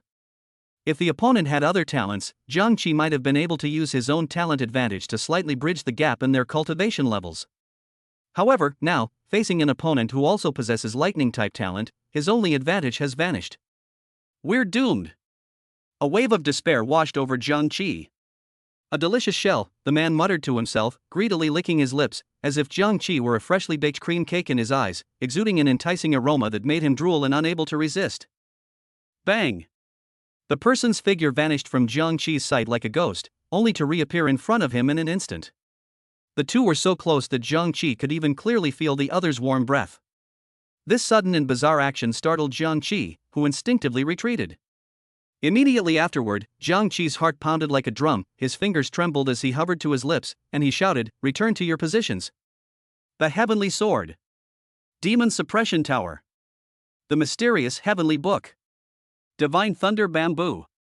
The four magical artifacts, like four bolts of lightning, sped out of the villa's basement in an instant and floated steadily around Jiang Qi. Interesting. The man stopped, tilted his head, and stared intently at Jiang Qi, his eyes revealing great curiosity. Jiang Qi's forehead was covered in cold sweat. He knew the power of the person in front of him and dared not be negligent in the slightest. He immediately activated the divine lightning. Instantly, countless bolts of lightning leaped across the Hongtian sword, crackling and popping as if to tear the entire world apart. Divine lightning attribute? It's even purer than this guy's attribute. What an excellent body. A look of regret appeared on the man's face. What a pity, born with a slender physique, destined to never reach the emperor realm. Unable to gather spiritual energy. He needs some kind of stimulus to have any chance of breaking through. Jiang Qi didn't hear what the other person was saying at all his attention was focused on how to deal with the powerful enemy in front of him. Without hesitation, he swung his sword, and a sharp blade, imbued with the power of thunder, whistled as it slashed towards the martial emperor. However, the martial emperor remained unfazed. With just a glance, the entire space seemed to freeze. Then, he lightly snapped his fingers. The thunder sword that Jiang Qi swung instantly disintegrated and vanished into nothingness. Jiang Qi felt an irresistible force strike him, and he was sent flying like a kite with a broken string. His body slammed heavily against the lightning barrier, producing a dull thud. A searing pain shot through his back as his clothes were instantly charred, revealing large patches of burned skin. Jiang Qi's face was filled with shock and disbelief. He stared wide-eyed at the martial emperor expert, a sense of despair welling up in his heart. Is this the martial emperor realm? It's terrifying. He muttered to himself. Is today doomed? Jiang Qi inwardly groaned. He had never imagined he would encounter such a powerful enemy. A strong red aura emanated from the martial emperor, and an abstract and distorted expression appeared on his face, making him look as ferocious and terrifying as a demon. He slowly walked towards Jiang Qi, his red eyes fixed on Jiang Qi as if trying to see through his very soul. You seem to be from this world? The voice of the martial emperor was deep and hoarse, as if it came from the depths of hell. Upon hearing this, Jiang Qi shuddered and looked up to meet the other person's gaze. He was somewhat confused and fearful. Could it be that the other party could tell he was a time traveler? Impossible, he has never revealed this information to anyone. How did they figure that out? Seeing that Jiang Qi remained silent, the martial emperor continued, "Humph. It's nothing. You and I are of the same kind, but it seems you're luckier." Jiang Qi was stunned, his mind went blank, and he had no idea what the other person was talking about. He struggled desperately, trying to break free from this bizarre situation, but his body seemed to be bound by an invisible force, unable to move at all. Just then, the martial emperor's face suddenly turned extremely painful. His eyes widened and his mouth opened wide, as if he wanted to make a sound, but it was suppressed by some kind of force. Jiang Qi's heart suddenly raced, and a nameless fear surged into his heart. He stared wide-eyed at the martial emperor, trying to see clearly what had happened. However, the night was as dark as ink, so thick that it was almost impossible to breathe. Jiang Qi could only vaguely see a blurry outline, as if it were another face of a martial emperor. His breathing became rapid, his heart pounded like thunder in his ears, and fear overwhelmed him like a tidal wave. Just as Jiang Qi was on the verge of a mental breakdown, a sharp pain struck him, his vision went black, and he lost consciousness. Chapter 59, Sudden Body. His breathing became rapid, his heart pounded like thunder in his ears, and fear overwhelmed him like a tidal wave. Just as Jiang Qi was on the verge of a mental breakdown, a sharp pain struck him, his vision went black, and he lost consciousness. In a daze, he woke up again. Jiang Qi felt as if he were on a soft cloud, the large bed beneath him so gentle it seemed to completely envelop him. He was panting heavily, his clothes soaked with sweat like a burst dam, recalling the life or death struggle he had just experienced. The clean white curtains danced in the gentle breeze, like graceful dancers. Jiang Qi suddenly opened his eyes, his gaze sharp and fixed on the familiar yet unfamiliar face beside the bed. Who are you? Jiang Qi's voice carried a hint of wariness, but he made no further move. Emperor Dong Shang. You visited the martial arts school before, and that's the owner behind it. Emperor Dong Shang made no attempt to hide his true intentions and spoke directly. His eyes were as sharp as a hawk's, fixed on Jiang Qi's eyes, trying to catch a glimpse of something unusual. Jiang Qi stared at the other person, appearing relaxed and at ease, and then breathed a sigh of relief. Emperor Dong Sheng's anxious heart finally settled down. That's good, that's good. He murmured to himself, as if he were rejoicing over something. What's good? Jiang Qi asked earnestly, his brows furrowing slightly, seemingly puzzled by Emperor Dong Sheng's reaction. It's good that everyone is all right. Emperor Dong Shenggu quickly realized what was happening and hurriedly explained. However, he secretly rejoiced.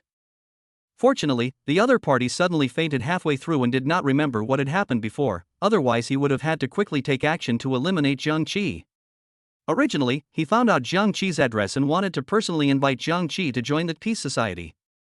However, while waiting at Jiang Qi's house, he forgot to take the resistance pill and accidentally let the extraterrestrial demon in his body take control of his body. In an instant, he completely lost control, and by the time he gradually regained control of his body, it was too late. The extraterrestrial demons have already given Jiang Qi a sound beating. Emperor Dong Shenggu absolutely cannot let this kid know about the extraterrestrial demons. This might affect his plan, the plan to eliminate the extraterrestrial demons and completely reclaim his original body. Do we know each other? Jiang Qi struggled to sit up in bed, rubbed his aching head, and looked at Emperor Dongshang with a somewhat confused gaze before asking. I know you, but you don't know me. Dongshang's lips curled up slightly, revealing a meaningful smile. He continued, martial artists with the talent of divine lightning are as rare as phoenix feathers and unicorn horns. Besides, you are an SSS-level super genius. With your talent, you are like the most brilliant star in the night sky, destined to shine brightly. Haven't you ever thought about using your talents and abilities to achieve something great in the future?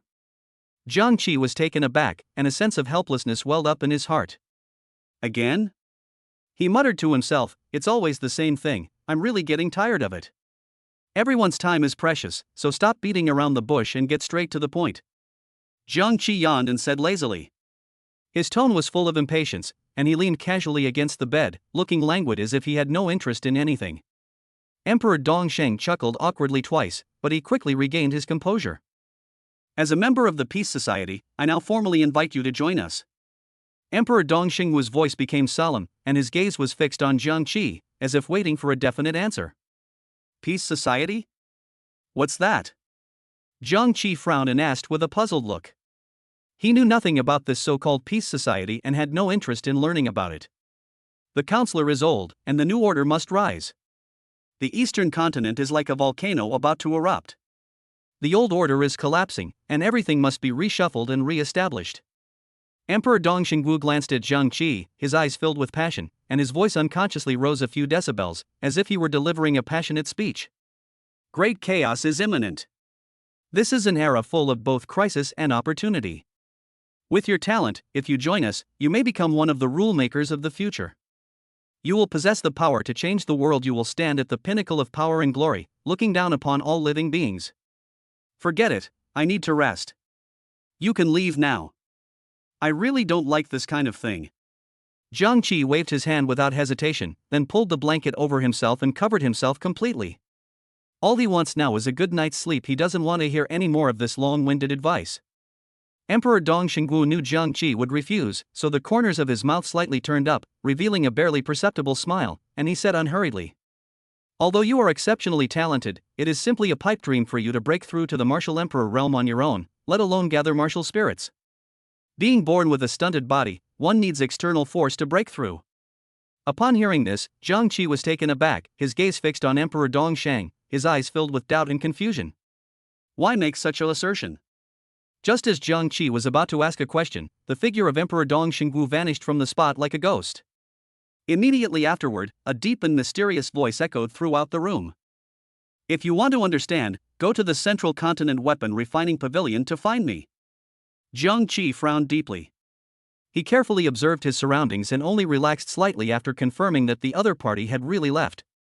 He did not have amnesia. He remembered everything that happened yesterday vividly. However, at that moment, he truly felt the intense killing intent emanating from the other party. If I hadn't pretended to have amnesia, the other party would probably have already killed me. Luckily, I was quick-witted enough to escape unscathed. At this moment, Emperor Dongxingwu was completely different from when he attacked him, as if he had suffered from schizophrenia. Moreover, this more normal personality seems to not want others to know that he has another personality. Jiang Qi exhaled a deep breath, trying to calm the turmoil in his heart. This world of martial arts is full of strange and wonderful things. Many things can only be fully understood when he truly becomes powerful. Both of Emperor Dongsheng's personalities conveyed an extremely important message to him. He was a martial artist at the sudden body martial lord realm. When one breaks through to the martial emperor realm, a mysterious energy body called martial spirit will gather within their body. What Emperor Dongxingwu meant was that he belonged to the special physique of Dun Ti and was unable to gather martial spirit. If what Emperor Dongxingwu said is true, then this matter is indeed very troublesome. This means that the martial lord realm may be his peak, and he will never be able to break through to the next level. Chapter 60 Going to the Weapon Refining Pavilion. If what Emperor Dongxingwu said is true, then this matter is indeed very troublesome. This means that the martial lord realm may be his peak, and he will never be able to break through it again. However, Emperor Wu of Dongxing seemed to have a way to resolve this special constitution. However, when Jiang Qi thought of the two personalities of Emperor Dongxingwu, he was unwilling to have any further contact with them. Who knows when he might turn into a dark-type martial emperor and instantly kill you with one combo. He couldn't make a decision right away, as he still needed to confirm whether he had a special constitution. Just then, his stomach growled in protest. He couldn't help but touch his already shrunken belly, inwardly groaning in despair. Ugh, I've been out there doing dungeons all day and haven't even had a bite to eat. I'm starving. He patted his stomach with a wry smile, as if to comfort it. Don't worry, bro, there'll be something delicious tonight. Then, he strode to the refrigerator, opened the huge 3-door refrigerator, and eagerly searched inside. Finally, he found the freshly cut beef he had bought beforehand, and its tender color caught his eye. He carefully took out the freshly cut beef and all the fresh vegetables. The meat, eggs, milk, and vegetables in the refrigerator were all carefully selected by him and Luyu from the supermarket downstairs. The technology of this advanced martial arts era is far superior to that of his previous life on Earth. Simply put the food that needs to be kept fresh in the refrigerator, and it can be kept fresh indefinitely. Even if you put vegetables in there for a whole year, they will still be as fresh as ever when you take them out. He enthusiastically prepared a small iron pot, mixed several unique seasoning packets, and then carefully washed some vegetables. Soon, the living room was filled with the aroma of hot pot. He gazed at the boiling hot pot, the rising white steam swirling like clouds, and his heart was filled with hunger. He smiled contentedly, patted his stomach, and then got up to wash up quickly. After washing, he felt refreshed, as if all his fatigue had been washed away.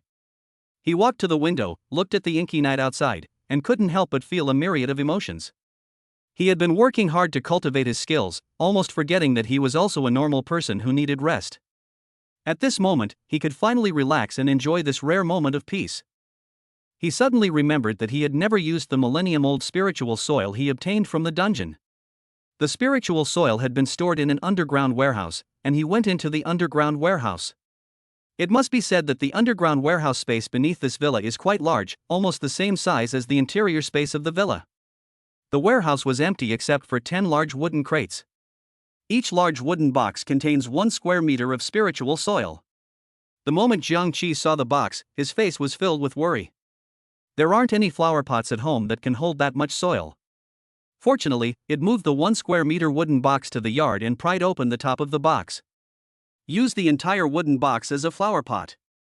With a thought, he summoned the Divine Thunder Pearl, placed it in the spiritual soil, and then scooped up some water to irrigate the Divine Thunder bamboo. I wonder if it's too careless to just leave such a good life-grade weapon naked in the yard. Tomorrow he plans to visit some martial arts schools to see if they sell any fixed barriers to surround his entire villa, so that he can sense any thieves immediately. Even if he couldn't get back before the thief broke through the barrier, he could still leave a mark on the other party.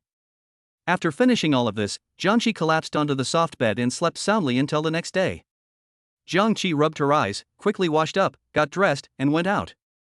He checked his phone before leaving, expecting the results of the 5 tests to appear the next day and be sent to his phone. However, the results don't seem to be coming in yet. Never mind that, let's get down to business first. On the deserted streets, the martial arts schools stood with their doors tightly shut, as if telling a story of the urgency of the border war. As expected, most of the martial artists in Zhongzhou had rushed to the front lines to resist foreign enemies. He searched everywhere and finally found a martial arts school that was still in operation. The staff member behind the counter glanced at Jiang Qi. Without Jiang Qi needing to explain, he knew that Jiang Qi must be a student who had just finished the martial arts exam. People can still come to the martial arts gym to train at this time, otherwise, they wouldn't be able to spend money at the gym at this time. He opened a martial arts training room all by himself. Jiang Qi's cultivation level has already reached the peak of martial lord, and he is only 1 step away from becoming martial emperor. Today, he will know whether he is a syncretic or not. The moment he stepped into the training room, he took a deep breath, feeling the surging power within him. He continuously increased the gravity field in the training hall to 500%, causing all the muscles in his body to tense up. Under this intense pressure, he continuously unleashed his fists, repeatedly employing the Divine Thunder battle technique. Within the confined space, crackling sounds echoed as powerful energy continuously pounded against the surrounding walls. After a period of arduous training, his physical strength was exhausted, and large beads of sweat soaked his martial arts uniform. A martial artist can only break through their limits when under pressure. The gravitational field simulates this pressure environment.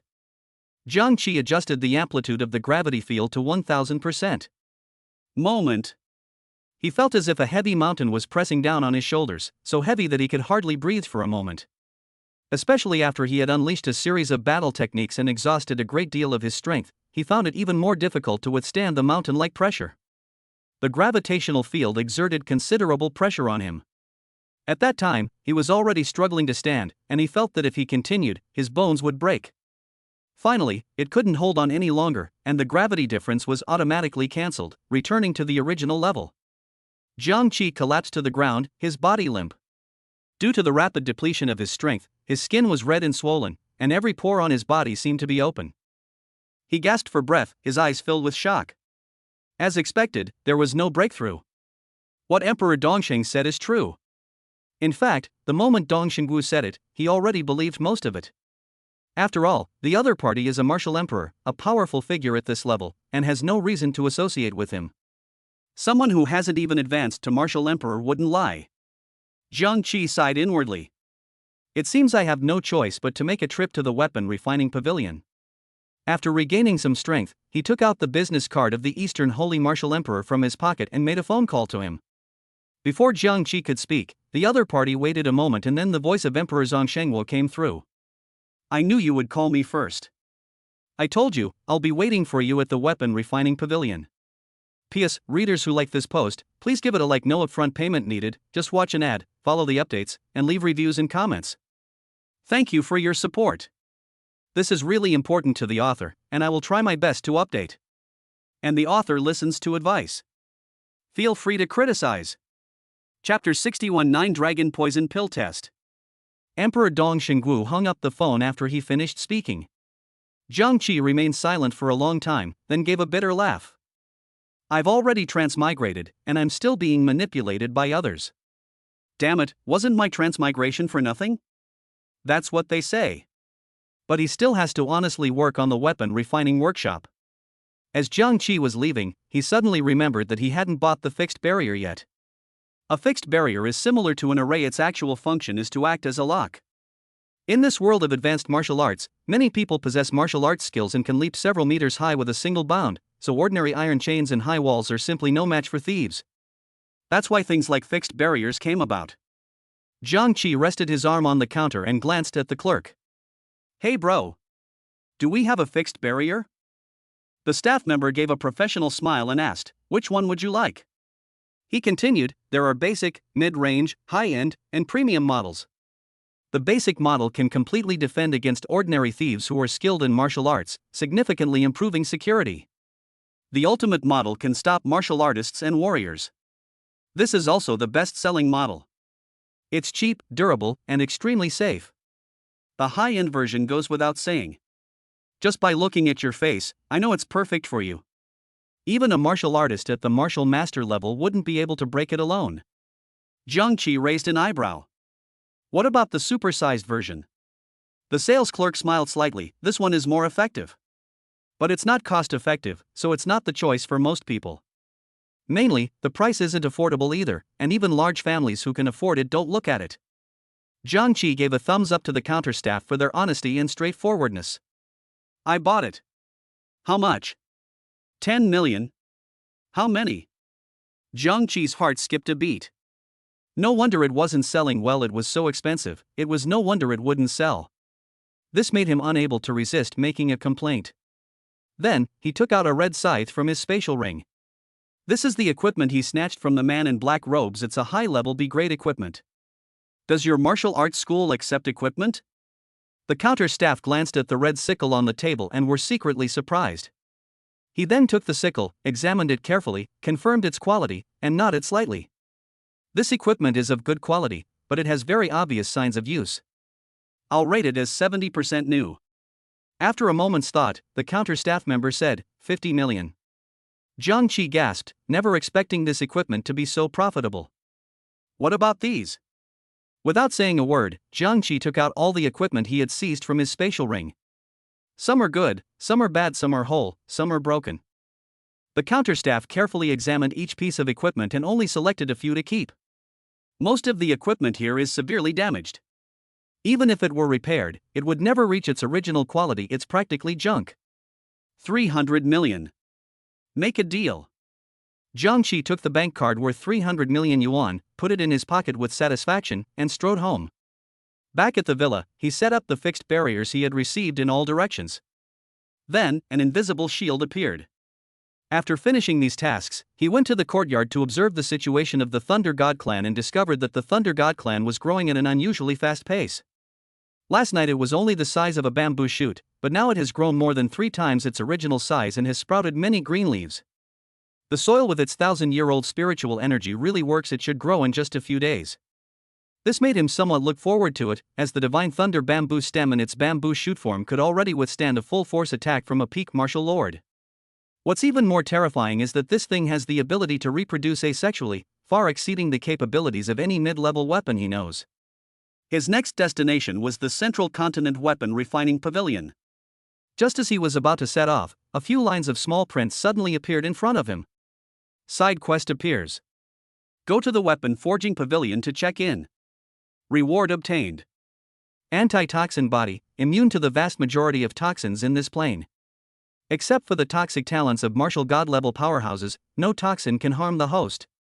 Jiang Qi was overjoyed and almost couldn't recover from the shock. This was the first time he had seen the system assign such a humane task. Damn system, you've finally grown up. This is the first time I've seen you do something humane in all this time. Jiang Qi was so moved she wanted to cry but couldn't. Jiang Qi wiped away her tears and quickly calmed herself down. After all, as a transmigrator, she had to maintain a certain level of composure. He was just about to go to the Qi refining pavilion, and the system made him check in there, which was practically a coincidence. This anti-poison body's properties are simply too powerful. But looking at this line and the simple explanation, he knew that this belonged to the semi-conceptual category of skills. Aside from those with toxic talent at the martial god realm, no other poison could possibly penetrate them. I am only at the minor martial lord realm now. Above me are the martial emperor realm, the martial sect realm, the martial saint realm, and finally the martial god realm. As far as he knew, there wasn't a single human martial artist in the entire Eastern Divine Continent who could reach the martial god realm, let alone a martial god with a poison talent. Then, he strode towards the Weapon Refining Pavilion. In the Weapon Refining Pavilion, a young girl dressed in a black Taoist robe, her eyes tightly closed, suddenly opened them as the surrounding lights came on. Zhou Shen's aura suddenly surged. 8 dark figures slowly emerged from the shadows of all directions. In an instant, the 8 figures drew their swords and slashed fiercely at the girl in the black martial arts uniform.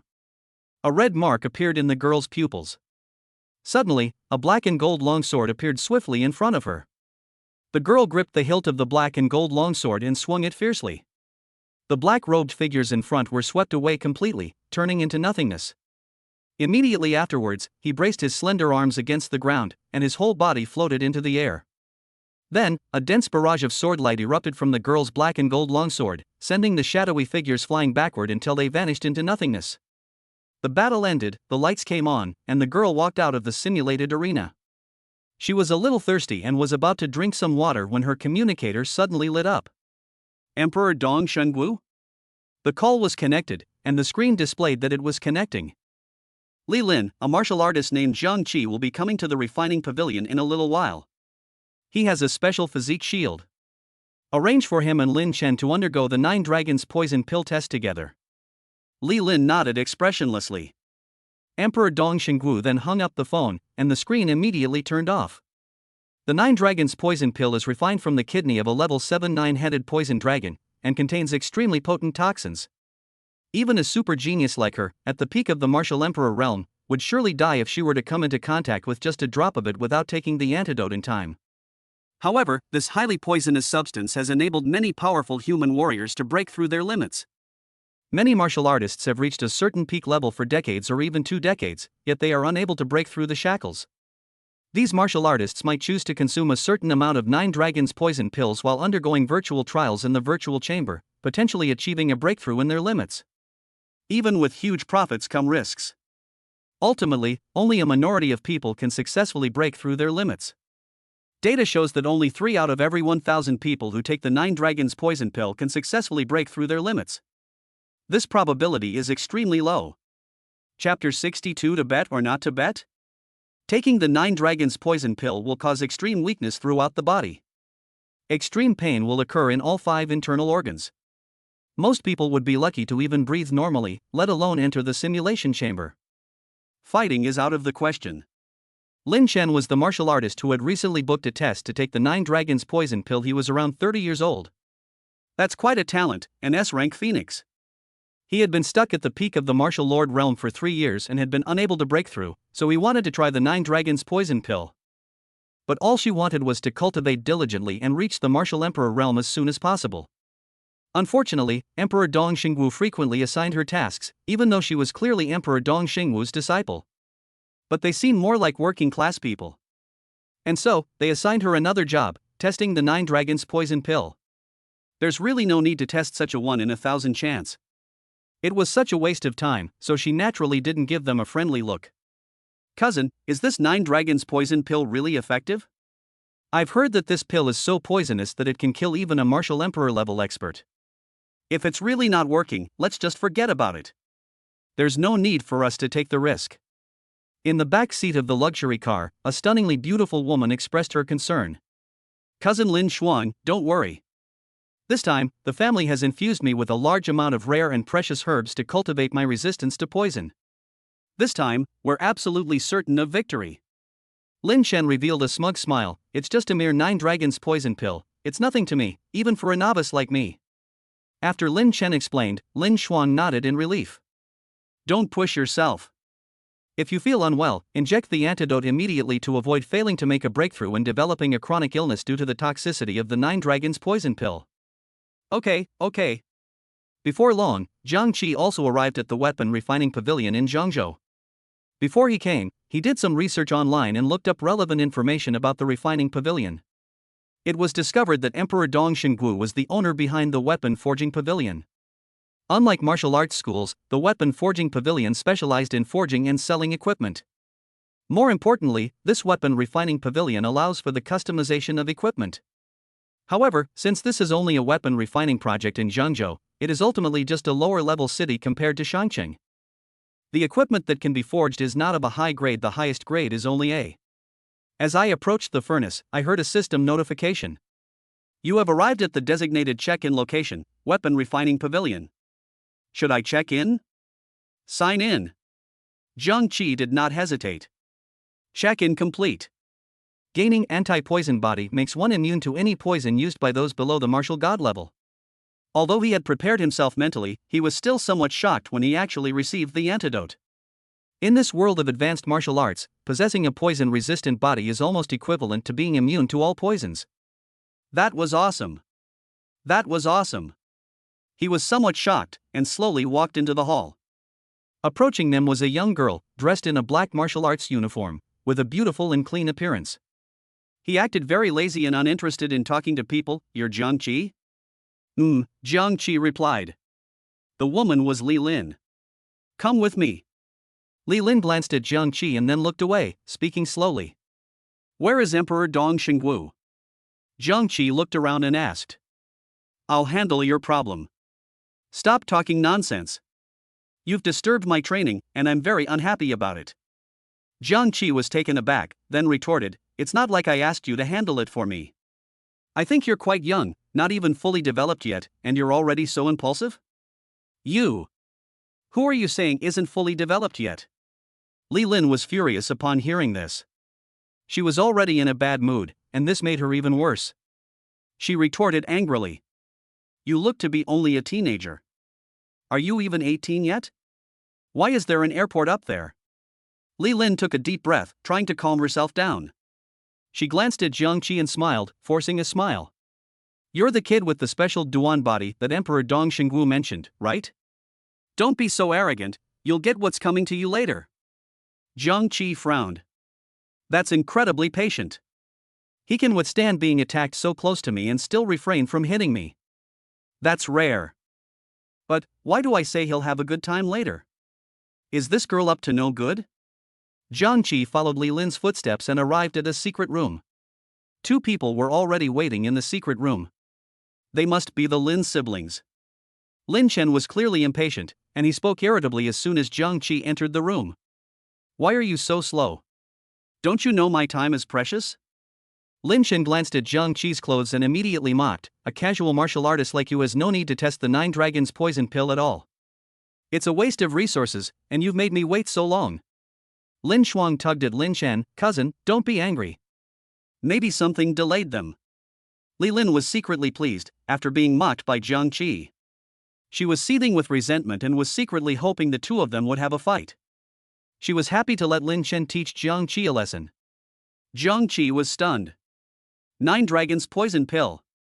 He had already secretly guessed how he would break through to the next stage of the body tempering technique. Do you dare to bet? Jiang Qi glanced at Lin Shen, a hint of amusement and mockery on his lips. Bet? Let's bet on who can break through the shackles and achieve the martial emperor realm. Jiang Qi shrugged, then continued. If you lose, leave behind all your equipment, and... What else? Lin Shen frowned and asked anxiously. Jiang Qi glanced at Lin Xuan, a mischievous smile on his face. You brat! Where are you looking? You dare to have ill intentions towards Sister Shuang? I'll kill you. Jiang Qi withdrew his gaze and coughed lightly, and here's the contact information for this stunning young lady. You! Lin Shen was stunned, and was about to explode in anger. Shaken out? You can't even do this? Are you even a man? Are you even capable? Lin Shen glanced at the stunned Lin Xuan, then gritted his teeth and said. What is there to be afraid of? Lin Shen glanced at her. He was eager to impress his cousin, and couldn't afford to appear weak at this moment, so he said domineeringly. If you lose, you will cripple your cultivation level and get out of Zhangzhou. Li Lin raised her hand to interrupt the two. I need to remind you that the breakthrough rate is only 3 in 1,000. What if neither of you breaks through? Then let's see who can last the longest. Lin Shen waved his hand impatiently. Let's get started, don't waste time. I want this kid to quickly understand the price of betting against me, Lin Shen. To tell you the truth, I have been soaked in rare and precious herbs for a long time, and my body is already immune to all poisons. If you lose and dare not abandon your cultivation, then I will take your place. Li Lin interrupted again. No need for young Master Lin, I'll carry out the execution. I'm the most impartial person, leave this to me. He also made a funny face at Jiang Qi. The test began, and Li Lin took out a metal box. The moment the metal box slowly opened, a plume of white smoke billowed out, and everyone instantly felt a chill. This is a vaporized substance at temperatures below zero, used to preserve certain special elixirs. Chapter 63 Nine Dragons Poison Pill. Injection. This is a chilling gas with a temperature that is thousands of degrees below zero. The cold was indescribable, as if it could freeze everything in the world into an ice sculpture in an instant. Li Lin slowly turned around. Her beautiful, captivating eyes were fixed intently on the crowd. With an unusually serious expression, he solemnly reminded them. Everyone, please proceed to the simulation chamber immediately. Once inside, the injection process will be completed automatically. Upon hearing this, Lin Xuan, standing in the crowd, frowned and asked with a look of suspicion. Injection? Aren't pills usually taken orally? How come they become injections now? This question immediately resonated with the other two, who also looked puzzled. All eyes turned to Li Lin. I eagerly await a reasonable explanation from her. Despite the doubts and questions in everyone's eyes, Li Lin maintained her composure and calmness. She sighed softly and said slowly. Times are changing, and technology is constantly advancing. The methods of the past may no longer be applicable to the current situation. After saying that, she slightly raised her head, her gaze seemingly looking at a group of cavemen. I don't know if Emperor Dong Xingguo has told you about the Nine Dragons poison pill, but I still want to solemnly remind you before the injection. Li Lin's voice carried a hint of solemnity. The Nine Dragons poison pill is extremely potent, and its power is not something that ordinary martial artists can easily control. Therefore, after the injection, you must try your best to persevere and use your willpower to fight against the powerful effects of the drug. Her gaze swept over everyone. It seems they are assessing their strength and determination. Then she continued. If you really can't take it anymore, wake up from the simulation environment immediately.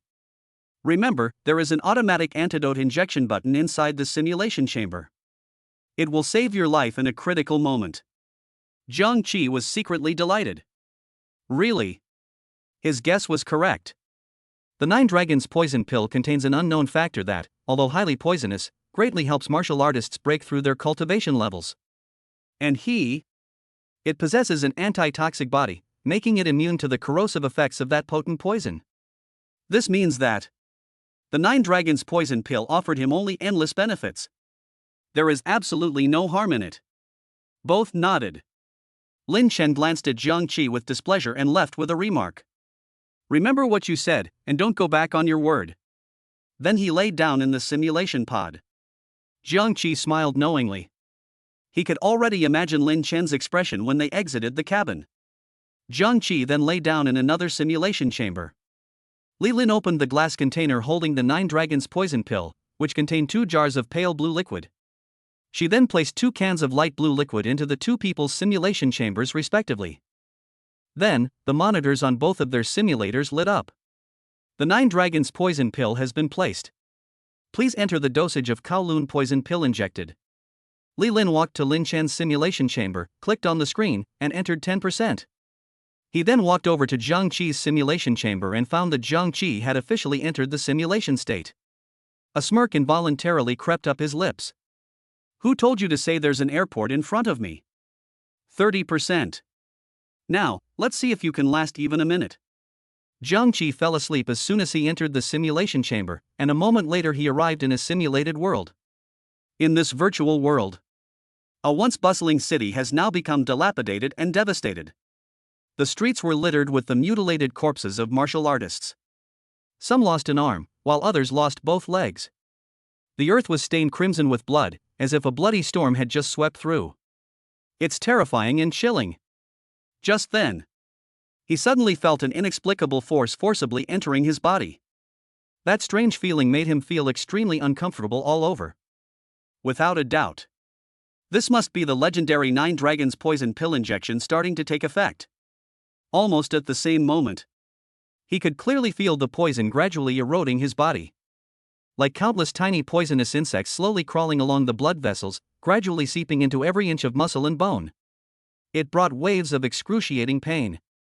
However, this unbearable pain lasted only a second or two.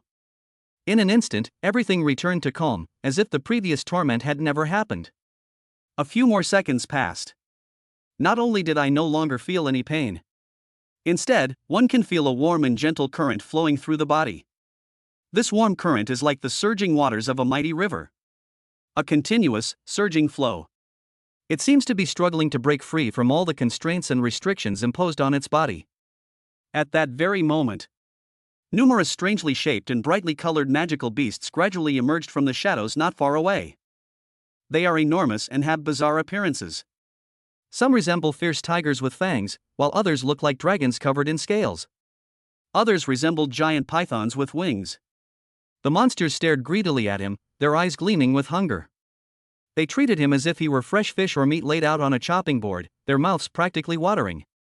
This is a simulation chamber that looks like something out of a science fiction movie. Although the world it presents is virtual and fake. However, it can accurately replicate Jiang Qi's physical condition and all his sensory experiences in near-perfect proportions. Jiang Qi's lips curled up slightly. It outlines a confident and composed smile. His strong, powerful arms slowly rose. The movements were fluid and natural, without the slightest hesitation or pause. Immediately afterwards, he shouted, 10,000 June. In an instant, a dazzling divine lightning bolt descended from the sky, like a roaring dragon, crashing down on the dense horde of demons below with earth-shattering force. Those hideous and terrifying demons were utterly powerless against this incomparably powerful divine thunder. They were instantly struck by a powerful electric current. With crackling sounds, countless monsters turned into charred chunks of coal in the blink of an eye. It emits a pungent and unpleasant odor. Chapter 64, Harming Honest People? With crackling sounds, countless monsters turned into charred chunks of coal in the blink of an eye. It emits a pungent and unpleasant odor. And at that very moment, outside the simulation chamber, Li Lin, who had been intently watching the situation inside, widened her eyes in disbelief. Her beautiful eyes were fixed on Jiang Qi, as if she wanted to stare at him through the thick cabin walls. After a long while, Li Lin finally came to her senses as if waking from a dream. He quickly reached out and operated the control panel next to him, bringing up detailed data on Jiang Qi's entire body. However, surprisingly, whether it's indicators like blood pressure, heart rate, endurance, vision, or blood flow rate, everything was perfectly normal, with no abnormal fluctuations or data exceeding the safe range. Even more terrifying is that, after further in-depth analysis, Li Lin was shocked to discover that the activity level of Jiang Qi's cells had reached an astonishing level, which could only be described as unbelievable. This highly active cellular state usually only appears in some top-tier experts or people who are in a special cultivation realm. But how did this seemingly ordinary Jiang Qi manage to do it? What's going on? How can this possibly make sense? Li Lin muttered to herself, her mind filled with doubt and confusion. You should know. What she injected Jiang Qi with was known as the most potent poison in the world, the Nine Dragons poison pill.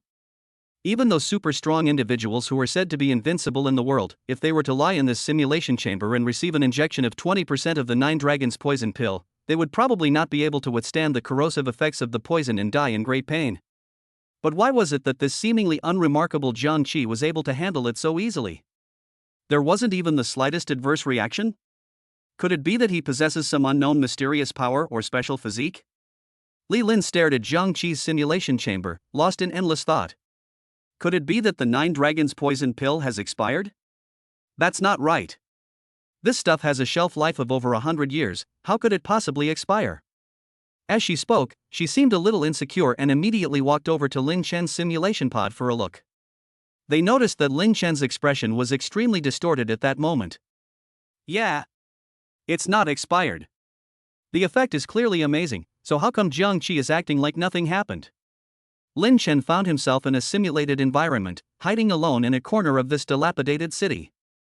An atmosphere of decay and desolation permeated the surroundings. It was as if the whole world had fallen into a doomsday silence.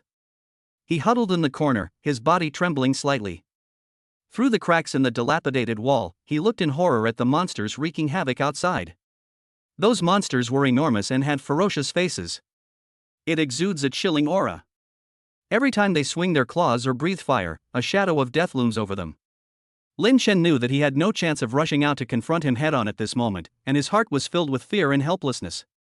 At this time, the poison of the Nine Dragons poison pill was rapidly eroding his heart, sweeping in like a black torrent. He felt excruciating pain in his chest, and breathing became increasingly difficult. Large beads of sweat slid down his forehead, soaking his clothes. Suddenly, Lin Chen could no longer hold on and collapsed onto the grass behind him. White foam uncontrollably gushed from his mouth, and his body began to convulse uncontrollably. However, despite this, a powerful belief burned deep within him: I absolutely cannot lose. This damned Nine Dragons poison pill, how could its toxicity be so strong? I clearly underwent such a long medicinal bath. Logically speaking, they shouldn't be unable to withstand even this small amount of poison.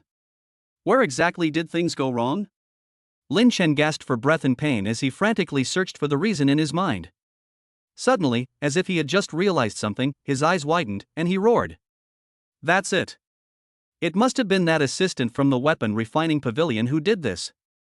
She must have injected me with an excessive amount of toxin. That's right, only this explanation makes sense. These two guys actually colluded. They tried to trick me out of my equipment. How utterly despicable. Thinking of this, Lin Chen's anger grew even stronger. But at the same time, he also clearly realized that now was not the time to be angry. He had to find a way to get through this. So he gritted his teeth, endured the excruciating pain, and silently told himself, that kid has never experienced a medicinal bath before, so he must be completely defenseless against this kind of toxin.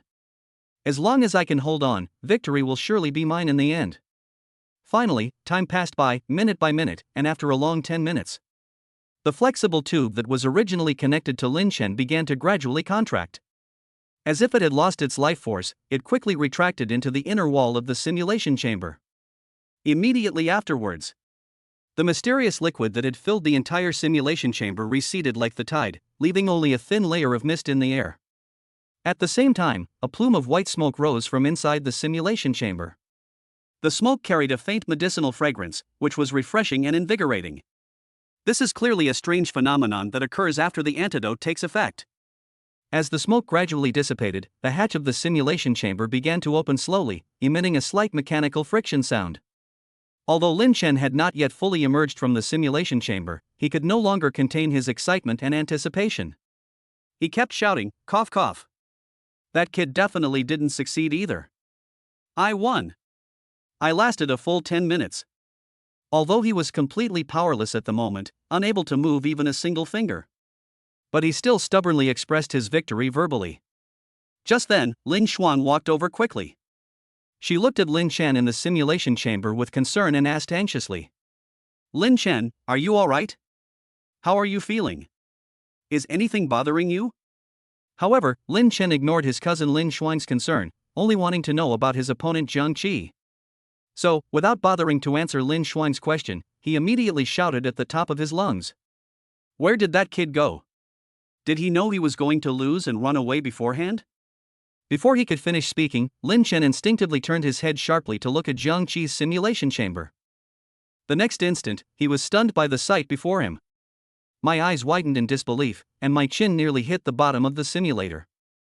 His mouth was agape wide enough to fit a large duck egg. He looked more terrified than if he had seen a ghost.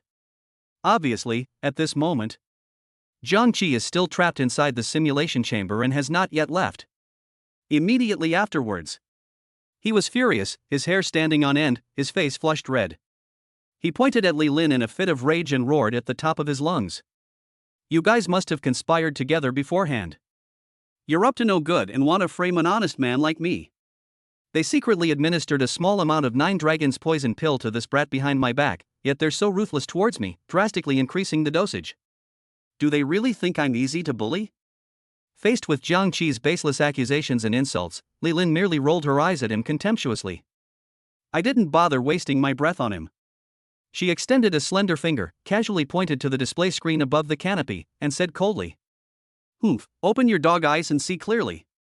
Don't bite people indiscriminately like a mad dog, spewing filth all the time. After saying that, Li Lin crossed her arms and turned her head away, ignoring the crazed Lin Chen. Chapter 65 The Replicant, exactly the same. After hearing this, Li Lin rolled her eyes, too lazy to pay attention to Lin Chen, and pointed to the display screen on the canopy. Open your eyes and take a good look, instead of just spouting nonsense. Without hesitation, Lin Chen bypassed the rows of neatly arranged simulation chambers and headed straight for his own. His gaze quickly fell on the data flashing above the hatch, 10%. This number made his heart tighten slightly, but he didn't linger. Instead, he immediately walked towards the simulation chamber where Jiang Qi was located. When he saw the data on the Jiang Qi simulator hatch, it was as if I had been struck by lightning. His body was so stiff, as if he had been frozen in place, that he was completely unable to move. The hatch clearly displayed an astonishing 100%. How is this possible? Lin Chen stared wide-eyed in disbelief through the glass of the simulator at Jiang Qi's calm face, which showed no sign of pain whatsoever. He could hardly believe what he was seeing. My heart was filled with shock and confusion. After a moment of stunned silence, Lin Chen abruptly turned to look at Li Lin beside him. Blurted out. Are you a living llama? I've figured it out. Not only does he have a grudge against me, but you have a grudge against him too.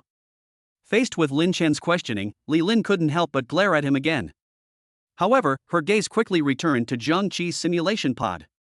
He shook his head gently and murmured to himself. This is the first time in my life I've ever seen someone remain so calm and composed after being injected with 100% of the 9 dragons poison pill. You know, anyone else in this situation would probably have died on the spot. Just who is this kid? Suddenly realizing, this person was someone Emperor Dongxingwu had temporarily notified us to come in for the test. Their identity must be extraordinary. He stared thoughtfully at Jiang Qi's simulation pod, lost in thought. Could this kid be connected to the Peace Society? Suddenly, a sharp, piercing alarm suddenly blared from inside the simulator, as if it were about to puncture one's eardrums. The red warning light kept flashing. It makes your heart beat faster involuntarily. Li Lin stared at the monitor in horror.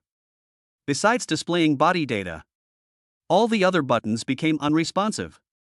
What's going on? What happened? This simulator just underwent a full overhaul yesterday, how could it break down so quickly? Li Lin muttered anxiously to herself, a fine layer of sweat already appearing on her forehead. She frantically began inspecting the simulator, trying to find and resolve the problem as quickly as possible. However, to her dismay, both the wiring and the internal structure appeared to be intact, and she could not find any obvious fault points. There's nothing wrong. So why can't it function properly? Is today really not a good day to do business? Li Lin frowned, her mood growing increasingly heavy. She looked at Jiang Qi with a serious expression, thinking to herself, good luck to you. At the same time, Lin Chen, who was secretly observing everything from the corner, was secretly glad that he had left the simulation pod in time, otherwise he would be the only one trapped here now. This is truly a stroke of luck. Luckily I ran fast, otherwise I would have suffered along with this unlucky fellow. It would be best if he died inside, then I'd have one for sure. Lin Shen thought to himself, a sinister smile creeping across his face. Just then, the situation in the simulation environment has changed dramatically once again. The city was originally inhabited by those ferocious and vicious monsters. They were all wiped out in an instant, leaving not a single survivor. Immediately afterwards, the entire city seemed to be torn apart by a mysterious force. It became fragmented.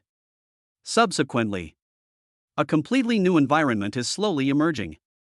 He stood quietly atop that colorful, square structure. Looking up, countless equally colorful and softly colored square structures appeared before my eyes. It's like a magnificent and colorful painting unfolding across the sky. Just then, suddenly, a square structure not far from him stirred. A figure slowly stood up from it. Jiang Qi subconsciously squinted his eyes. I tried hard to see what the other person looked like. As time passed, the figure gradually became clearer. When Jiang Qi was finally able to see it clearly, a sudden chill ran through him. This person looked exactly like him. It's a perfect replica, made to a 1:1 scale. Jiang Qi's eyes widened, his face filled with disbelief.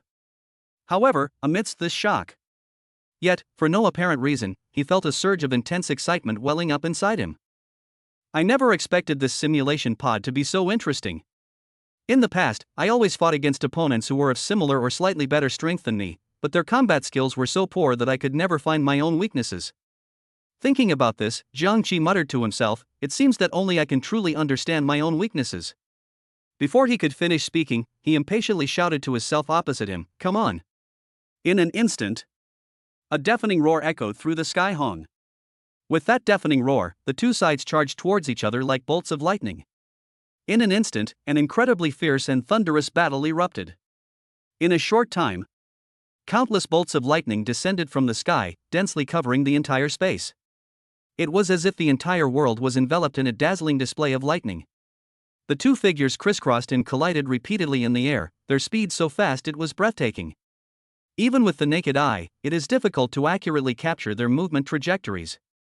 At this very moment, in the originally quiet and silent secret chamber of the weapon refining pavilion, a series of light and slow footsteps suddenly came from.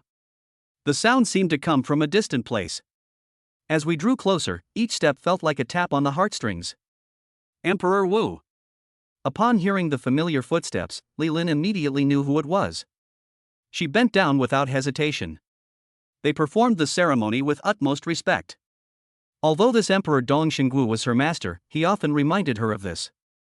In front of outsiders, he must be respectfully addressed as Emperor Wu. This way, one can appear more dignified and have more face. In response, Li Lin had privately teased her master on several occasions for being too focused on these superficial aspects and for being too concerned with appearances. At the same time, Lin Chen and Lin Shuang, who were standing to the side, also became reserved when they saw the person who came. They bowed slightly to Emperor Dong Xinggu, looking somewhat nervous. He simply bowed to express his respect. No need to worry. This child has a rather special constitution, so this situation is perfectly normal. There's no need to be alarmed. Emperor Dong Xinggu smiled and gently comforted him. However, these words revealed an undisguised look of surprise on Lin Chen's face. He was secretly shocked, never expecting that Jiang Qi would know Emperor Dong Xinggu. You should know. His visit to the weapon refining pavilion was entirely due to the slight connection between his family and Emperor Dong Xinggu. It was precisely because of this connection that the family specially arranged this test of the 9 dragons poison pill. However, in the end, their family's relationship with Emperor Dong Xinggu was not actually very deep. It was merely that an elder in the family had once worked with Emperor Dong Xinggu. Chapter 66 Breakthrough. However, in the end, their family's relationship with Emperor Dong Xinggu was not actually very deep. It was merely that an elder in the family had once worked with Emperor Dong Xinggu. That is why, when Lin Chen saw that Jiang Qi was acquainted with Emperor Wu, he was filled with curiosity. How exactly did Jiang Qi get to know Emperor Wu? And, what exactly is this special physique I just mentioned? Emperor Dong Xinggu walked with steady and slow steps. They walked step by step toward the simulation chamber where Jiang Qi was. When he finally stood in front of the simulator, he lowered his head slightly, his gaze piercing through the transparent bulkhead. It landed on Jiang Qi inside. However, in that very instant, His previously calm face suddenly underwent a dramatic change. His eyes widened, his lips parted slightly, and he muttered incredulously to himself. The 9 Dragons poison pill was injected 100%? How could you have injected so much? The voice was filled with astonishment. Seeing this, Li Lin subconsciously scratched the back of her head, preparing to offer an explanation. But before she could speak, she saw Emperor Dong Xingwu's expression grow increasingly shocked, as if what he was seeing was completely beyond his comprehension. All his physical data are normal. He even cleared the first level. This kid, after being injected with 100% 9 Dragons poison pill, not only is he acting like nothing happened, but he can also rampage through the simulated environment so recklessly. Emperor Dong Xingwu stammered, overwhelmed with surprise. His gaze was fixed on Jiang Qi in the simulation pod, as if trying to find some clues from the other person to prove that this was just an illusion. This is truly the first time I've ever seen anything like it in my life. As the Martial Emperor, I have met countless people in my life, including many legendary figures. But even among the many young and promising talents, none of them have ever given me such a tremendous shock. This kid is truly one of a kind. Emperor Dong Xingwu couldn't help but shake his head and sigh repeatedly. At this time, Lin Chen, who had been standing silently listening, suddenly felt as if a thunderbolt had struck his mind. It exploded with a loud bang. In an instant, he was completely bewildered. My thoughts seemed to freeze, and I was completely unable to think about anything. SSS-level Divine Thunder talent. This extraordinary and unprecedented talent. Even if you turned the entire vast and boundless Eastern Divine Continent upside down, if you look closely, it would be hard to find a second one that can compare with it. What's even more astonishing is that this is still that top-tier Divine Lightning talent. Such talents are undoubtedly a natural nemesis for the demon race. A person with such extraordinary talent. He was simply a great leader destined by heaven to lead humanity to a glorious future. It's over. This time it's truly a complete disaster. Could this person be the legendary chosen one of the plains? He had been so foolish as to make a bet with such a prodigy with unparalleled talent. How utterly foolish. Utterly foolish. He felt utterly hopeless, and his face instantly turned extremely gloomy and ugly. His appearance was even more tragic than when his elderly mother passed away, when he was grieving and crying. Li Lin and Lin Shuang, standing to the side, also wore expressions of undisguised shock. Especially Li Lin, who has always been arrogant and self-important. At this moment, her pretty face displayed a variety of complex expressions. Sometimes his mouth dropped open in astonishment, and other times his brows furrowed. They seemed unable to believe what was happening before their eyes. After all, she is full of confidence in her own abilities. What I'm often proud of is that I'm only 18 years old. He had already successfully cultivated to the peak of the Martial Emperor realm. He is even about to break through to the supreme realm of Martial Emperor. However, after witnessing the astonishing talent displayed by this mysterious powerhouse, her pride and confidence were instantly shattered. Without a doubt. In the future, this person will surely stand out among the Martial Grandmaster level experts, and eventually ascended to the highest position among humans. However, incredibly, the person standing in front of me has an SSS level talent.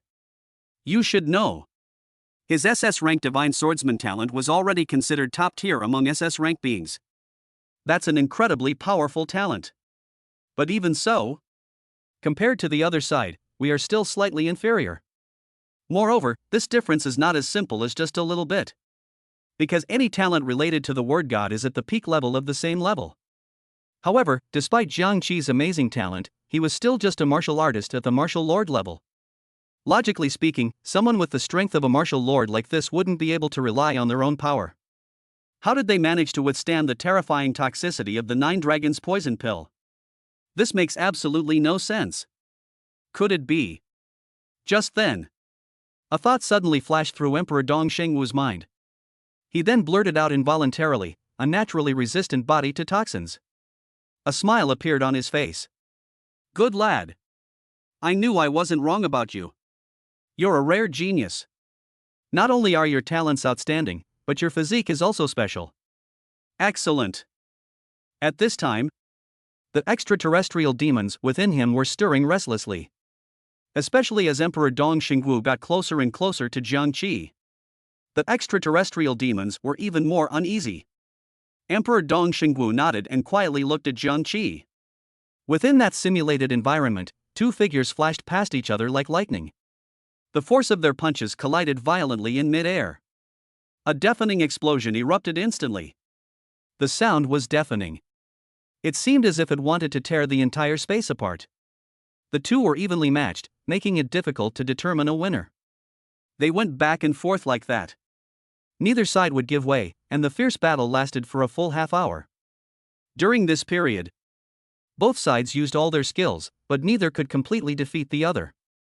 Finally, after a hard-fought and arduous battle, Jiang Qi seized the opportunity and suddenly exerted his strength, striking the replica body's vital point with a powerful punch. There was a crisp snap sound. The replica's defenses were instantly shattered, and its body was torn to pieces. Jiang Qi, panting heavily after successfully defeating his opponent, had large beads of sweat constantly sliding down his forehead. However, at this moment, a strange feeling suddenly welled up in my heart. He clearly felt that the shackles that had always existed within him had finally shattered completely. It was as if a long-closed door had been suddenly flung open. Immediately afterwards, a warm current surged from his dantian and quickly flowed throughout his body. Wherever this warm current passes, every inch of Jiang Qi's flesh and blood seemed to have been nourished and cleansed by a sweet rain. They became energetic and incredibly resilient. Chapter 67: The Lu Family in Trouble. After Bai finished speaking, he fell into a deep sleep again. Jiang Qi frowned, a sense of foreboding rising in his heart. This matter is by no means simple. Even Lu Yu, who is at the martial emperor level, is unable to handle it. Lu Yu and the Lu family are likely facing a major crisis. What could happen at the front lines? Jiang Qi muttered to himself. He quickly analyzed the situation in his mind. Isn't it just fighting monsters? If they were monsters, Bai, as the guard, would never have abandoned Lu Yu and run away. It seems there's more to this than meets the eye. He picked up the unconscious Bai and carefully placed him in a guest room of the villa, then injected his true energy into Bai's body. The true chi of a martial emperor is several times stronger than that of a martial master, and only 50% of that strength is needed to heal injuries. Soon, the wounds on Bai's body healed at a speed visible to the naked eye. Soon after, Bai suddenly awoke. As if struggling out of a nightmare, he sat bolt upright, his eyes wide open, his face covered in cold sweat. Your Majesty! Your Majesty! Jiang Qi stared at Bai and asked in a deep voice. How is the Empress? What exactly happened? Hearing Jiang Qi's voice, Bai finally came to his senses and realized that he was safe. She took a deep breath and said, her voice trembling. The Duan family. Duan Rui, the head of the Duan family, took advantage of the chaos of the demon attack and attacked when the Empress was injured. He imprisoned the Empress, and the Lu family was wiped out overnight. If the Empress hadn't risked her life to protect me, I wouldn't have been able to leave alive. Even the head of the family. Bai's voice choked with sobs, his eyes filled with grief. Jiang Qi's pupils constricted sharply, and he almost roared, Lu Zhanghua is dead too? Bai nodded, yes. Duan Rui is known as the #1 genius in Zhengzhou. His martial emperor realm has long been stable, and it is said that he has reached the 8th rank of martial emperor.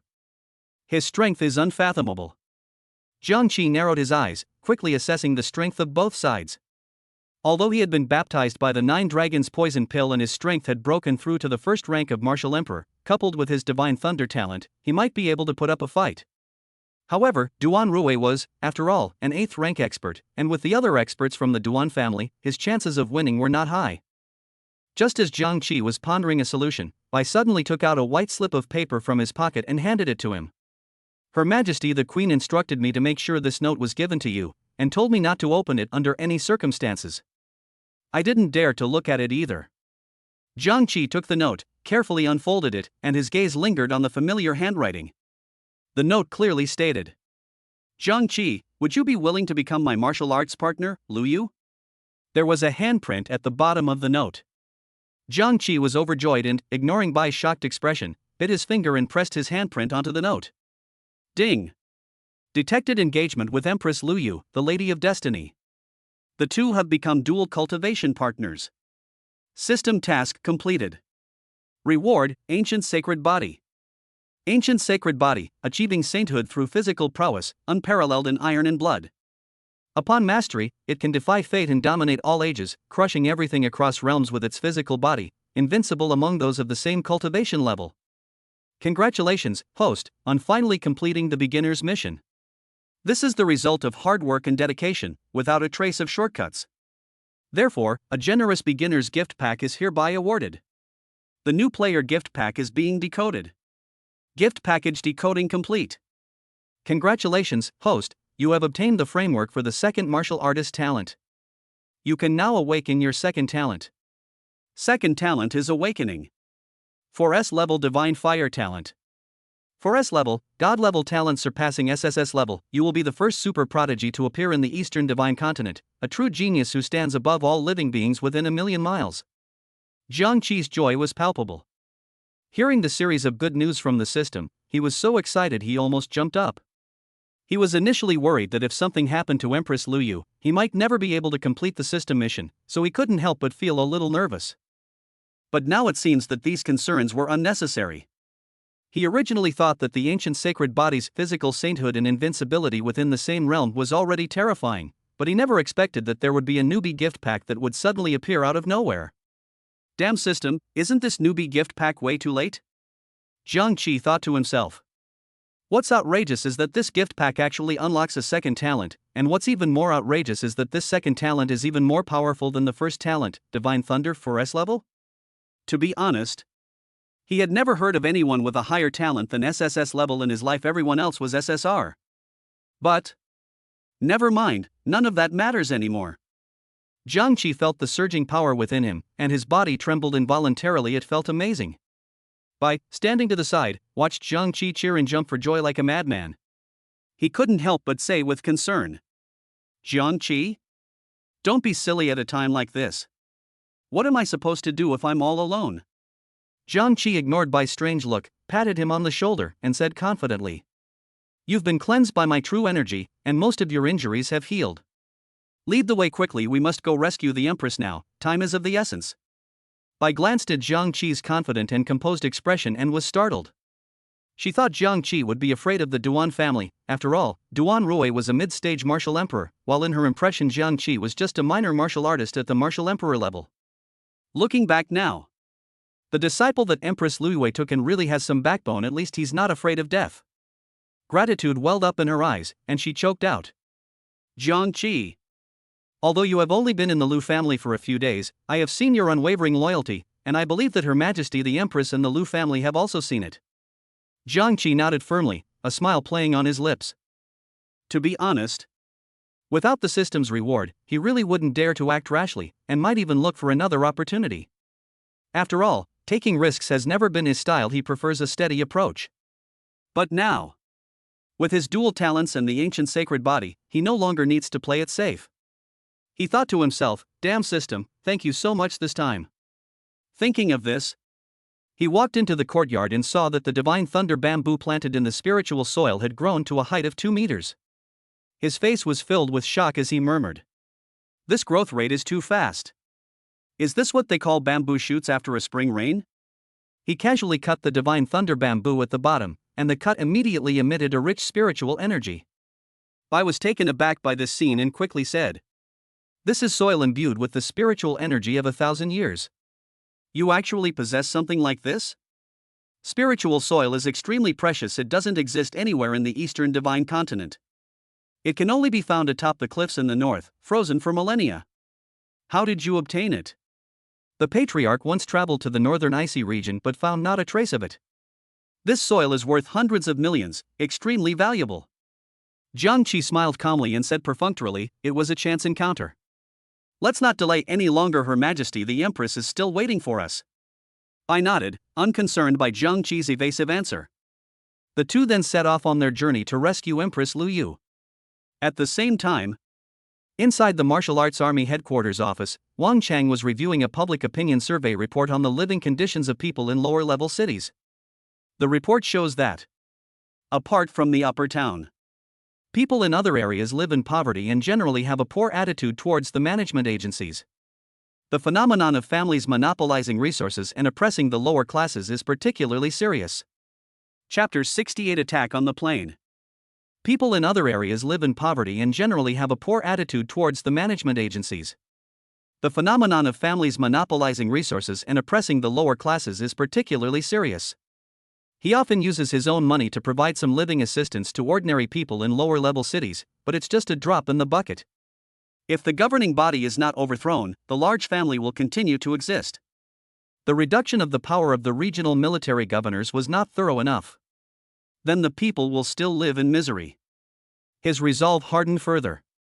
Ding ding ding. He answered the phone, and before he could even speak, the other party said urgently, "He's gone to the front lines. He's left Zhengzhou." "Who left Zhengzhou?" "Explain yourself." "Jiang Qi." "It's Jiang Qi." Wang Chang stood up in shock, exclaiming incredulously, "Are you sure? He left Zhengzhou for the front lines? I remember he was on an exam, and he doesn't need to serve on the front lines now. What is he up to?" The person on the other end of the phone continued. "We have found out that Jiang Qi recently entered the Lu family, and the Lu family's stronghold on the front line was destroyed by the Duan family in Zhengzhou. This is the intelligence we have recently gathered." Wang Chang suddenly realized. "I understand. You mean he found out about the massacre of the Lu family, so he went to seek revenge? Wait a minute, how did this kid do that? Isn't he only at the peak of the martial lord realm?" "I remember Duan Rui of the Duan family was the #1 genius in the Central Plains, with terrifying strength. Although he's not quite as strong as me, he's still a mid to upper stage martial emperor." "How dare he?" The person on the other end of the phone explained. "We've been observing Jiang Qi recently, and we discovered that he went to a weapon refining pavilion in Zhengzhou during the day today. It seems that his strength has broken through, and he should now be at the martial emperor realm." Wang Chang squinted and paced back and forth. He was well aware that Jiang Qi had a stuporous physique. The owner behind the Zhengzhou refining pavilion is a local martial emperor who belongs to the Peace Society. I didn't expect Jiang Qi to be targeted by the Peace Society so quickly. Those guys are really fast. He originally planned to wait until Jiang Qi discovered his special physique before coming to find him, but now he deeply regretted not telling him. This kid has really gone mad. Even if he has broken through to the martial emperor realm, Duan Rui of the Duan family is a veteran martial emperor. How could this kid possibly beat him? Isn't he just asking for trouble? Why is he so foolish? At the same time, on Emperor Dong Shengwu's side, Jiang Qi went to the front lines? Who did he go to see? I understand. Emperor Dong Shengwu hung up the phone and pondered to himself. This kid just broke through to the martial emperor realm and is already causing trouble everywhere? Is this something he can control? Such a fine body, it would be a pity if it got damaged. Send someone to follow him, but they should not show themselves. Don't let him know that I have someone watching him. Go now. Jiang Qi learned that Bai had not run errands himself, but had been sent to Zhengzhou by Lu Yu using a teleportation array, which was why he was able to return so quickly. But he doesn't know this kind of teleportation array. The only option is the most cumbersome yet efficient method through the Warrior Transport Airport. Eastern Shenzhou isn't very big, but it will still take about an hour to fly there. Jiang Qi nodded. This is an airport specifically built for transporting martial artists, responsible for transporting them to various battlefields on the front lines. After checking in and receiving their tickets, they boarded the plane one after another.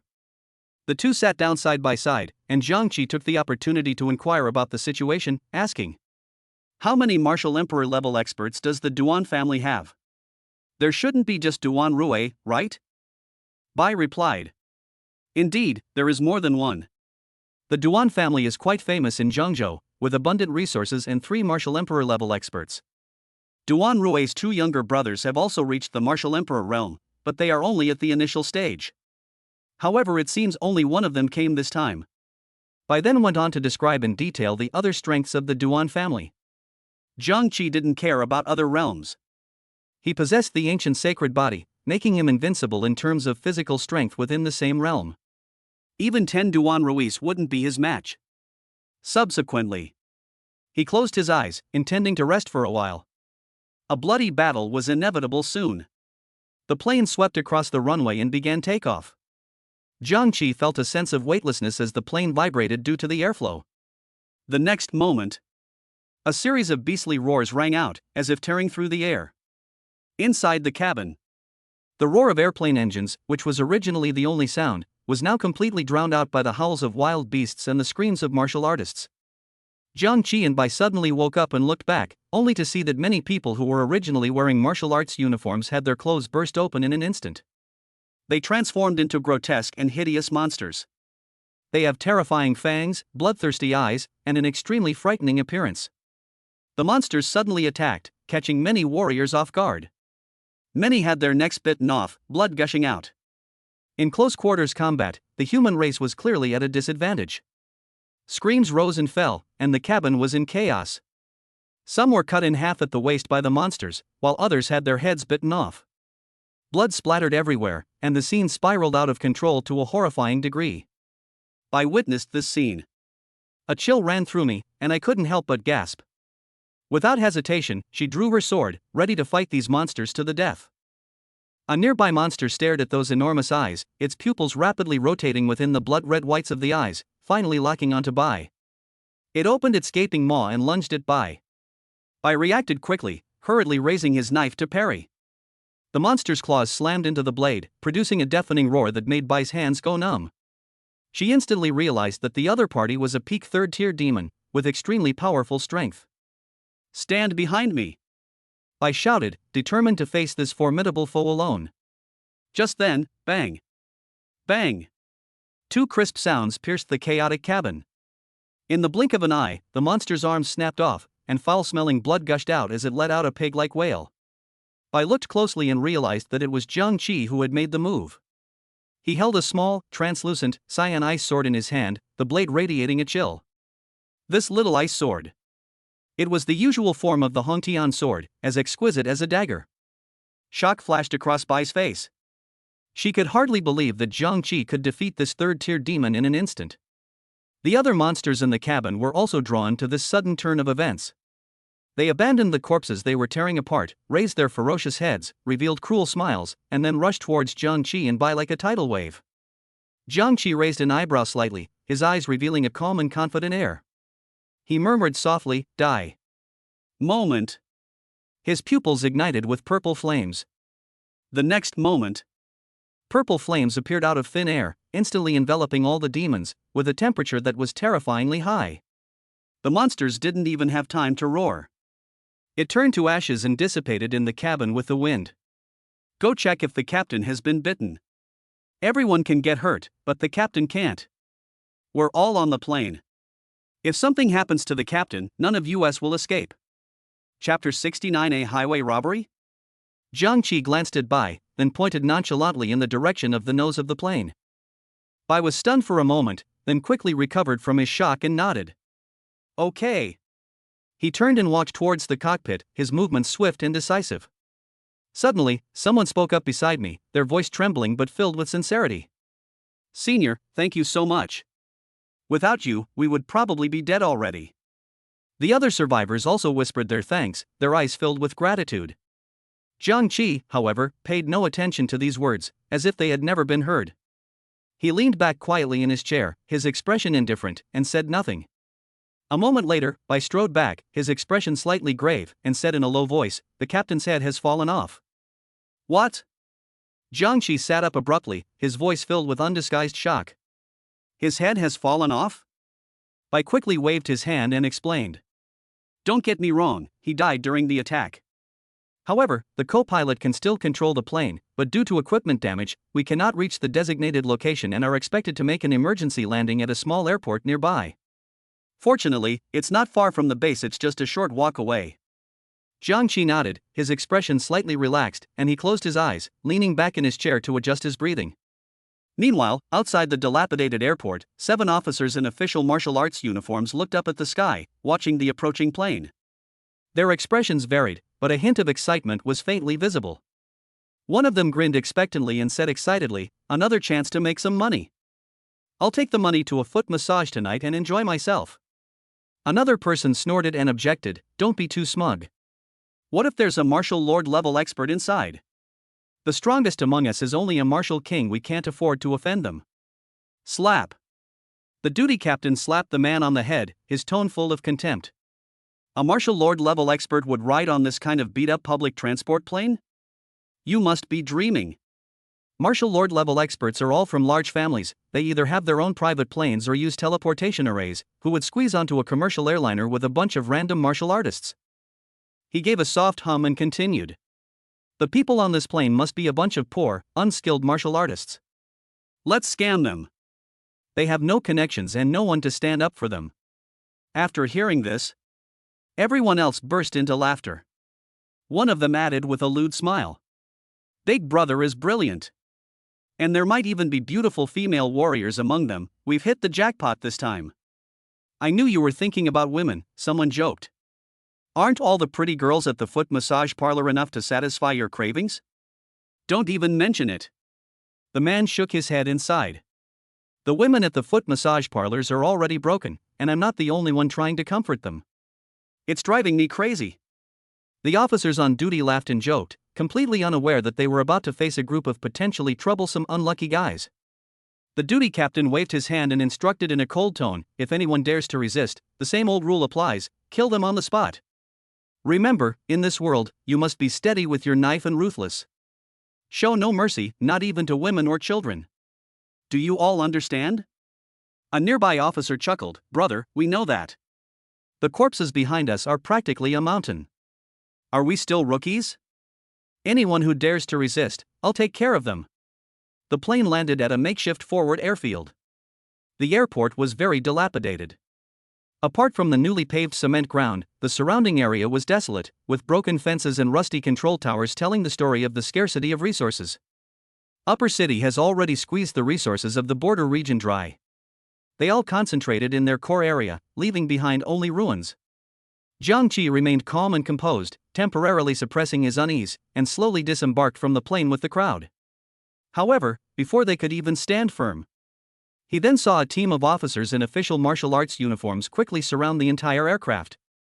These people all had cold expressions and exuded an undeniable murderous aura. The head of the duty team shouted sternly, Attention, passengers! To check if any of you still have parasites, we will now begin blood tests one by one. Do not move, line up right here on the plane. The passengers on the plane began to stir, with one shouting indignantly, The parasite has already been exposed, and the rest are all survivors. We have precious time, we need to get to the front lines. The duty captain sneered, You don't get to decide. Hand over all your equipment and go down for inspection one by one. Be smart, or you'll never be able to leave. One passenger, unable to contain himself any longer, stood up and angrily rebuked, We are on orders from the city council to go to the front lines to garrison troops. This is kidnapping. I'm going to report this to the council. Before the words were even finished, a loud bang rang out, a flash of cold light appeared, the cabin window shattered, and a bloody hole appeared between the man's eyebrows, blood streaming down his cheek. His body fell limply to the ground, and the scene instantly fell silent. How dare you kill people, someone roared. Outrageous. However, many survivors refused to back down and began to utilize their combat skills, preparing to fight the officers on duty to the death. Someone shouted, They only have 7 men, but we have 40 or 50. If we attack together, we can definitely take them down. You're right, we're not pushovers. The cabin door was suddenly pulled open, and the crowd surged toward the officers on duty like a tidal wave. However, the duty captain shook his head with a cold smile, his eyes darkening, and ordered in a low voice, Move.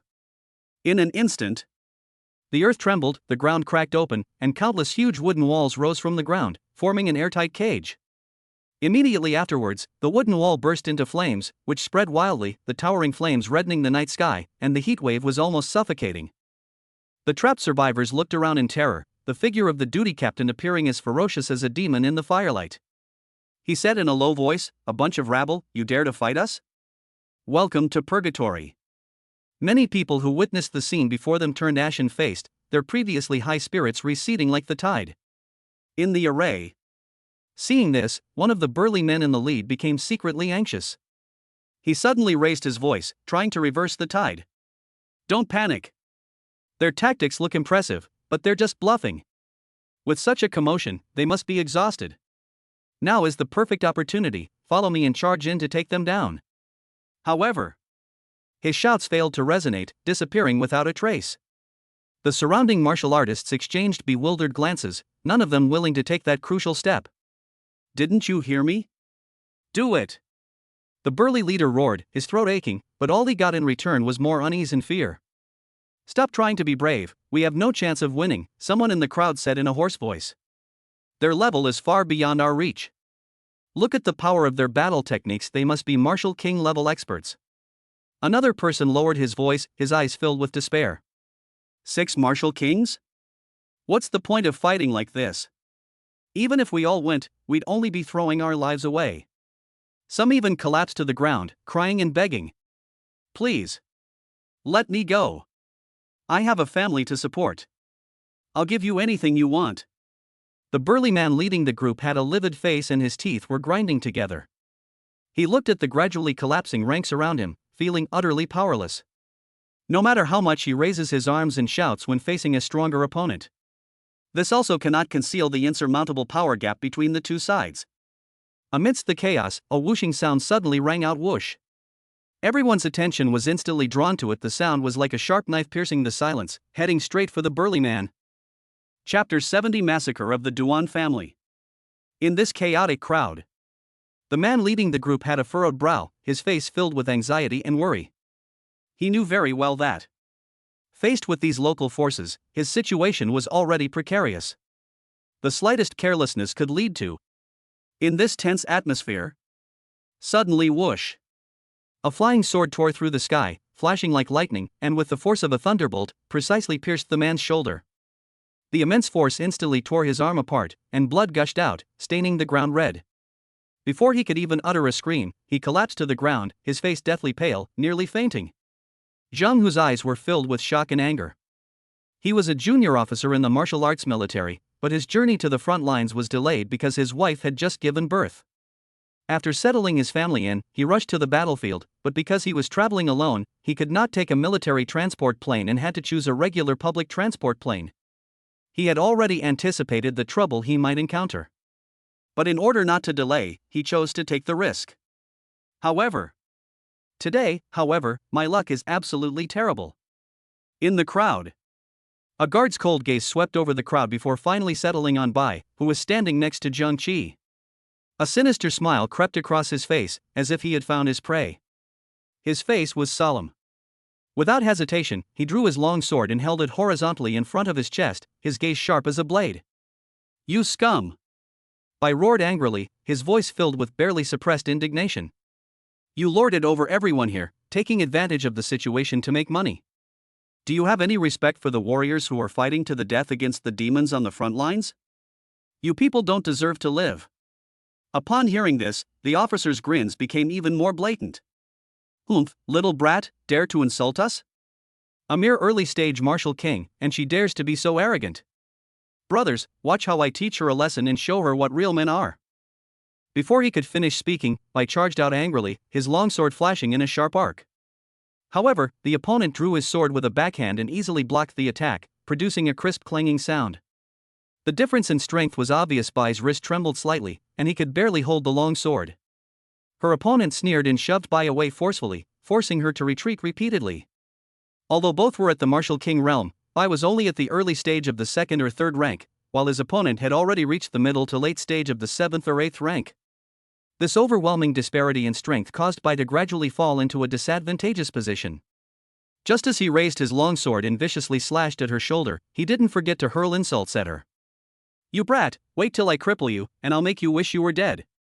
However, just as the sword light was about to fall, a lightning-fast figure appeared in front of Bai. Zhang Qi looked up, his eyes as cold as thunder, carrying a world-destroying pressure. He raised his hand and waved it, and a bolt of lightning roared out. In an instant, the officer on duty was reduced to ashes, without even a chance to scream. What? A martial lord-level expert. The remaining officers on duty were terrified and scattered in all directions. However, the burning wooden walls around them had already trapped them, leaving them nowhere to escape. The duty captain knelt down and begged for mercy, but before he could finish speaking, sword flashes rained down like raindrops. Each person had a horrifying hole in their head, from which white brain matter slowly oozed out. With a gentle wave of his hand, Zhang Qi caused the burning wooden wall to collapse instantly, turning it into ruins with sparks flying everywhere. He turned and looked coldly at Bai. "If you don't have the strength, don't try to stand out. This isn't the place to be a hero. Remember my words, and let's go. Moran nodded, gripped his long sword tightly, and followed behind Zhang Qi. In this chaotic eastern continent, the border regions are resource poor, while the areas near the upper city enjoy prosperity and wealth. For their own benefit, the rulers at the top exploited countless people in the border regions, causing many to become victims of violence and war. Zhang Qi looked down at the mess on the ground, a coldness in his eyes. This land has long been exploited and scarred. Due to its harsh environment, this land became a target for the upper city to plunder its resources. This was followed by the rise of local forces, whose violent resistance and repeated incursions made local management increasingly difficult.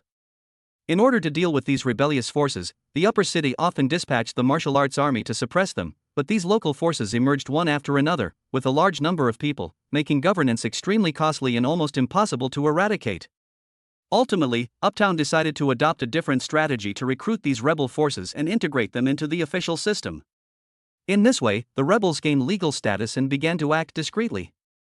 However, once a conflict arises between the demon race and the human race, these former rebels will resurface and seize the opportunity to plunder the resources and wealth of passing warriors. They traversed the dilapidated frontier town, heading towards their stronghold. After passing through several border passes, Zhang Qi and his group quickly arrived at the Lu family's stronghold, less than half an hour's journey from the city gate.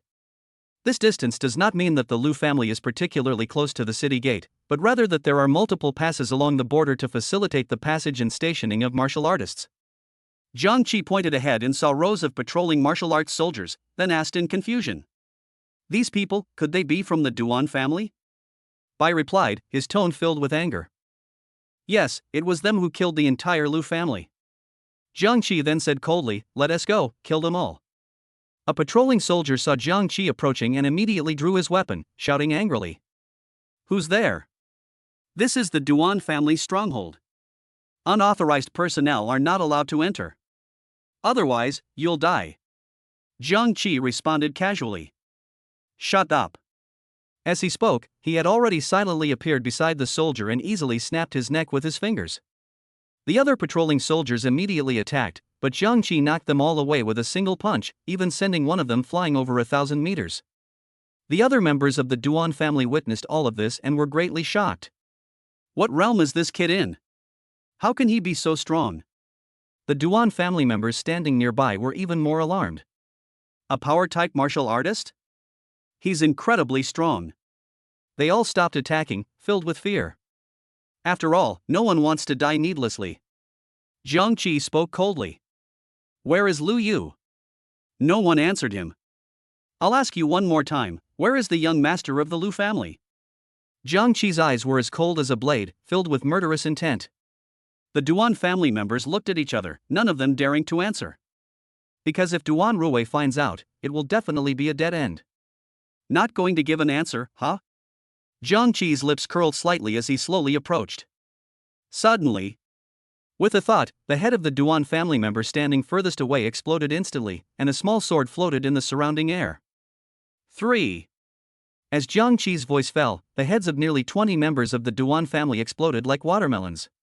In just 1 second, everyone was stunned into silence, with no time to react. 2. Then a series of explosions rang out. Chapter 71 Flesh Pill. Inside the camp, the sounds of fighting were deafening. Duan Rui frowned deeply, his gaze sharp as a hawk's as he swept over Lu Yu, who was bound on the bed. In her half-awake state, Lu Yu's face showed increasing pain. Her body trembled slightly, and the shocking bloodstains on her body were too gruesome to look at. Lu Yu, you despicable woman, you actually have accomplices? I wiped out your entire Lu family. Where did this arrogant fool come from? Duan Rui's voice was filled with anger and contempt. His gaze was greedily fixed on Lu Yu's snow-white thighs, his lips unconsciously licking, and his eyes revealed a cold light. Half asleep, Lu Yu tried to say something, but her throat seemed to be choked by an invisible force, and she could only let out a weak sob. Her heart was filled with anxiety and helplessness.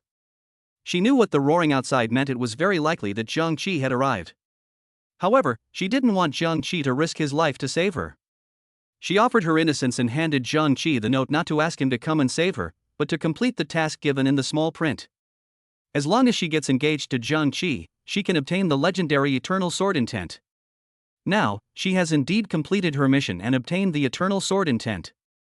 But who could have imagined that the other party would use such a vicious poison on her, causing her body to fall into temporary paralysis and become completely unable to move? Her heart was filled with despair.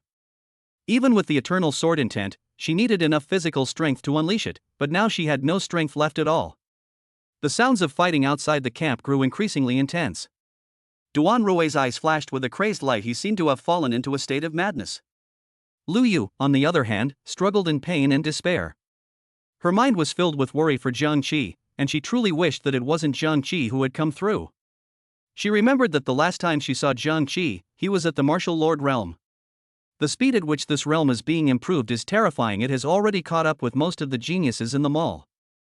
Even the most brilliant genius needs time to develop. After all, Jiang Qi is only a Martial Lord level expert. It is impossible to win against Duan Rui. As expected, Duan Rui will be even more terrifying in a moment. Big brother. The refined pills have arrived. Outside the tent, a series of hurried footsteps could be heard. As soon as the person entered, he was almost as tall as the top of the tent. The man was as tall and imposing as a mountain, with skin as black as ink, as if he had emerged from a dark abyss. He always wore a mysterious black and gold mask, and the moment he entered, an eerie aura spread out like a ghost. What's even more chilling is that his muscles are as hard and massive as steel, and his entire body is covered in heavy armor, making him look like a mobile fortress. The masked man, holding a wooden plate, slowly walked up to Duan Rui, then knelt down and raised the plate high. On the wooden plate, a red pill exudes a strange yet alluring aura, like a devil's bait. Big brother. This is a flesh pill made from the bodies of all the martial artists in the Lu family. Duan Rui's cold and stern face relaxed slightly, and the corners of his mouth turned up, revealing a cold smile. Then, he reached out and picked up the red pill, examining it closely. Then, he placed the pill in front of Lu Yu, waving it around arrogantly, and said provocatively, "Your father is inside too." Lu Yu's eyes were instantly filled with tears. She stared intently at Duan Rui, her anger seeming to want to burn him to ashes. If looks could truly kill, Duan Rui would probably have been reduced to ashes long ago. Looking at Lu Yu's pained expression, Duan Rui felt a strange excitement welling up inside him. "Don't rush, once I've taken your virginity, you can go see Lord Lu Zhanghua. In your limited time, make sure I have some fun." His voice was full of mockery and cruelty, as if he were enjoying Lu Yu's pain. After saying that, he swallowed the red meat pill without hesitation. At that moment, he felt a powerful force sweep over his entire body like a surging wave. A blazing flame spread rapidly from the mouth to the stomach, and every part of the intestines felt like dry tinder that had been ignited, burning fiercely. Immediately afterwards, Duan Rui sat cross-legged and began to practice breathing exercises. His breathing gradually became steady and deep, as if it were merging with the power within his body. The flesh core is the core of the Lu family's martial artists, containing enormous energy. He stumbled upon an ancient book on refining flesh pills in the desolate ruins outside the eastern divine continent while searching for elixirs to repair his martial spirit. According to ancient records, a martial artist's flesh and blood must be frozen for several days, then infused with the true energy of various elements, and finally placed in a specially made alchemy furnace for careful refining in order to obtain this mysterious and unique flesh pill. The unique feature of the meat pill lies in its powerful effect. Not only can it greatly enhance the strength of a martial artist, but what is even more terrifying is that it can also grant the user temporary super regenerative abilities, as if they have a brief period of immortality. The elixir refined from the corpses of the entire Lu family was even more astonishing, enough to keep him immortal for half a month. At this moment, his realm has already climbed to the peak of Martial Emperor. If he can absorb Lu Yu's primordial yin, he will definitely be able to break through to Martial Emperor and become a true Martial Emperor realm powerhouse. However, the effects of the flesh pill were too intense, like a raging torrent. He had to slowly expel the excess heat through breathing exercises, otherwise he would explode and die if he was not careful. Duan Rui glanced at Duan Qi, a hint of trust flashing in his eyes. Duan Qi nodded knowingly, stood up, and walked over slowly and steadily. Immediately afterwards, he gently placed his hands on Duan Rui's shoulders, as if conveying a mysterious power. Instantly, streams of purple-black energy surged out from Duan Rui's body like turbulent waves. The black aura exuded a terrifying, chilling aura, like billowing black smoke, continuously pouring into Duan Qi's body. Duan Qi's body trembled slightly as he gritted his teeth and tried his best to withstand the powerful and eerie black energy. After a while, the black mist finally dissipated, and Duan Qi knelt on the ground, a few drops of bright red blood flowing from under his mask. His breathing was a little rapid, but but his eyes revealed determination and courage. Duan Rui looked very relaxed. He narrowed his eyes slightly and said to Duan Qi with a sigh of relief, "Second brother, go and see what's happening outside. If anyone comes to rescue this wretched woman, show no mercy, just kill them." Duan Qi struggled to his feet and nodded to Duan Rui. Chapter 72 instantly kills Duan Qi. At this moment, it felt as if the carpet beneath Jiang Qi's feet was stained with blood. The bodies of the Duan family members lay scattered about, blood flowing like a river. The air was thick with the pungent smell of blood. Before him, besides a deathly pale expanse, was only a trembling living person. "Lead the way. Once we reach Duan Rui's camp, I promise to spare your life." Jiang Qi's voice was cold and calm, yet carried an irresistible air of authority. The man, as if granted a pardon, immediately kowtowed to Jiang Qi, his forehead hitting the ground with a loud thud. "Thank you for sparing my life, senior. I'll lead the way for you now. Duan Rui's camp is not far behind, follow me." His voice trembled with fear, and a yellow liquid uncontrollably flowed from his lower body. Jiang Qi looked at the man's disheveled appearance, a slight smile playing on his lips, and said, "Don't be nervous, I mean what I say. Oh ho, you've been feeling a bit feverish lately?" His tone was relaxed, as if the blood and corpses scattered on the ground had nothing to do with him. The man only dared to nod and dared not speak, for fear of accidentally angering this wicked star. His heart pounded like a drum the whole way, and every step he took was filled with fear and unease. Finally, they arrived at their destination. A burly figure appeared within 100 meters. "By the way, do you have a wife, children, or parents' family?" Jiang Qi glanced at the Duan family members who were leading the way, and slowly spoke, his voice revealing a hint of mockery. Senior. I have a wife and children, I really can't die, my wife and children are waiting for me at home." The man cried out, tears and snot streaming down his face like a burst dam, his body trembling with extreme fear. "I understand, you can go now." Jiang Qi gave a gentle smile, as if comforting a frightened child. The man, as if granted a pardon, turned to leave, but before he had gone far, bang! A sharp gunshot shattered the silence, and a bloody hole instantly appeared in the man's head, splattering blood everywhere. His body collapsed to the ground with a thud, like a felled log. Jiang Qi's smile vanished without a trace at that moment, and his eyes turned cold and ruthless, as if this person's death had nothing to do with him. He stared silently at the corpse on the ground, feeling no pity whatsoever. "You have a wife and children, yet you slaughtered the entire Lu family? You think you can just leave? Dream on." Then, Jiang Qi raised his eyebrows slightly, his gaze sharp as a hawk's, fixed on the burly figure in the distance. Without a doubt, that figure was Duan Qi. With Duan Qi's arrival, even more Duan family soldiers surged in like a tide. Their footsteps and the clanging of their armor mingled together, creating a chilling cacophony. "Who are you?" The voice emanating from beneath Duan Qi's mask sounded like a beast from the abyss, filled with majesty and indifference. Jiang Qi's lips curled up slightly, and his voice was calm and firm. "Lu family, Jiang Qi." Duan Qi stared coldly at Jiang Qi, his eyes flashing with contempt. "How dare a mere individual trespass into my Duan family's stronghold? Is he tired of living?" He clearly didn't take Jiang Qi seriously, considering him merely an ordinary martial lord realm martial artist. Among the Duan family members, Jiang Qi was not taken seriously at all. In their eyes, Duan Qi's physical strength was extremely powerful, he could even tear apart a sixth-order demon with his bare hands. Besides Duan Rui, Duan Qi is the strongest member of the Duan family, holding the 6th rank of martial emperor. He is one of the few outstanding martial artists in Zhengzhou. Just a lackey of the Lu family. His master is dead, and this dog comes to save his master. Does he really think he's something? He doesn't even know his place, does he? He actually dared to come here and throw his life away. His background is really complicated. Kneel down now and beg for our forgiveness, and maybe you'll get a whole corpse in return. Humph. Just wait to be torn to shreds by the second in command. Jiang Qi, however, was not intimidated by Duan Qi's imposing aura. His gaze swept over Duan Qi's full-body heavy armor, revealing a faint hint of disdain. They're dressed quite warmly, I wonder if they can actually fight. The moment Jiang Qi finished speaking, Duan Qi's figure vanished from the spot like lightning. He moved with the speed of the wind, carrying an unstoppable force, and charged straight toward Jiang Qi.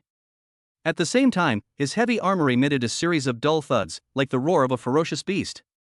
Duanqi suddenly spread his arms wide, like a rock spreading its wings, and his fists, like iron hammers, slammed down on Jiang Qi's head with the force of thunder. This punch contained boundless power, as if it were about to shatter Jiang Qi's head. Jiang Qi's gaze grew increasingly calm. He took a deep breath, and the true essence within his body surged forth like a raging torrent. The next moment, Jiang Qi raised his hand and caught the opponent's attack, then punched Duanqi hard in the abdomen. Jiang Qi's fist struck Duanqi's heavy armor, producing a series of sounds. Before Duanqi could even react, he was sent flying a great distance and crashed heavily to the ground. The crowd erupted in discussion upon seeing this. How is this possible? The second in command was actually sent flying by this kid's punch? Isn't this kid a swordsman? How come his physical strength is even stronger than the second in command? Impossible. I must have eaten mushrooms. Who put mushrooms in my mouth? Duanqi's heavy armor dented deeply, and with a heart-wrenching roar, his whole body trembled. Ah! Your physical strength is terrifying. Jiang Qi's eyes were icy cold, like a 1,000-year-old iceberg he didn't even bother to explain. The ancient sacred body, achieving sainthood through physical body, makes him the undisputed #1 person below the martial emperor. Jiang Qi appeared in front of Duanqi in an instant, his speed as fast as the wind, leaving no time for anyone to react.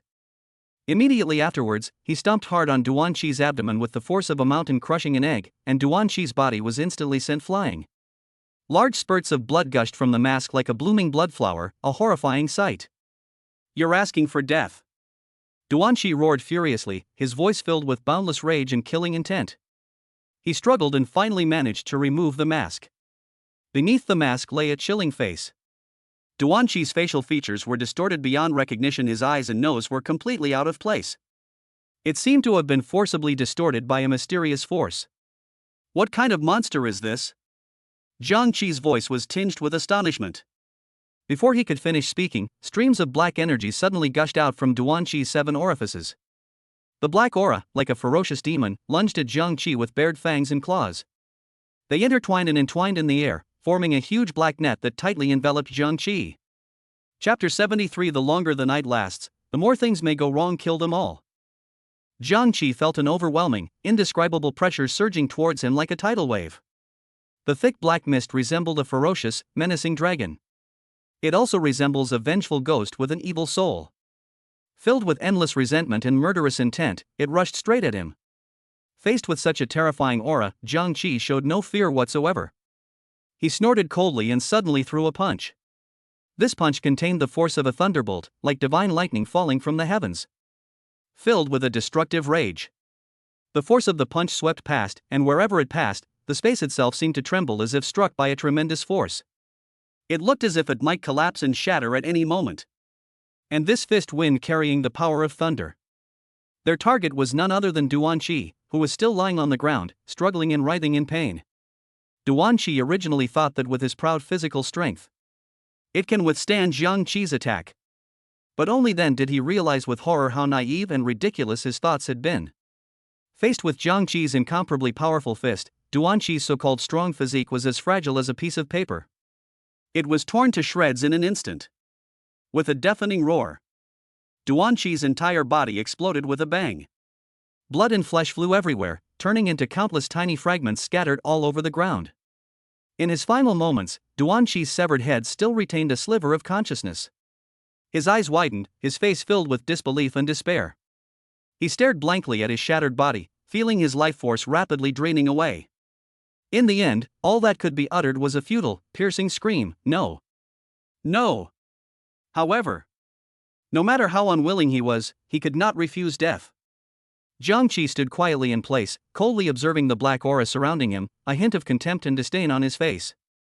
These so-called evil spirits were nothing but trifles in his eyes. "Humph, you dare to be so presumptuous in front of me with your little evil magic. I, Jiang Qi, am here specifically to subdue you evil spirits," Jiang Qi said proudly. Before he could finish speaking, he suddenly shouted, "Divine Thunder Bamboo!" In an instant, a section of Divine Thunder Bamboo, shimmering with dazzling blue light, shot out in response and flew forward with lightning speed. This section of Divine Thunder Bamboo radiated a chilling blue electric light. The light was dazzling, like a bolt of lightning piercing the dark night sky. When the Divine Thunder Bamboo came into contact with the black aura, it immediately erupted with a deafening roar. Blue lightning instantly spread out. Like a raging torrent sweeping across the land, it dispelled all the surrounding black aura. Jiang Qi's eyes widened. They stared in astonishment at the amazing exorcising power displayed by the divine thunder bamboo. He never expected that simply taking out this mysterious divine thunder bamboo would. The eerie black aura vanished without a trace, as if it had encountered its nemesis. Jiang Qi pondered to himself. If this divine thunder bamboo were made into a divine thunder bamboo sword, its power would probably be even greater. The Duan family members who witnessed this scene. They were stunned into silence, whispering and discussing amongst themselves. What? They actually managed to kill the second in command, who was a martial emperor, so easily. Just who is this kid? The Lu family's helpers are so powerful we simply can't contend with them.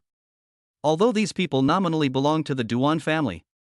But actually, none of them have the surname Duan.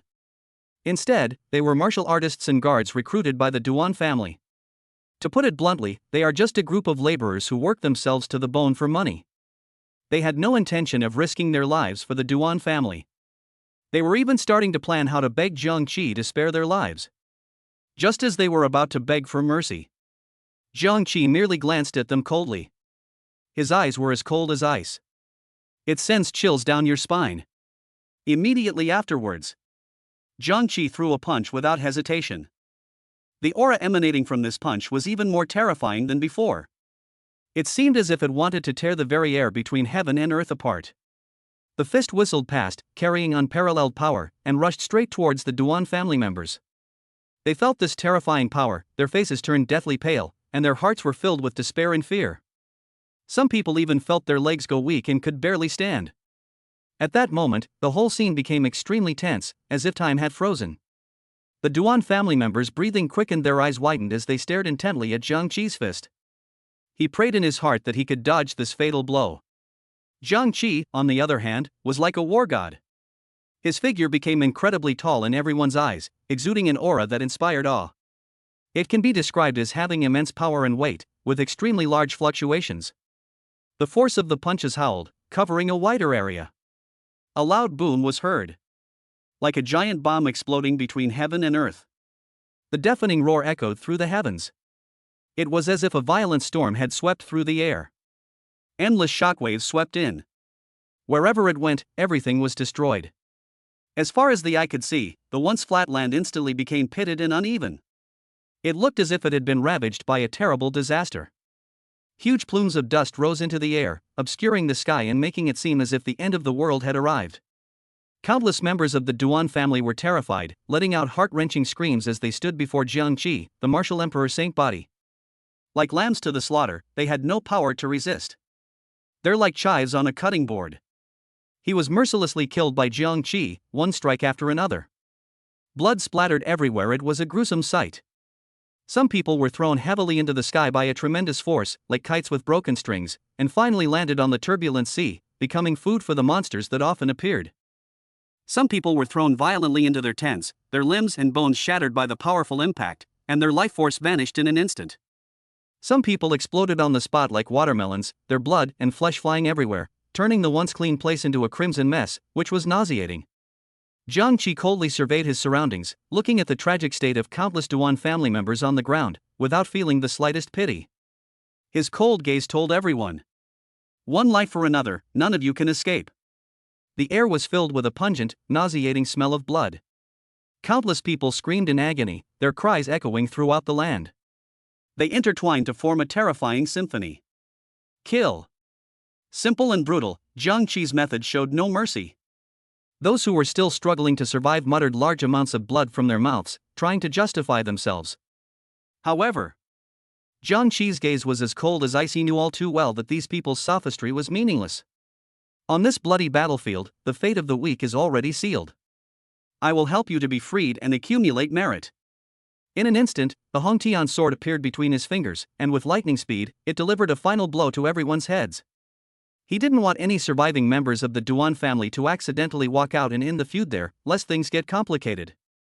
Chapter 74, The Illusory God's Afterimage? I will help you to be freed and accumulate merit. In an instant, the Hongtian sword appeared between his fingers, and with lightning speed, it delivered a final blow to everyone's heads. He didn't want any surviving members of the Duan family to accidentally walk out and end the feud there, lest things get complicated. Sensing the change in time, Duan Rui slowly opened his eyes. Finally, the breathing exercise ended, and the boiling power within his body was fully integrated. Duan Rui's heartbeat gradually returned to calm at this moment, and his whole body felt as if he had been reborn. The quality of the flesh pills from the entire Lu family is quite good, as they contain such enormous and powerful energy. Their overall strength has also increased dramatically, more than doubling in size, making them terrifyingly powerful. The energy contained in the flesh core was incredibly abundant, which caused his cultivation level to instantly rise to the peak of Martial Emperor. So-called unorthodox cultivation methods are much faster than orthodox cultivation methods. His gaze was fixed on Lu Yu's delicate face, and an endless itch welled up in his heart. He knew very well that if he successfully absorbs Lu Yu's primordial yin, he will be able to break through to the Martial Emperor realm in one fell swoop. At that time, he will be eligible to enter the upper town and become a true nobleman, to participate in the allocation of resources throughout the entire eastern China. By then, he could gradually take control of a region and secretly refine martial artists into flesh cores. Step by step, elevate yourself to a more powerful level. However, he must first deal with the immediate problem. He slowly stood up, stretched his limbs briefly, and his bones crackled and popped. His eyes were icy cold as he stared at the approaching figure. A mocking smile involuntarily crept onto his lips. How utterly overconfident. You think you can contend with me with your mere physical body? Before a true peak martial emperor, you are nothing but insignificant playthings. Having said that, he strode out resolutely. The two finally met face to face. Before either side could catch their breath, Duan Rui had already swiftly unleashed his powerful aura. It spread out instantly like a surging wave. That terrifying pressure seemed to transform into an invisible giant hand. Stretching down from the sky with the force of thunder, it pounced fiercely towards Jiang Qi. At the same time, with a thought, countless treasures surged out of the spatial ring like a tidal wave. What? A spatial ring? You actually have such a treasure? Duan Rui's face instantly showed astonishment. But in an instant, his expression darkened. However, this treasure will soon be mine, and you can die now. Duan Rui's voice was cold and resolute, as if it came from the deepest hell. As they were speaking, a tremendous aura suddenly erupted from his body. Like a volcano about to erupt. Between his brows, a golden pupil seemed to slowly open, emitting a chilling light. Like a dazzling golden sun, it illuminated the entire night. Immediately afterwards, the six-pointed star array, like a giant spider web, rapidly spread out from beneath Duan Rui's feet. It continued to expand, and in the blink of an eye, it completely enveloped Jiang Qi's figure. How laughable! This so-called magic martial arts academy dares to attempt some crooked and evil methods, and even tries to package them as divine might and auspiciousness. It's utterly ridiculous. Do they really think they're righteous people? A disdainful smile crept onto Jiang Qi's lips, his eyes filled with contempt and mockery. Duan Rui simply smiled coldly, offering no response whatsoever. At that moment, he had only one thought in his mind. That means resolving this problem as soon as possible, then returning to your own territory and enjoying yourself. In an instant, a black and gold spear slowly emerged from the six-pointed star array. The spearhead gleamed with a mysterious purple light. Like a dazzling amethyst, it exudes endless magic, as if it can devour everything. The spear in Duan Rui's hand was like a ferocious beast. Its power is like a raging torrent, unstoppable. His figure stood as firm as a mountain, holding the spear steadily. In an instant, a black and gold phantom emerged from behind him, like a demon god descending to earth. This is the illusory god of the martial emperor. Only a martial emperor could give birth to such a mysterious and powerful being. However, at this moment, Duan Rui had actually successfully nurtured a nascent spirit, although this nascent spirit was somewhat blurry compared to a complete nascent spirit. But this is undoubtedly clear proof that his strength has reached the peak of the martial emperor realm, and he is only one step away from the martial emperor realm. It seemed as if it might break through that final constraint at any moment, reaching the pinnacle of one's life. Subsequently, the phantom emitted a deafening sound, as if it were a roar from the void. It carries with it boundless majesty and power. This clear, resonant sound seemed capable of tearing everything apart, inspiring awe in all who heard it. Duan Rui raised the spear in his hand, its sharp amethyst tip gleaming with a chilling light. It seemed to pierce the heavens. The black gold spear, carrying boundless power, streaked across the sky like a dazzling meteor. Bang! The phantom figure followed suit, brandishing its spear and unleashing a deafening roar that could tear space apart. The surrounding air was instantly torn apart, unleashing a terrifying energy surge, like a powerful storm sweeping in. However, Jiang Qi, standing opposite him, showed no fear. Faced with the terrifying pressure of the illusory god, Jiang Qi's expression remained completely unchanged. A murderous glint flashed in his eyes. He didn't take this so-called illusory god seriously at all. A phantom god? It's nothing more than a fragmented phantom. Jiang Qi's voice, like a resounding bell, echoed throughout the entire space. His eyebrows twitched slightly. It exudes a sense of determination and confidence. Just then, the phantom and Duan Rui's spears struck Jiang Qi simultaneously like lightning. In an instant, radiating golden light, a powerful energy surged forth like a raging sea. It directly sent Duan Rui and the illusory figure flying. What? How is this possible? He clearly didn't do anything just now. Duan Rui let out a heart-wrenching roar, his voice filled with shock and despair. His eyes widened in disbelief at what was happening before him. Jiang Qi raised an eyebrow and slightly raised the corners of his mouth. He revealed a disdainful smile. Die! His voice was like thunder, echoing in the air. His body was like a nuclear bomb, instantly unleashing astonishing power. He moved with lightning speed, closing in on Duan Rui in the blink of an eye. He spread his broad arms like a ferocious beast and threw a punch at Duan Rui. This punch contained boundless power, as if it could shatter the entire world. Duan Rui was sent flying backward by the punch, spitting out a mouthful of blood. However, Jiang Qi didn't stop. He exerted his strength again, becoming much faster than Duan Rui.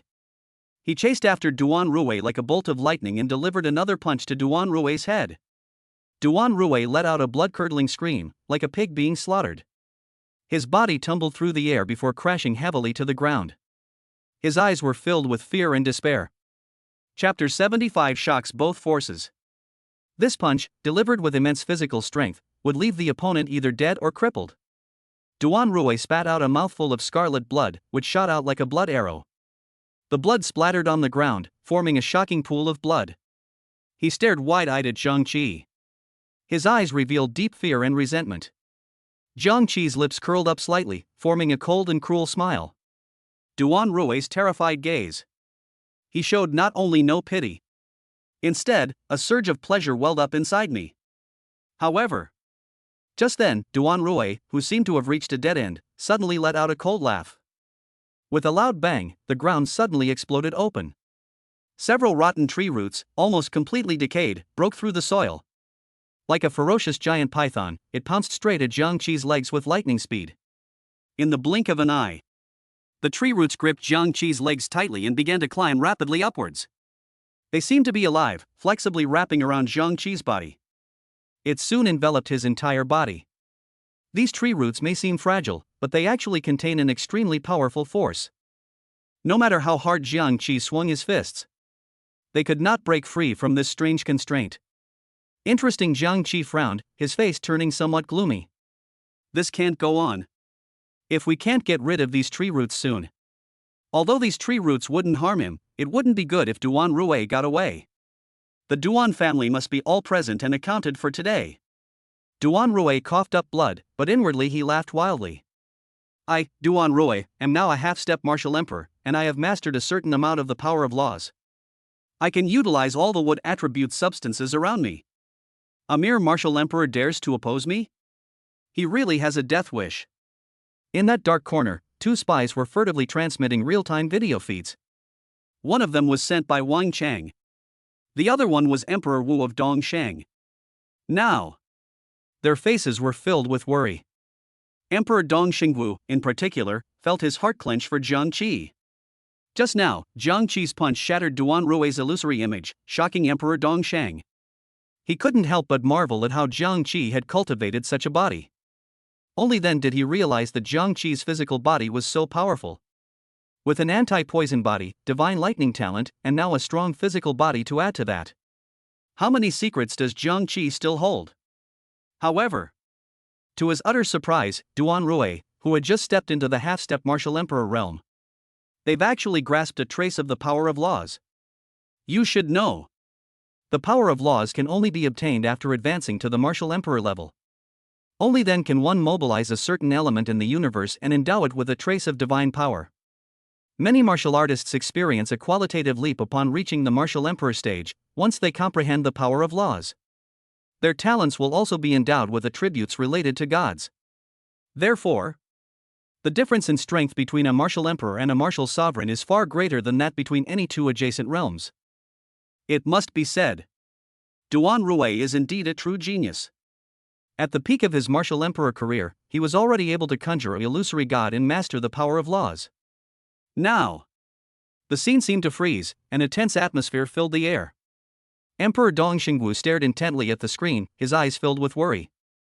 Jiang Qi's strength is at most that of a martial emperor, and he's only at the initial stage of the martial emperor realm. They lack fundamental skills and fight purely on instinct. You brat, hurry up and figure out a way to break this deadlock. Get out of here quickly. What will I do if you die here? Wang Chang was as anxious as an ant on a hot pan, pacing back and forth, his forehead covered in cold sweat. He inwardly groaned in despair. I haven't even had a chance to win this kid over yet. Why is this kid about to die? How could such a powerful genius die so easily? To be honest, he himself was a martial artist at the peak of the martial emperor realm. He also has some understanding of the power of laws. They were well aware of its mystery and power. He was extremely anxious and silently prayed that Jiang Qi would be safe and sound. If Jiang Qi returns safely, he will definitely keep a close eye on him next time. We must never let this kid be so reckless again. Jiang Qi carefully observed the surrounding tree roots, his mind racing with thoughts. Sudden. His lips curled up slightly, revealing a confident smile. Is this the power of laws? It seems interesting. Let me test the power of this move. He murmured softly, then slowly opened his palm. He closed his eyes tightly and silently recited a spell in his heart. In an instant, his eyes seemed to blaze with purple flames, and a purple eye suddenly appeared on his forehead. The eye snapped open, its purple pupil like a deep vortex. It seems to contain an ancient and powerful force. Call. With a loud bang, the wooden root in front of his eyes was instantly engulfed by purple flames.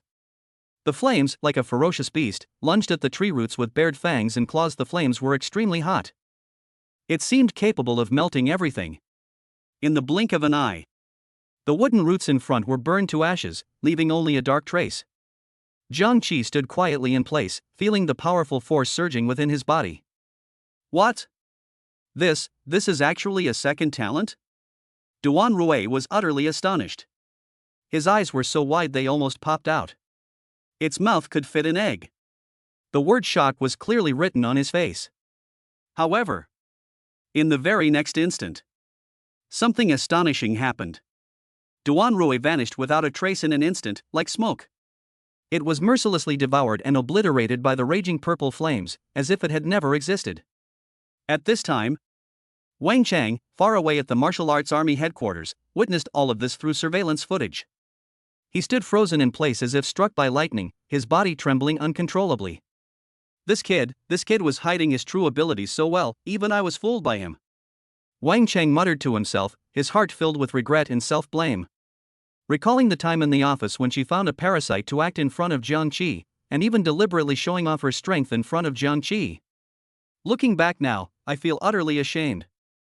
This kid's strength is ridiculously powerful. He's probably already surpassed everyone below the martial emperor level. At the same time, Emperor Wu of Dongshang also witnessed this astonishing scene. He was equally astonished, speechless for a long time.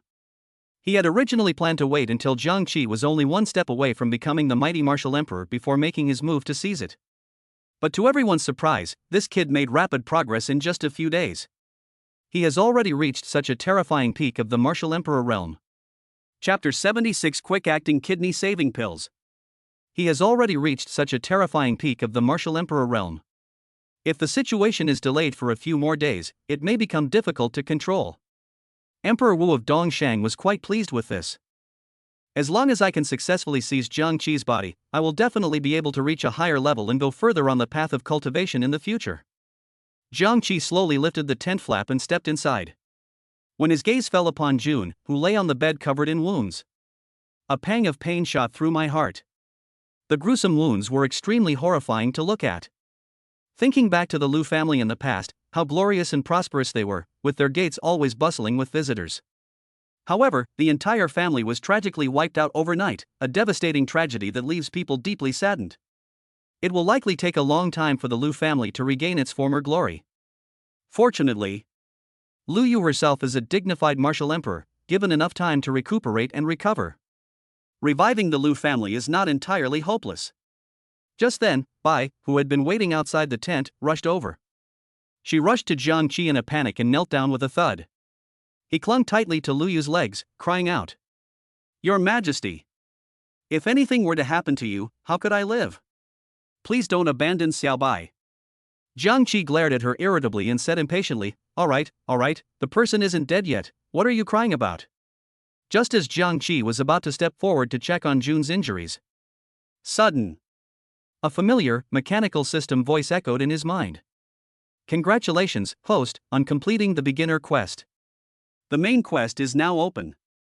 Immediately afterwards, a series of notification sounds came one after another. Starting up. Startup successful. Subsequently, the system provides 2 main quests to choose from. The first task is to go to the nearest demon camp and check it off. The second task was to provide Lu Yu with meticulous treatment and to soothe her heart, which was deeply wounded by the destruction of her family. Jiang Qi fell into deep thought. Task selection system? I know this very well. I often read this kind of plot in online novels when I was on Earth. Indeed, only routines win people's hearts. Damn system, I don't know any healing spells either, how can I heal Lu Yu? At most, I can offer some words of comfort, I'm really not good at anything else. Host, please don't rush. You can receive the reward first by selecting a task, and then complete the task. Reward for Mission 1, Divine Might Technique, Spatial Teleportation. Task 2 Reward, the Holy Body of Healing the Dead. This body can perform physical healing, greatly benefiting the target and making the breakthrough to Martial Emperor imminent. Holy crap! The dog system really knows how to give rewards. Are you even a legitimate system? Someone's entire family just died, and you're telling me to give her physical healing? You're treating me like a furnace, aren't you? Damn system! You're dead. Oh shit. I'll choose both. Host's intelligence detected reward, 100 grams of fast-acting kidney-saving pills. I'm about to grow from a boy into a real man. As a man, I should show my strength. A woman's tears can only be shed in bed, host, you must take good care of your woman. So, it's actually possible to choose both at the same time. Then, I actually found a bottle of fast-acting kidney-saving pills in my hand. But he hadn't figured out what to do yet, and he wasn't mentally prepared for anything more precise, plus there was Bai next to him. Lu Yu, half asleep and half awake, had a face as pale as paper. His eyes were tightly closed, and his breathing was weak and uneven. Jiang Qi stared at the heartbreaking scene before him, took a deep breath. Try to calm yourself down. He turned to look at Bai, who was crying uncontrollably and sobbing beside him, and said in a deep voice, "Go and clean up the mess outside first, and while you're at it, check if any enemy is still alive. If so, finish them off without hesitation to prevent future trouble." Bai sobbed and reached out to wipe the tears from her face haphazardly with her sleeve. With swollen, red eyes and a face full of confusion, she asked, Then I'll clean up this mess. What are you planning to do?" Jiang Qi replied solemnly with a serious expression. "I have to stay and take care of Lu Ono, Your Majesty. As you can see, although she is not in immediate danger, her injuries are far too severe. In my opinion, without 10 days to 2 weeks of recuperation and treatment, she may not even be able to get out of bed and walk. So I must do everything in my power to treat her." Bai's eyes were still filled with deep doubt as he asked incredulously, "You're not a professional medical martial artist, how can you possibly treat Her Majesty?" Jiang Qi's lips curled up slightly, deliberately keeping everyone in suspense, and he slowly said in a mysterious manner, "Don't forget, you saw it with your own eyes before I possess a second talent. So, is there any possibility that Upon hearing this, Bai's eyes widened to their limit, as if they were about to pop out of their sockets. He incredulously stretched out his palm and tightly covered his mouth. His voice trembled with shock as he stammered. "Do you mean that you actually possess more than just 2 talents?" Jiangqi looked at Bai's shocked expression. He nodded seriously, indicating his approval. Now, Bai finally believed Jiangqi's words completely, and a sense of admiration for him arose spontaneously. She excitedly waved to Jiangqi and made a cheering gesture before turning and leaving. Jiangqi slowly turned his head. He gazed silently as Bai walked away into the distance. They were outside the camp. He stared intently in the direction Bai had left for a long while. To ensure that Baijin had completely left the camp. And they are carefully dealing with the corpses outside. They threw them one by one into the sea to feed the fish. Jiangqi finally breathed a sigh of relief, and his heart, which had been hanging in suspense, slowly calmed down. However, just as he turned around, he was suddenly terrified by what he saw. It turns out that at some point, Lu Yu, who was originally in a coma, has actually woken up. She looked around sleepily and drowsily, her appearance quite endearing. Even more strangely, at this moment, Lu Yu's body was unusually hot. It felt as if a flame was burning inside her. Her rosy cheeks were also slightly flushed from the fever, like a ripe apple. It makes you want to take a bite. Looking again at her eyes, although they still held a hint of mistiness. But the alluring expression in his eyes seemed to possess a captivating allure. It was as if strands of emotion were spreading from the depths of her eyes. Jiangqi couldn't help but feel puzzled, and pondered to himself. What on earth happened? Why did Lu Yu suddenly change like this? Chapter 77 Lu Yu's Tenderness. What on earth happened? Why did Lu Yu suddenly change like this? Just as he was filled with suspicion. Suddenly, as if she had lost all her strength, Lu Yu leaned forward and lunged straight at Jiangqi. The next second, Jiangqi felt a soft and warm body in his arms, followed by a delicate fragrance. Lu Yu hugged him tightly and buried her little head deeply in his broad shoulders. Is it really that exciting? Lu Yu's face was flushed, and she kept muttering to herself. I'm so hot, please hold me tight. Please, hold me close. I really can't take it anymore. Now. He then suddenly realized. It turned out that Duan Rui had drugged Lu Yu beforehand, and it was the kind of drug that would make it hard for her to control herself. It seems Duan Rui's original plan was to eliminate him first, and then target Lu Yu. But to his surprise, he did not return alive. He never had the chance to kill Hua Xiong while the wine was still warm. Duan Rui himself was the real Hua Xiong. This actually benefited Jiangqi. However, things have already come to this point. This was undoubtedly a pleasant surprise for him. After all, Lu Yu was born with a beautiful face and flawless white skin. Her figure is also graceful and curvaceous. He had long harbored desires for her. I've been struggling to find the right opportunity to get close to her. Now that such a golden opportunity is before us, how could we possibly let it slip by? Moreover, he has a mission to fulfill, and he can also treat Lu Yu, so why not? And so, he no longer had any hesitation or desire to resist. He then took the opportunity to wrap his arms around Lu Yu's soft, slender waist. Feel the captivating charm emanating from her hot body. Lu Yu gently kissed his earlobe. The intense heat instantly made him tremble all over. My heart suddenly raced, pounding like a drum. He clenched his teeth, trying hard to suppress the agitation within him. But in the end, he couldn't resist her fatal attraction. He couldn't help but respond to her enthusiasm. After a passionate and intense encounter, he finally understood why the system had given him a quick-acting kidney-saving pill. He had dismissed it dismissively, saying, "Why would someone so young need medicine?" But, after he deeply felt the Empress's charm, he was indeed extraordinary. He was the one who accidentally became unable to get out of bed. Many of Lu Yu's small wounds were healing rapidly, which amazed Jiangqi. As the effects of the medicine wore off, Lu Yu's consciousness gradually returned to normal. Recalling everything that had just happened, her face instantly turned as red as a boiled shrimp. She was too shy to meet Jiangqi's gaze. Jiangqi also shyly raised her head. He glanced cautiously at Lu Yu, and finally whispered, "I'm so sorry, I just couldn't help it." After saying that, he lowered his head in a panic, suddenly realizing that he was actually quite innocent and pure. The air still held the warmth of the previous moment, and the relationship between Jiang Qi and Lu Yu. It seems that some subtle change has quietly taken place. Stop talking. We're already engaged. Lu Yu interrupted Jiang Qi. His tone was firm yet tinged with tenderness. Even if it didn't happen today, it would have happened in the future.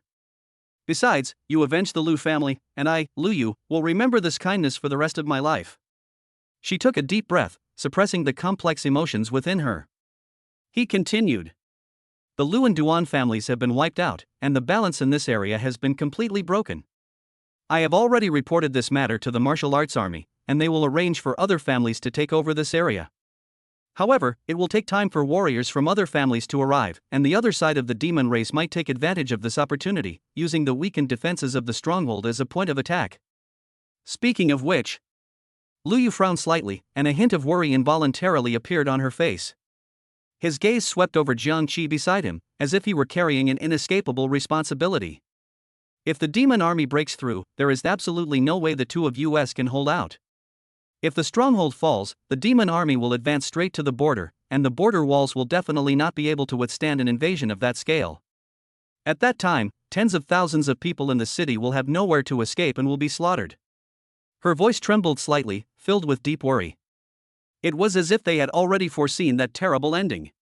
Jiang Qi merely glanced at her, a faint smile playing on his lips.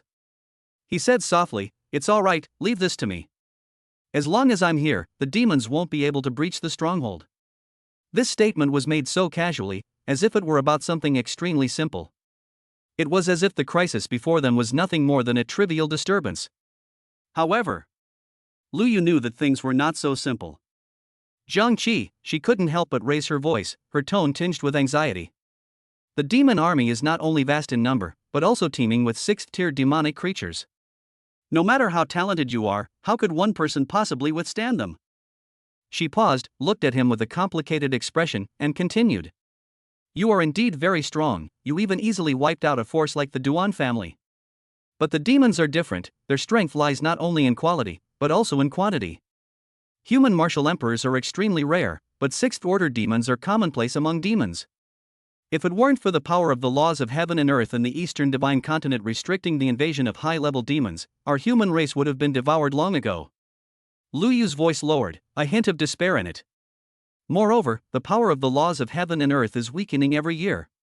Some predict that one day, the demon race's offensive will become so powerful that we will no longer be able to resist it. At that time, the human race in the Eastern Divine Continent may be completely wiped out, or forced to migrate to other continents. After listening, Jiang Qi simply smiled faintly and said, "You're right, the demon clan is very powerful, but so what? Don't worry, I alone am enough." His tone was calm yet exuded an air of composure. This left Lu Yu slightly stunned, unsure how to respond. You? Lu Yu wanted to persuade him again, but found herself suppressed by his aura. In the end, all I could do was nod silently. She gritted her teeth and whispered, "You must be careful." After saying that, Jiang Qi's figure disappeared from Lu Yu's sight, as silently as a gust of wind. Suddenly, a system notification sounded in my mind. The system has located the nearest demon stronghold for the host. The location map will appear in the host's mind. Please check it. Jiang Qi was slightly taken aback, then his face lit up with surprise. He hurriedly checked the map in his mind as instructed. A detailed 3D map was instantly projected into his consciousness, clearly marked, even showing the exact location of the demon stronghold. I didn't expect the system to be so considerate, with such advanced technology. Jiang Qi murmured in admiration. Then, a thought struck him, and he couldn't help but ask, "Damn system, since you can locate the demon clan's stronghold, can you just mark the location of the demon lord for me?" Insufficient host permissions to access this feature. The system's reply was, as always, devoid of emotion. Then a new notification popped up. "Congratulations, host, on obtaining a new title, wishful thinking." Jiang Qi's face immediately darkened, and he cursed the system in his mind. Damn system! Can you please stop being so irritating? Chapter 78. Oh no! Oh no! Jiang Qi's face immediately darkened, and he cursed the system in his mind. Damn system! Can you please stop being so irritating? Despite his displeasure, Jiang Qi understood that The system's map function can probably only be activated under specific mission conditions. In other words, you have to complete the goals step by step to gradually unlock more permissions. Forget it, let's take it one step at a time. He shook his head and focused his attention on the map in his mind. According to the map, this area is located in the East China Sea, while the Demon Clan's front line is located 100 miles away on the seabed. It was an incredibly deep strait, hiding countless demon camps and powerful monsters. Ordinary martial artists would be unable to fight in such an environment. The water pressure and lack of oxygen in the deep sea have long been deadly obstacles. But Jiang Qi is different. Ever since he broke through to the martial emperor realm, his body underwent a qualitative leap. This feeling is truly wonderful. Jiang Qi briefly sensed the changes within his body and discovered that he could now withstand not only the water pressure of the deep sea. It can also extract oxygen directly from seawater to maintain bodily functions. While it can't be called a true amphibious animal, its dependence on gas and pressure has been greatly reduced. He muttered to himself, a confident glint in his eyes. It seems that fighting underwater is not a problem for me. He made a slight adjustment and confirmed the route. Then, it suddenly exerted its strength and headed straight for the underwater demon camp 100 miles away. The wind whistled past his ears. He moved as fast as a shooting star, like a sharp arrow piercing the sky. I'd like to see how many seconds the demon frontline camp can last against me. Jiang Qi's lips curled into a cold smile, his figure becoming a faint afterimage in the night. It disappeared straight into the horizon where the sea meets the sky. In the unfathomable depths of the sea, hidden within is a terrifyingly large ocean trench. This trench resembles a crack in the earth. Dark and deep. It seemed capable of devouring all light and hope. And at the bottom of this trench, there was a huge camp that was beyond imagination.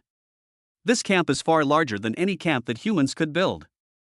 It's like a huge underground city. A complex network of passageways and buildings is scattered throughout. In the camp, various strange and terrifying monsters gathered together. Some were tall and mighty. Some are small and agile, some are covered in armor, and some breathe fire, creating a terrifying yet magnificent sight. New monsters are constantly arriving from every corner of the ocean. Join this terrifying camp. They either travel alone or in groups. Some resemble sharks and swim at extremely high speeds. Some resemble octopuses, waving their long tentacles. Others resemble jellyfish, shimmering with an eerie light. These monsters gathered here with different purposes, filling the entire camp with a tense atmosphere.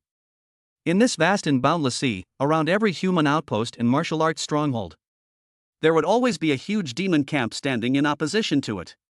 Countless demons from the deep sea are constantly gathering here. When their numbers accumulate to a certain level, they would then launch wave after wave of extremely fierce attacks on human strongholds. At this time, inside the demon camp, the monsters are busy preparing for their next attack. Some monsters are sharpening their claws and teeth. It emitted a chilling grinding sound. Others were concocting mysterious magical potions. The smoke that was emitted filled the air and had a pungent smell. In the central plaza of the camp, a group of enormous monster leaders were discussing their battle strategy. Their deep roars echoed throughout the camp, sending chills down everyone's spines. Several demon leaders stood on the high platform. Looking down at the endless stream of monsters surging towards them, they smiled with satisfaction and nodded approvingly. One of the burly, ferocious-looking demon leaders shouted, "Ha, this is wonderful. Look at the sheer number of our demon race, they're simply countless. I'm sure it won't be long before we successfully land and completely wipe out those arrogant humans." He waved his strong, powerful arms as if he could already see victory in sight. Another demon with fangs and an aura of evil chimed in. "That's right. If it weren't for the utterly detestable power of the laws of heaven and earth binding us, my demon race's million-strong army could have annihilated those fragile humans long ago." He cursed the mysterious law that restricted the power of the demons through gritted teeth. Other demons also responded. They expressed both agreement and indignation. In a short time, the crowd was indignant, and their shouts were deafening. However, just as everyone was immersed in their beautiful dreams for the future, a demon scout suddenly rushed over. He was panting heavily, his face flushed. He was even a little out of breath from running so fast. He can't even speak properly anymore. Upon seeing this, the demon leader frowned. He glared at the spy with displeasure and scolded him. What kind of behavior is this, all flustered? Don't rush, speak slowly. We demons are known for our composure. How can you lose your composure like this? Explain to this leader clearly what happened. Upon hearing this, the scout tried to calm himself down and coughed several times. I've finally caught my breath a little. He raised his head. He glanced nervously at the leaders. He swallowed hard, then stammered as he began to speak. Oh no! There's been infighting at the human stronghold. A demon scout rushed in to report to the leader. What? Upon hearing this, the demon leader was slightly taken aback. He then frowned and asked doubtfully, Are you sure? What exactly happened? The scout, panting heavily, tried to calm himself down before saying, Chief, it's absolutely true. Just now, a completely new face suddenly barged in from outside. I swear to God, I've never seen this person before. And from what I observed, he's just a young human warrior. Upon hearing this, the demon leader was startled, but he still forced himself to remain calm and asked in return. You mean? A mere young human warrior can cause turmoil throughout the entire human race? That is unlikely. However, the scout nodded vigorously, his face filled with barely suppressed excitement. That's right, Chief. It was this young human warrior who, through some unknown means, threw the entire human race into chaos. Now that they are preoccupied with their own problems, it's the perfect opportunity for us to attack. Chapter 79 Pure Nonsense. Upon hearing this, the demon leader was startled, but he still forced himself to remain calm and asked in return. You mean? A mere young human warrior can cause turmoil throughout the entire human race? That is unlikely. However, the scout nodded vigorously, his face filled with barely suppressed excitement. That's right, Chief. It was this young human warrior who, through some unknown means, threw the entire human race into chaos. Now that they are preoccupied with their own problems, it's the perfect opportunity for us to attack. Speaking of which, the spy grew increasingly agitated, waving his hands frantically and continuing to shout. My lord, as they say, time waits for no one. At this moment, the human stronghold is in an extremely weakened state. If we can seize this opportunity to press our advantage, we will surely annihilate them, leaving them utterly defeated and routed. Then, with renewed vigor, with their army at the city gates, they directly destroyed their stronghold. Break through the human race's inner city walls in one fell swoop and completely reclaim our long-lost eastern divine continent. As the scout became more and more enthusiastic, he was completely immersed in the rosy future he was painting. They didn't notice the complex expression gradually appearing on the demon leader's face. The demon leader's eyes widened in fury, veins bulging on his forehead. His hideous face was contorted with rage. He roared at the trembling scout in front of him. Fuck your head. You idiot, do you think I'm easy to fool? How dare you try to fool me with such lies? Do you think I don't know? Human warriors must begin their training from birth. They must go through a long and arduous path of cultivation before they can achieve anything. Most young martial artists, compared to those truly veteran martial artists, the difference in their strength is simply worlds apart. Very few young martial artists are capable of reaching the martial emperor realm. A pitifully small number. Just like that female warrior who fought me so hard a while ago. She is already considered one of the top young martial artists among the human race. It can be called the ceiling of combat power.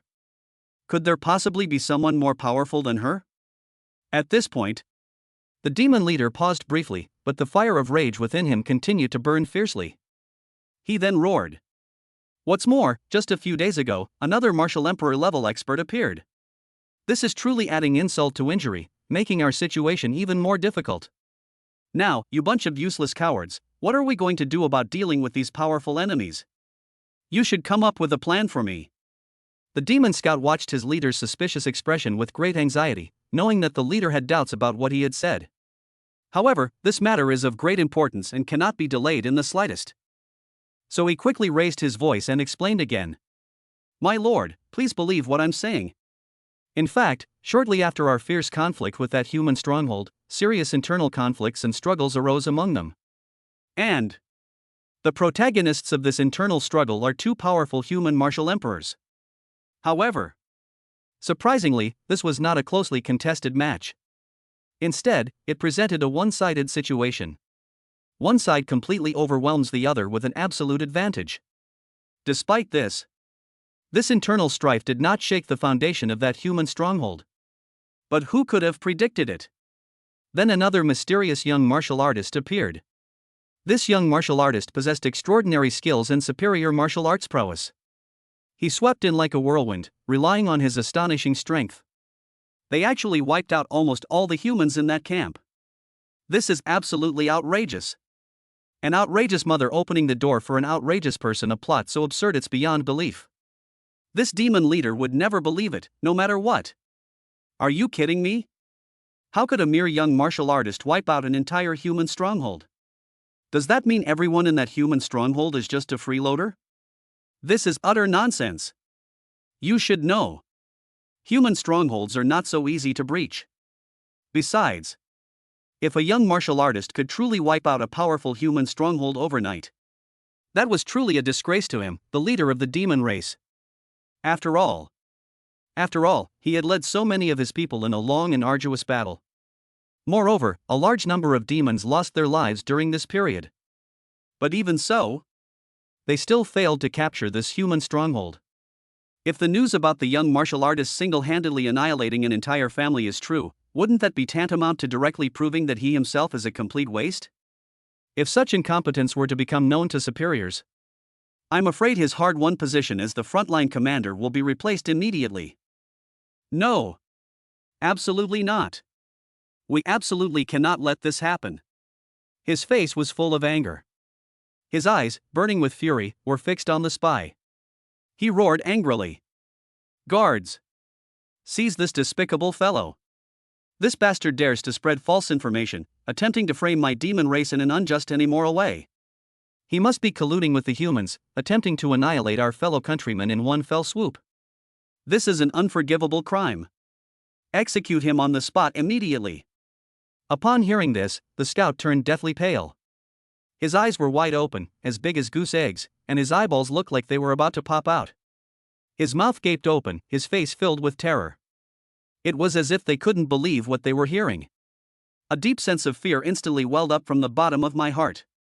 It quickly engulfed his entire body like a tidal wave. Despite being filled with fear. But the spy still refused to give up. He struggled desperately, trying to defend himself. My lord! My commander! You must believe me.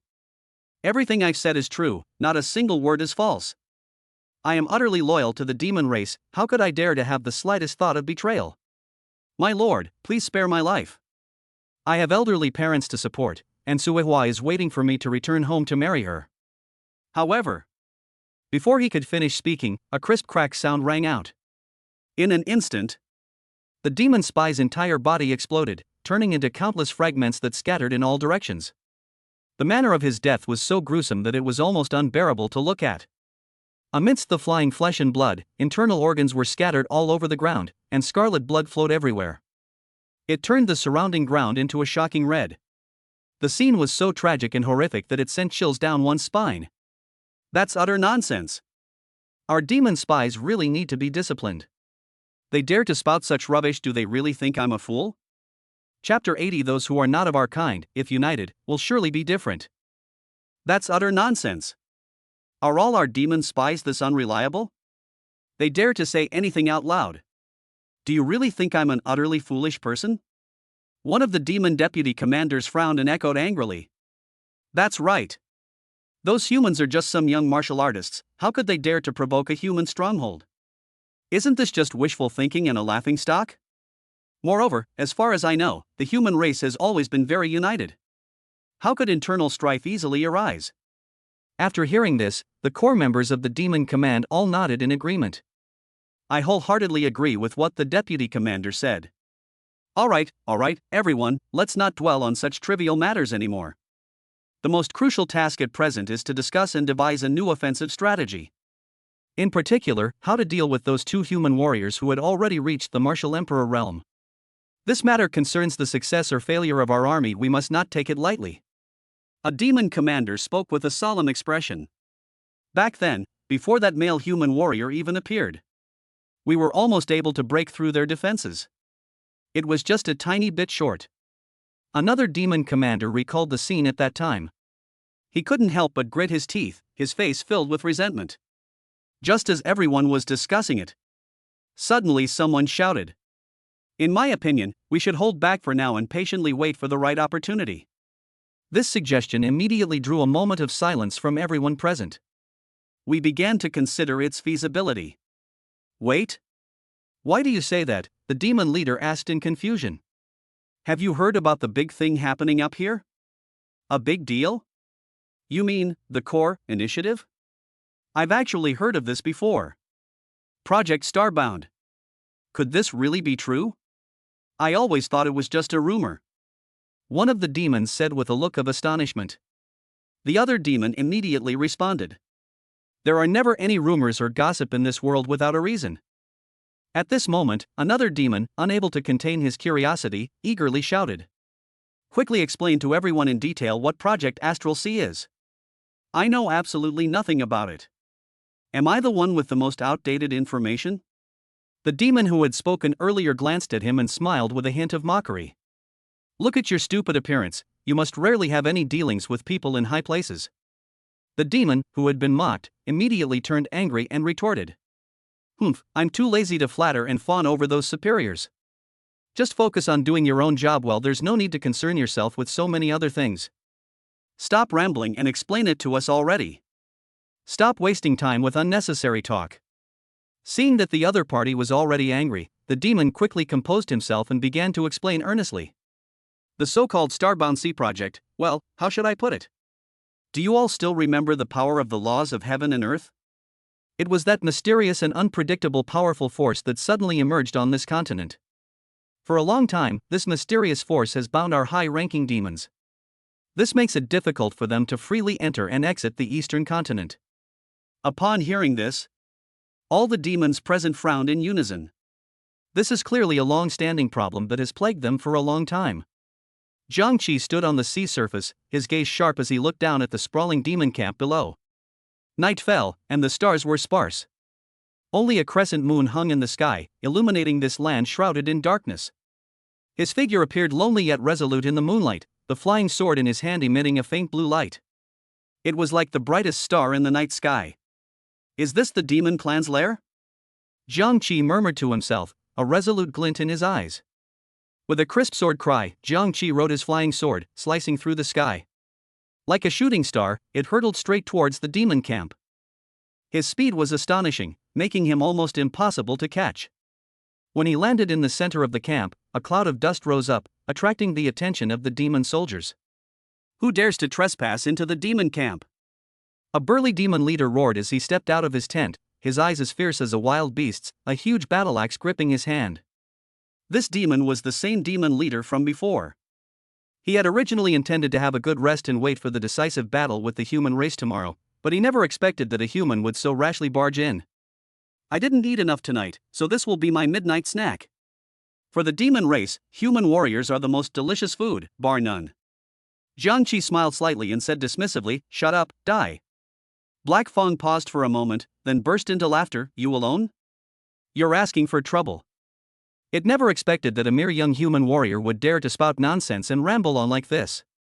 "Did you eat too many mushrooms?" Before he finished speaking, Black Fang brandished his battle axe and charged towards Jiangqi.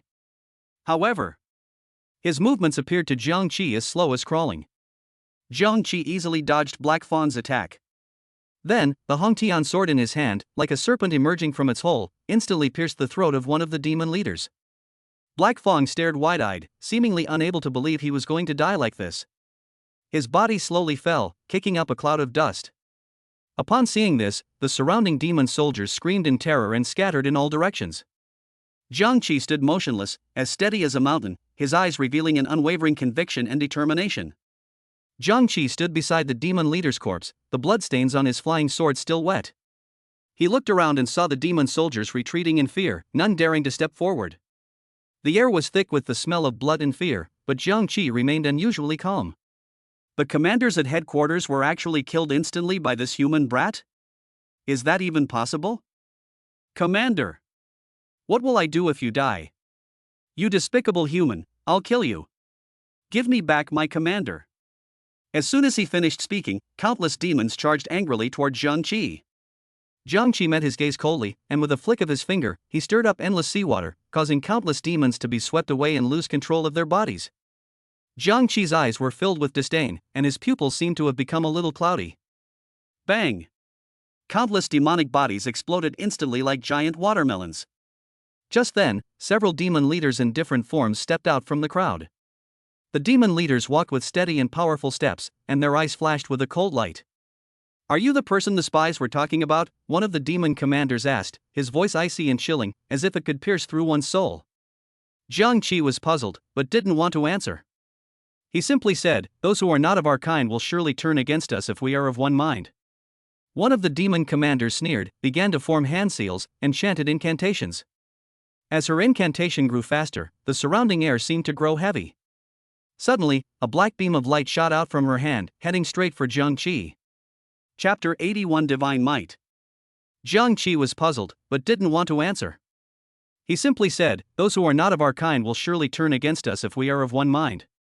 One of the demon commanders sneered, began to form hand seals, and chanted incantations. As her incantation grew faster, the surrounding air seemed to grow heavy. Suddenly, a black beam of light shot out from her hand, heading straight for Jiang Qi. Jiang Qi was prepared. He quickly swung his flying sword, and a blue light met the black beam of light. The two forces collided in mid-air, producing a deafening explosion. The shockwave uprooted the surrounding trees, creating a huge crater in the ground. The demon clearly hadn't expected Jiang Qi to be able to withstand its full force attack. Its expression changed slightly, but it quickly regained its composure. Then he released a black aura from his entire body. The black aura seemed to possess life and could devour everything. At the same time, Jiang Qi was not to be outdone. He used all his strength to wield his flying sword so tightly that it formed a sword net that blocked all the attacks from the black energy. Every clash was accompanied by a thunderous roar. As the last sword light streaked across the night sky, the demon commander finally collapsed to the ground, his blood staining the earth red. Jiang Qi frowned slightly as he looked at the scene before him. A hint of surprise flickered across his face. He had initially thought that this so-called demon frontline commander was nothing special. To my surprise, the other party was able to display such ability in front of me. Can he last a few seconds against him? It seems that this monster is not entirely useless, it does possess some strength. Thinking of this, Jiang Qi secretly made a judgment in his mind. With his current cultivation level, he is only one step away from reaching the martial emperor realm. It seemed within reach. He will be able to break through once the opportunity arises. Moreover, he has even been able to unleash powerful techniques such as phantoms. This is a divine power that can only be possessed by those at the Void God realm. Only. It seems that he doesn't need to use such powerful combat strength against these monsters here. Just then, the remaining demon leaders witnessed this astonishing scene. They were all stunned for a moment, their faces filled with astonishment. They never expected that what the scout had said would actually come true. One of the demons muttered to himself. Unbelievable. Such a young human warrior possesses such terrifying strength. He truly has the ability to annihilate an entire human stronghold in one fell swoop. The other person looked terrified and said in a trembling voice, "Could it be that this kid is going to breach our camp today as well?" However, another person gritted his teeth and roared, "Impossible. This is absolutely impossible. Everyone, don't panic. Let's work together and we can definitely take this guy down. Brothers, don't panic. No matter what, he's just one lone figure. We're a group of demons, after all. What's so difficult about dealing with a mere human warrior? Especially since he's on our territory. Let's muster our courage, charge forward together, and kill him." With that shout, the monsters that hadn't been affected surged forward like madmen. Baring its fangs and brandishing its claws, it lunged at Jiang Qi, brandishing various weapons with ferocious speed. In an instant, the shouts of battle shook the heavens and the earth, and the scene was chaotic. However, Jiang Qi merely glanced coldly at the group of menacing demons. In that instant, it was as if an invisible force shot out from his eyes, and the bodies of those demons burst open like lit firecrackers. One after another, they exploded violently, splattering blood and chunks of flesh everywhere, creating a bloody and terrifying scene. With a light tap of his foot, Jiang Qi rode the Hongtian sword like a bolt of lightning, instantly arriving in front of the demon commanders. He held a sword, pointing it menacingly at them, and roared angrily. You few lowly 6th-tier demons dare to swagger around here? Do you really think our human race is invincible? Today, I, the Great Emperor, will show you the consequences of arrogance and annihilate you all without leaving a single one alive. Before he could finish speaking, Jiang Qi suddenly swung his sword, and a deafening roar erupted. Bang! In an instant, a world-destroying energy erupted from him, spreading outwards. The demon lord leaders didn't even have time to utter a scream. His body exploded on the spot under the impact of this powerful force, turning into countless fragments that dissipated into the air. Looking at the chaotic scene before him, Jiang Qi slowly shook his head. A disdainful expression appeared on his face. For a powerful figure like him, whose strength is unfathomable, these monsters were far too weak. Fighting them was utterly devoid of any challenge and could be described as insignificant. He took a deep breath and began to carefully review his gains from this trip.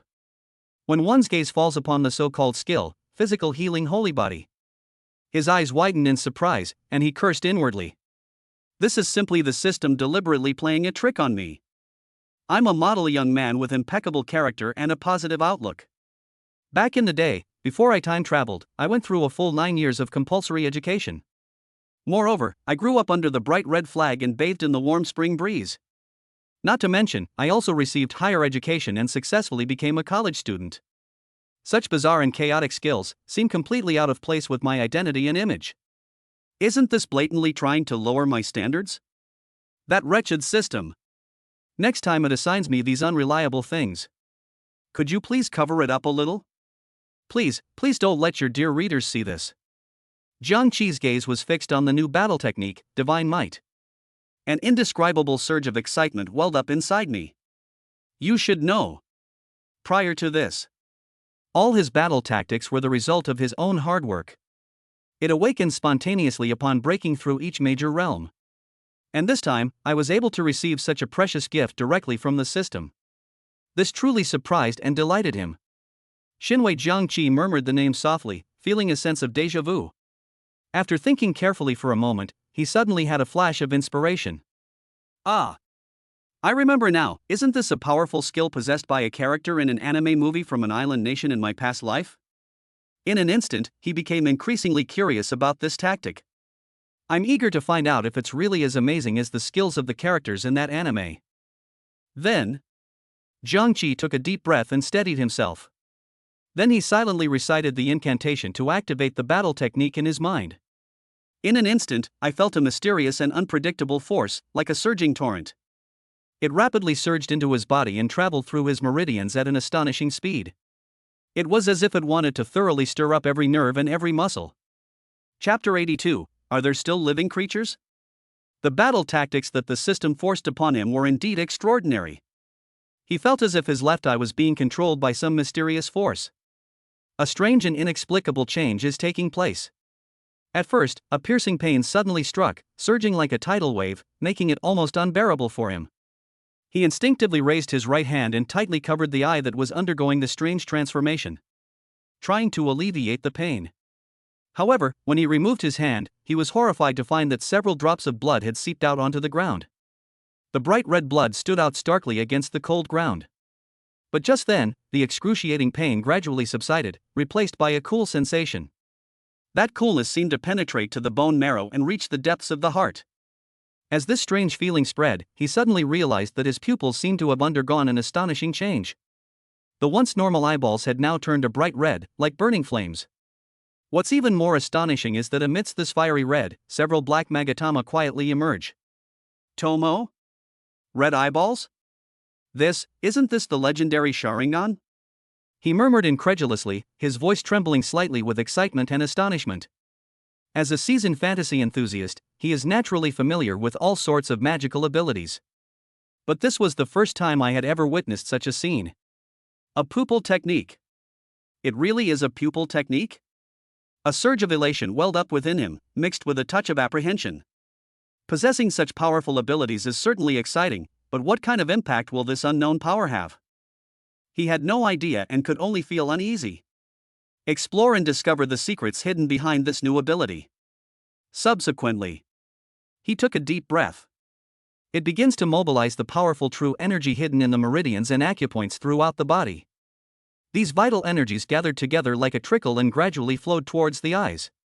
When all the true energy is concentrated in the Sharingan, a strange and powerful force instantly spread out.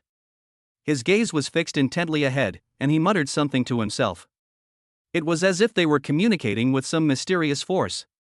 Immediately afterwards, he felt as if a raging storm was raging inside his body, with his true energy surging and crashing through his limbs and bones like a torrent. Just then, his body began to spin uncontrollably, the speed increasing rapidly. This eventually formed a high-speed rotating vortex. In the blink of an eye, the vortex carried him away from the spot, leaving only a faint afterimage. And the next moment, a jaw-dropping scene unfolded. He suddenly appeared as if by magic in the spot where he had just been looking. Such incredible teleportation ability is truly beyond imagination. Standing to the side and witnessing the whole thing, he was so shocked that he couldn't close his mouth, his face full of disbelief. However, what happened next was even more astonishing. After using it, he was able to clearly perceive that the Sharingan did not produce any side effects. As we all know, in the distant world of Japanese anime, the Sharingan, though possessing immense power and unparalleled strength, however, it has a fatal flaw unknown to ordinary people. Whenever the user activates its special ability, it will suffer a huge backlash. This side effect manifests not only as severe stinging and profuse bleeding, but also worsens with repeated use. It can also cause a person's vision to become increasingly blurred, until eventually they go blind. But at this moment, the Sharingan in his eyes seemed particularly unique. The light they emitted was like dazzling stars, shining brightly. Deep within the pupils, intricate and mysterious patterns could be faintly seen intertwined. These eyes look like the legendary permanent kaleidoscope. In this world of high martial arts, although it does not contain the chakra energy that people are familiar with, however, it possesses a unique and powerful true energy. This true energy can easily activate the legendary Sharingan. Even more surprisingly, it will not cause any side effects to the user. At this moment, an undisguised look of surprise appeared on his previously calm face. Because he knew very well that after possessing this miraculous true energy and the Sharingan, he had mastered a skill that could be described as invincible divine might. By utilizing divine power, he was able to achieve a miraculous effect akin to teleportation.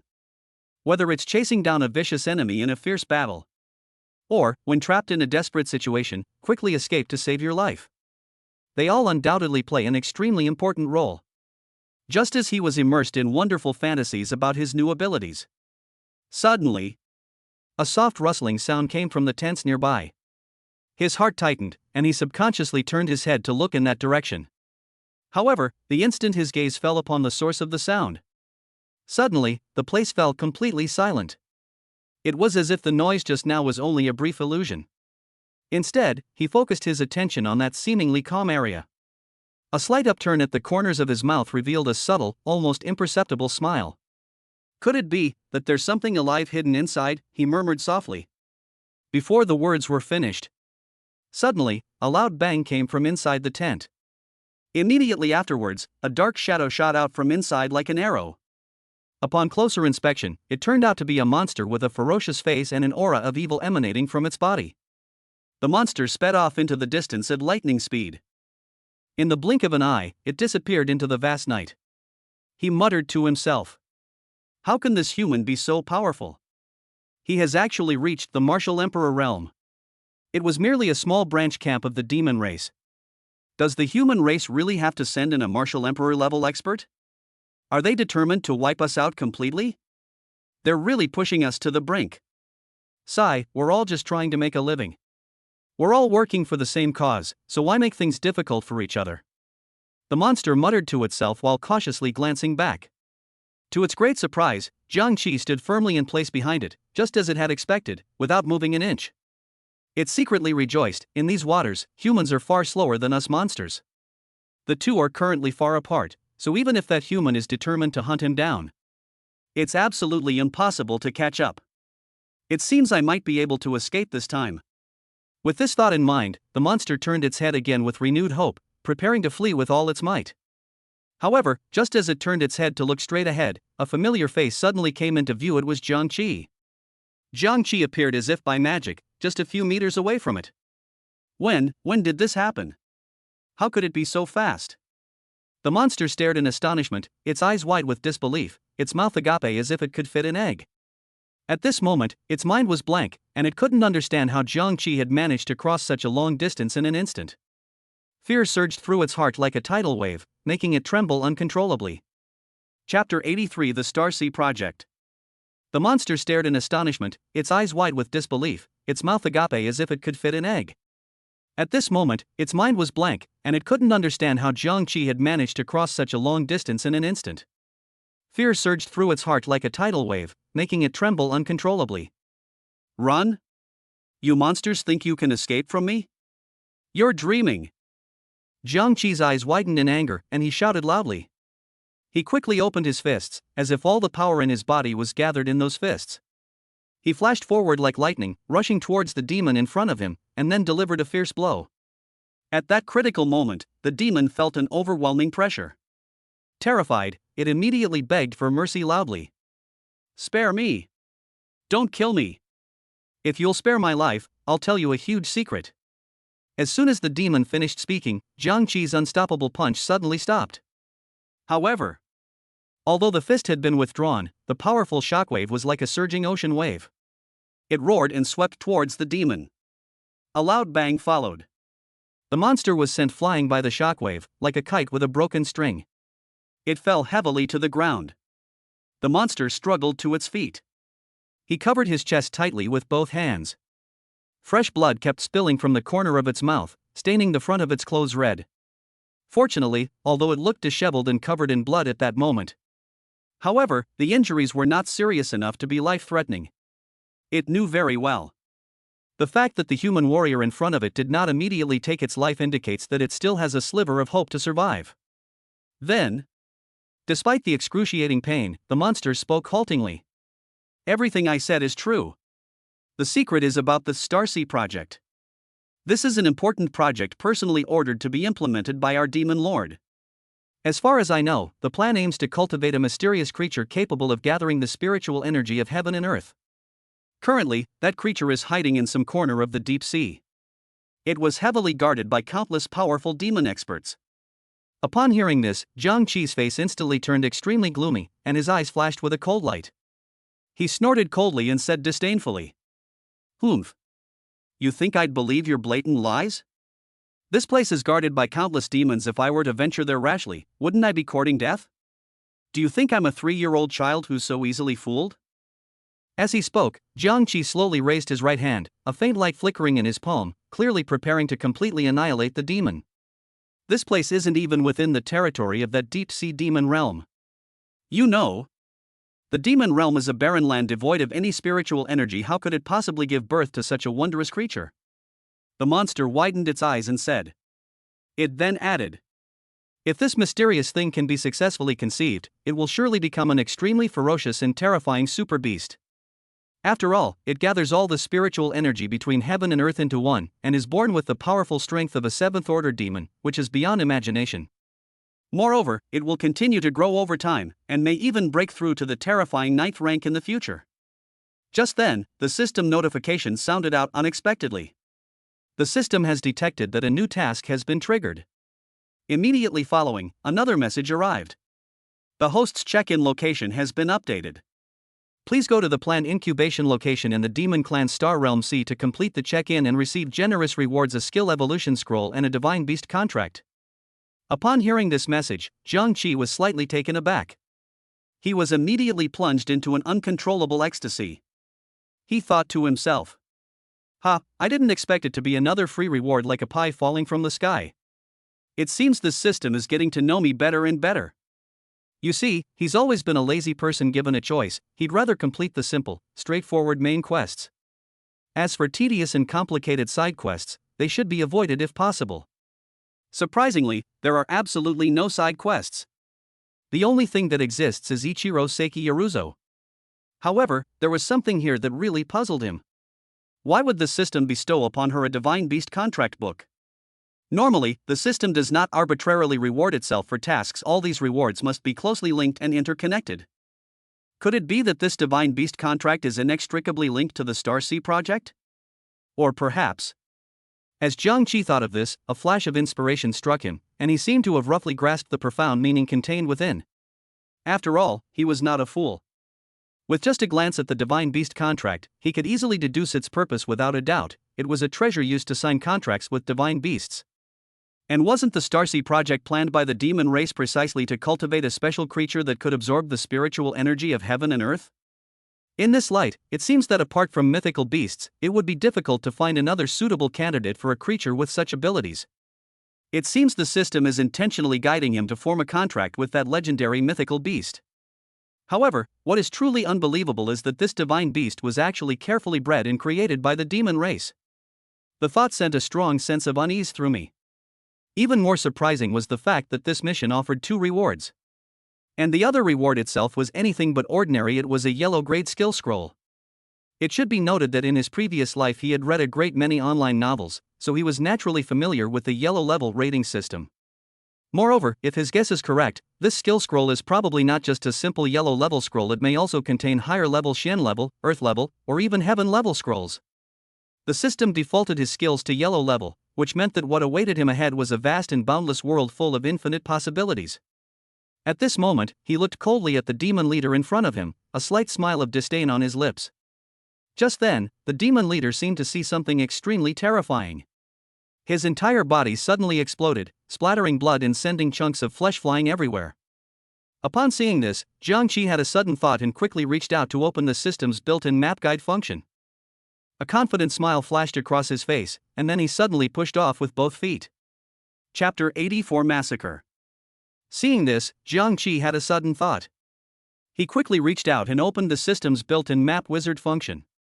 A confident smile flashed across his face, and then he suddenly pushed off with both feet. He shot out like a powerful nuclear bomb, disappearing from his spot in the blink of an eye. Deep in the vast ocean, thousands of miles from land, a gigantic black fish monster, its body covered in gray fleshy armor, slowly raised its hideous head. His gaze was fixed on the reddish tumor that was emitting an eerie glow not far ahead. This tumor was enormous, more than twice the size of the large blackfish itself. Upon closer inspection, one can see that its surface is covered with crisscrossing blue veins and blood vessels, which seem to pulsate slightly as if they were alive. Through the translucent tumor wall, one could vaguely see a faint but clearly discernible pulse hidden inside, beating in waves with a regular and slow rhythm. Without a doubt, a mysterious creature, not yet fully formed, is being conceived here. When the giant black fish monster witnessed this strange sight, its eyes, which had been filled with ferocity, instantly became dull and lifeless, and its mouth involuntarily opened wide, emitting a series of low, gasping sounds. What kind of monster is this? It can actually absorb the essence of heaven and earth to nourish its own growth. Moreover, judging from the current situation, once this creature successfully emerges from its cocoon, it will likely possess terrifying strength, reaching the 7th rank upon birth. It's simply too powerful. Thinking of this, the giant black fish demon couldn't help but feel a deep sense of awe. At the same time, it held the demonic figures who created these wondrous creatures in high esteem. Those great figures of the demon clan are indeed worthy of their reputation. How exactly did they research and cultivate such terrifying beings that resemble demons? I've heard that this creature not only has an extremely high initial level, but its subsequent leveling speed is also exceptionally rapid, even many times stronger than ordinary demon powerhouses. The other monster soldiers nearby chimed in. Yes, it will be an easy and just in the moment thing for us to take back the Eastern Divine Continent in the future. That's right. We must make those weak human warriors realize that our powerful demon race is not a small fry they can bully and slaughter at will. At this moment, beside the enormous black fish monster, a black and gold harpoon sat quietly. The harpoon gleamed with a strange and mysterious light, as if it contained boundless power. The black fish demon stared intently at the rare treasure in its hand, an overwhelming sense of joy welling up within it. It should be noted that this mission was highly valued by the higher-ups, which is why they dispatched him, a black fish demon with a strength of up to the 7th rank, to guard this area. Originally, he was quite resentful about this, feeling that it was a waste of his talent to be assigned to guard a seemingly insignificant large tumor. After all, the front lines have been reporting victories one after another, and everyone is fighting bravely and making great achievements, while I can only hide in the relatively safe rear to carry out such a mundane task. If this gets out, wouldn't my fellow demons laugh at me? People might mistakenly think that he, a dignified 7th-tier black fish, is just a lowly henchman in charge of logistics support, which would undoubtedly be a great disgrace to the entire black fish demon clan. However, to his utter surprise, his superior, a high-ranking and powerful leader, generously bestowed upon him a heavenly mark-level weapon that could be described as an unparalleled divine weapon, the Trident. This unexpected surprise instantly dispelled all his dissatisfaction and complaints. That's no ordinary weapon. It's a divine weapon that surpasses the level of a life-bound weapon and possesses unparalleled power. Even this well-traveled creature had never seen anything like it before. It was said that only those terrifying demons who had reached the 8th rank and held important positions and real power within the demon race were qualified to wield such a peerless weapon. He had been somewhat unhappy, but after witnessing this unimaginable weapon, all his displeasure vanished instantly. However, there was still one thing that puzzled it. This place served as the demon's strong rear base, and the front line was heavily fortified with countless demon camps closely connected, forming an impregnable defensive wall as strong as steel. With such tight defenses, what kind of people could break through layers of defenses and risk their lives to penetrate deep into the rear? Could it be that the superiors are overthinking things? But if they hadn't thought things through so thoroughly, how could they have risen to such a prominent position? In addition, it unexpectedly learned a little-known secret: the real purpose of this massive war between humans and demons was not simply to seize territory and resources. In reality, it was just to buy time so that the abundant spiritual energy of the Shenzhou Sea could be used to nurture the legendary divine beast. After all, without this meticulous planning, the powerful warriors of the human race would inevitably continue to invade and disrupt, hindering the birth of the divine beast. However, high up in that mysterious and unpredictable place, a tremendous change, like a raging storm, seemed about to unfold. What is astonishing is that the newly emerging 9th-tier magical beast was able to quickly gather up to 80% of the powerful forces of the demon race in such a short period of time. At this very moment, it was confronting the world-renowned demon lord, and the tense atmosphere between the two sides was about to erupt, like an arrow on a bowstring that had to be released. It is foreseeable that before long, this ambitious 9th-tier magical beast will launch a fierce attack on the demon lord without any mercy, and a thrilling battle is imminent. Undoubtedly, this impending conflict will bring unprecedented shock and impact to the entire demon race. Perhaps, before long, the entire demon race will be swept up in a massive and magnificent transformation. Ultimately, it was nothing more than a change of king from one king to another, but on the surface, there was no difference. This newly emerged 9th-tier king is not only younger and more ambitious, but his own strength is also unfathomable. Coupled with his unfathomable cunning and methods, he has undoubtedly become a terrifying existence that no one dares to underestimate. Jiang Qi stared intently at the route indicated by the system and ran forward without hesitation. Along the way, he encountered countless attacks from demons. But he was fearless, the Hongtian sword in his hand gleaming with cold light, each strike carrying deadly power. Whenever Jiang Qi passed by a demon camp, he gave the enemy no chance to react. They charged in like lightning, unleashing a bloody and brutal massacre. His moves were incredibly fierce amidst the clashing sword shadows. Demon soldiers fell one after another, their blood staining the earth red. Jiang Qi felt no pity for these demons. Because he knew very well. The demon race and the human race have been irreconcilable enemies since ancient times. Even if he spares them today, they will still pose a great threat to the human race in the future. Rather than doing that, we should take this opportunity to wipe them out completely. Some people say that Jiang Qi acts in a high-profile manner, but he doesn't care. Since that's what others think, he might as well go all the way and be high-profile. After successfully wiping out another demon camp, just as Jiang Qi was about to take a short rest, a strange feeling suddenly welled up within him. Chapter 85 False God.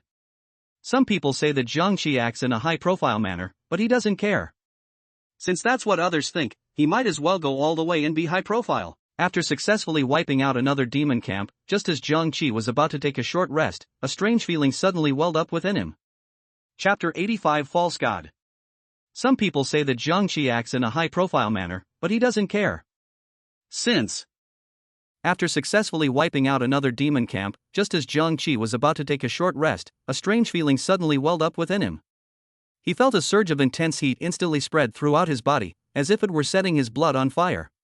This heat flowed rapidly through my blood vessels, bringing an indescribable tingling sensation wherever it went. Then it penetrated into his skin and deep into his bone marrow, like a complete baptism, reshaping his body structure and cellular tissue. This wonderful experience greatly surprised Jiang Qi, who could clearly feel his own power constantly increasing. Could this be a sign of breaking through to the martial emperor realm? Thinking of this, Jiang Qi felt an overwhelming surge of pride. One day, I, Jiang Qi, will surely ascend to the throne of the martial emperor and look down upon all living beings. From now on, he would no longer be the Jiang Qi who was bullied and trampled on at will by the original owner of the body. He has now been transformed and become a powerful emperor who commands respect from all directions. At this moment, many demons keenly realized that a powerful human dared to launch a surprise attack on their position. This is undoubtedly a provocation and insult to the entire demon race. As a result, countless monsters surged in like a tidal wave, quickly gathering in this direction. In a short time, tens of thousands of ferocious-looking monsters and several high-level leaders with strength reaching the 6th rank had arrived at the scene. When they saw the shocking and horrific scene before them, they were filled with intense shock. All that could be seen were the severed limbs and blood of their own kind scattered everywhere, and the once solid defensive line was now in ruins. Every monster's eyes burned with raging fury, their anger and hatred seemingly about to burst forth. However, surprisingly, in this devastated place, there was no trace of the mysterious human expert. Just as the demons were gritting their teeth. Sudden. A furious shout echoed through the sky, "Too arrogant! If you have the guts, don't run away! You cowardly bastard! How dare they repeatedly slaughter my fellow countrymen?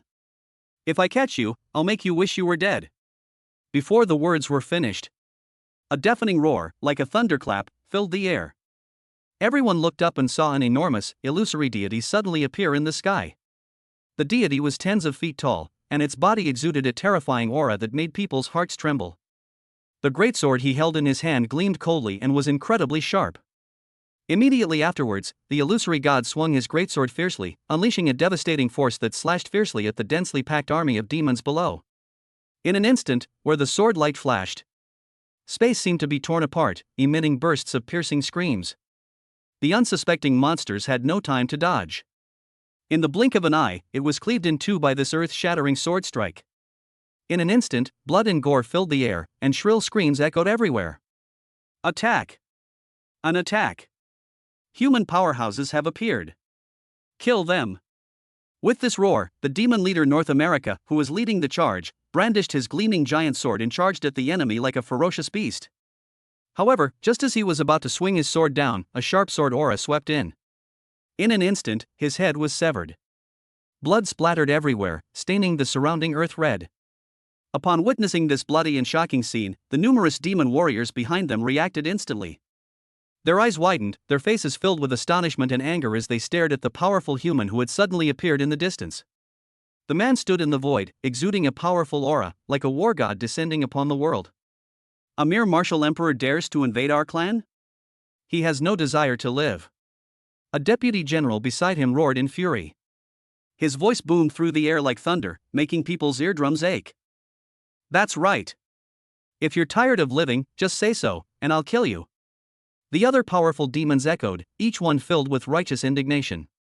Immediately afterwards, they unleashed their special skills without hesitation. Their bodies began to expand and deform wildly, their muscles bulged, and their veins stood out.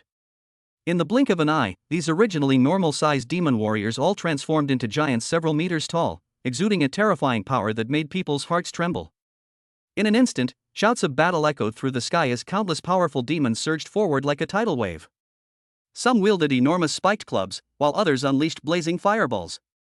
Or perhaps it summons countless black lightning bolts flying across the sky. Various powerful attacks intertwine, forming a dazzling yet deadly light curtain that sweeps towards Jiang Qi. Wherever it passed, space shattered and the earth trembled, as if the entire world was about to be swallowed up by this terrifying power. However, Jiang Qi remained unmoved in the face of such a fierce attack. He stood quietly in the center of the illusory god, looking down at the demon warriors below who were as insignificant as ants, a slight smile of contempt on his lips. A bunch of overconfident fools. Jiang Qi snorted, slowly raising his right hand, and a long sword gleaming with dazzling light appeared out of thin air in his hand. This sword is called the Hongtian sword, one of the ancient divine artifacts, possessing the power to destroy the heavens and the earth. Hongtian sword.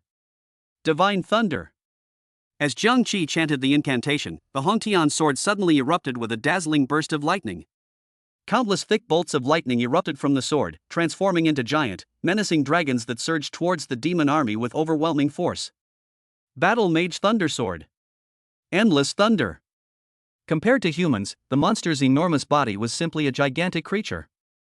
However, in front of that human martial emperor who possessed the power of a false god, they appeared so insignificant, like tiny grains of rice. Once upon a time, Wan Jun was merely a basic skill that Zhang Qi mastered when he advanced to the martial master level. But now, it can carry the terrifying power of divine thunder, and the illusory god controls the longsword to slash across the land with overwhelming force. A series of deafening roars echoed through the air, as if the vast expanse of thunder was about to devour all living things in the ocean. Countless living creatures were instantly electrocuted into black charcoal by the high-pressure lightning, and then turned into ashes in the blink of an eye, disappearing into the world. Countless demons lost consciousness before they could even see the faces of the newcomers, and fell into eternal slumber in this sea. Even the leaders who led the demon forces only managed to hold out a few more moments than ordinary soldiers, and ultimately could not escape the fate of death. After Zhang Qi completed this earth-shattering massacre, he stood proudly in mid-air. Looking down into the distance, surprisingly, the demons did not send a second force to pursue them. Chapter 86: The Anxious Emperor of Dongsheng. After Zhang Qi completed this earth-shattering massacre, he stood proudly in mid-air. Looking down into the distance, surprisingly, the demons did not send a second force to pursue them. And so, without hesitation, Zhang Qi dodged, accompanied by a loud bang. It leaped up from the sea like a cannonball. Then, like a high-speed missile, it accelerated and sped away into the distance. Wherever he passed, towering waves surged on the sea, creating a deafening roar. The powerful impact caused everything in its path to explode, whether it was rocks or other marine life, anything that got even slightly close. They would all explode and die instantly, a truly gruesome scene. Coastal outposts. The sea breeze howled, stirring up waves. Lu Yu was wearing a white long dress. Standing worriedly by the sea. His gaze was fixed on the surging sea in the distance. Despite at this moment, besides her personal maid Bai, there was no one else behind him. But the anxiety in her heart was as turbulent as the sea. Lu Yu's beautiful face was filled with worry, her eyebrows were furrowed, her lips were slightly pursed, and her beautiful eyes revealed deep concern. She was constantly worried about Zhang Qi, who had gone alone to stop the demons. They were afraid that something bad might happen to him.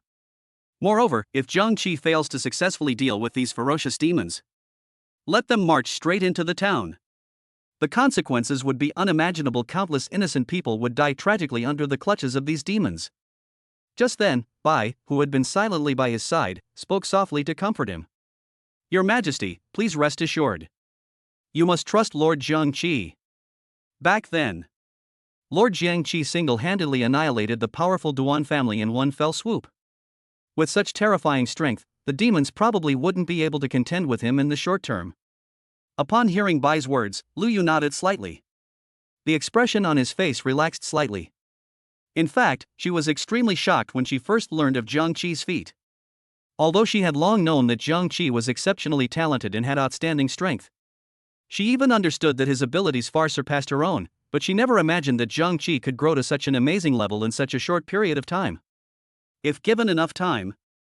Therefore, Zhang Qi is very likely to successfully break through to the martial emperor realm. Judging solely from outward appearance, Zhang Qi is probably only one crucial step away from reaching the remarkable martial emperor realm. However, at this moment, he actually ventured in alone. A single misstep could plunge one into an abyss of no return. Thinking of this, he was filled with remorse. She regretted not holding Zhang Qi tightly back then. What does the life and death of all the people in this world have to do with him? For a long time, they lived humbly at the very bottom of society. She had finally gotten a chance to stand out, but now it's all because of her personal desires. They had no choice but to brave the enormous risks and venture into the territory occupied by the demons. Just then, a soft footstep sound drifted over from not far away. Upon hearing the sound, Lu Yu hurriedly turned her head to look, but when she focused her gaze, the footsteps that had been clearly audible suddenly vanished without a trace, as if they were ghosts. In an instant, a figure appeared before her without warning. The middle-aged man was dressed in a solemn and dignified martial arts uniform, exuding an unparalleled and powerful aura. It was as chilling and terrifying as Mount Tai crushing an egg. Faced with such terrifying pressure, Lu Yu couldn't help but be slightly taken aback, and stood there dumbfounded for a moment. The middle-aged man remained silent, with only a faint smile playing on his lips. A few seconds later, Lu Yu suddenly realized what was happening and exclaimed in surprise. You could be one of the legendary martial emperors of Zhengzhou, the martial emperor of Dongsheng?" Emperor Dongshengwu's lips curled slightly upward, forming a faint smile. Then he nodded slightly and asked in a gentle yet slightly curious tone. Where is Jiang Qi now? Upon hearing this, Lu Yu, who was standing to the side, was slightly taken aback and secretly surprised. You must know that the man before you is none other than the mighty and renowned Emperor Dong Xingwu. How could such a prominent and respected figure know the name Jiang Qi? Compared to the prosperous upper city, Jiang Qi's lower-level city is far inferior in both resources and strength. In such a relatively weak place, having a martial emperor-level expert already makes it the strongest fighting force in the area. After all, an existence of this level not only signifies unparalleled strength, but also represents absolute power to control a region. It is no exaggeration to say that a figure like Emperor Dong Xingwu was undoubtedly one of the few rulers in the Central Plains region. That's why Lu Yu was genuinely surprised when she learned that this high-ranking figure actually knew Jiang Qi. She knew in her heart that Jiang Qi's talent was indeed extraordinary, and it was only natural that he would be valued or even courted by other forces or figures. However, what she never expected was that even these big shots at the top had already set their sights on Jiang Qi. But Lu Yu suddenly realized that although these important figures seemed to have been paying attention to Jiang Qi, however, judging from the current situation, their surveillance of Jiang Qi is clearly not thorough enough. Perhaps there are still many unknown secrets waiting to be revealed. Jiang Qi has already rushed to the demon stronghold to prepare to intercept the demons. The news came like a thunderclap in everyone's ears. What? Stopping the demons? This kid actually charged through all by himself? Upon hearing this, Emperor Dong Xingwu's expression changed drastically.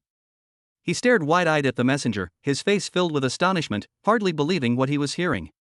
The name Jiang Qi was not unfamiliar to Emperor Dong Xingwu. This child is exceptionally talented and powerful, but his personality is rather impulsive and reckless. However, Emperor Dong Xingwu never expected that. This time, Jiang Qi actually went to the demon stronghold alone, attempting to stop the demon army with his own strength. He frowned, a wave of anxiety washing over him. It was so hard to find a suitable body. If the demons destroy and tear us apart like this, then all our previous efforts will have been in vain. Moreover, it's unclear when the despicable extraterrestrial demon within the body will be completely eradicated, and it might even become more difficult to deal with as a result. Thinking of this, Emperor Dong Xingwu was extremely anxious, and a layer of fine sweat appeared on his forehead. Chapter 87 Martial Arts Military Department. At this very moment, the atmosphere in the spacious and solemn command hall of the Martial Arts Army headquarters was so tense it was suffocating. A young intelligence officer rushed into the hall in a panic and loudly reported to the Chief of Staff. Commander-in-Chief, we have just detected an anomaly. It seems a massive rebellion has broken out within the demonic territory. Countless demonic strongholds are being destroyed one by a mysterious and powerful force. As soon as the intelligence officer finished speaking, the entire command hall erupted in chaos. People whispered and discussed among themselves, their faces showing disbelief. At the same time, another officer immediately reported. News from the front lines indicates that a large number of monsters that were originally stationed there have rapidly redeployed their forces inland, which is causing the pressure on our front lines to decrease dramatically at an alarming rate. Upon hearing this news, the previously noisy command center suddenly fell into a brief silence. Then, someone shouted out, "This is truly a wonderful thing. A rare rebellion has actually broken out within the demon clan." In a quiet office, a burly middle-aged man sat quietly in a large chair. He tapped the solid wood table in front of him lightly with one finger, producing a crisp and rhythmic sound while in his other hand he held a lit cigarette, occasionally taking a deep drag before slowly exhaling puffs of white smoke. Although his eyes were slightly cloudy, a chillingly intense killing intent emanated from him. This man was none other than Qi Yan, the undisputed leader of the military. At this moment, there was no one else beside Qi Yan. He simply closed his eyes and muttered to himself. Who on earth is it?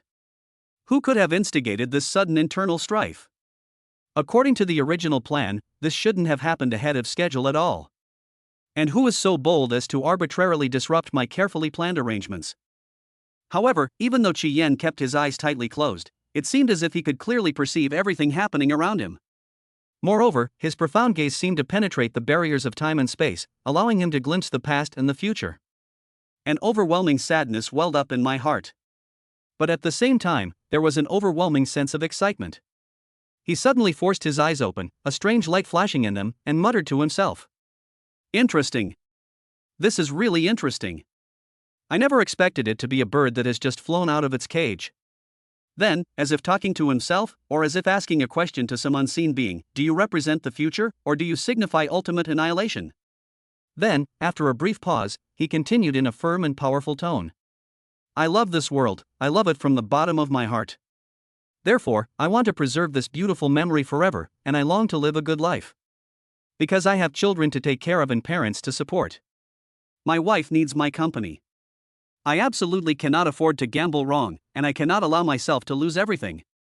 Just then, a rapid knocking sound suddenly rang out, thump, thump, thump. The sound, like war drums, broke the brief silence inside the house. Come in, Shi Yan replied lazily. The door was slowly pushed open, and a figure walked in. The newcomer first coughed lightly. He seemed to be intentionally adjusting his voice and breathing so that what he was about to say would be clearer and more understandable. My lord. According to the information I have received, that boy named Zhang Qi seems to have already entered it. The one who spoke was Wang Chang, a powerful martial artist at the peak of the martial emperor realm. Upon learning this important information, he dared not delay and immediately rushed over to report to Qi Yan. I understand. Is there anything else?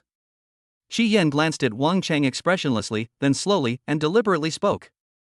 After he finished speaking, he yawned widely and stretched, seemingly quite tired. I'm sleepy. If there's nothing else, you can go out now. Qi Yan said, rubbing his eyes with his hand, his tone revealing a hint of impatience. Wang Chang stood there hesitating for a moment, as if pondering something important. After a while, he finally made up his mind and spoke again. Commander Qi, I always feel there's something strange about Dongshang. Upon hearing this, Qi Yan, who had been preparing to close his eyes to rest, slightly opened them, a faint smile appearing on his face. He replied dismissively, strange? Everyone in this world has a few oddities about them. Don't be so sensitive. However, Wang Chang did not give up his idea because of Qi Yan's words. He frowned, thought seriously for a moment, then took 2 steps forward, walked to the door, and reached out to grasp the doorknob. The door was closed tightly. Then, Wang Chang lowered his voice and said, Commander Qi, what I'm talking about isn't just ordinary strangeness. From my observation and understanding, it seems that there's a very peculiar evil spirit lurking within Dongshang. Furthermore, what's even more concerning is that he seems to have shown a strong interest in Zhang Qi. Qi Yan sneered upon hearing this, and retorted nonchalantly. Strange evil spirit? Humph. It's just a mere creature reincarnated from another dimension. Even if he is interested in that so-called fruit, he'll have to see if he has the ability to get it. In my opinion, he has no chance of succeeding at all. After saying that, Qi Yan closed his eyes again and ignored Wang Chang. Fruit? Wang Chang looked at the speaker with a blank expression, secretly wondering what the word meant. He quickly realized that the fruit mentioned here was most likely Zhang Qi. Thinking of this, Wang Chang shook his head and said, Dongshang is a powerful martial artist at the martial emperor level, while Zhang Qi is only at the peak of the martial emperor level. You must know that the gap between a martial emperor and a martial emperor is as huge as an insurmountable chasm. However, at this moment, Qi Yan suddenly interjected, how can you be so sure that this kid Guashur is only at the martial emperor realm? Maybe, he has already broken through to the martial emperor realm? He might even become the undisputed #1 person below the martial sect. Qi Yan's words were like a bombshell, instantly causing an uproar among the crowd. Especially Wang Chang, whose face immediately showed shock when he heard these words.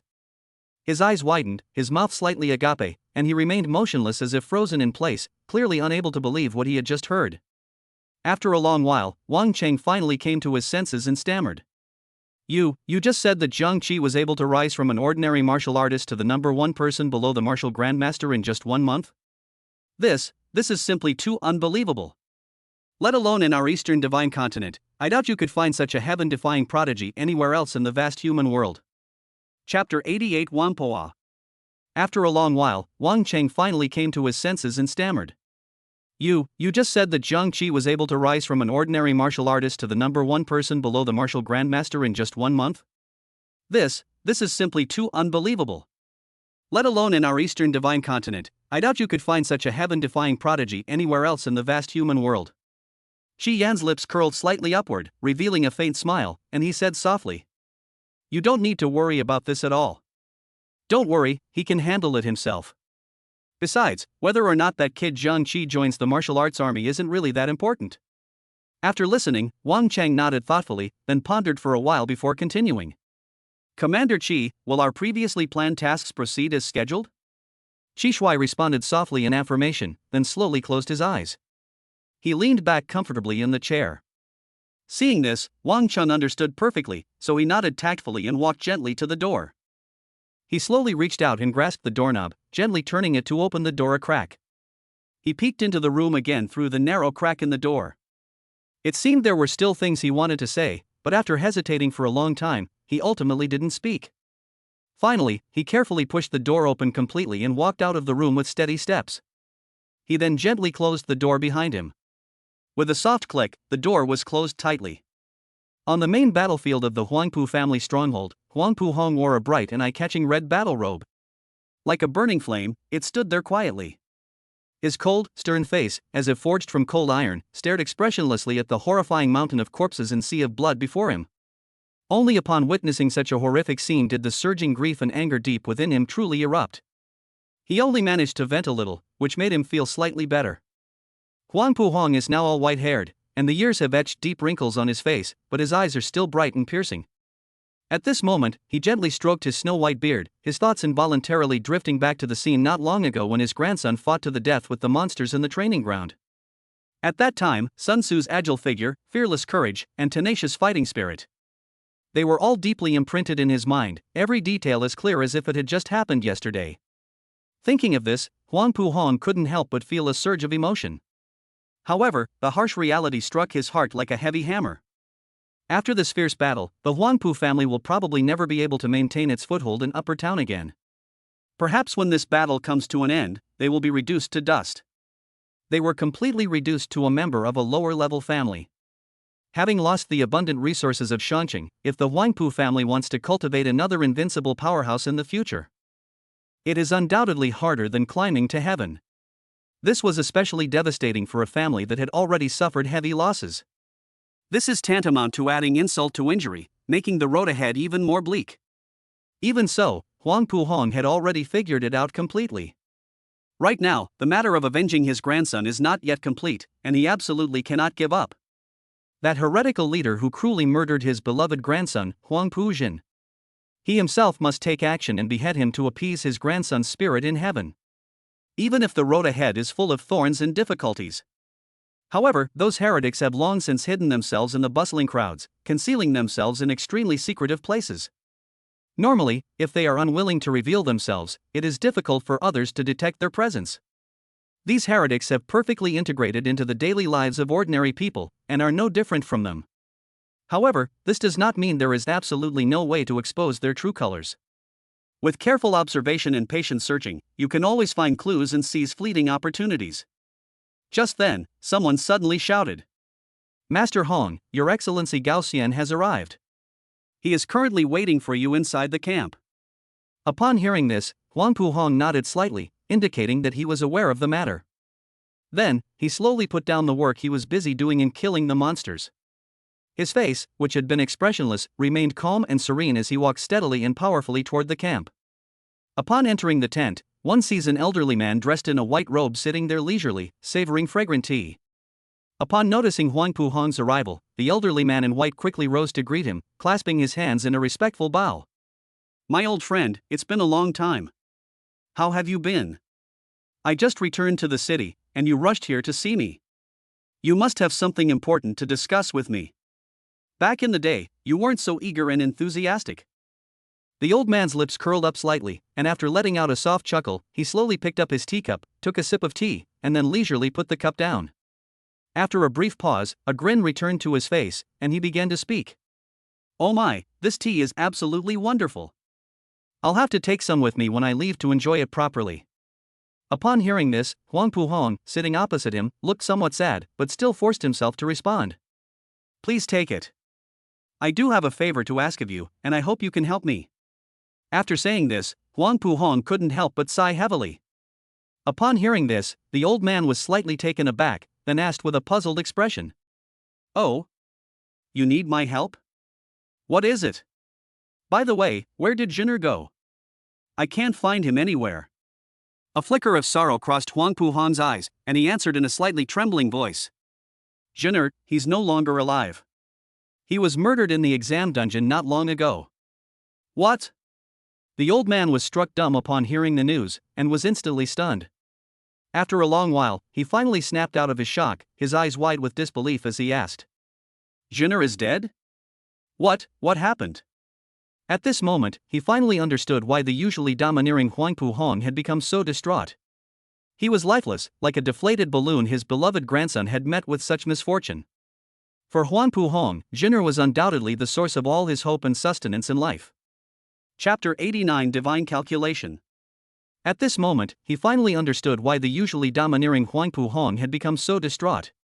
He was lifeless, like a deflated balloon his beloved grandson had met with such misfortune. For Huang Puhong, Jinner was undoubtedly the source of all his hope and sustenance in life. What exactly do you want me to do? Gao Xian frowned deeply, even as he asked the question aloud. But deep down, he had already vaguely guessed the other party's intentions. Jinner, although he is not my biological grandson, is someone I have watched grow up since he was a child. Watching him die so mysteriously and without any explanation, I just can't swallow this anger. No matter what, I will do everything in my power to help you eliminate those despicable heretics and avenge Jinner's blood feud. Huang Puhong nodded vigorously and said with a determined look. Upon hearing these words, Gao Xian was startled, and then he responded. All right. Because of what you said, I won't hold back anymore. To be honest, I've come here hoping to get your help. Help me use that mysterious and unpredictable divine calculation technique. With its help, we can easily find out the exact location of the murderer who killed Jinner.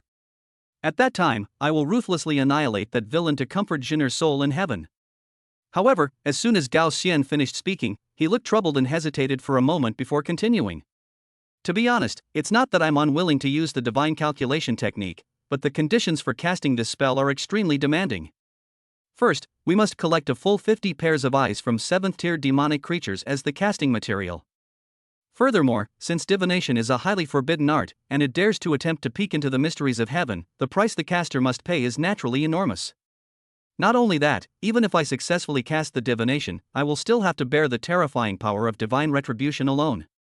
However, as long as I can get justice for Jinner, I will never back down even if I face the most difficult situation or the most powerful divine punishment. But as for those 50 pairs of monster eyes, I'm afraid we'll have to rely on you to find a way to obtain them. As you know, I am merely a martial emperor of fate masters, and my combat strength is nowhere near that of you. Asking me to face a mere early-stage 7th-tier monster alone is far too much of a stretch, and obtaining so many monster eyes would be even more difficult. As Huang Puhong spoke, he nodded slightly, indicating that he was fully aware of the situation. After all, he not only knew Gao Xian inside and out, but also had a deep understanding of the abilities and limitations of the special profession of fortune teller. Fortunately, the place I am in is one of the main battlefields of this great war, so there are a large number of 7th-order demon corpses left on this battlefield. Gathering 50 pairs of eyes shouldn't be too difficult.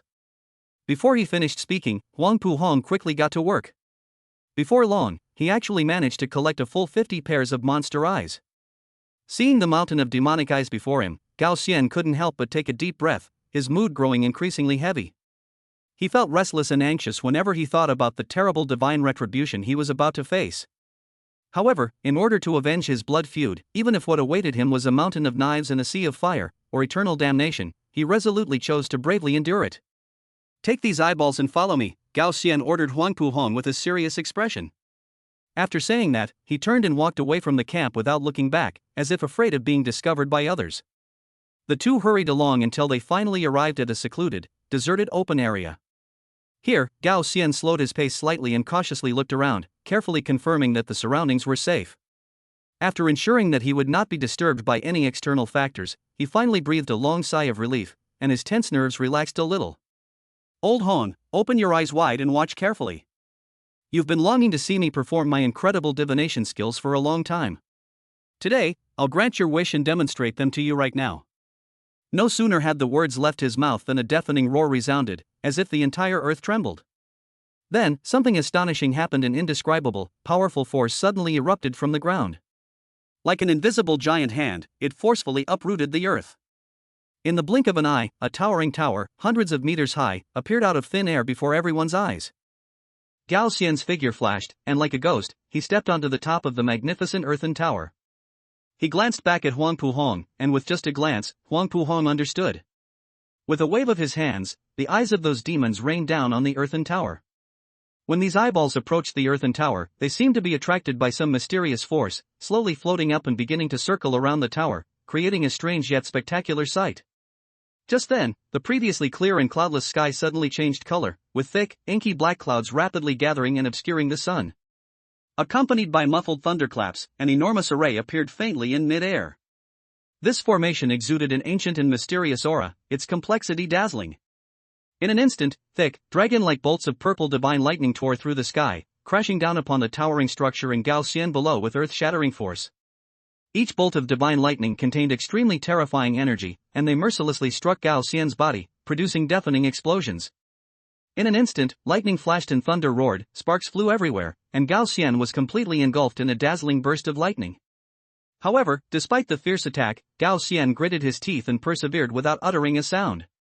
He kept his eyes tightly closed and remained motionless, as if he were trying his best to sense something, or as if he was desperately searching for some key thing. Time passed second by second, and finally, after enduring countless bolts of divine lightning, Gao Xian suddenly opened his eyes, which had been tightly closed for a long time.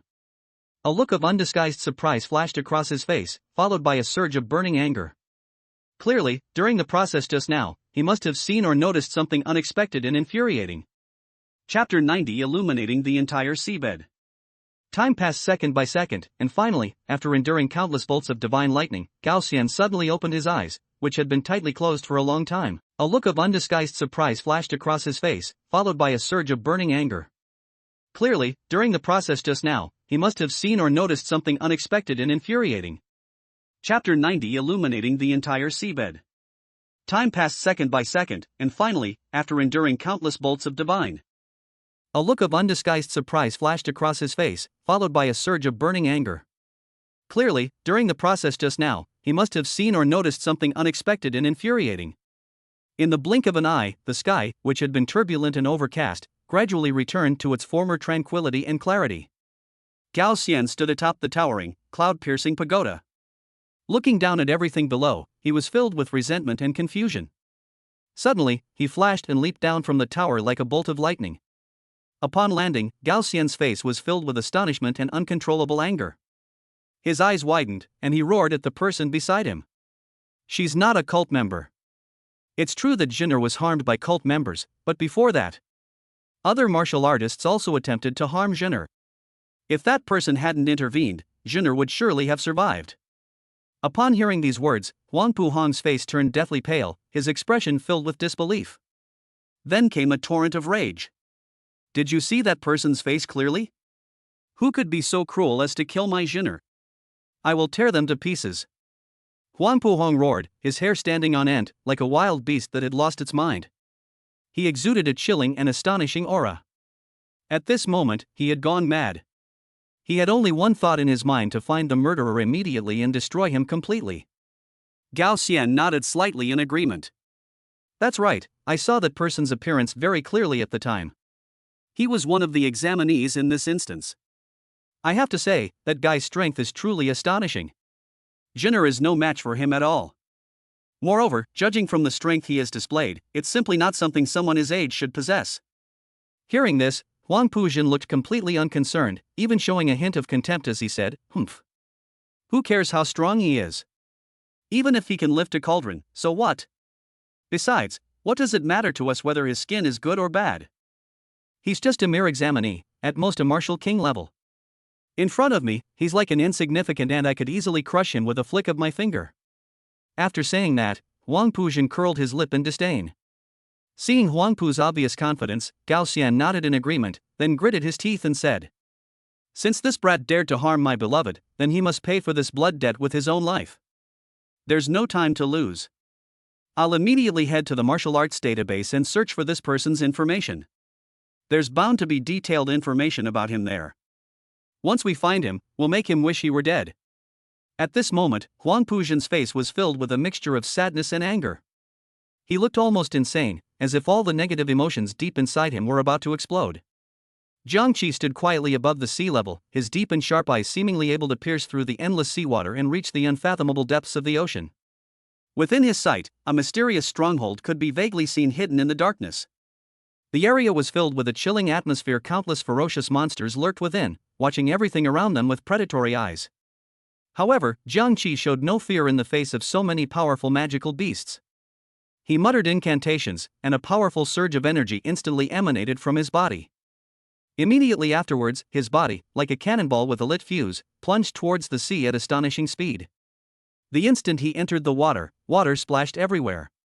But Jiangqi moved through the water as nimbly as a fish, his movements so agile and fast that it was almost unbelievable. Just then, a cacophony of shouts came from afar. "Who are you?" "Human." "There's a human dancer here." "Damn it, a human warrior dares to run wild in a place like this? Does he have a death wish? This kid probably doesn't know that this place is heavily guarded." "Ah, great. Finally, we can have some fun. It's been so peaceful lately, we haven't even seen a decent enemy. What are those guys up ahead doing? How could they let a martial artist break into our inner sea so easily?" A cacophony of voices mingled together, filled with shock and anger. "Humph, I knew these useless bastards couldn't even hold a small position. Look how easily they did it. They actually let a mere human warrior break through the defenses. In the end, we're the ones who have to clean up this mess." One of the demons, a burly man with a ferocious face, said angrily. "That's right. I really don't know what's the point of keeping them around. All they do is loaf around and wait to die, wasting resources. Once we return to camp, I absolutely must report this matter to the demon lord in detail. Let him teach these guys a lesson, so they won't cause us any more trouble." Another demon echoed, his words filled with dissatisfaction and contempt. At this moment, the figure who looked like the captain of the demon race raised his hand and pointed at Jiangqi, a burly man who was rushing towards them from afar. Jiangqi leaned down slightly, his gaze coldly fixed on the demons in the camp. A contemptuous smile played on his lips. He lowered his voice and chuckled, "Humph, why are there only 4th and 5th grade trash demons here? In such an important place, are there no other more powerful and ferocious demons?" Jiangqi, with a calm and unhurried smile, slowly and gently raised her fair and jade-like hand. In an instant, a captivating blue light suddenly shone in his deep, ocean-like eyes. It was as dazzling as lightning streaking across the night sky. Immediately afterwards, countless thick, dragon-like bolts of lightning accompanied his hand movements, crashing down with overwhelming force, like a stampede of 10,000 horses. In an instant, the entire vast sea was illuminated by this earth-shattering lightning, and the originally pitch-black sea surface became as bright as day. The numerous, menacing monsters were utterly powerless against this terrifying lightning. Instantly, they were as if they were being roasted over a raging fire, their bodies gradually turning charred black and emitting a nauseating smell of burning. The other demons, who had not been struck by divine lightning, turned deathly pale upon witnessing this scene. Those who had been so arrogant and domineering just moments before. Chapter 91 Grilled Fish. In an instant, the entire vast sea was illuminated by this earth-shattering lightning, and the originally pitch-black sea surface became as bright as day. The numerous, menacing monsters were utterly powerless against this terrifying lightning. Instantly, they were as if they were being roasted over a raging fire, their bodies gradually turning charred black and emitting a nauseating smell of burning.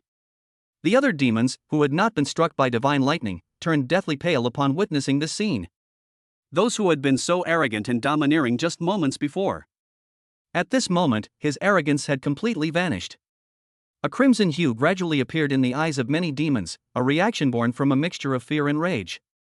Because at this moment, they were already clearly aware that they had encountered an unprecedentedly powerful enemy. These demons originally thought that their opponents were just remnants of soldiers who had fled from the front lines, as vulnerable as fish that had slipped through the net. However, reality gave them a resounding slap in the face.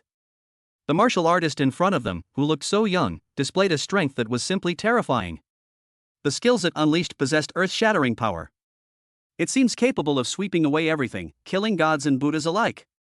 How could such a powerful and suffocating force not instill fear in these demons? In the most secluded and rarely visited corner of the demon camp, the demon leader stood there leisurely, his hand tightly gripping his unparalleled trident. This trident radiates a breathtaking light, as if it contains boundless power and mystery. The demon leader stroked it lovingly, feeling its cold and smooth texture, and then suddenly swung it around.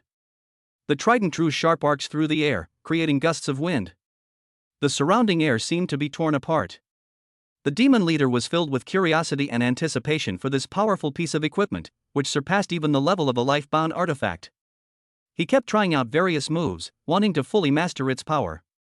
However, just as he was engrossed in this exploration, suddenly, a deafening roar came from outside. The sound was like the sky collapsing and the earth splitting, followed by a series of muffled thunderclaps that rolled in and resounded throughout the entire sea. That's not right. This is the bottom of the deep sea. Where did the sound of thunder come from? Thunder never easily goes underwater. The demon leader frowned, pondering to himself. It's important to know that although water is conductive, due to the relatively low sea level, lightning typically strikes tall, protruding objects or higher ground. First water surfaces are usually not its target. Besides, this is the bottomless ocean world, so how could there be lightning here? Could it be some extremely bored, idle electric monsters causing trouble? Upon thinking of this, the demon leader shook his head, feeling that such a possibility was extremely slim. After all, there are probably not many monsters in this deep sea region that dare to act so recklessly. Thinking about this, he pondered to himself. Yes, that's how it should be. Then, he stopped dwelling on his previous thoughts and started fiddling with the trident in his hand. He would lift it high and then wave it gently, as if the trident were his most beloved toy. Just then, a monster suddenly came hurtling towards them from afar like a cannonball. It tumbled and crawled along the way, looking extremely disheveled. As they approached, they discovered that the monster was drenched in sweat and panting heavily. Even more horrifying was the sight of half its body being electrocuted, leaving it with torn skin and numerous wounds. Many of its once hard scales had fallen off, revealing the bright red flesh beneath, from which blood was gushing. Judging from its appearance, it probably wouldn't last much longer. This injury is fucking serious. Looking at the gruesome monster before him, the man frowned and muttered to himself. You're incredibly stupid to have electrocuted yourself while playing with electricity. And besides, this doesn't qualify as a work-related injury, so don't expect to ask me for reimbursement of medical expenses or anything like that. The monster finally reached the man, but collapsed heavily to the ground due to exhaustion. It was panting heavily, trying to say something, but due to its weakness and terror, its words became slurred and incoherent. Yo, there are mushrooms. And human warriors, this is too ridiculous, just one move, killed over 1,000 of our brothers. Upon hearing this, the demon leader was initially somewhat bewildered, but quickly came to his senses. He sniffed the air around him, and a strong, burnt smell wafted up. In an instant, his expression changed drastically, and he exclaimed in shock, "Holy crap! Is that the smell of grilled fish?" Just then, seeing the situation was dire, the demon leader didn't hesitate to grab his trident. He sped out like a black lightning bolt. However, the scene before him as soon as he stepped out the door left him speechless and terrified. Jiangqi appeared to be hovering in mid-air like a god of war descending from heaven. He held a long sword and swung it fiercely. The flash of the sword light seemed to change the color of the entire world. With a sharp whooshing sound, countless demons were instantly cut in half at the waist, some even cleaved into fine pieces of minced meat, scattered all over the ground, and the stench of blood filled the air. Where the hell did this ruthless character come from? The demon leader was horrified, his eyes widening in disbelief. He never imagined his numerous powerful demons were slaughtered by this person in such a short time, leaving them almost powerless to fight back. An uncontrollable rage surged within him, and the demon leader's eyes turned bloodshot, almost driving him mad. He stared intently at Jiangqi in the air, gritting his teeth and roaring. Damn human, do you know where you are? This is the sacred ground of our demon race.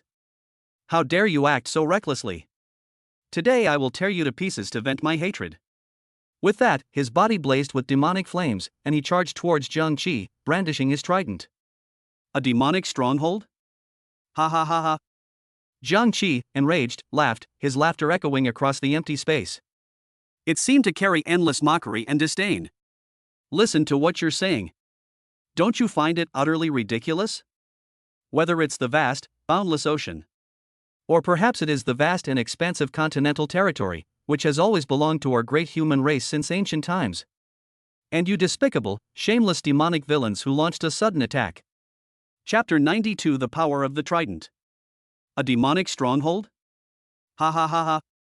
Jiangqi, enraged, laughed, his laughter echoing across the empty space. It seemed to carry endless mockery and disdain. Listen to what you're saying. Don't you find it utterly ridiculous?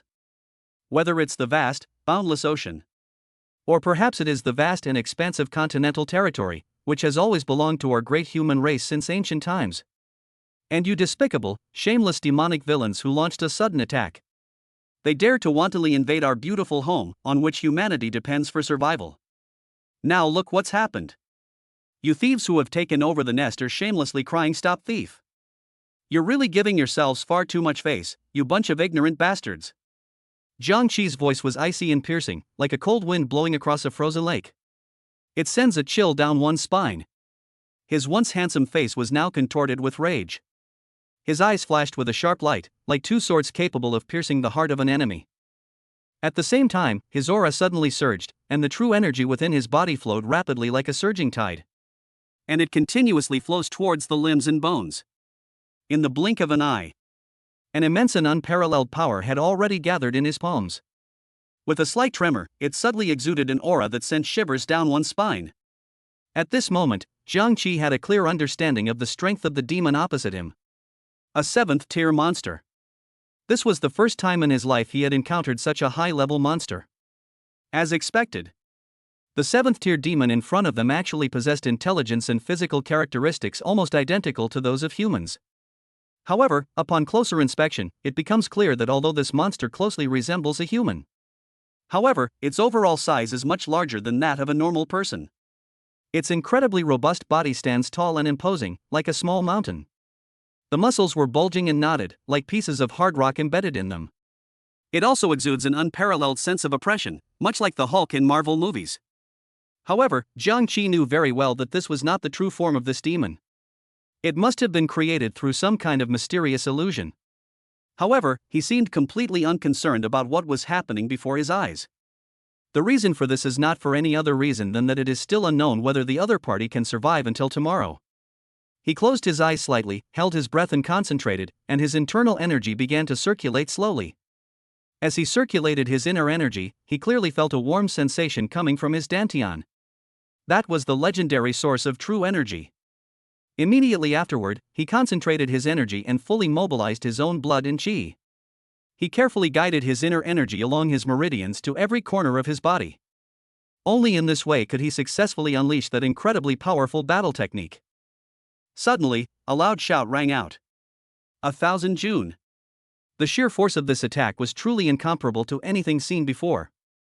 Those roars, like the roar of a demon from the depths of hell, it was deafening and echoed through the heavens. Its sound waves illuminated the entire pitch-black night sky as bright as day.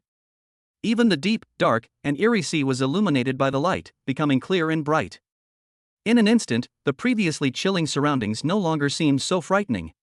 However, after the light faded, people realized that scattered haphazardly throughout this area were countless limbs and severed bodies of demons, along with mutilated corpses. The bloody and horrific scene was truly shocking and chilling.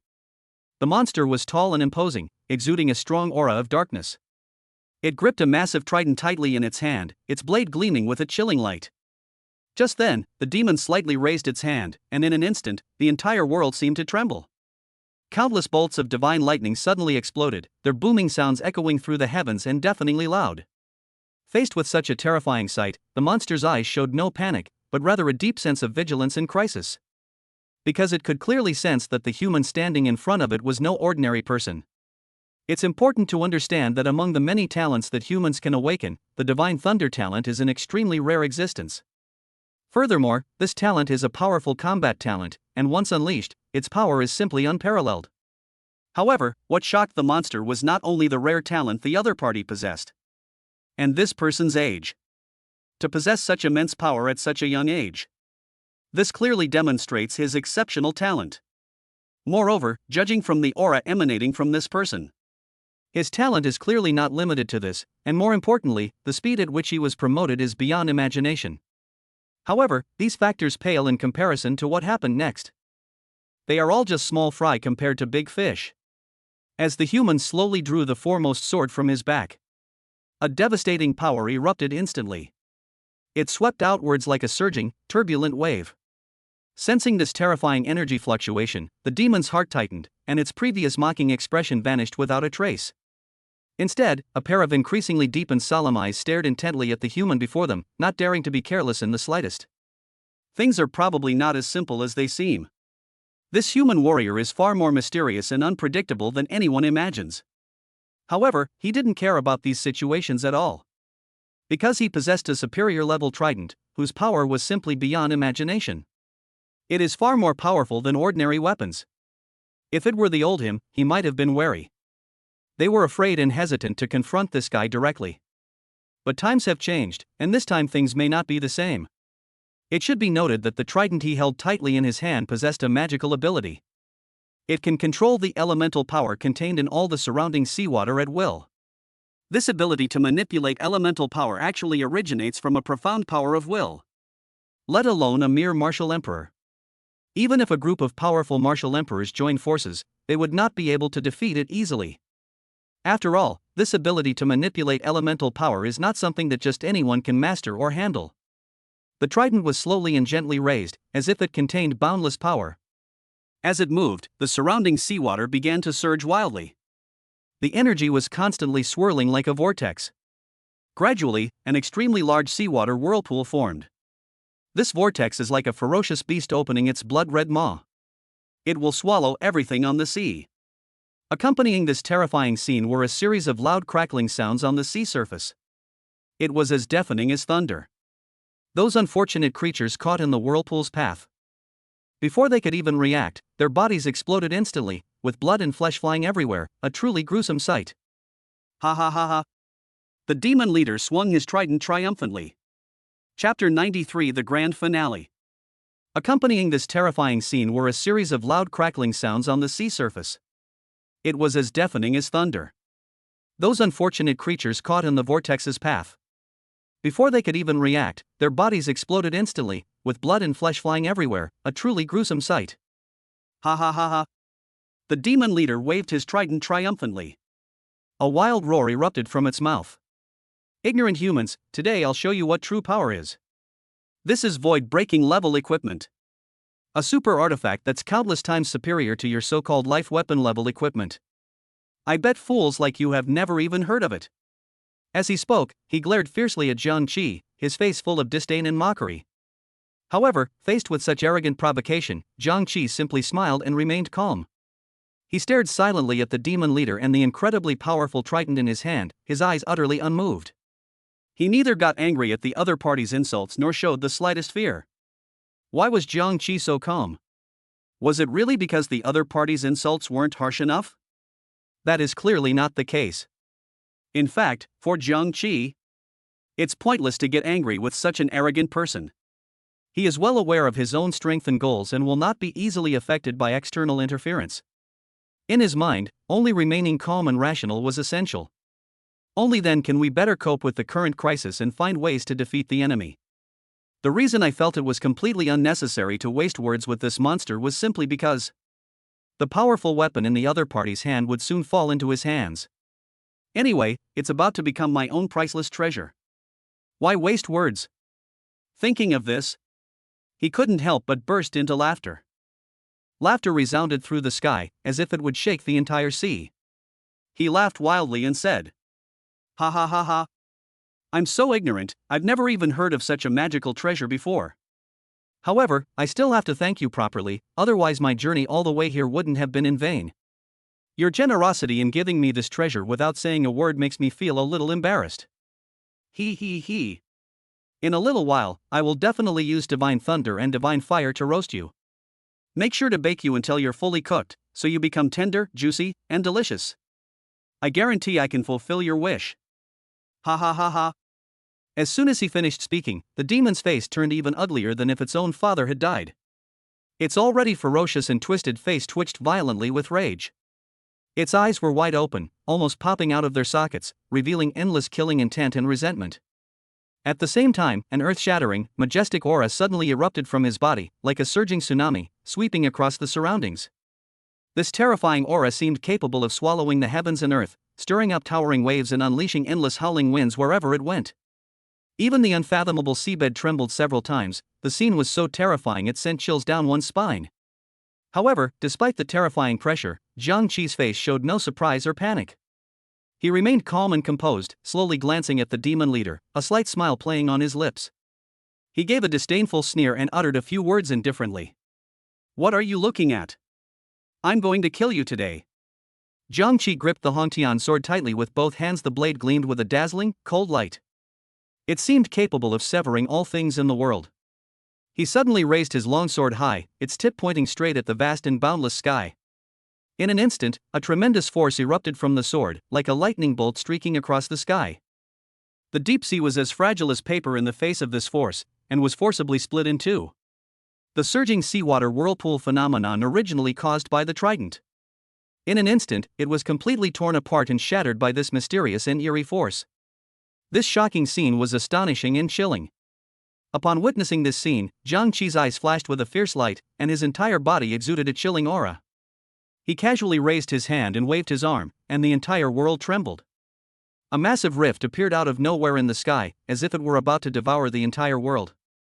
At the same time, an endless aura of slaughter suddenly erupted like a raging tsunami. With a devastating force, it swept across the area where the demon leader was located. Wherever the Hongtian sword's blade strikes, its power is boundless.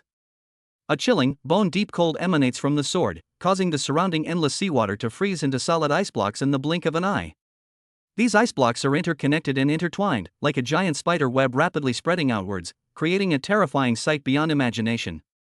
However, faced with such a powerful and unparalleled attack, countless demons did not back down and rushed forward one after another to try to stop it.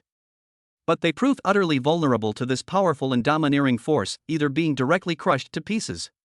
They will either be frozen into ice sculptures instantly and then mercilessly shattered. Such overwhelming force is enough to prove how terrifying and invincible this power is. In that instant, the demon leader's previously composed face suddenly turned ashen white. His eyes were wide open, and his face was full of disbelief. Such a simple strike actually broke the forbidden technique imposed by our clan's incomparably powerful void-breaking level artifact, which is said to be able to withstand all attacks? This is simply a fantasy. He muttered to himself, his voice trembling slightly with extreme shock. You should know that this void-breaking level artifact is one of the treasures of their demon race. Its forbidden techniques are incredibly powerful, and it has never been easily broken even when facing the full force attacks of top experts from other races.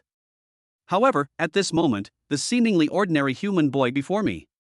They actually broke the seemingly indestructible forbidden technique with just one move. Moreover, this was achieved with a relatively low cultivation level, such as a human martial emperor.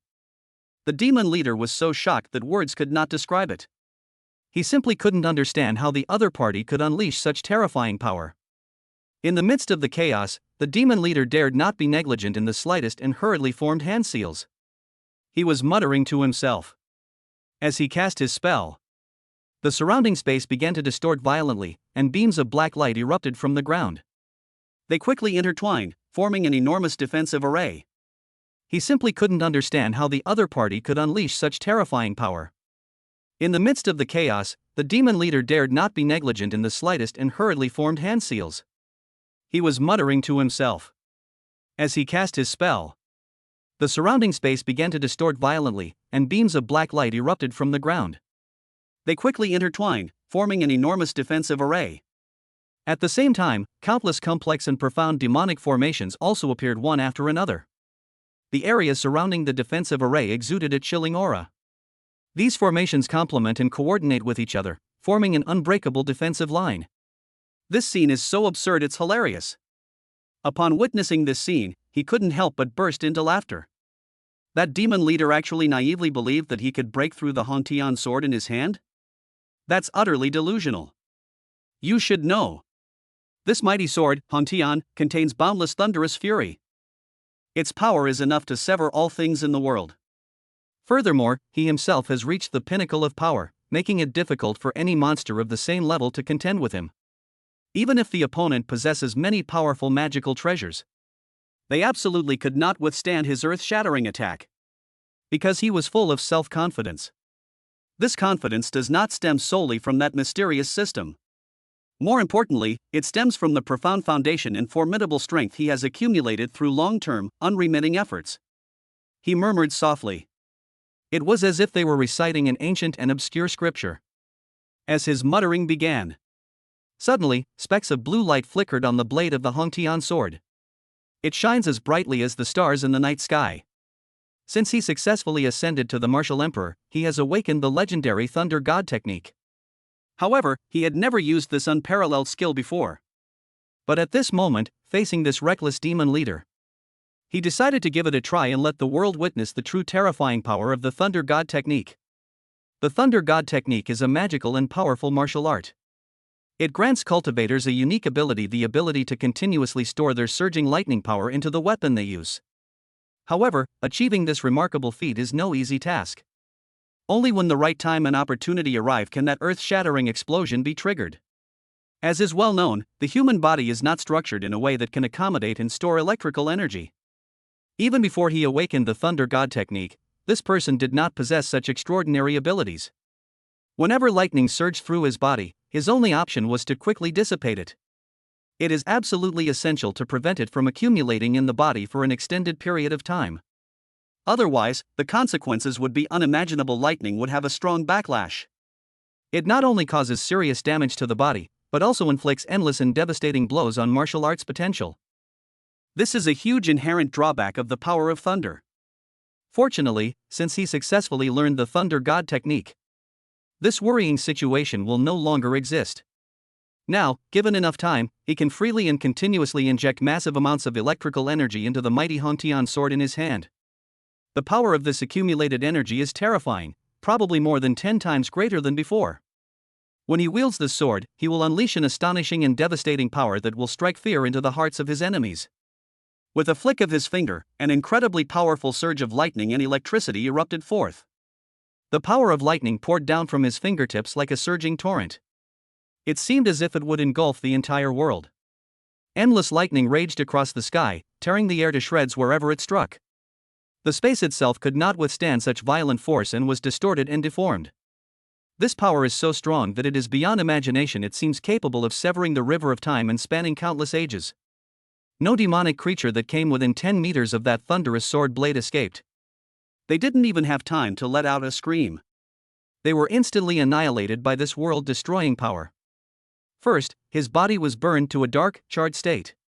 Then it completely dissipated into the world, leaving not a trace behind. Such terrifying power would be beyond the capabilities of even a top human expert who had reached the peak of the martial emperor realm. If someone dared to stand here and take this blow head-on, they probably wouldn't be able to withstand it.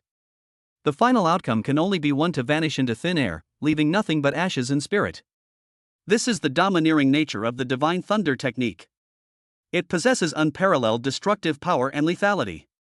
However, the reason it can unleash such an astonishing technique is not solely due to the inherent strength of the Divine Thunder technique itself. It stems from the tranquility deep within the user's heart. It was this silence that gave him the courage to forge ahead without fear, as well as the ability to control this terrifying power. Otherwise, with his abilities, he would never have been able to reach such a level. At this moment, the demon leader opposite him, upon witnessing this scene, did not show the slightest sign of panic on his face. The reason for this was that they were completely unable to discern what kind of technique the other party was using. In the eyes of this demon leader, his void-breaking extreme divine chi was practically invincible. Any attack against it would be futile. He sneered with a disdainful expression. "Foolish humans! I never expected you to dare show yourselves here. Your courage is truly commendable. But alas, it all comes to an end now. Don't even think about taking my life. I can't kill you either. With your strength, there is absolutely no way you can break through my defensive formation. This stalemate is very beneficial to me, while you, on the other hand, can only sit here and wait for your doom. When my demon army arrives from afar, that will be the day of your death. At that time, I will tear you to pieces cruelly, devour your flesh and blood, and let it merge into my body, becoming a part of my power." The demon leader stood on a high place, laughing wildly to the sky. His laughter echoed through the valley, as if it would shatter the surrounding mountains. He secretly rejoiced, constantly fantasizing that in a moment he would be able to devour the person in front of him alive and enjoy that unparalleled pleasure. Not far away, Jiang Qi quietly watched all of this. When he saw the demon leader so arrogant, the corners of his mouth slightly turned up, revealing a barely perceptible smile. Suddenly, he raised his hand and waved it, and a red light instantly flew out from beside him.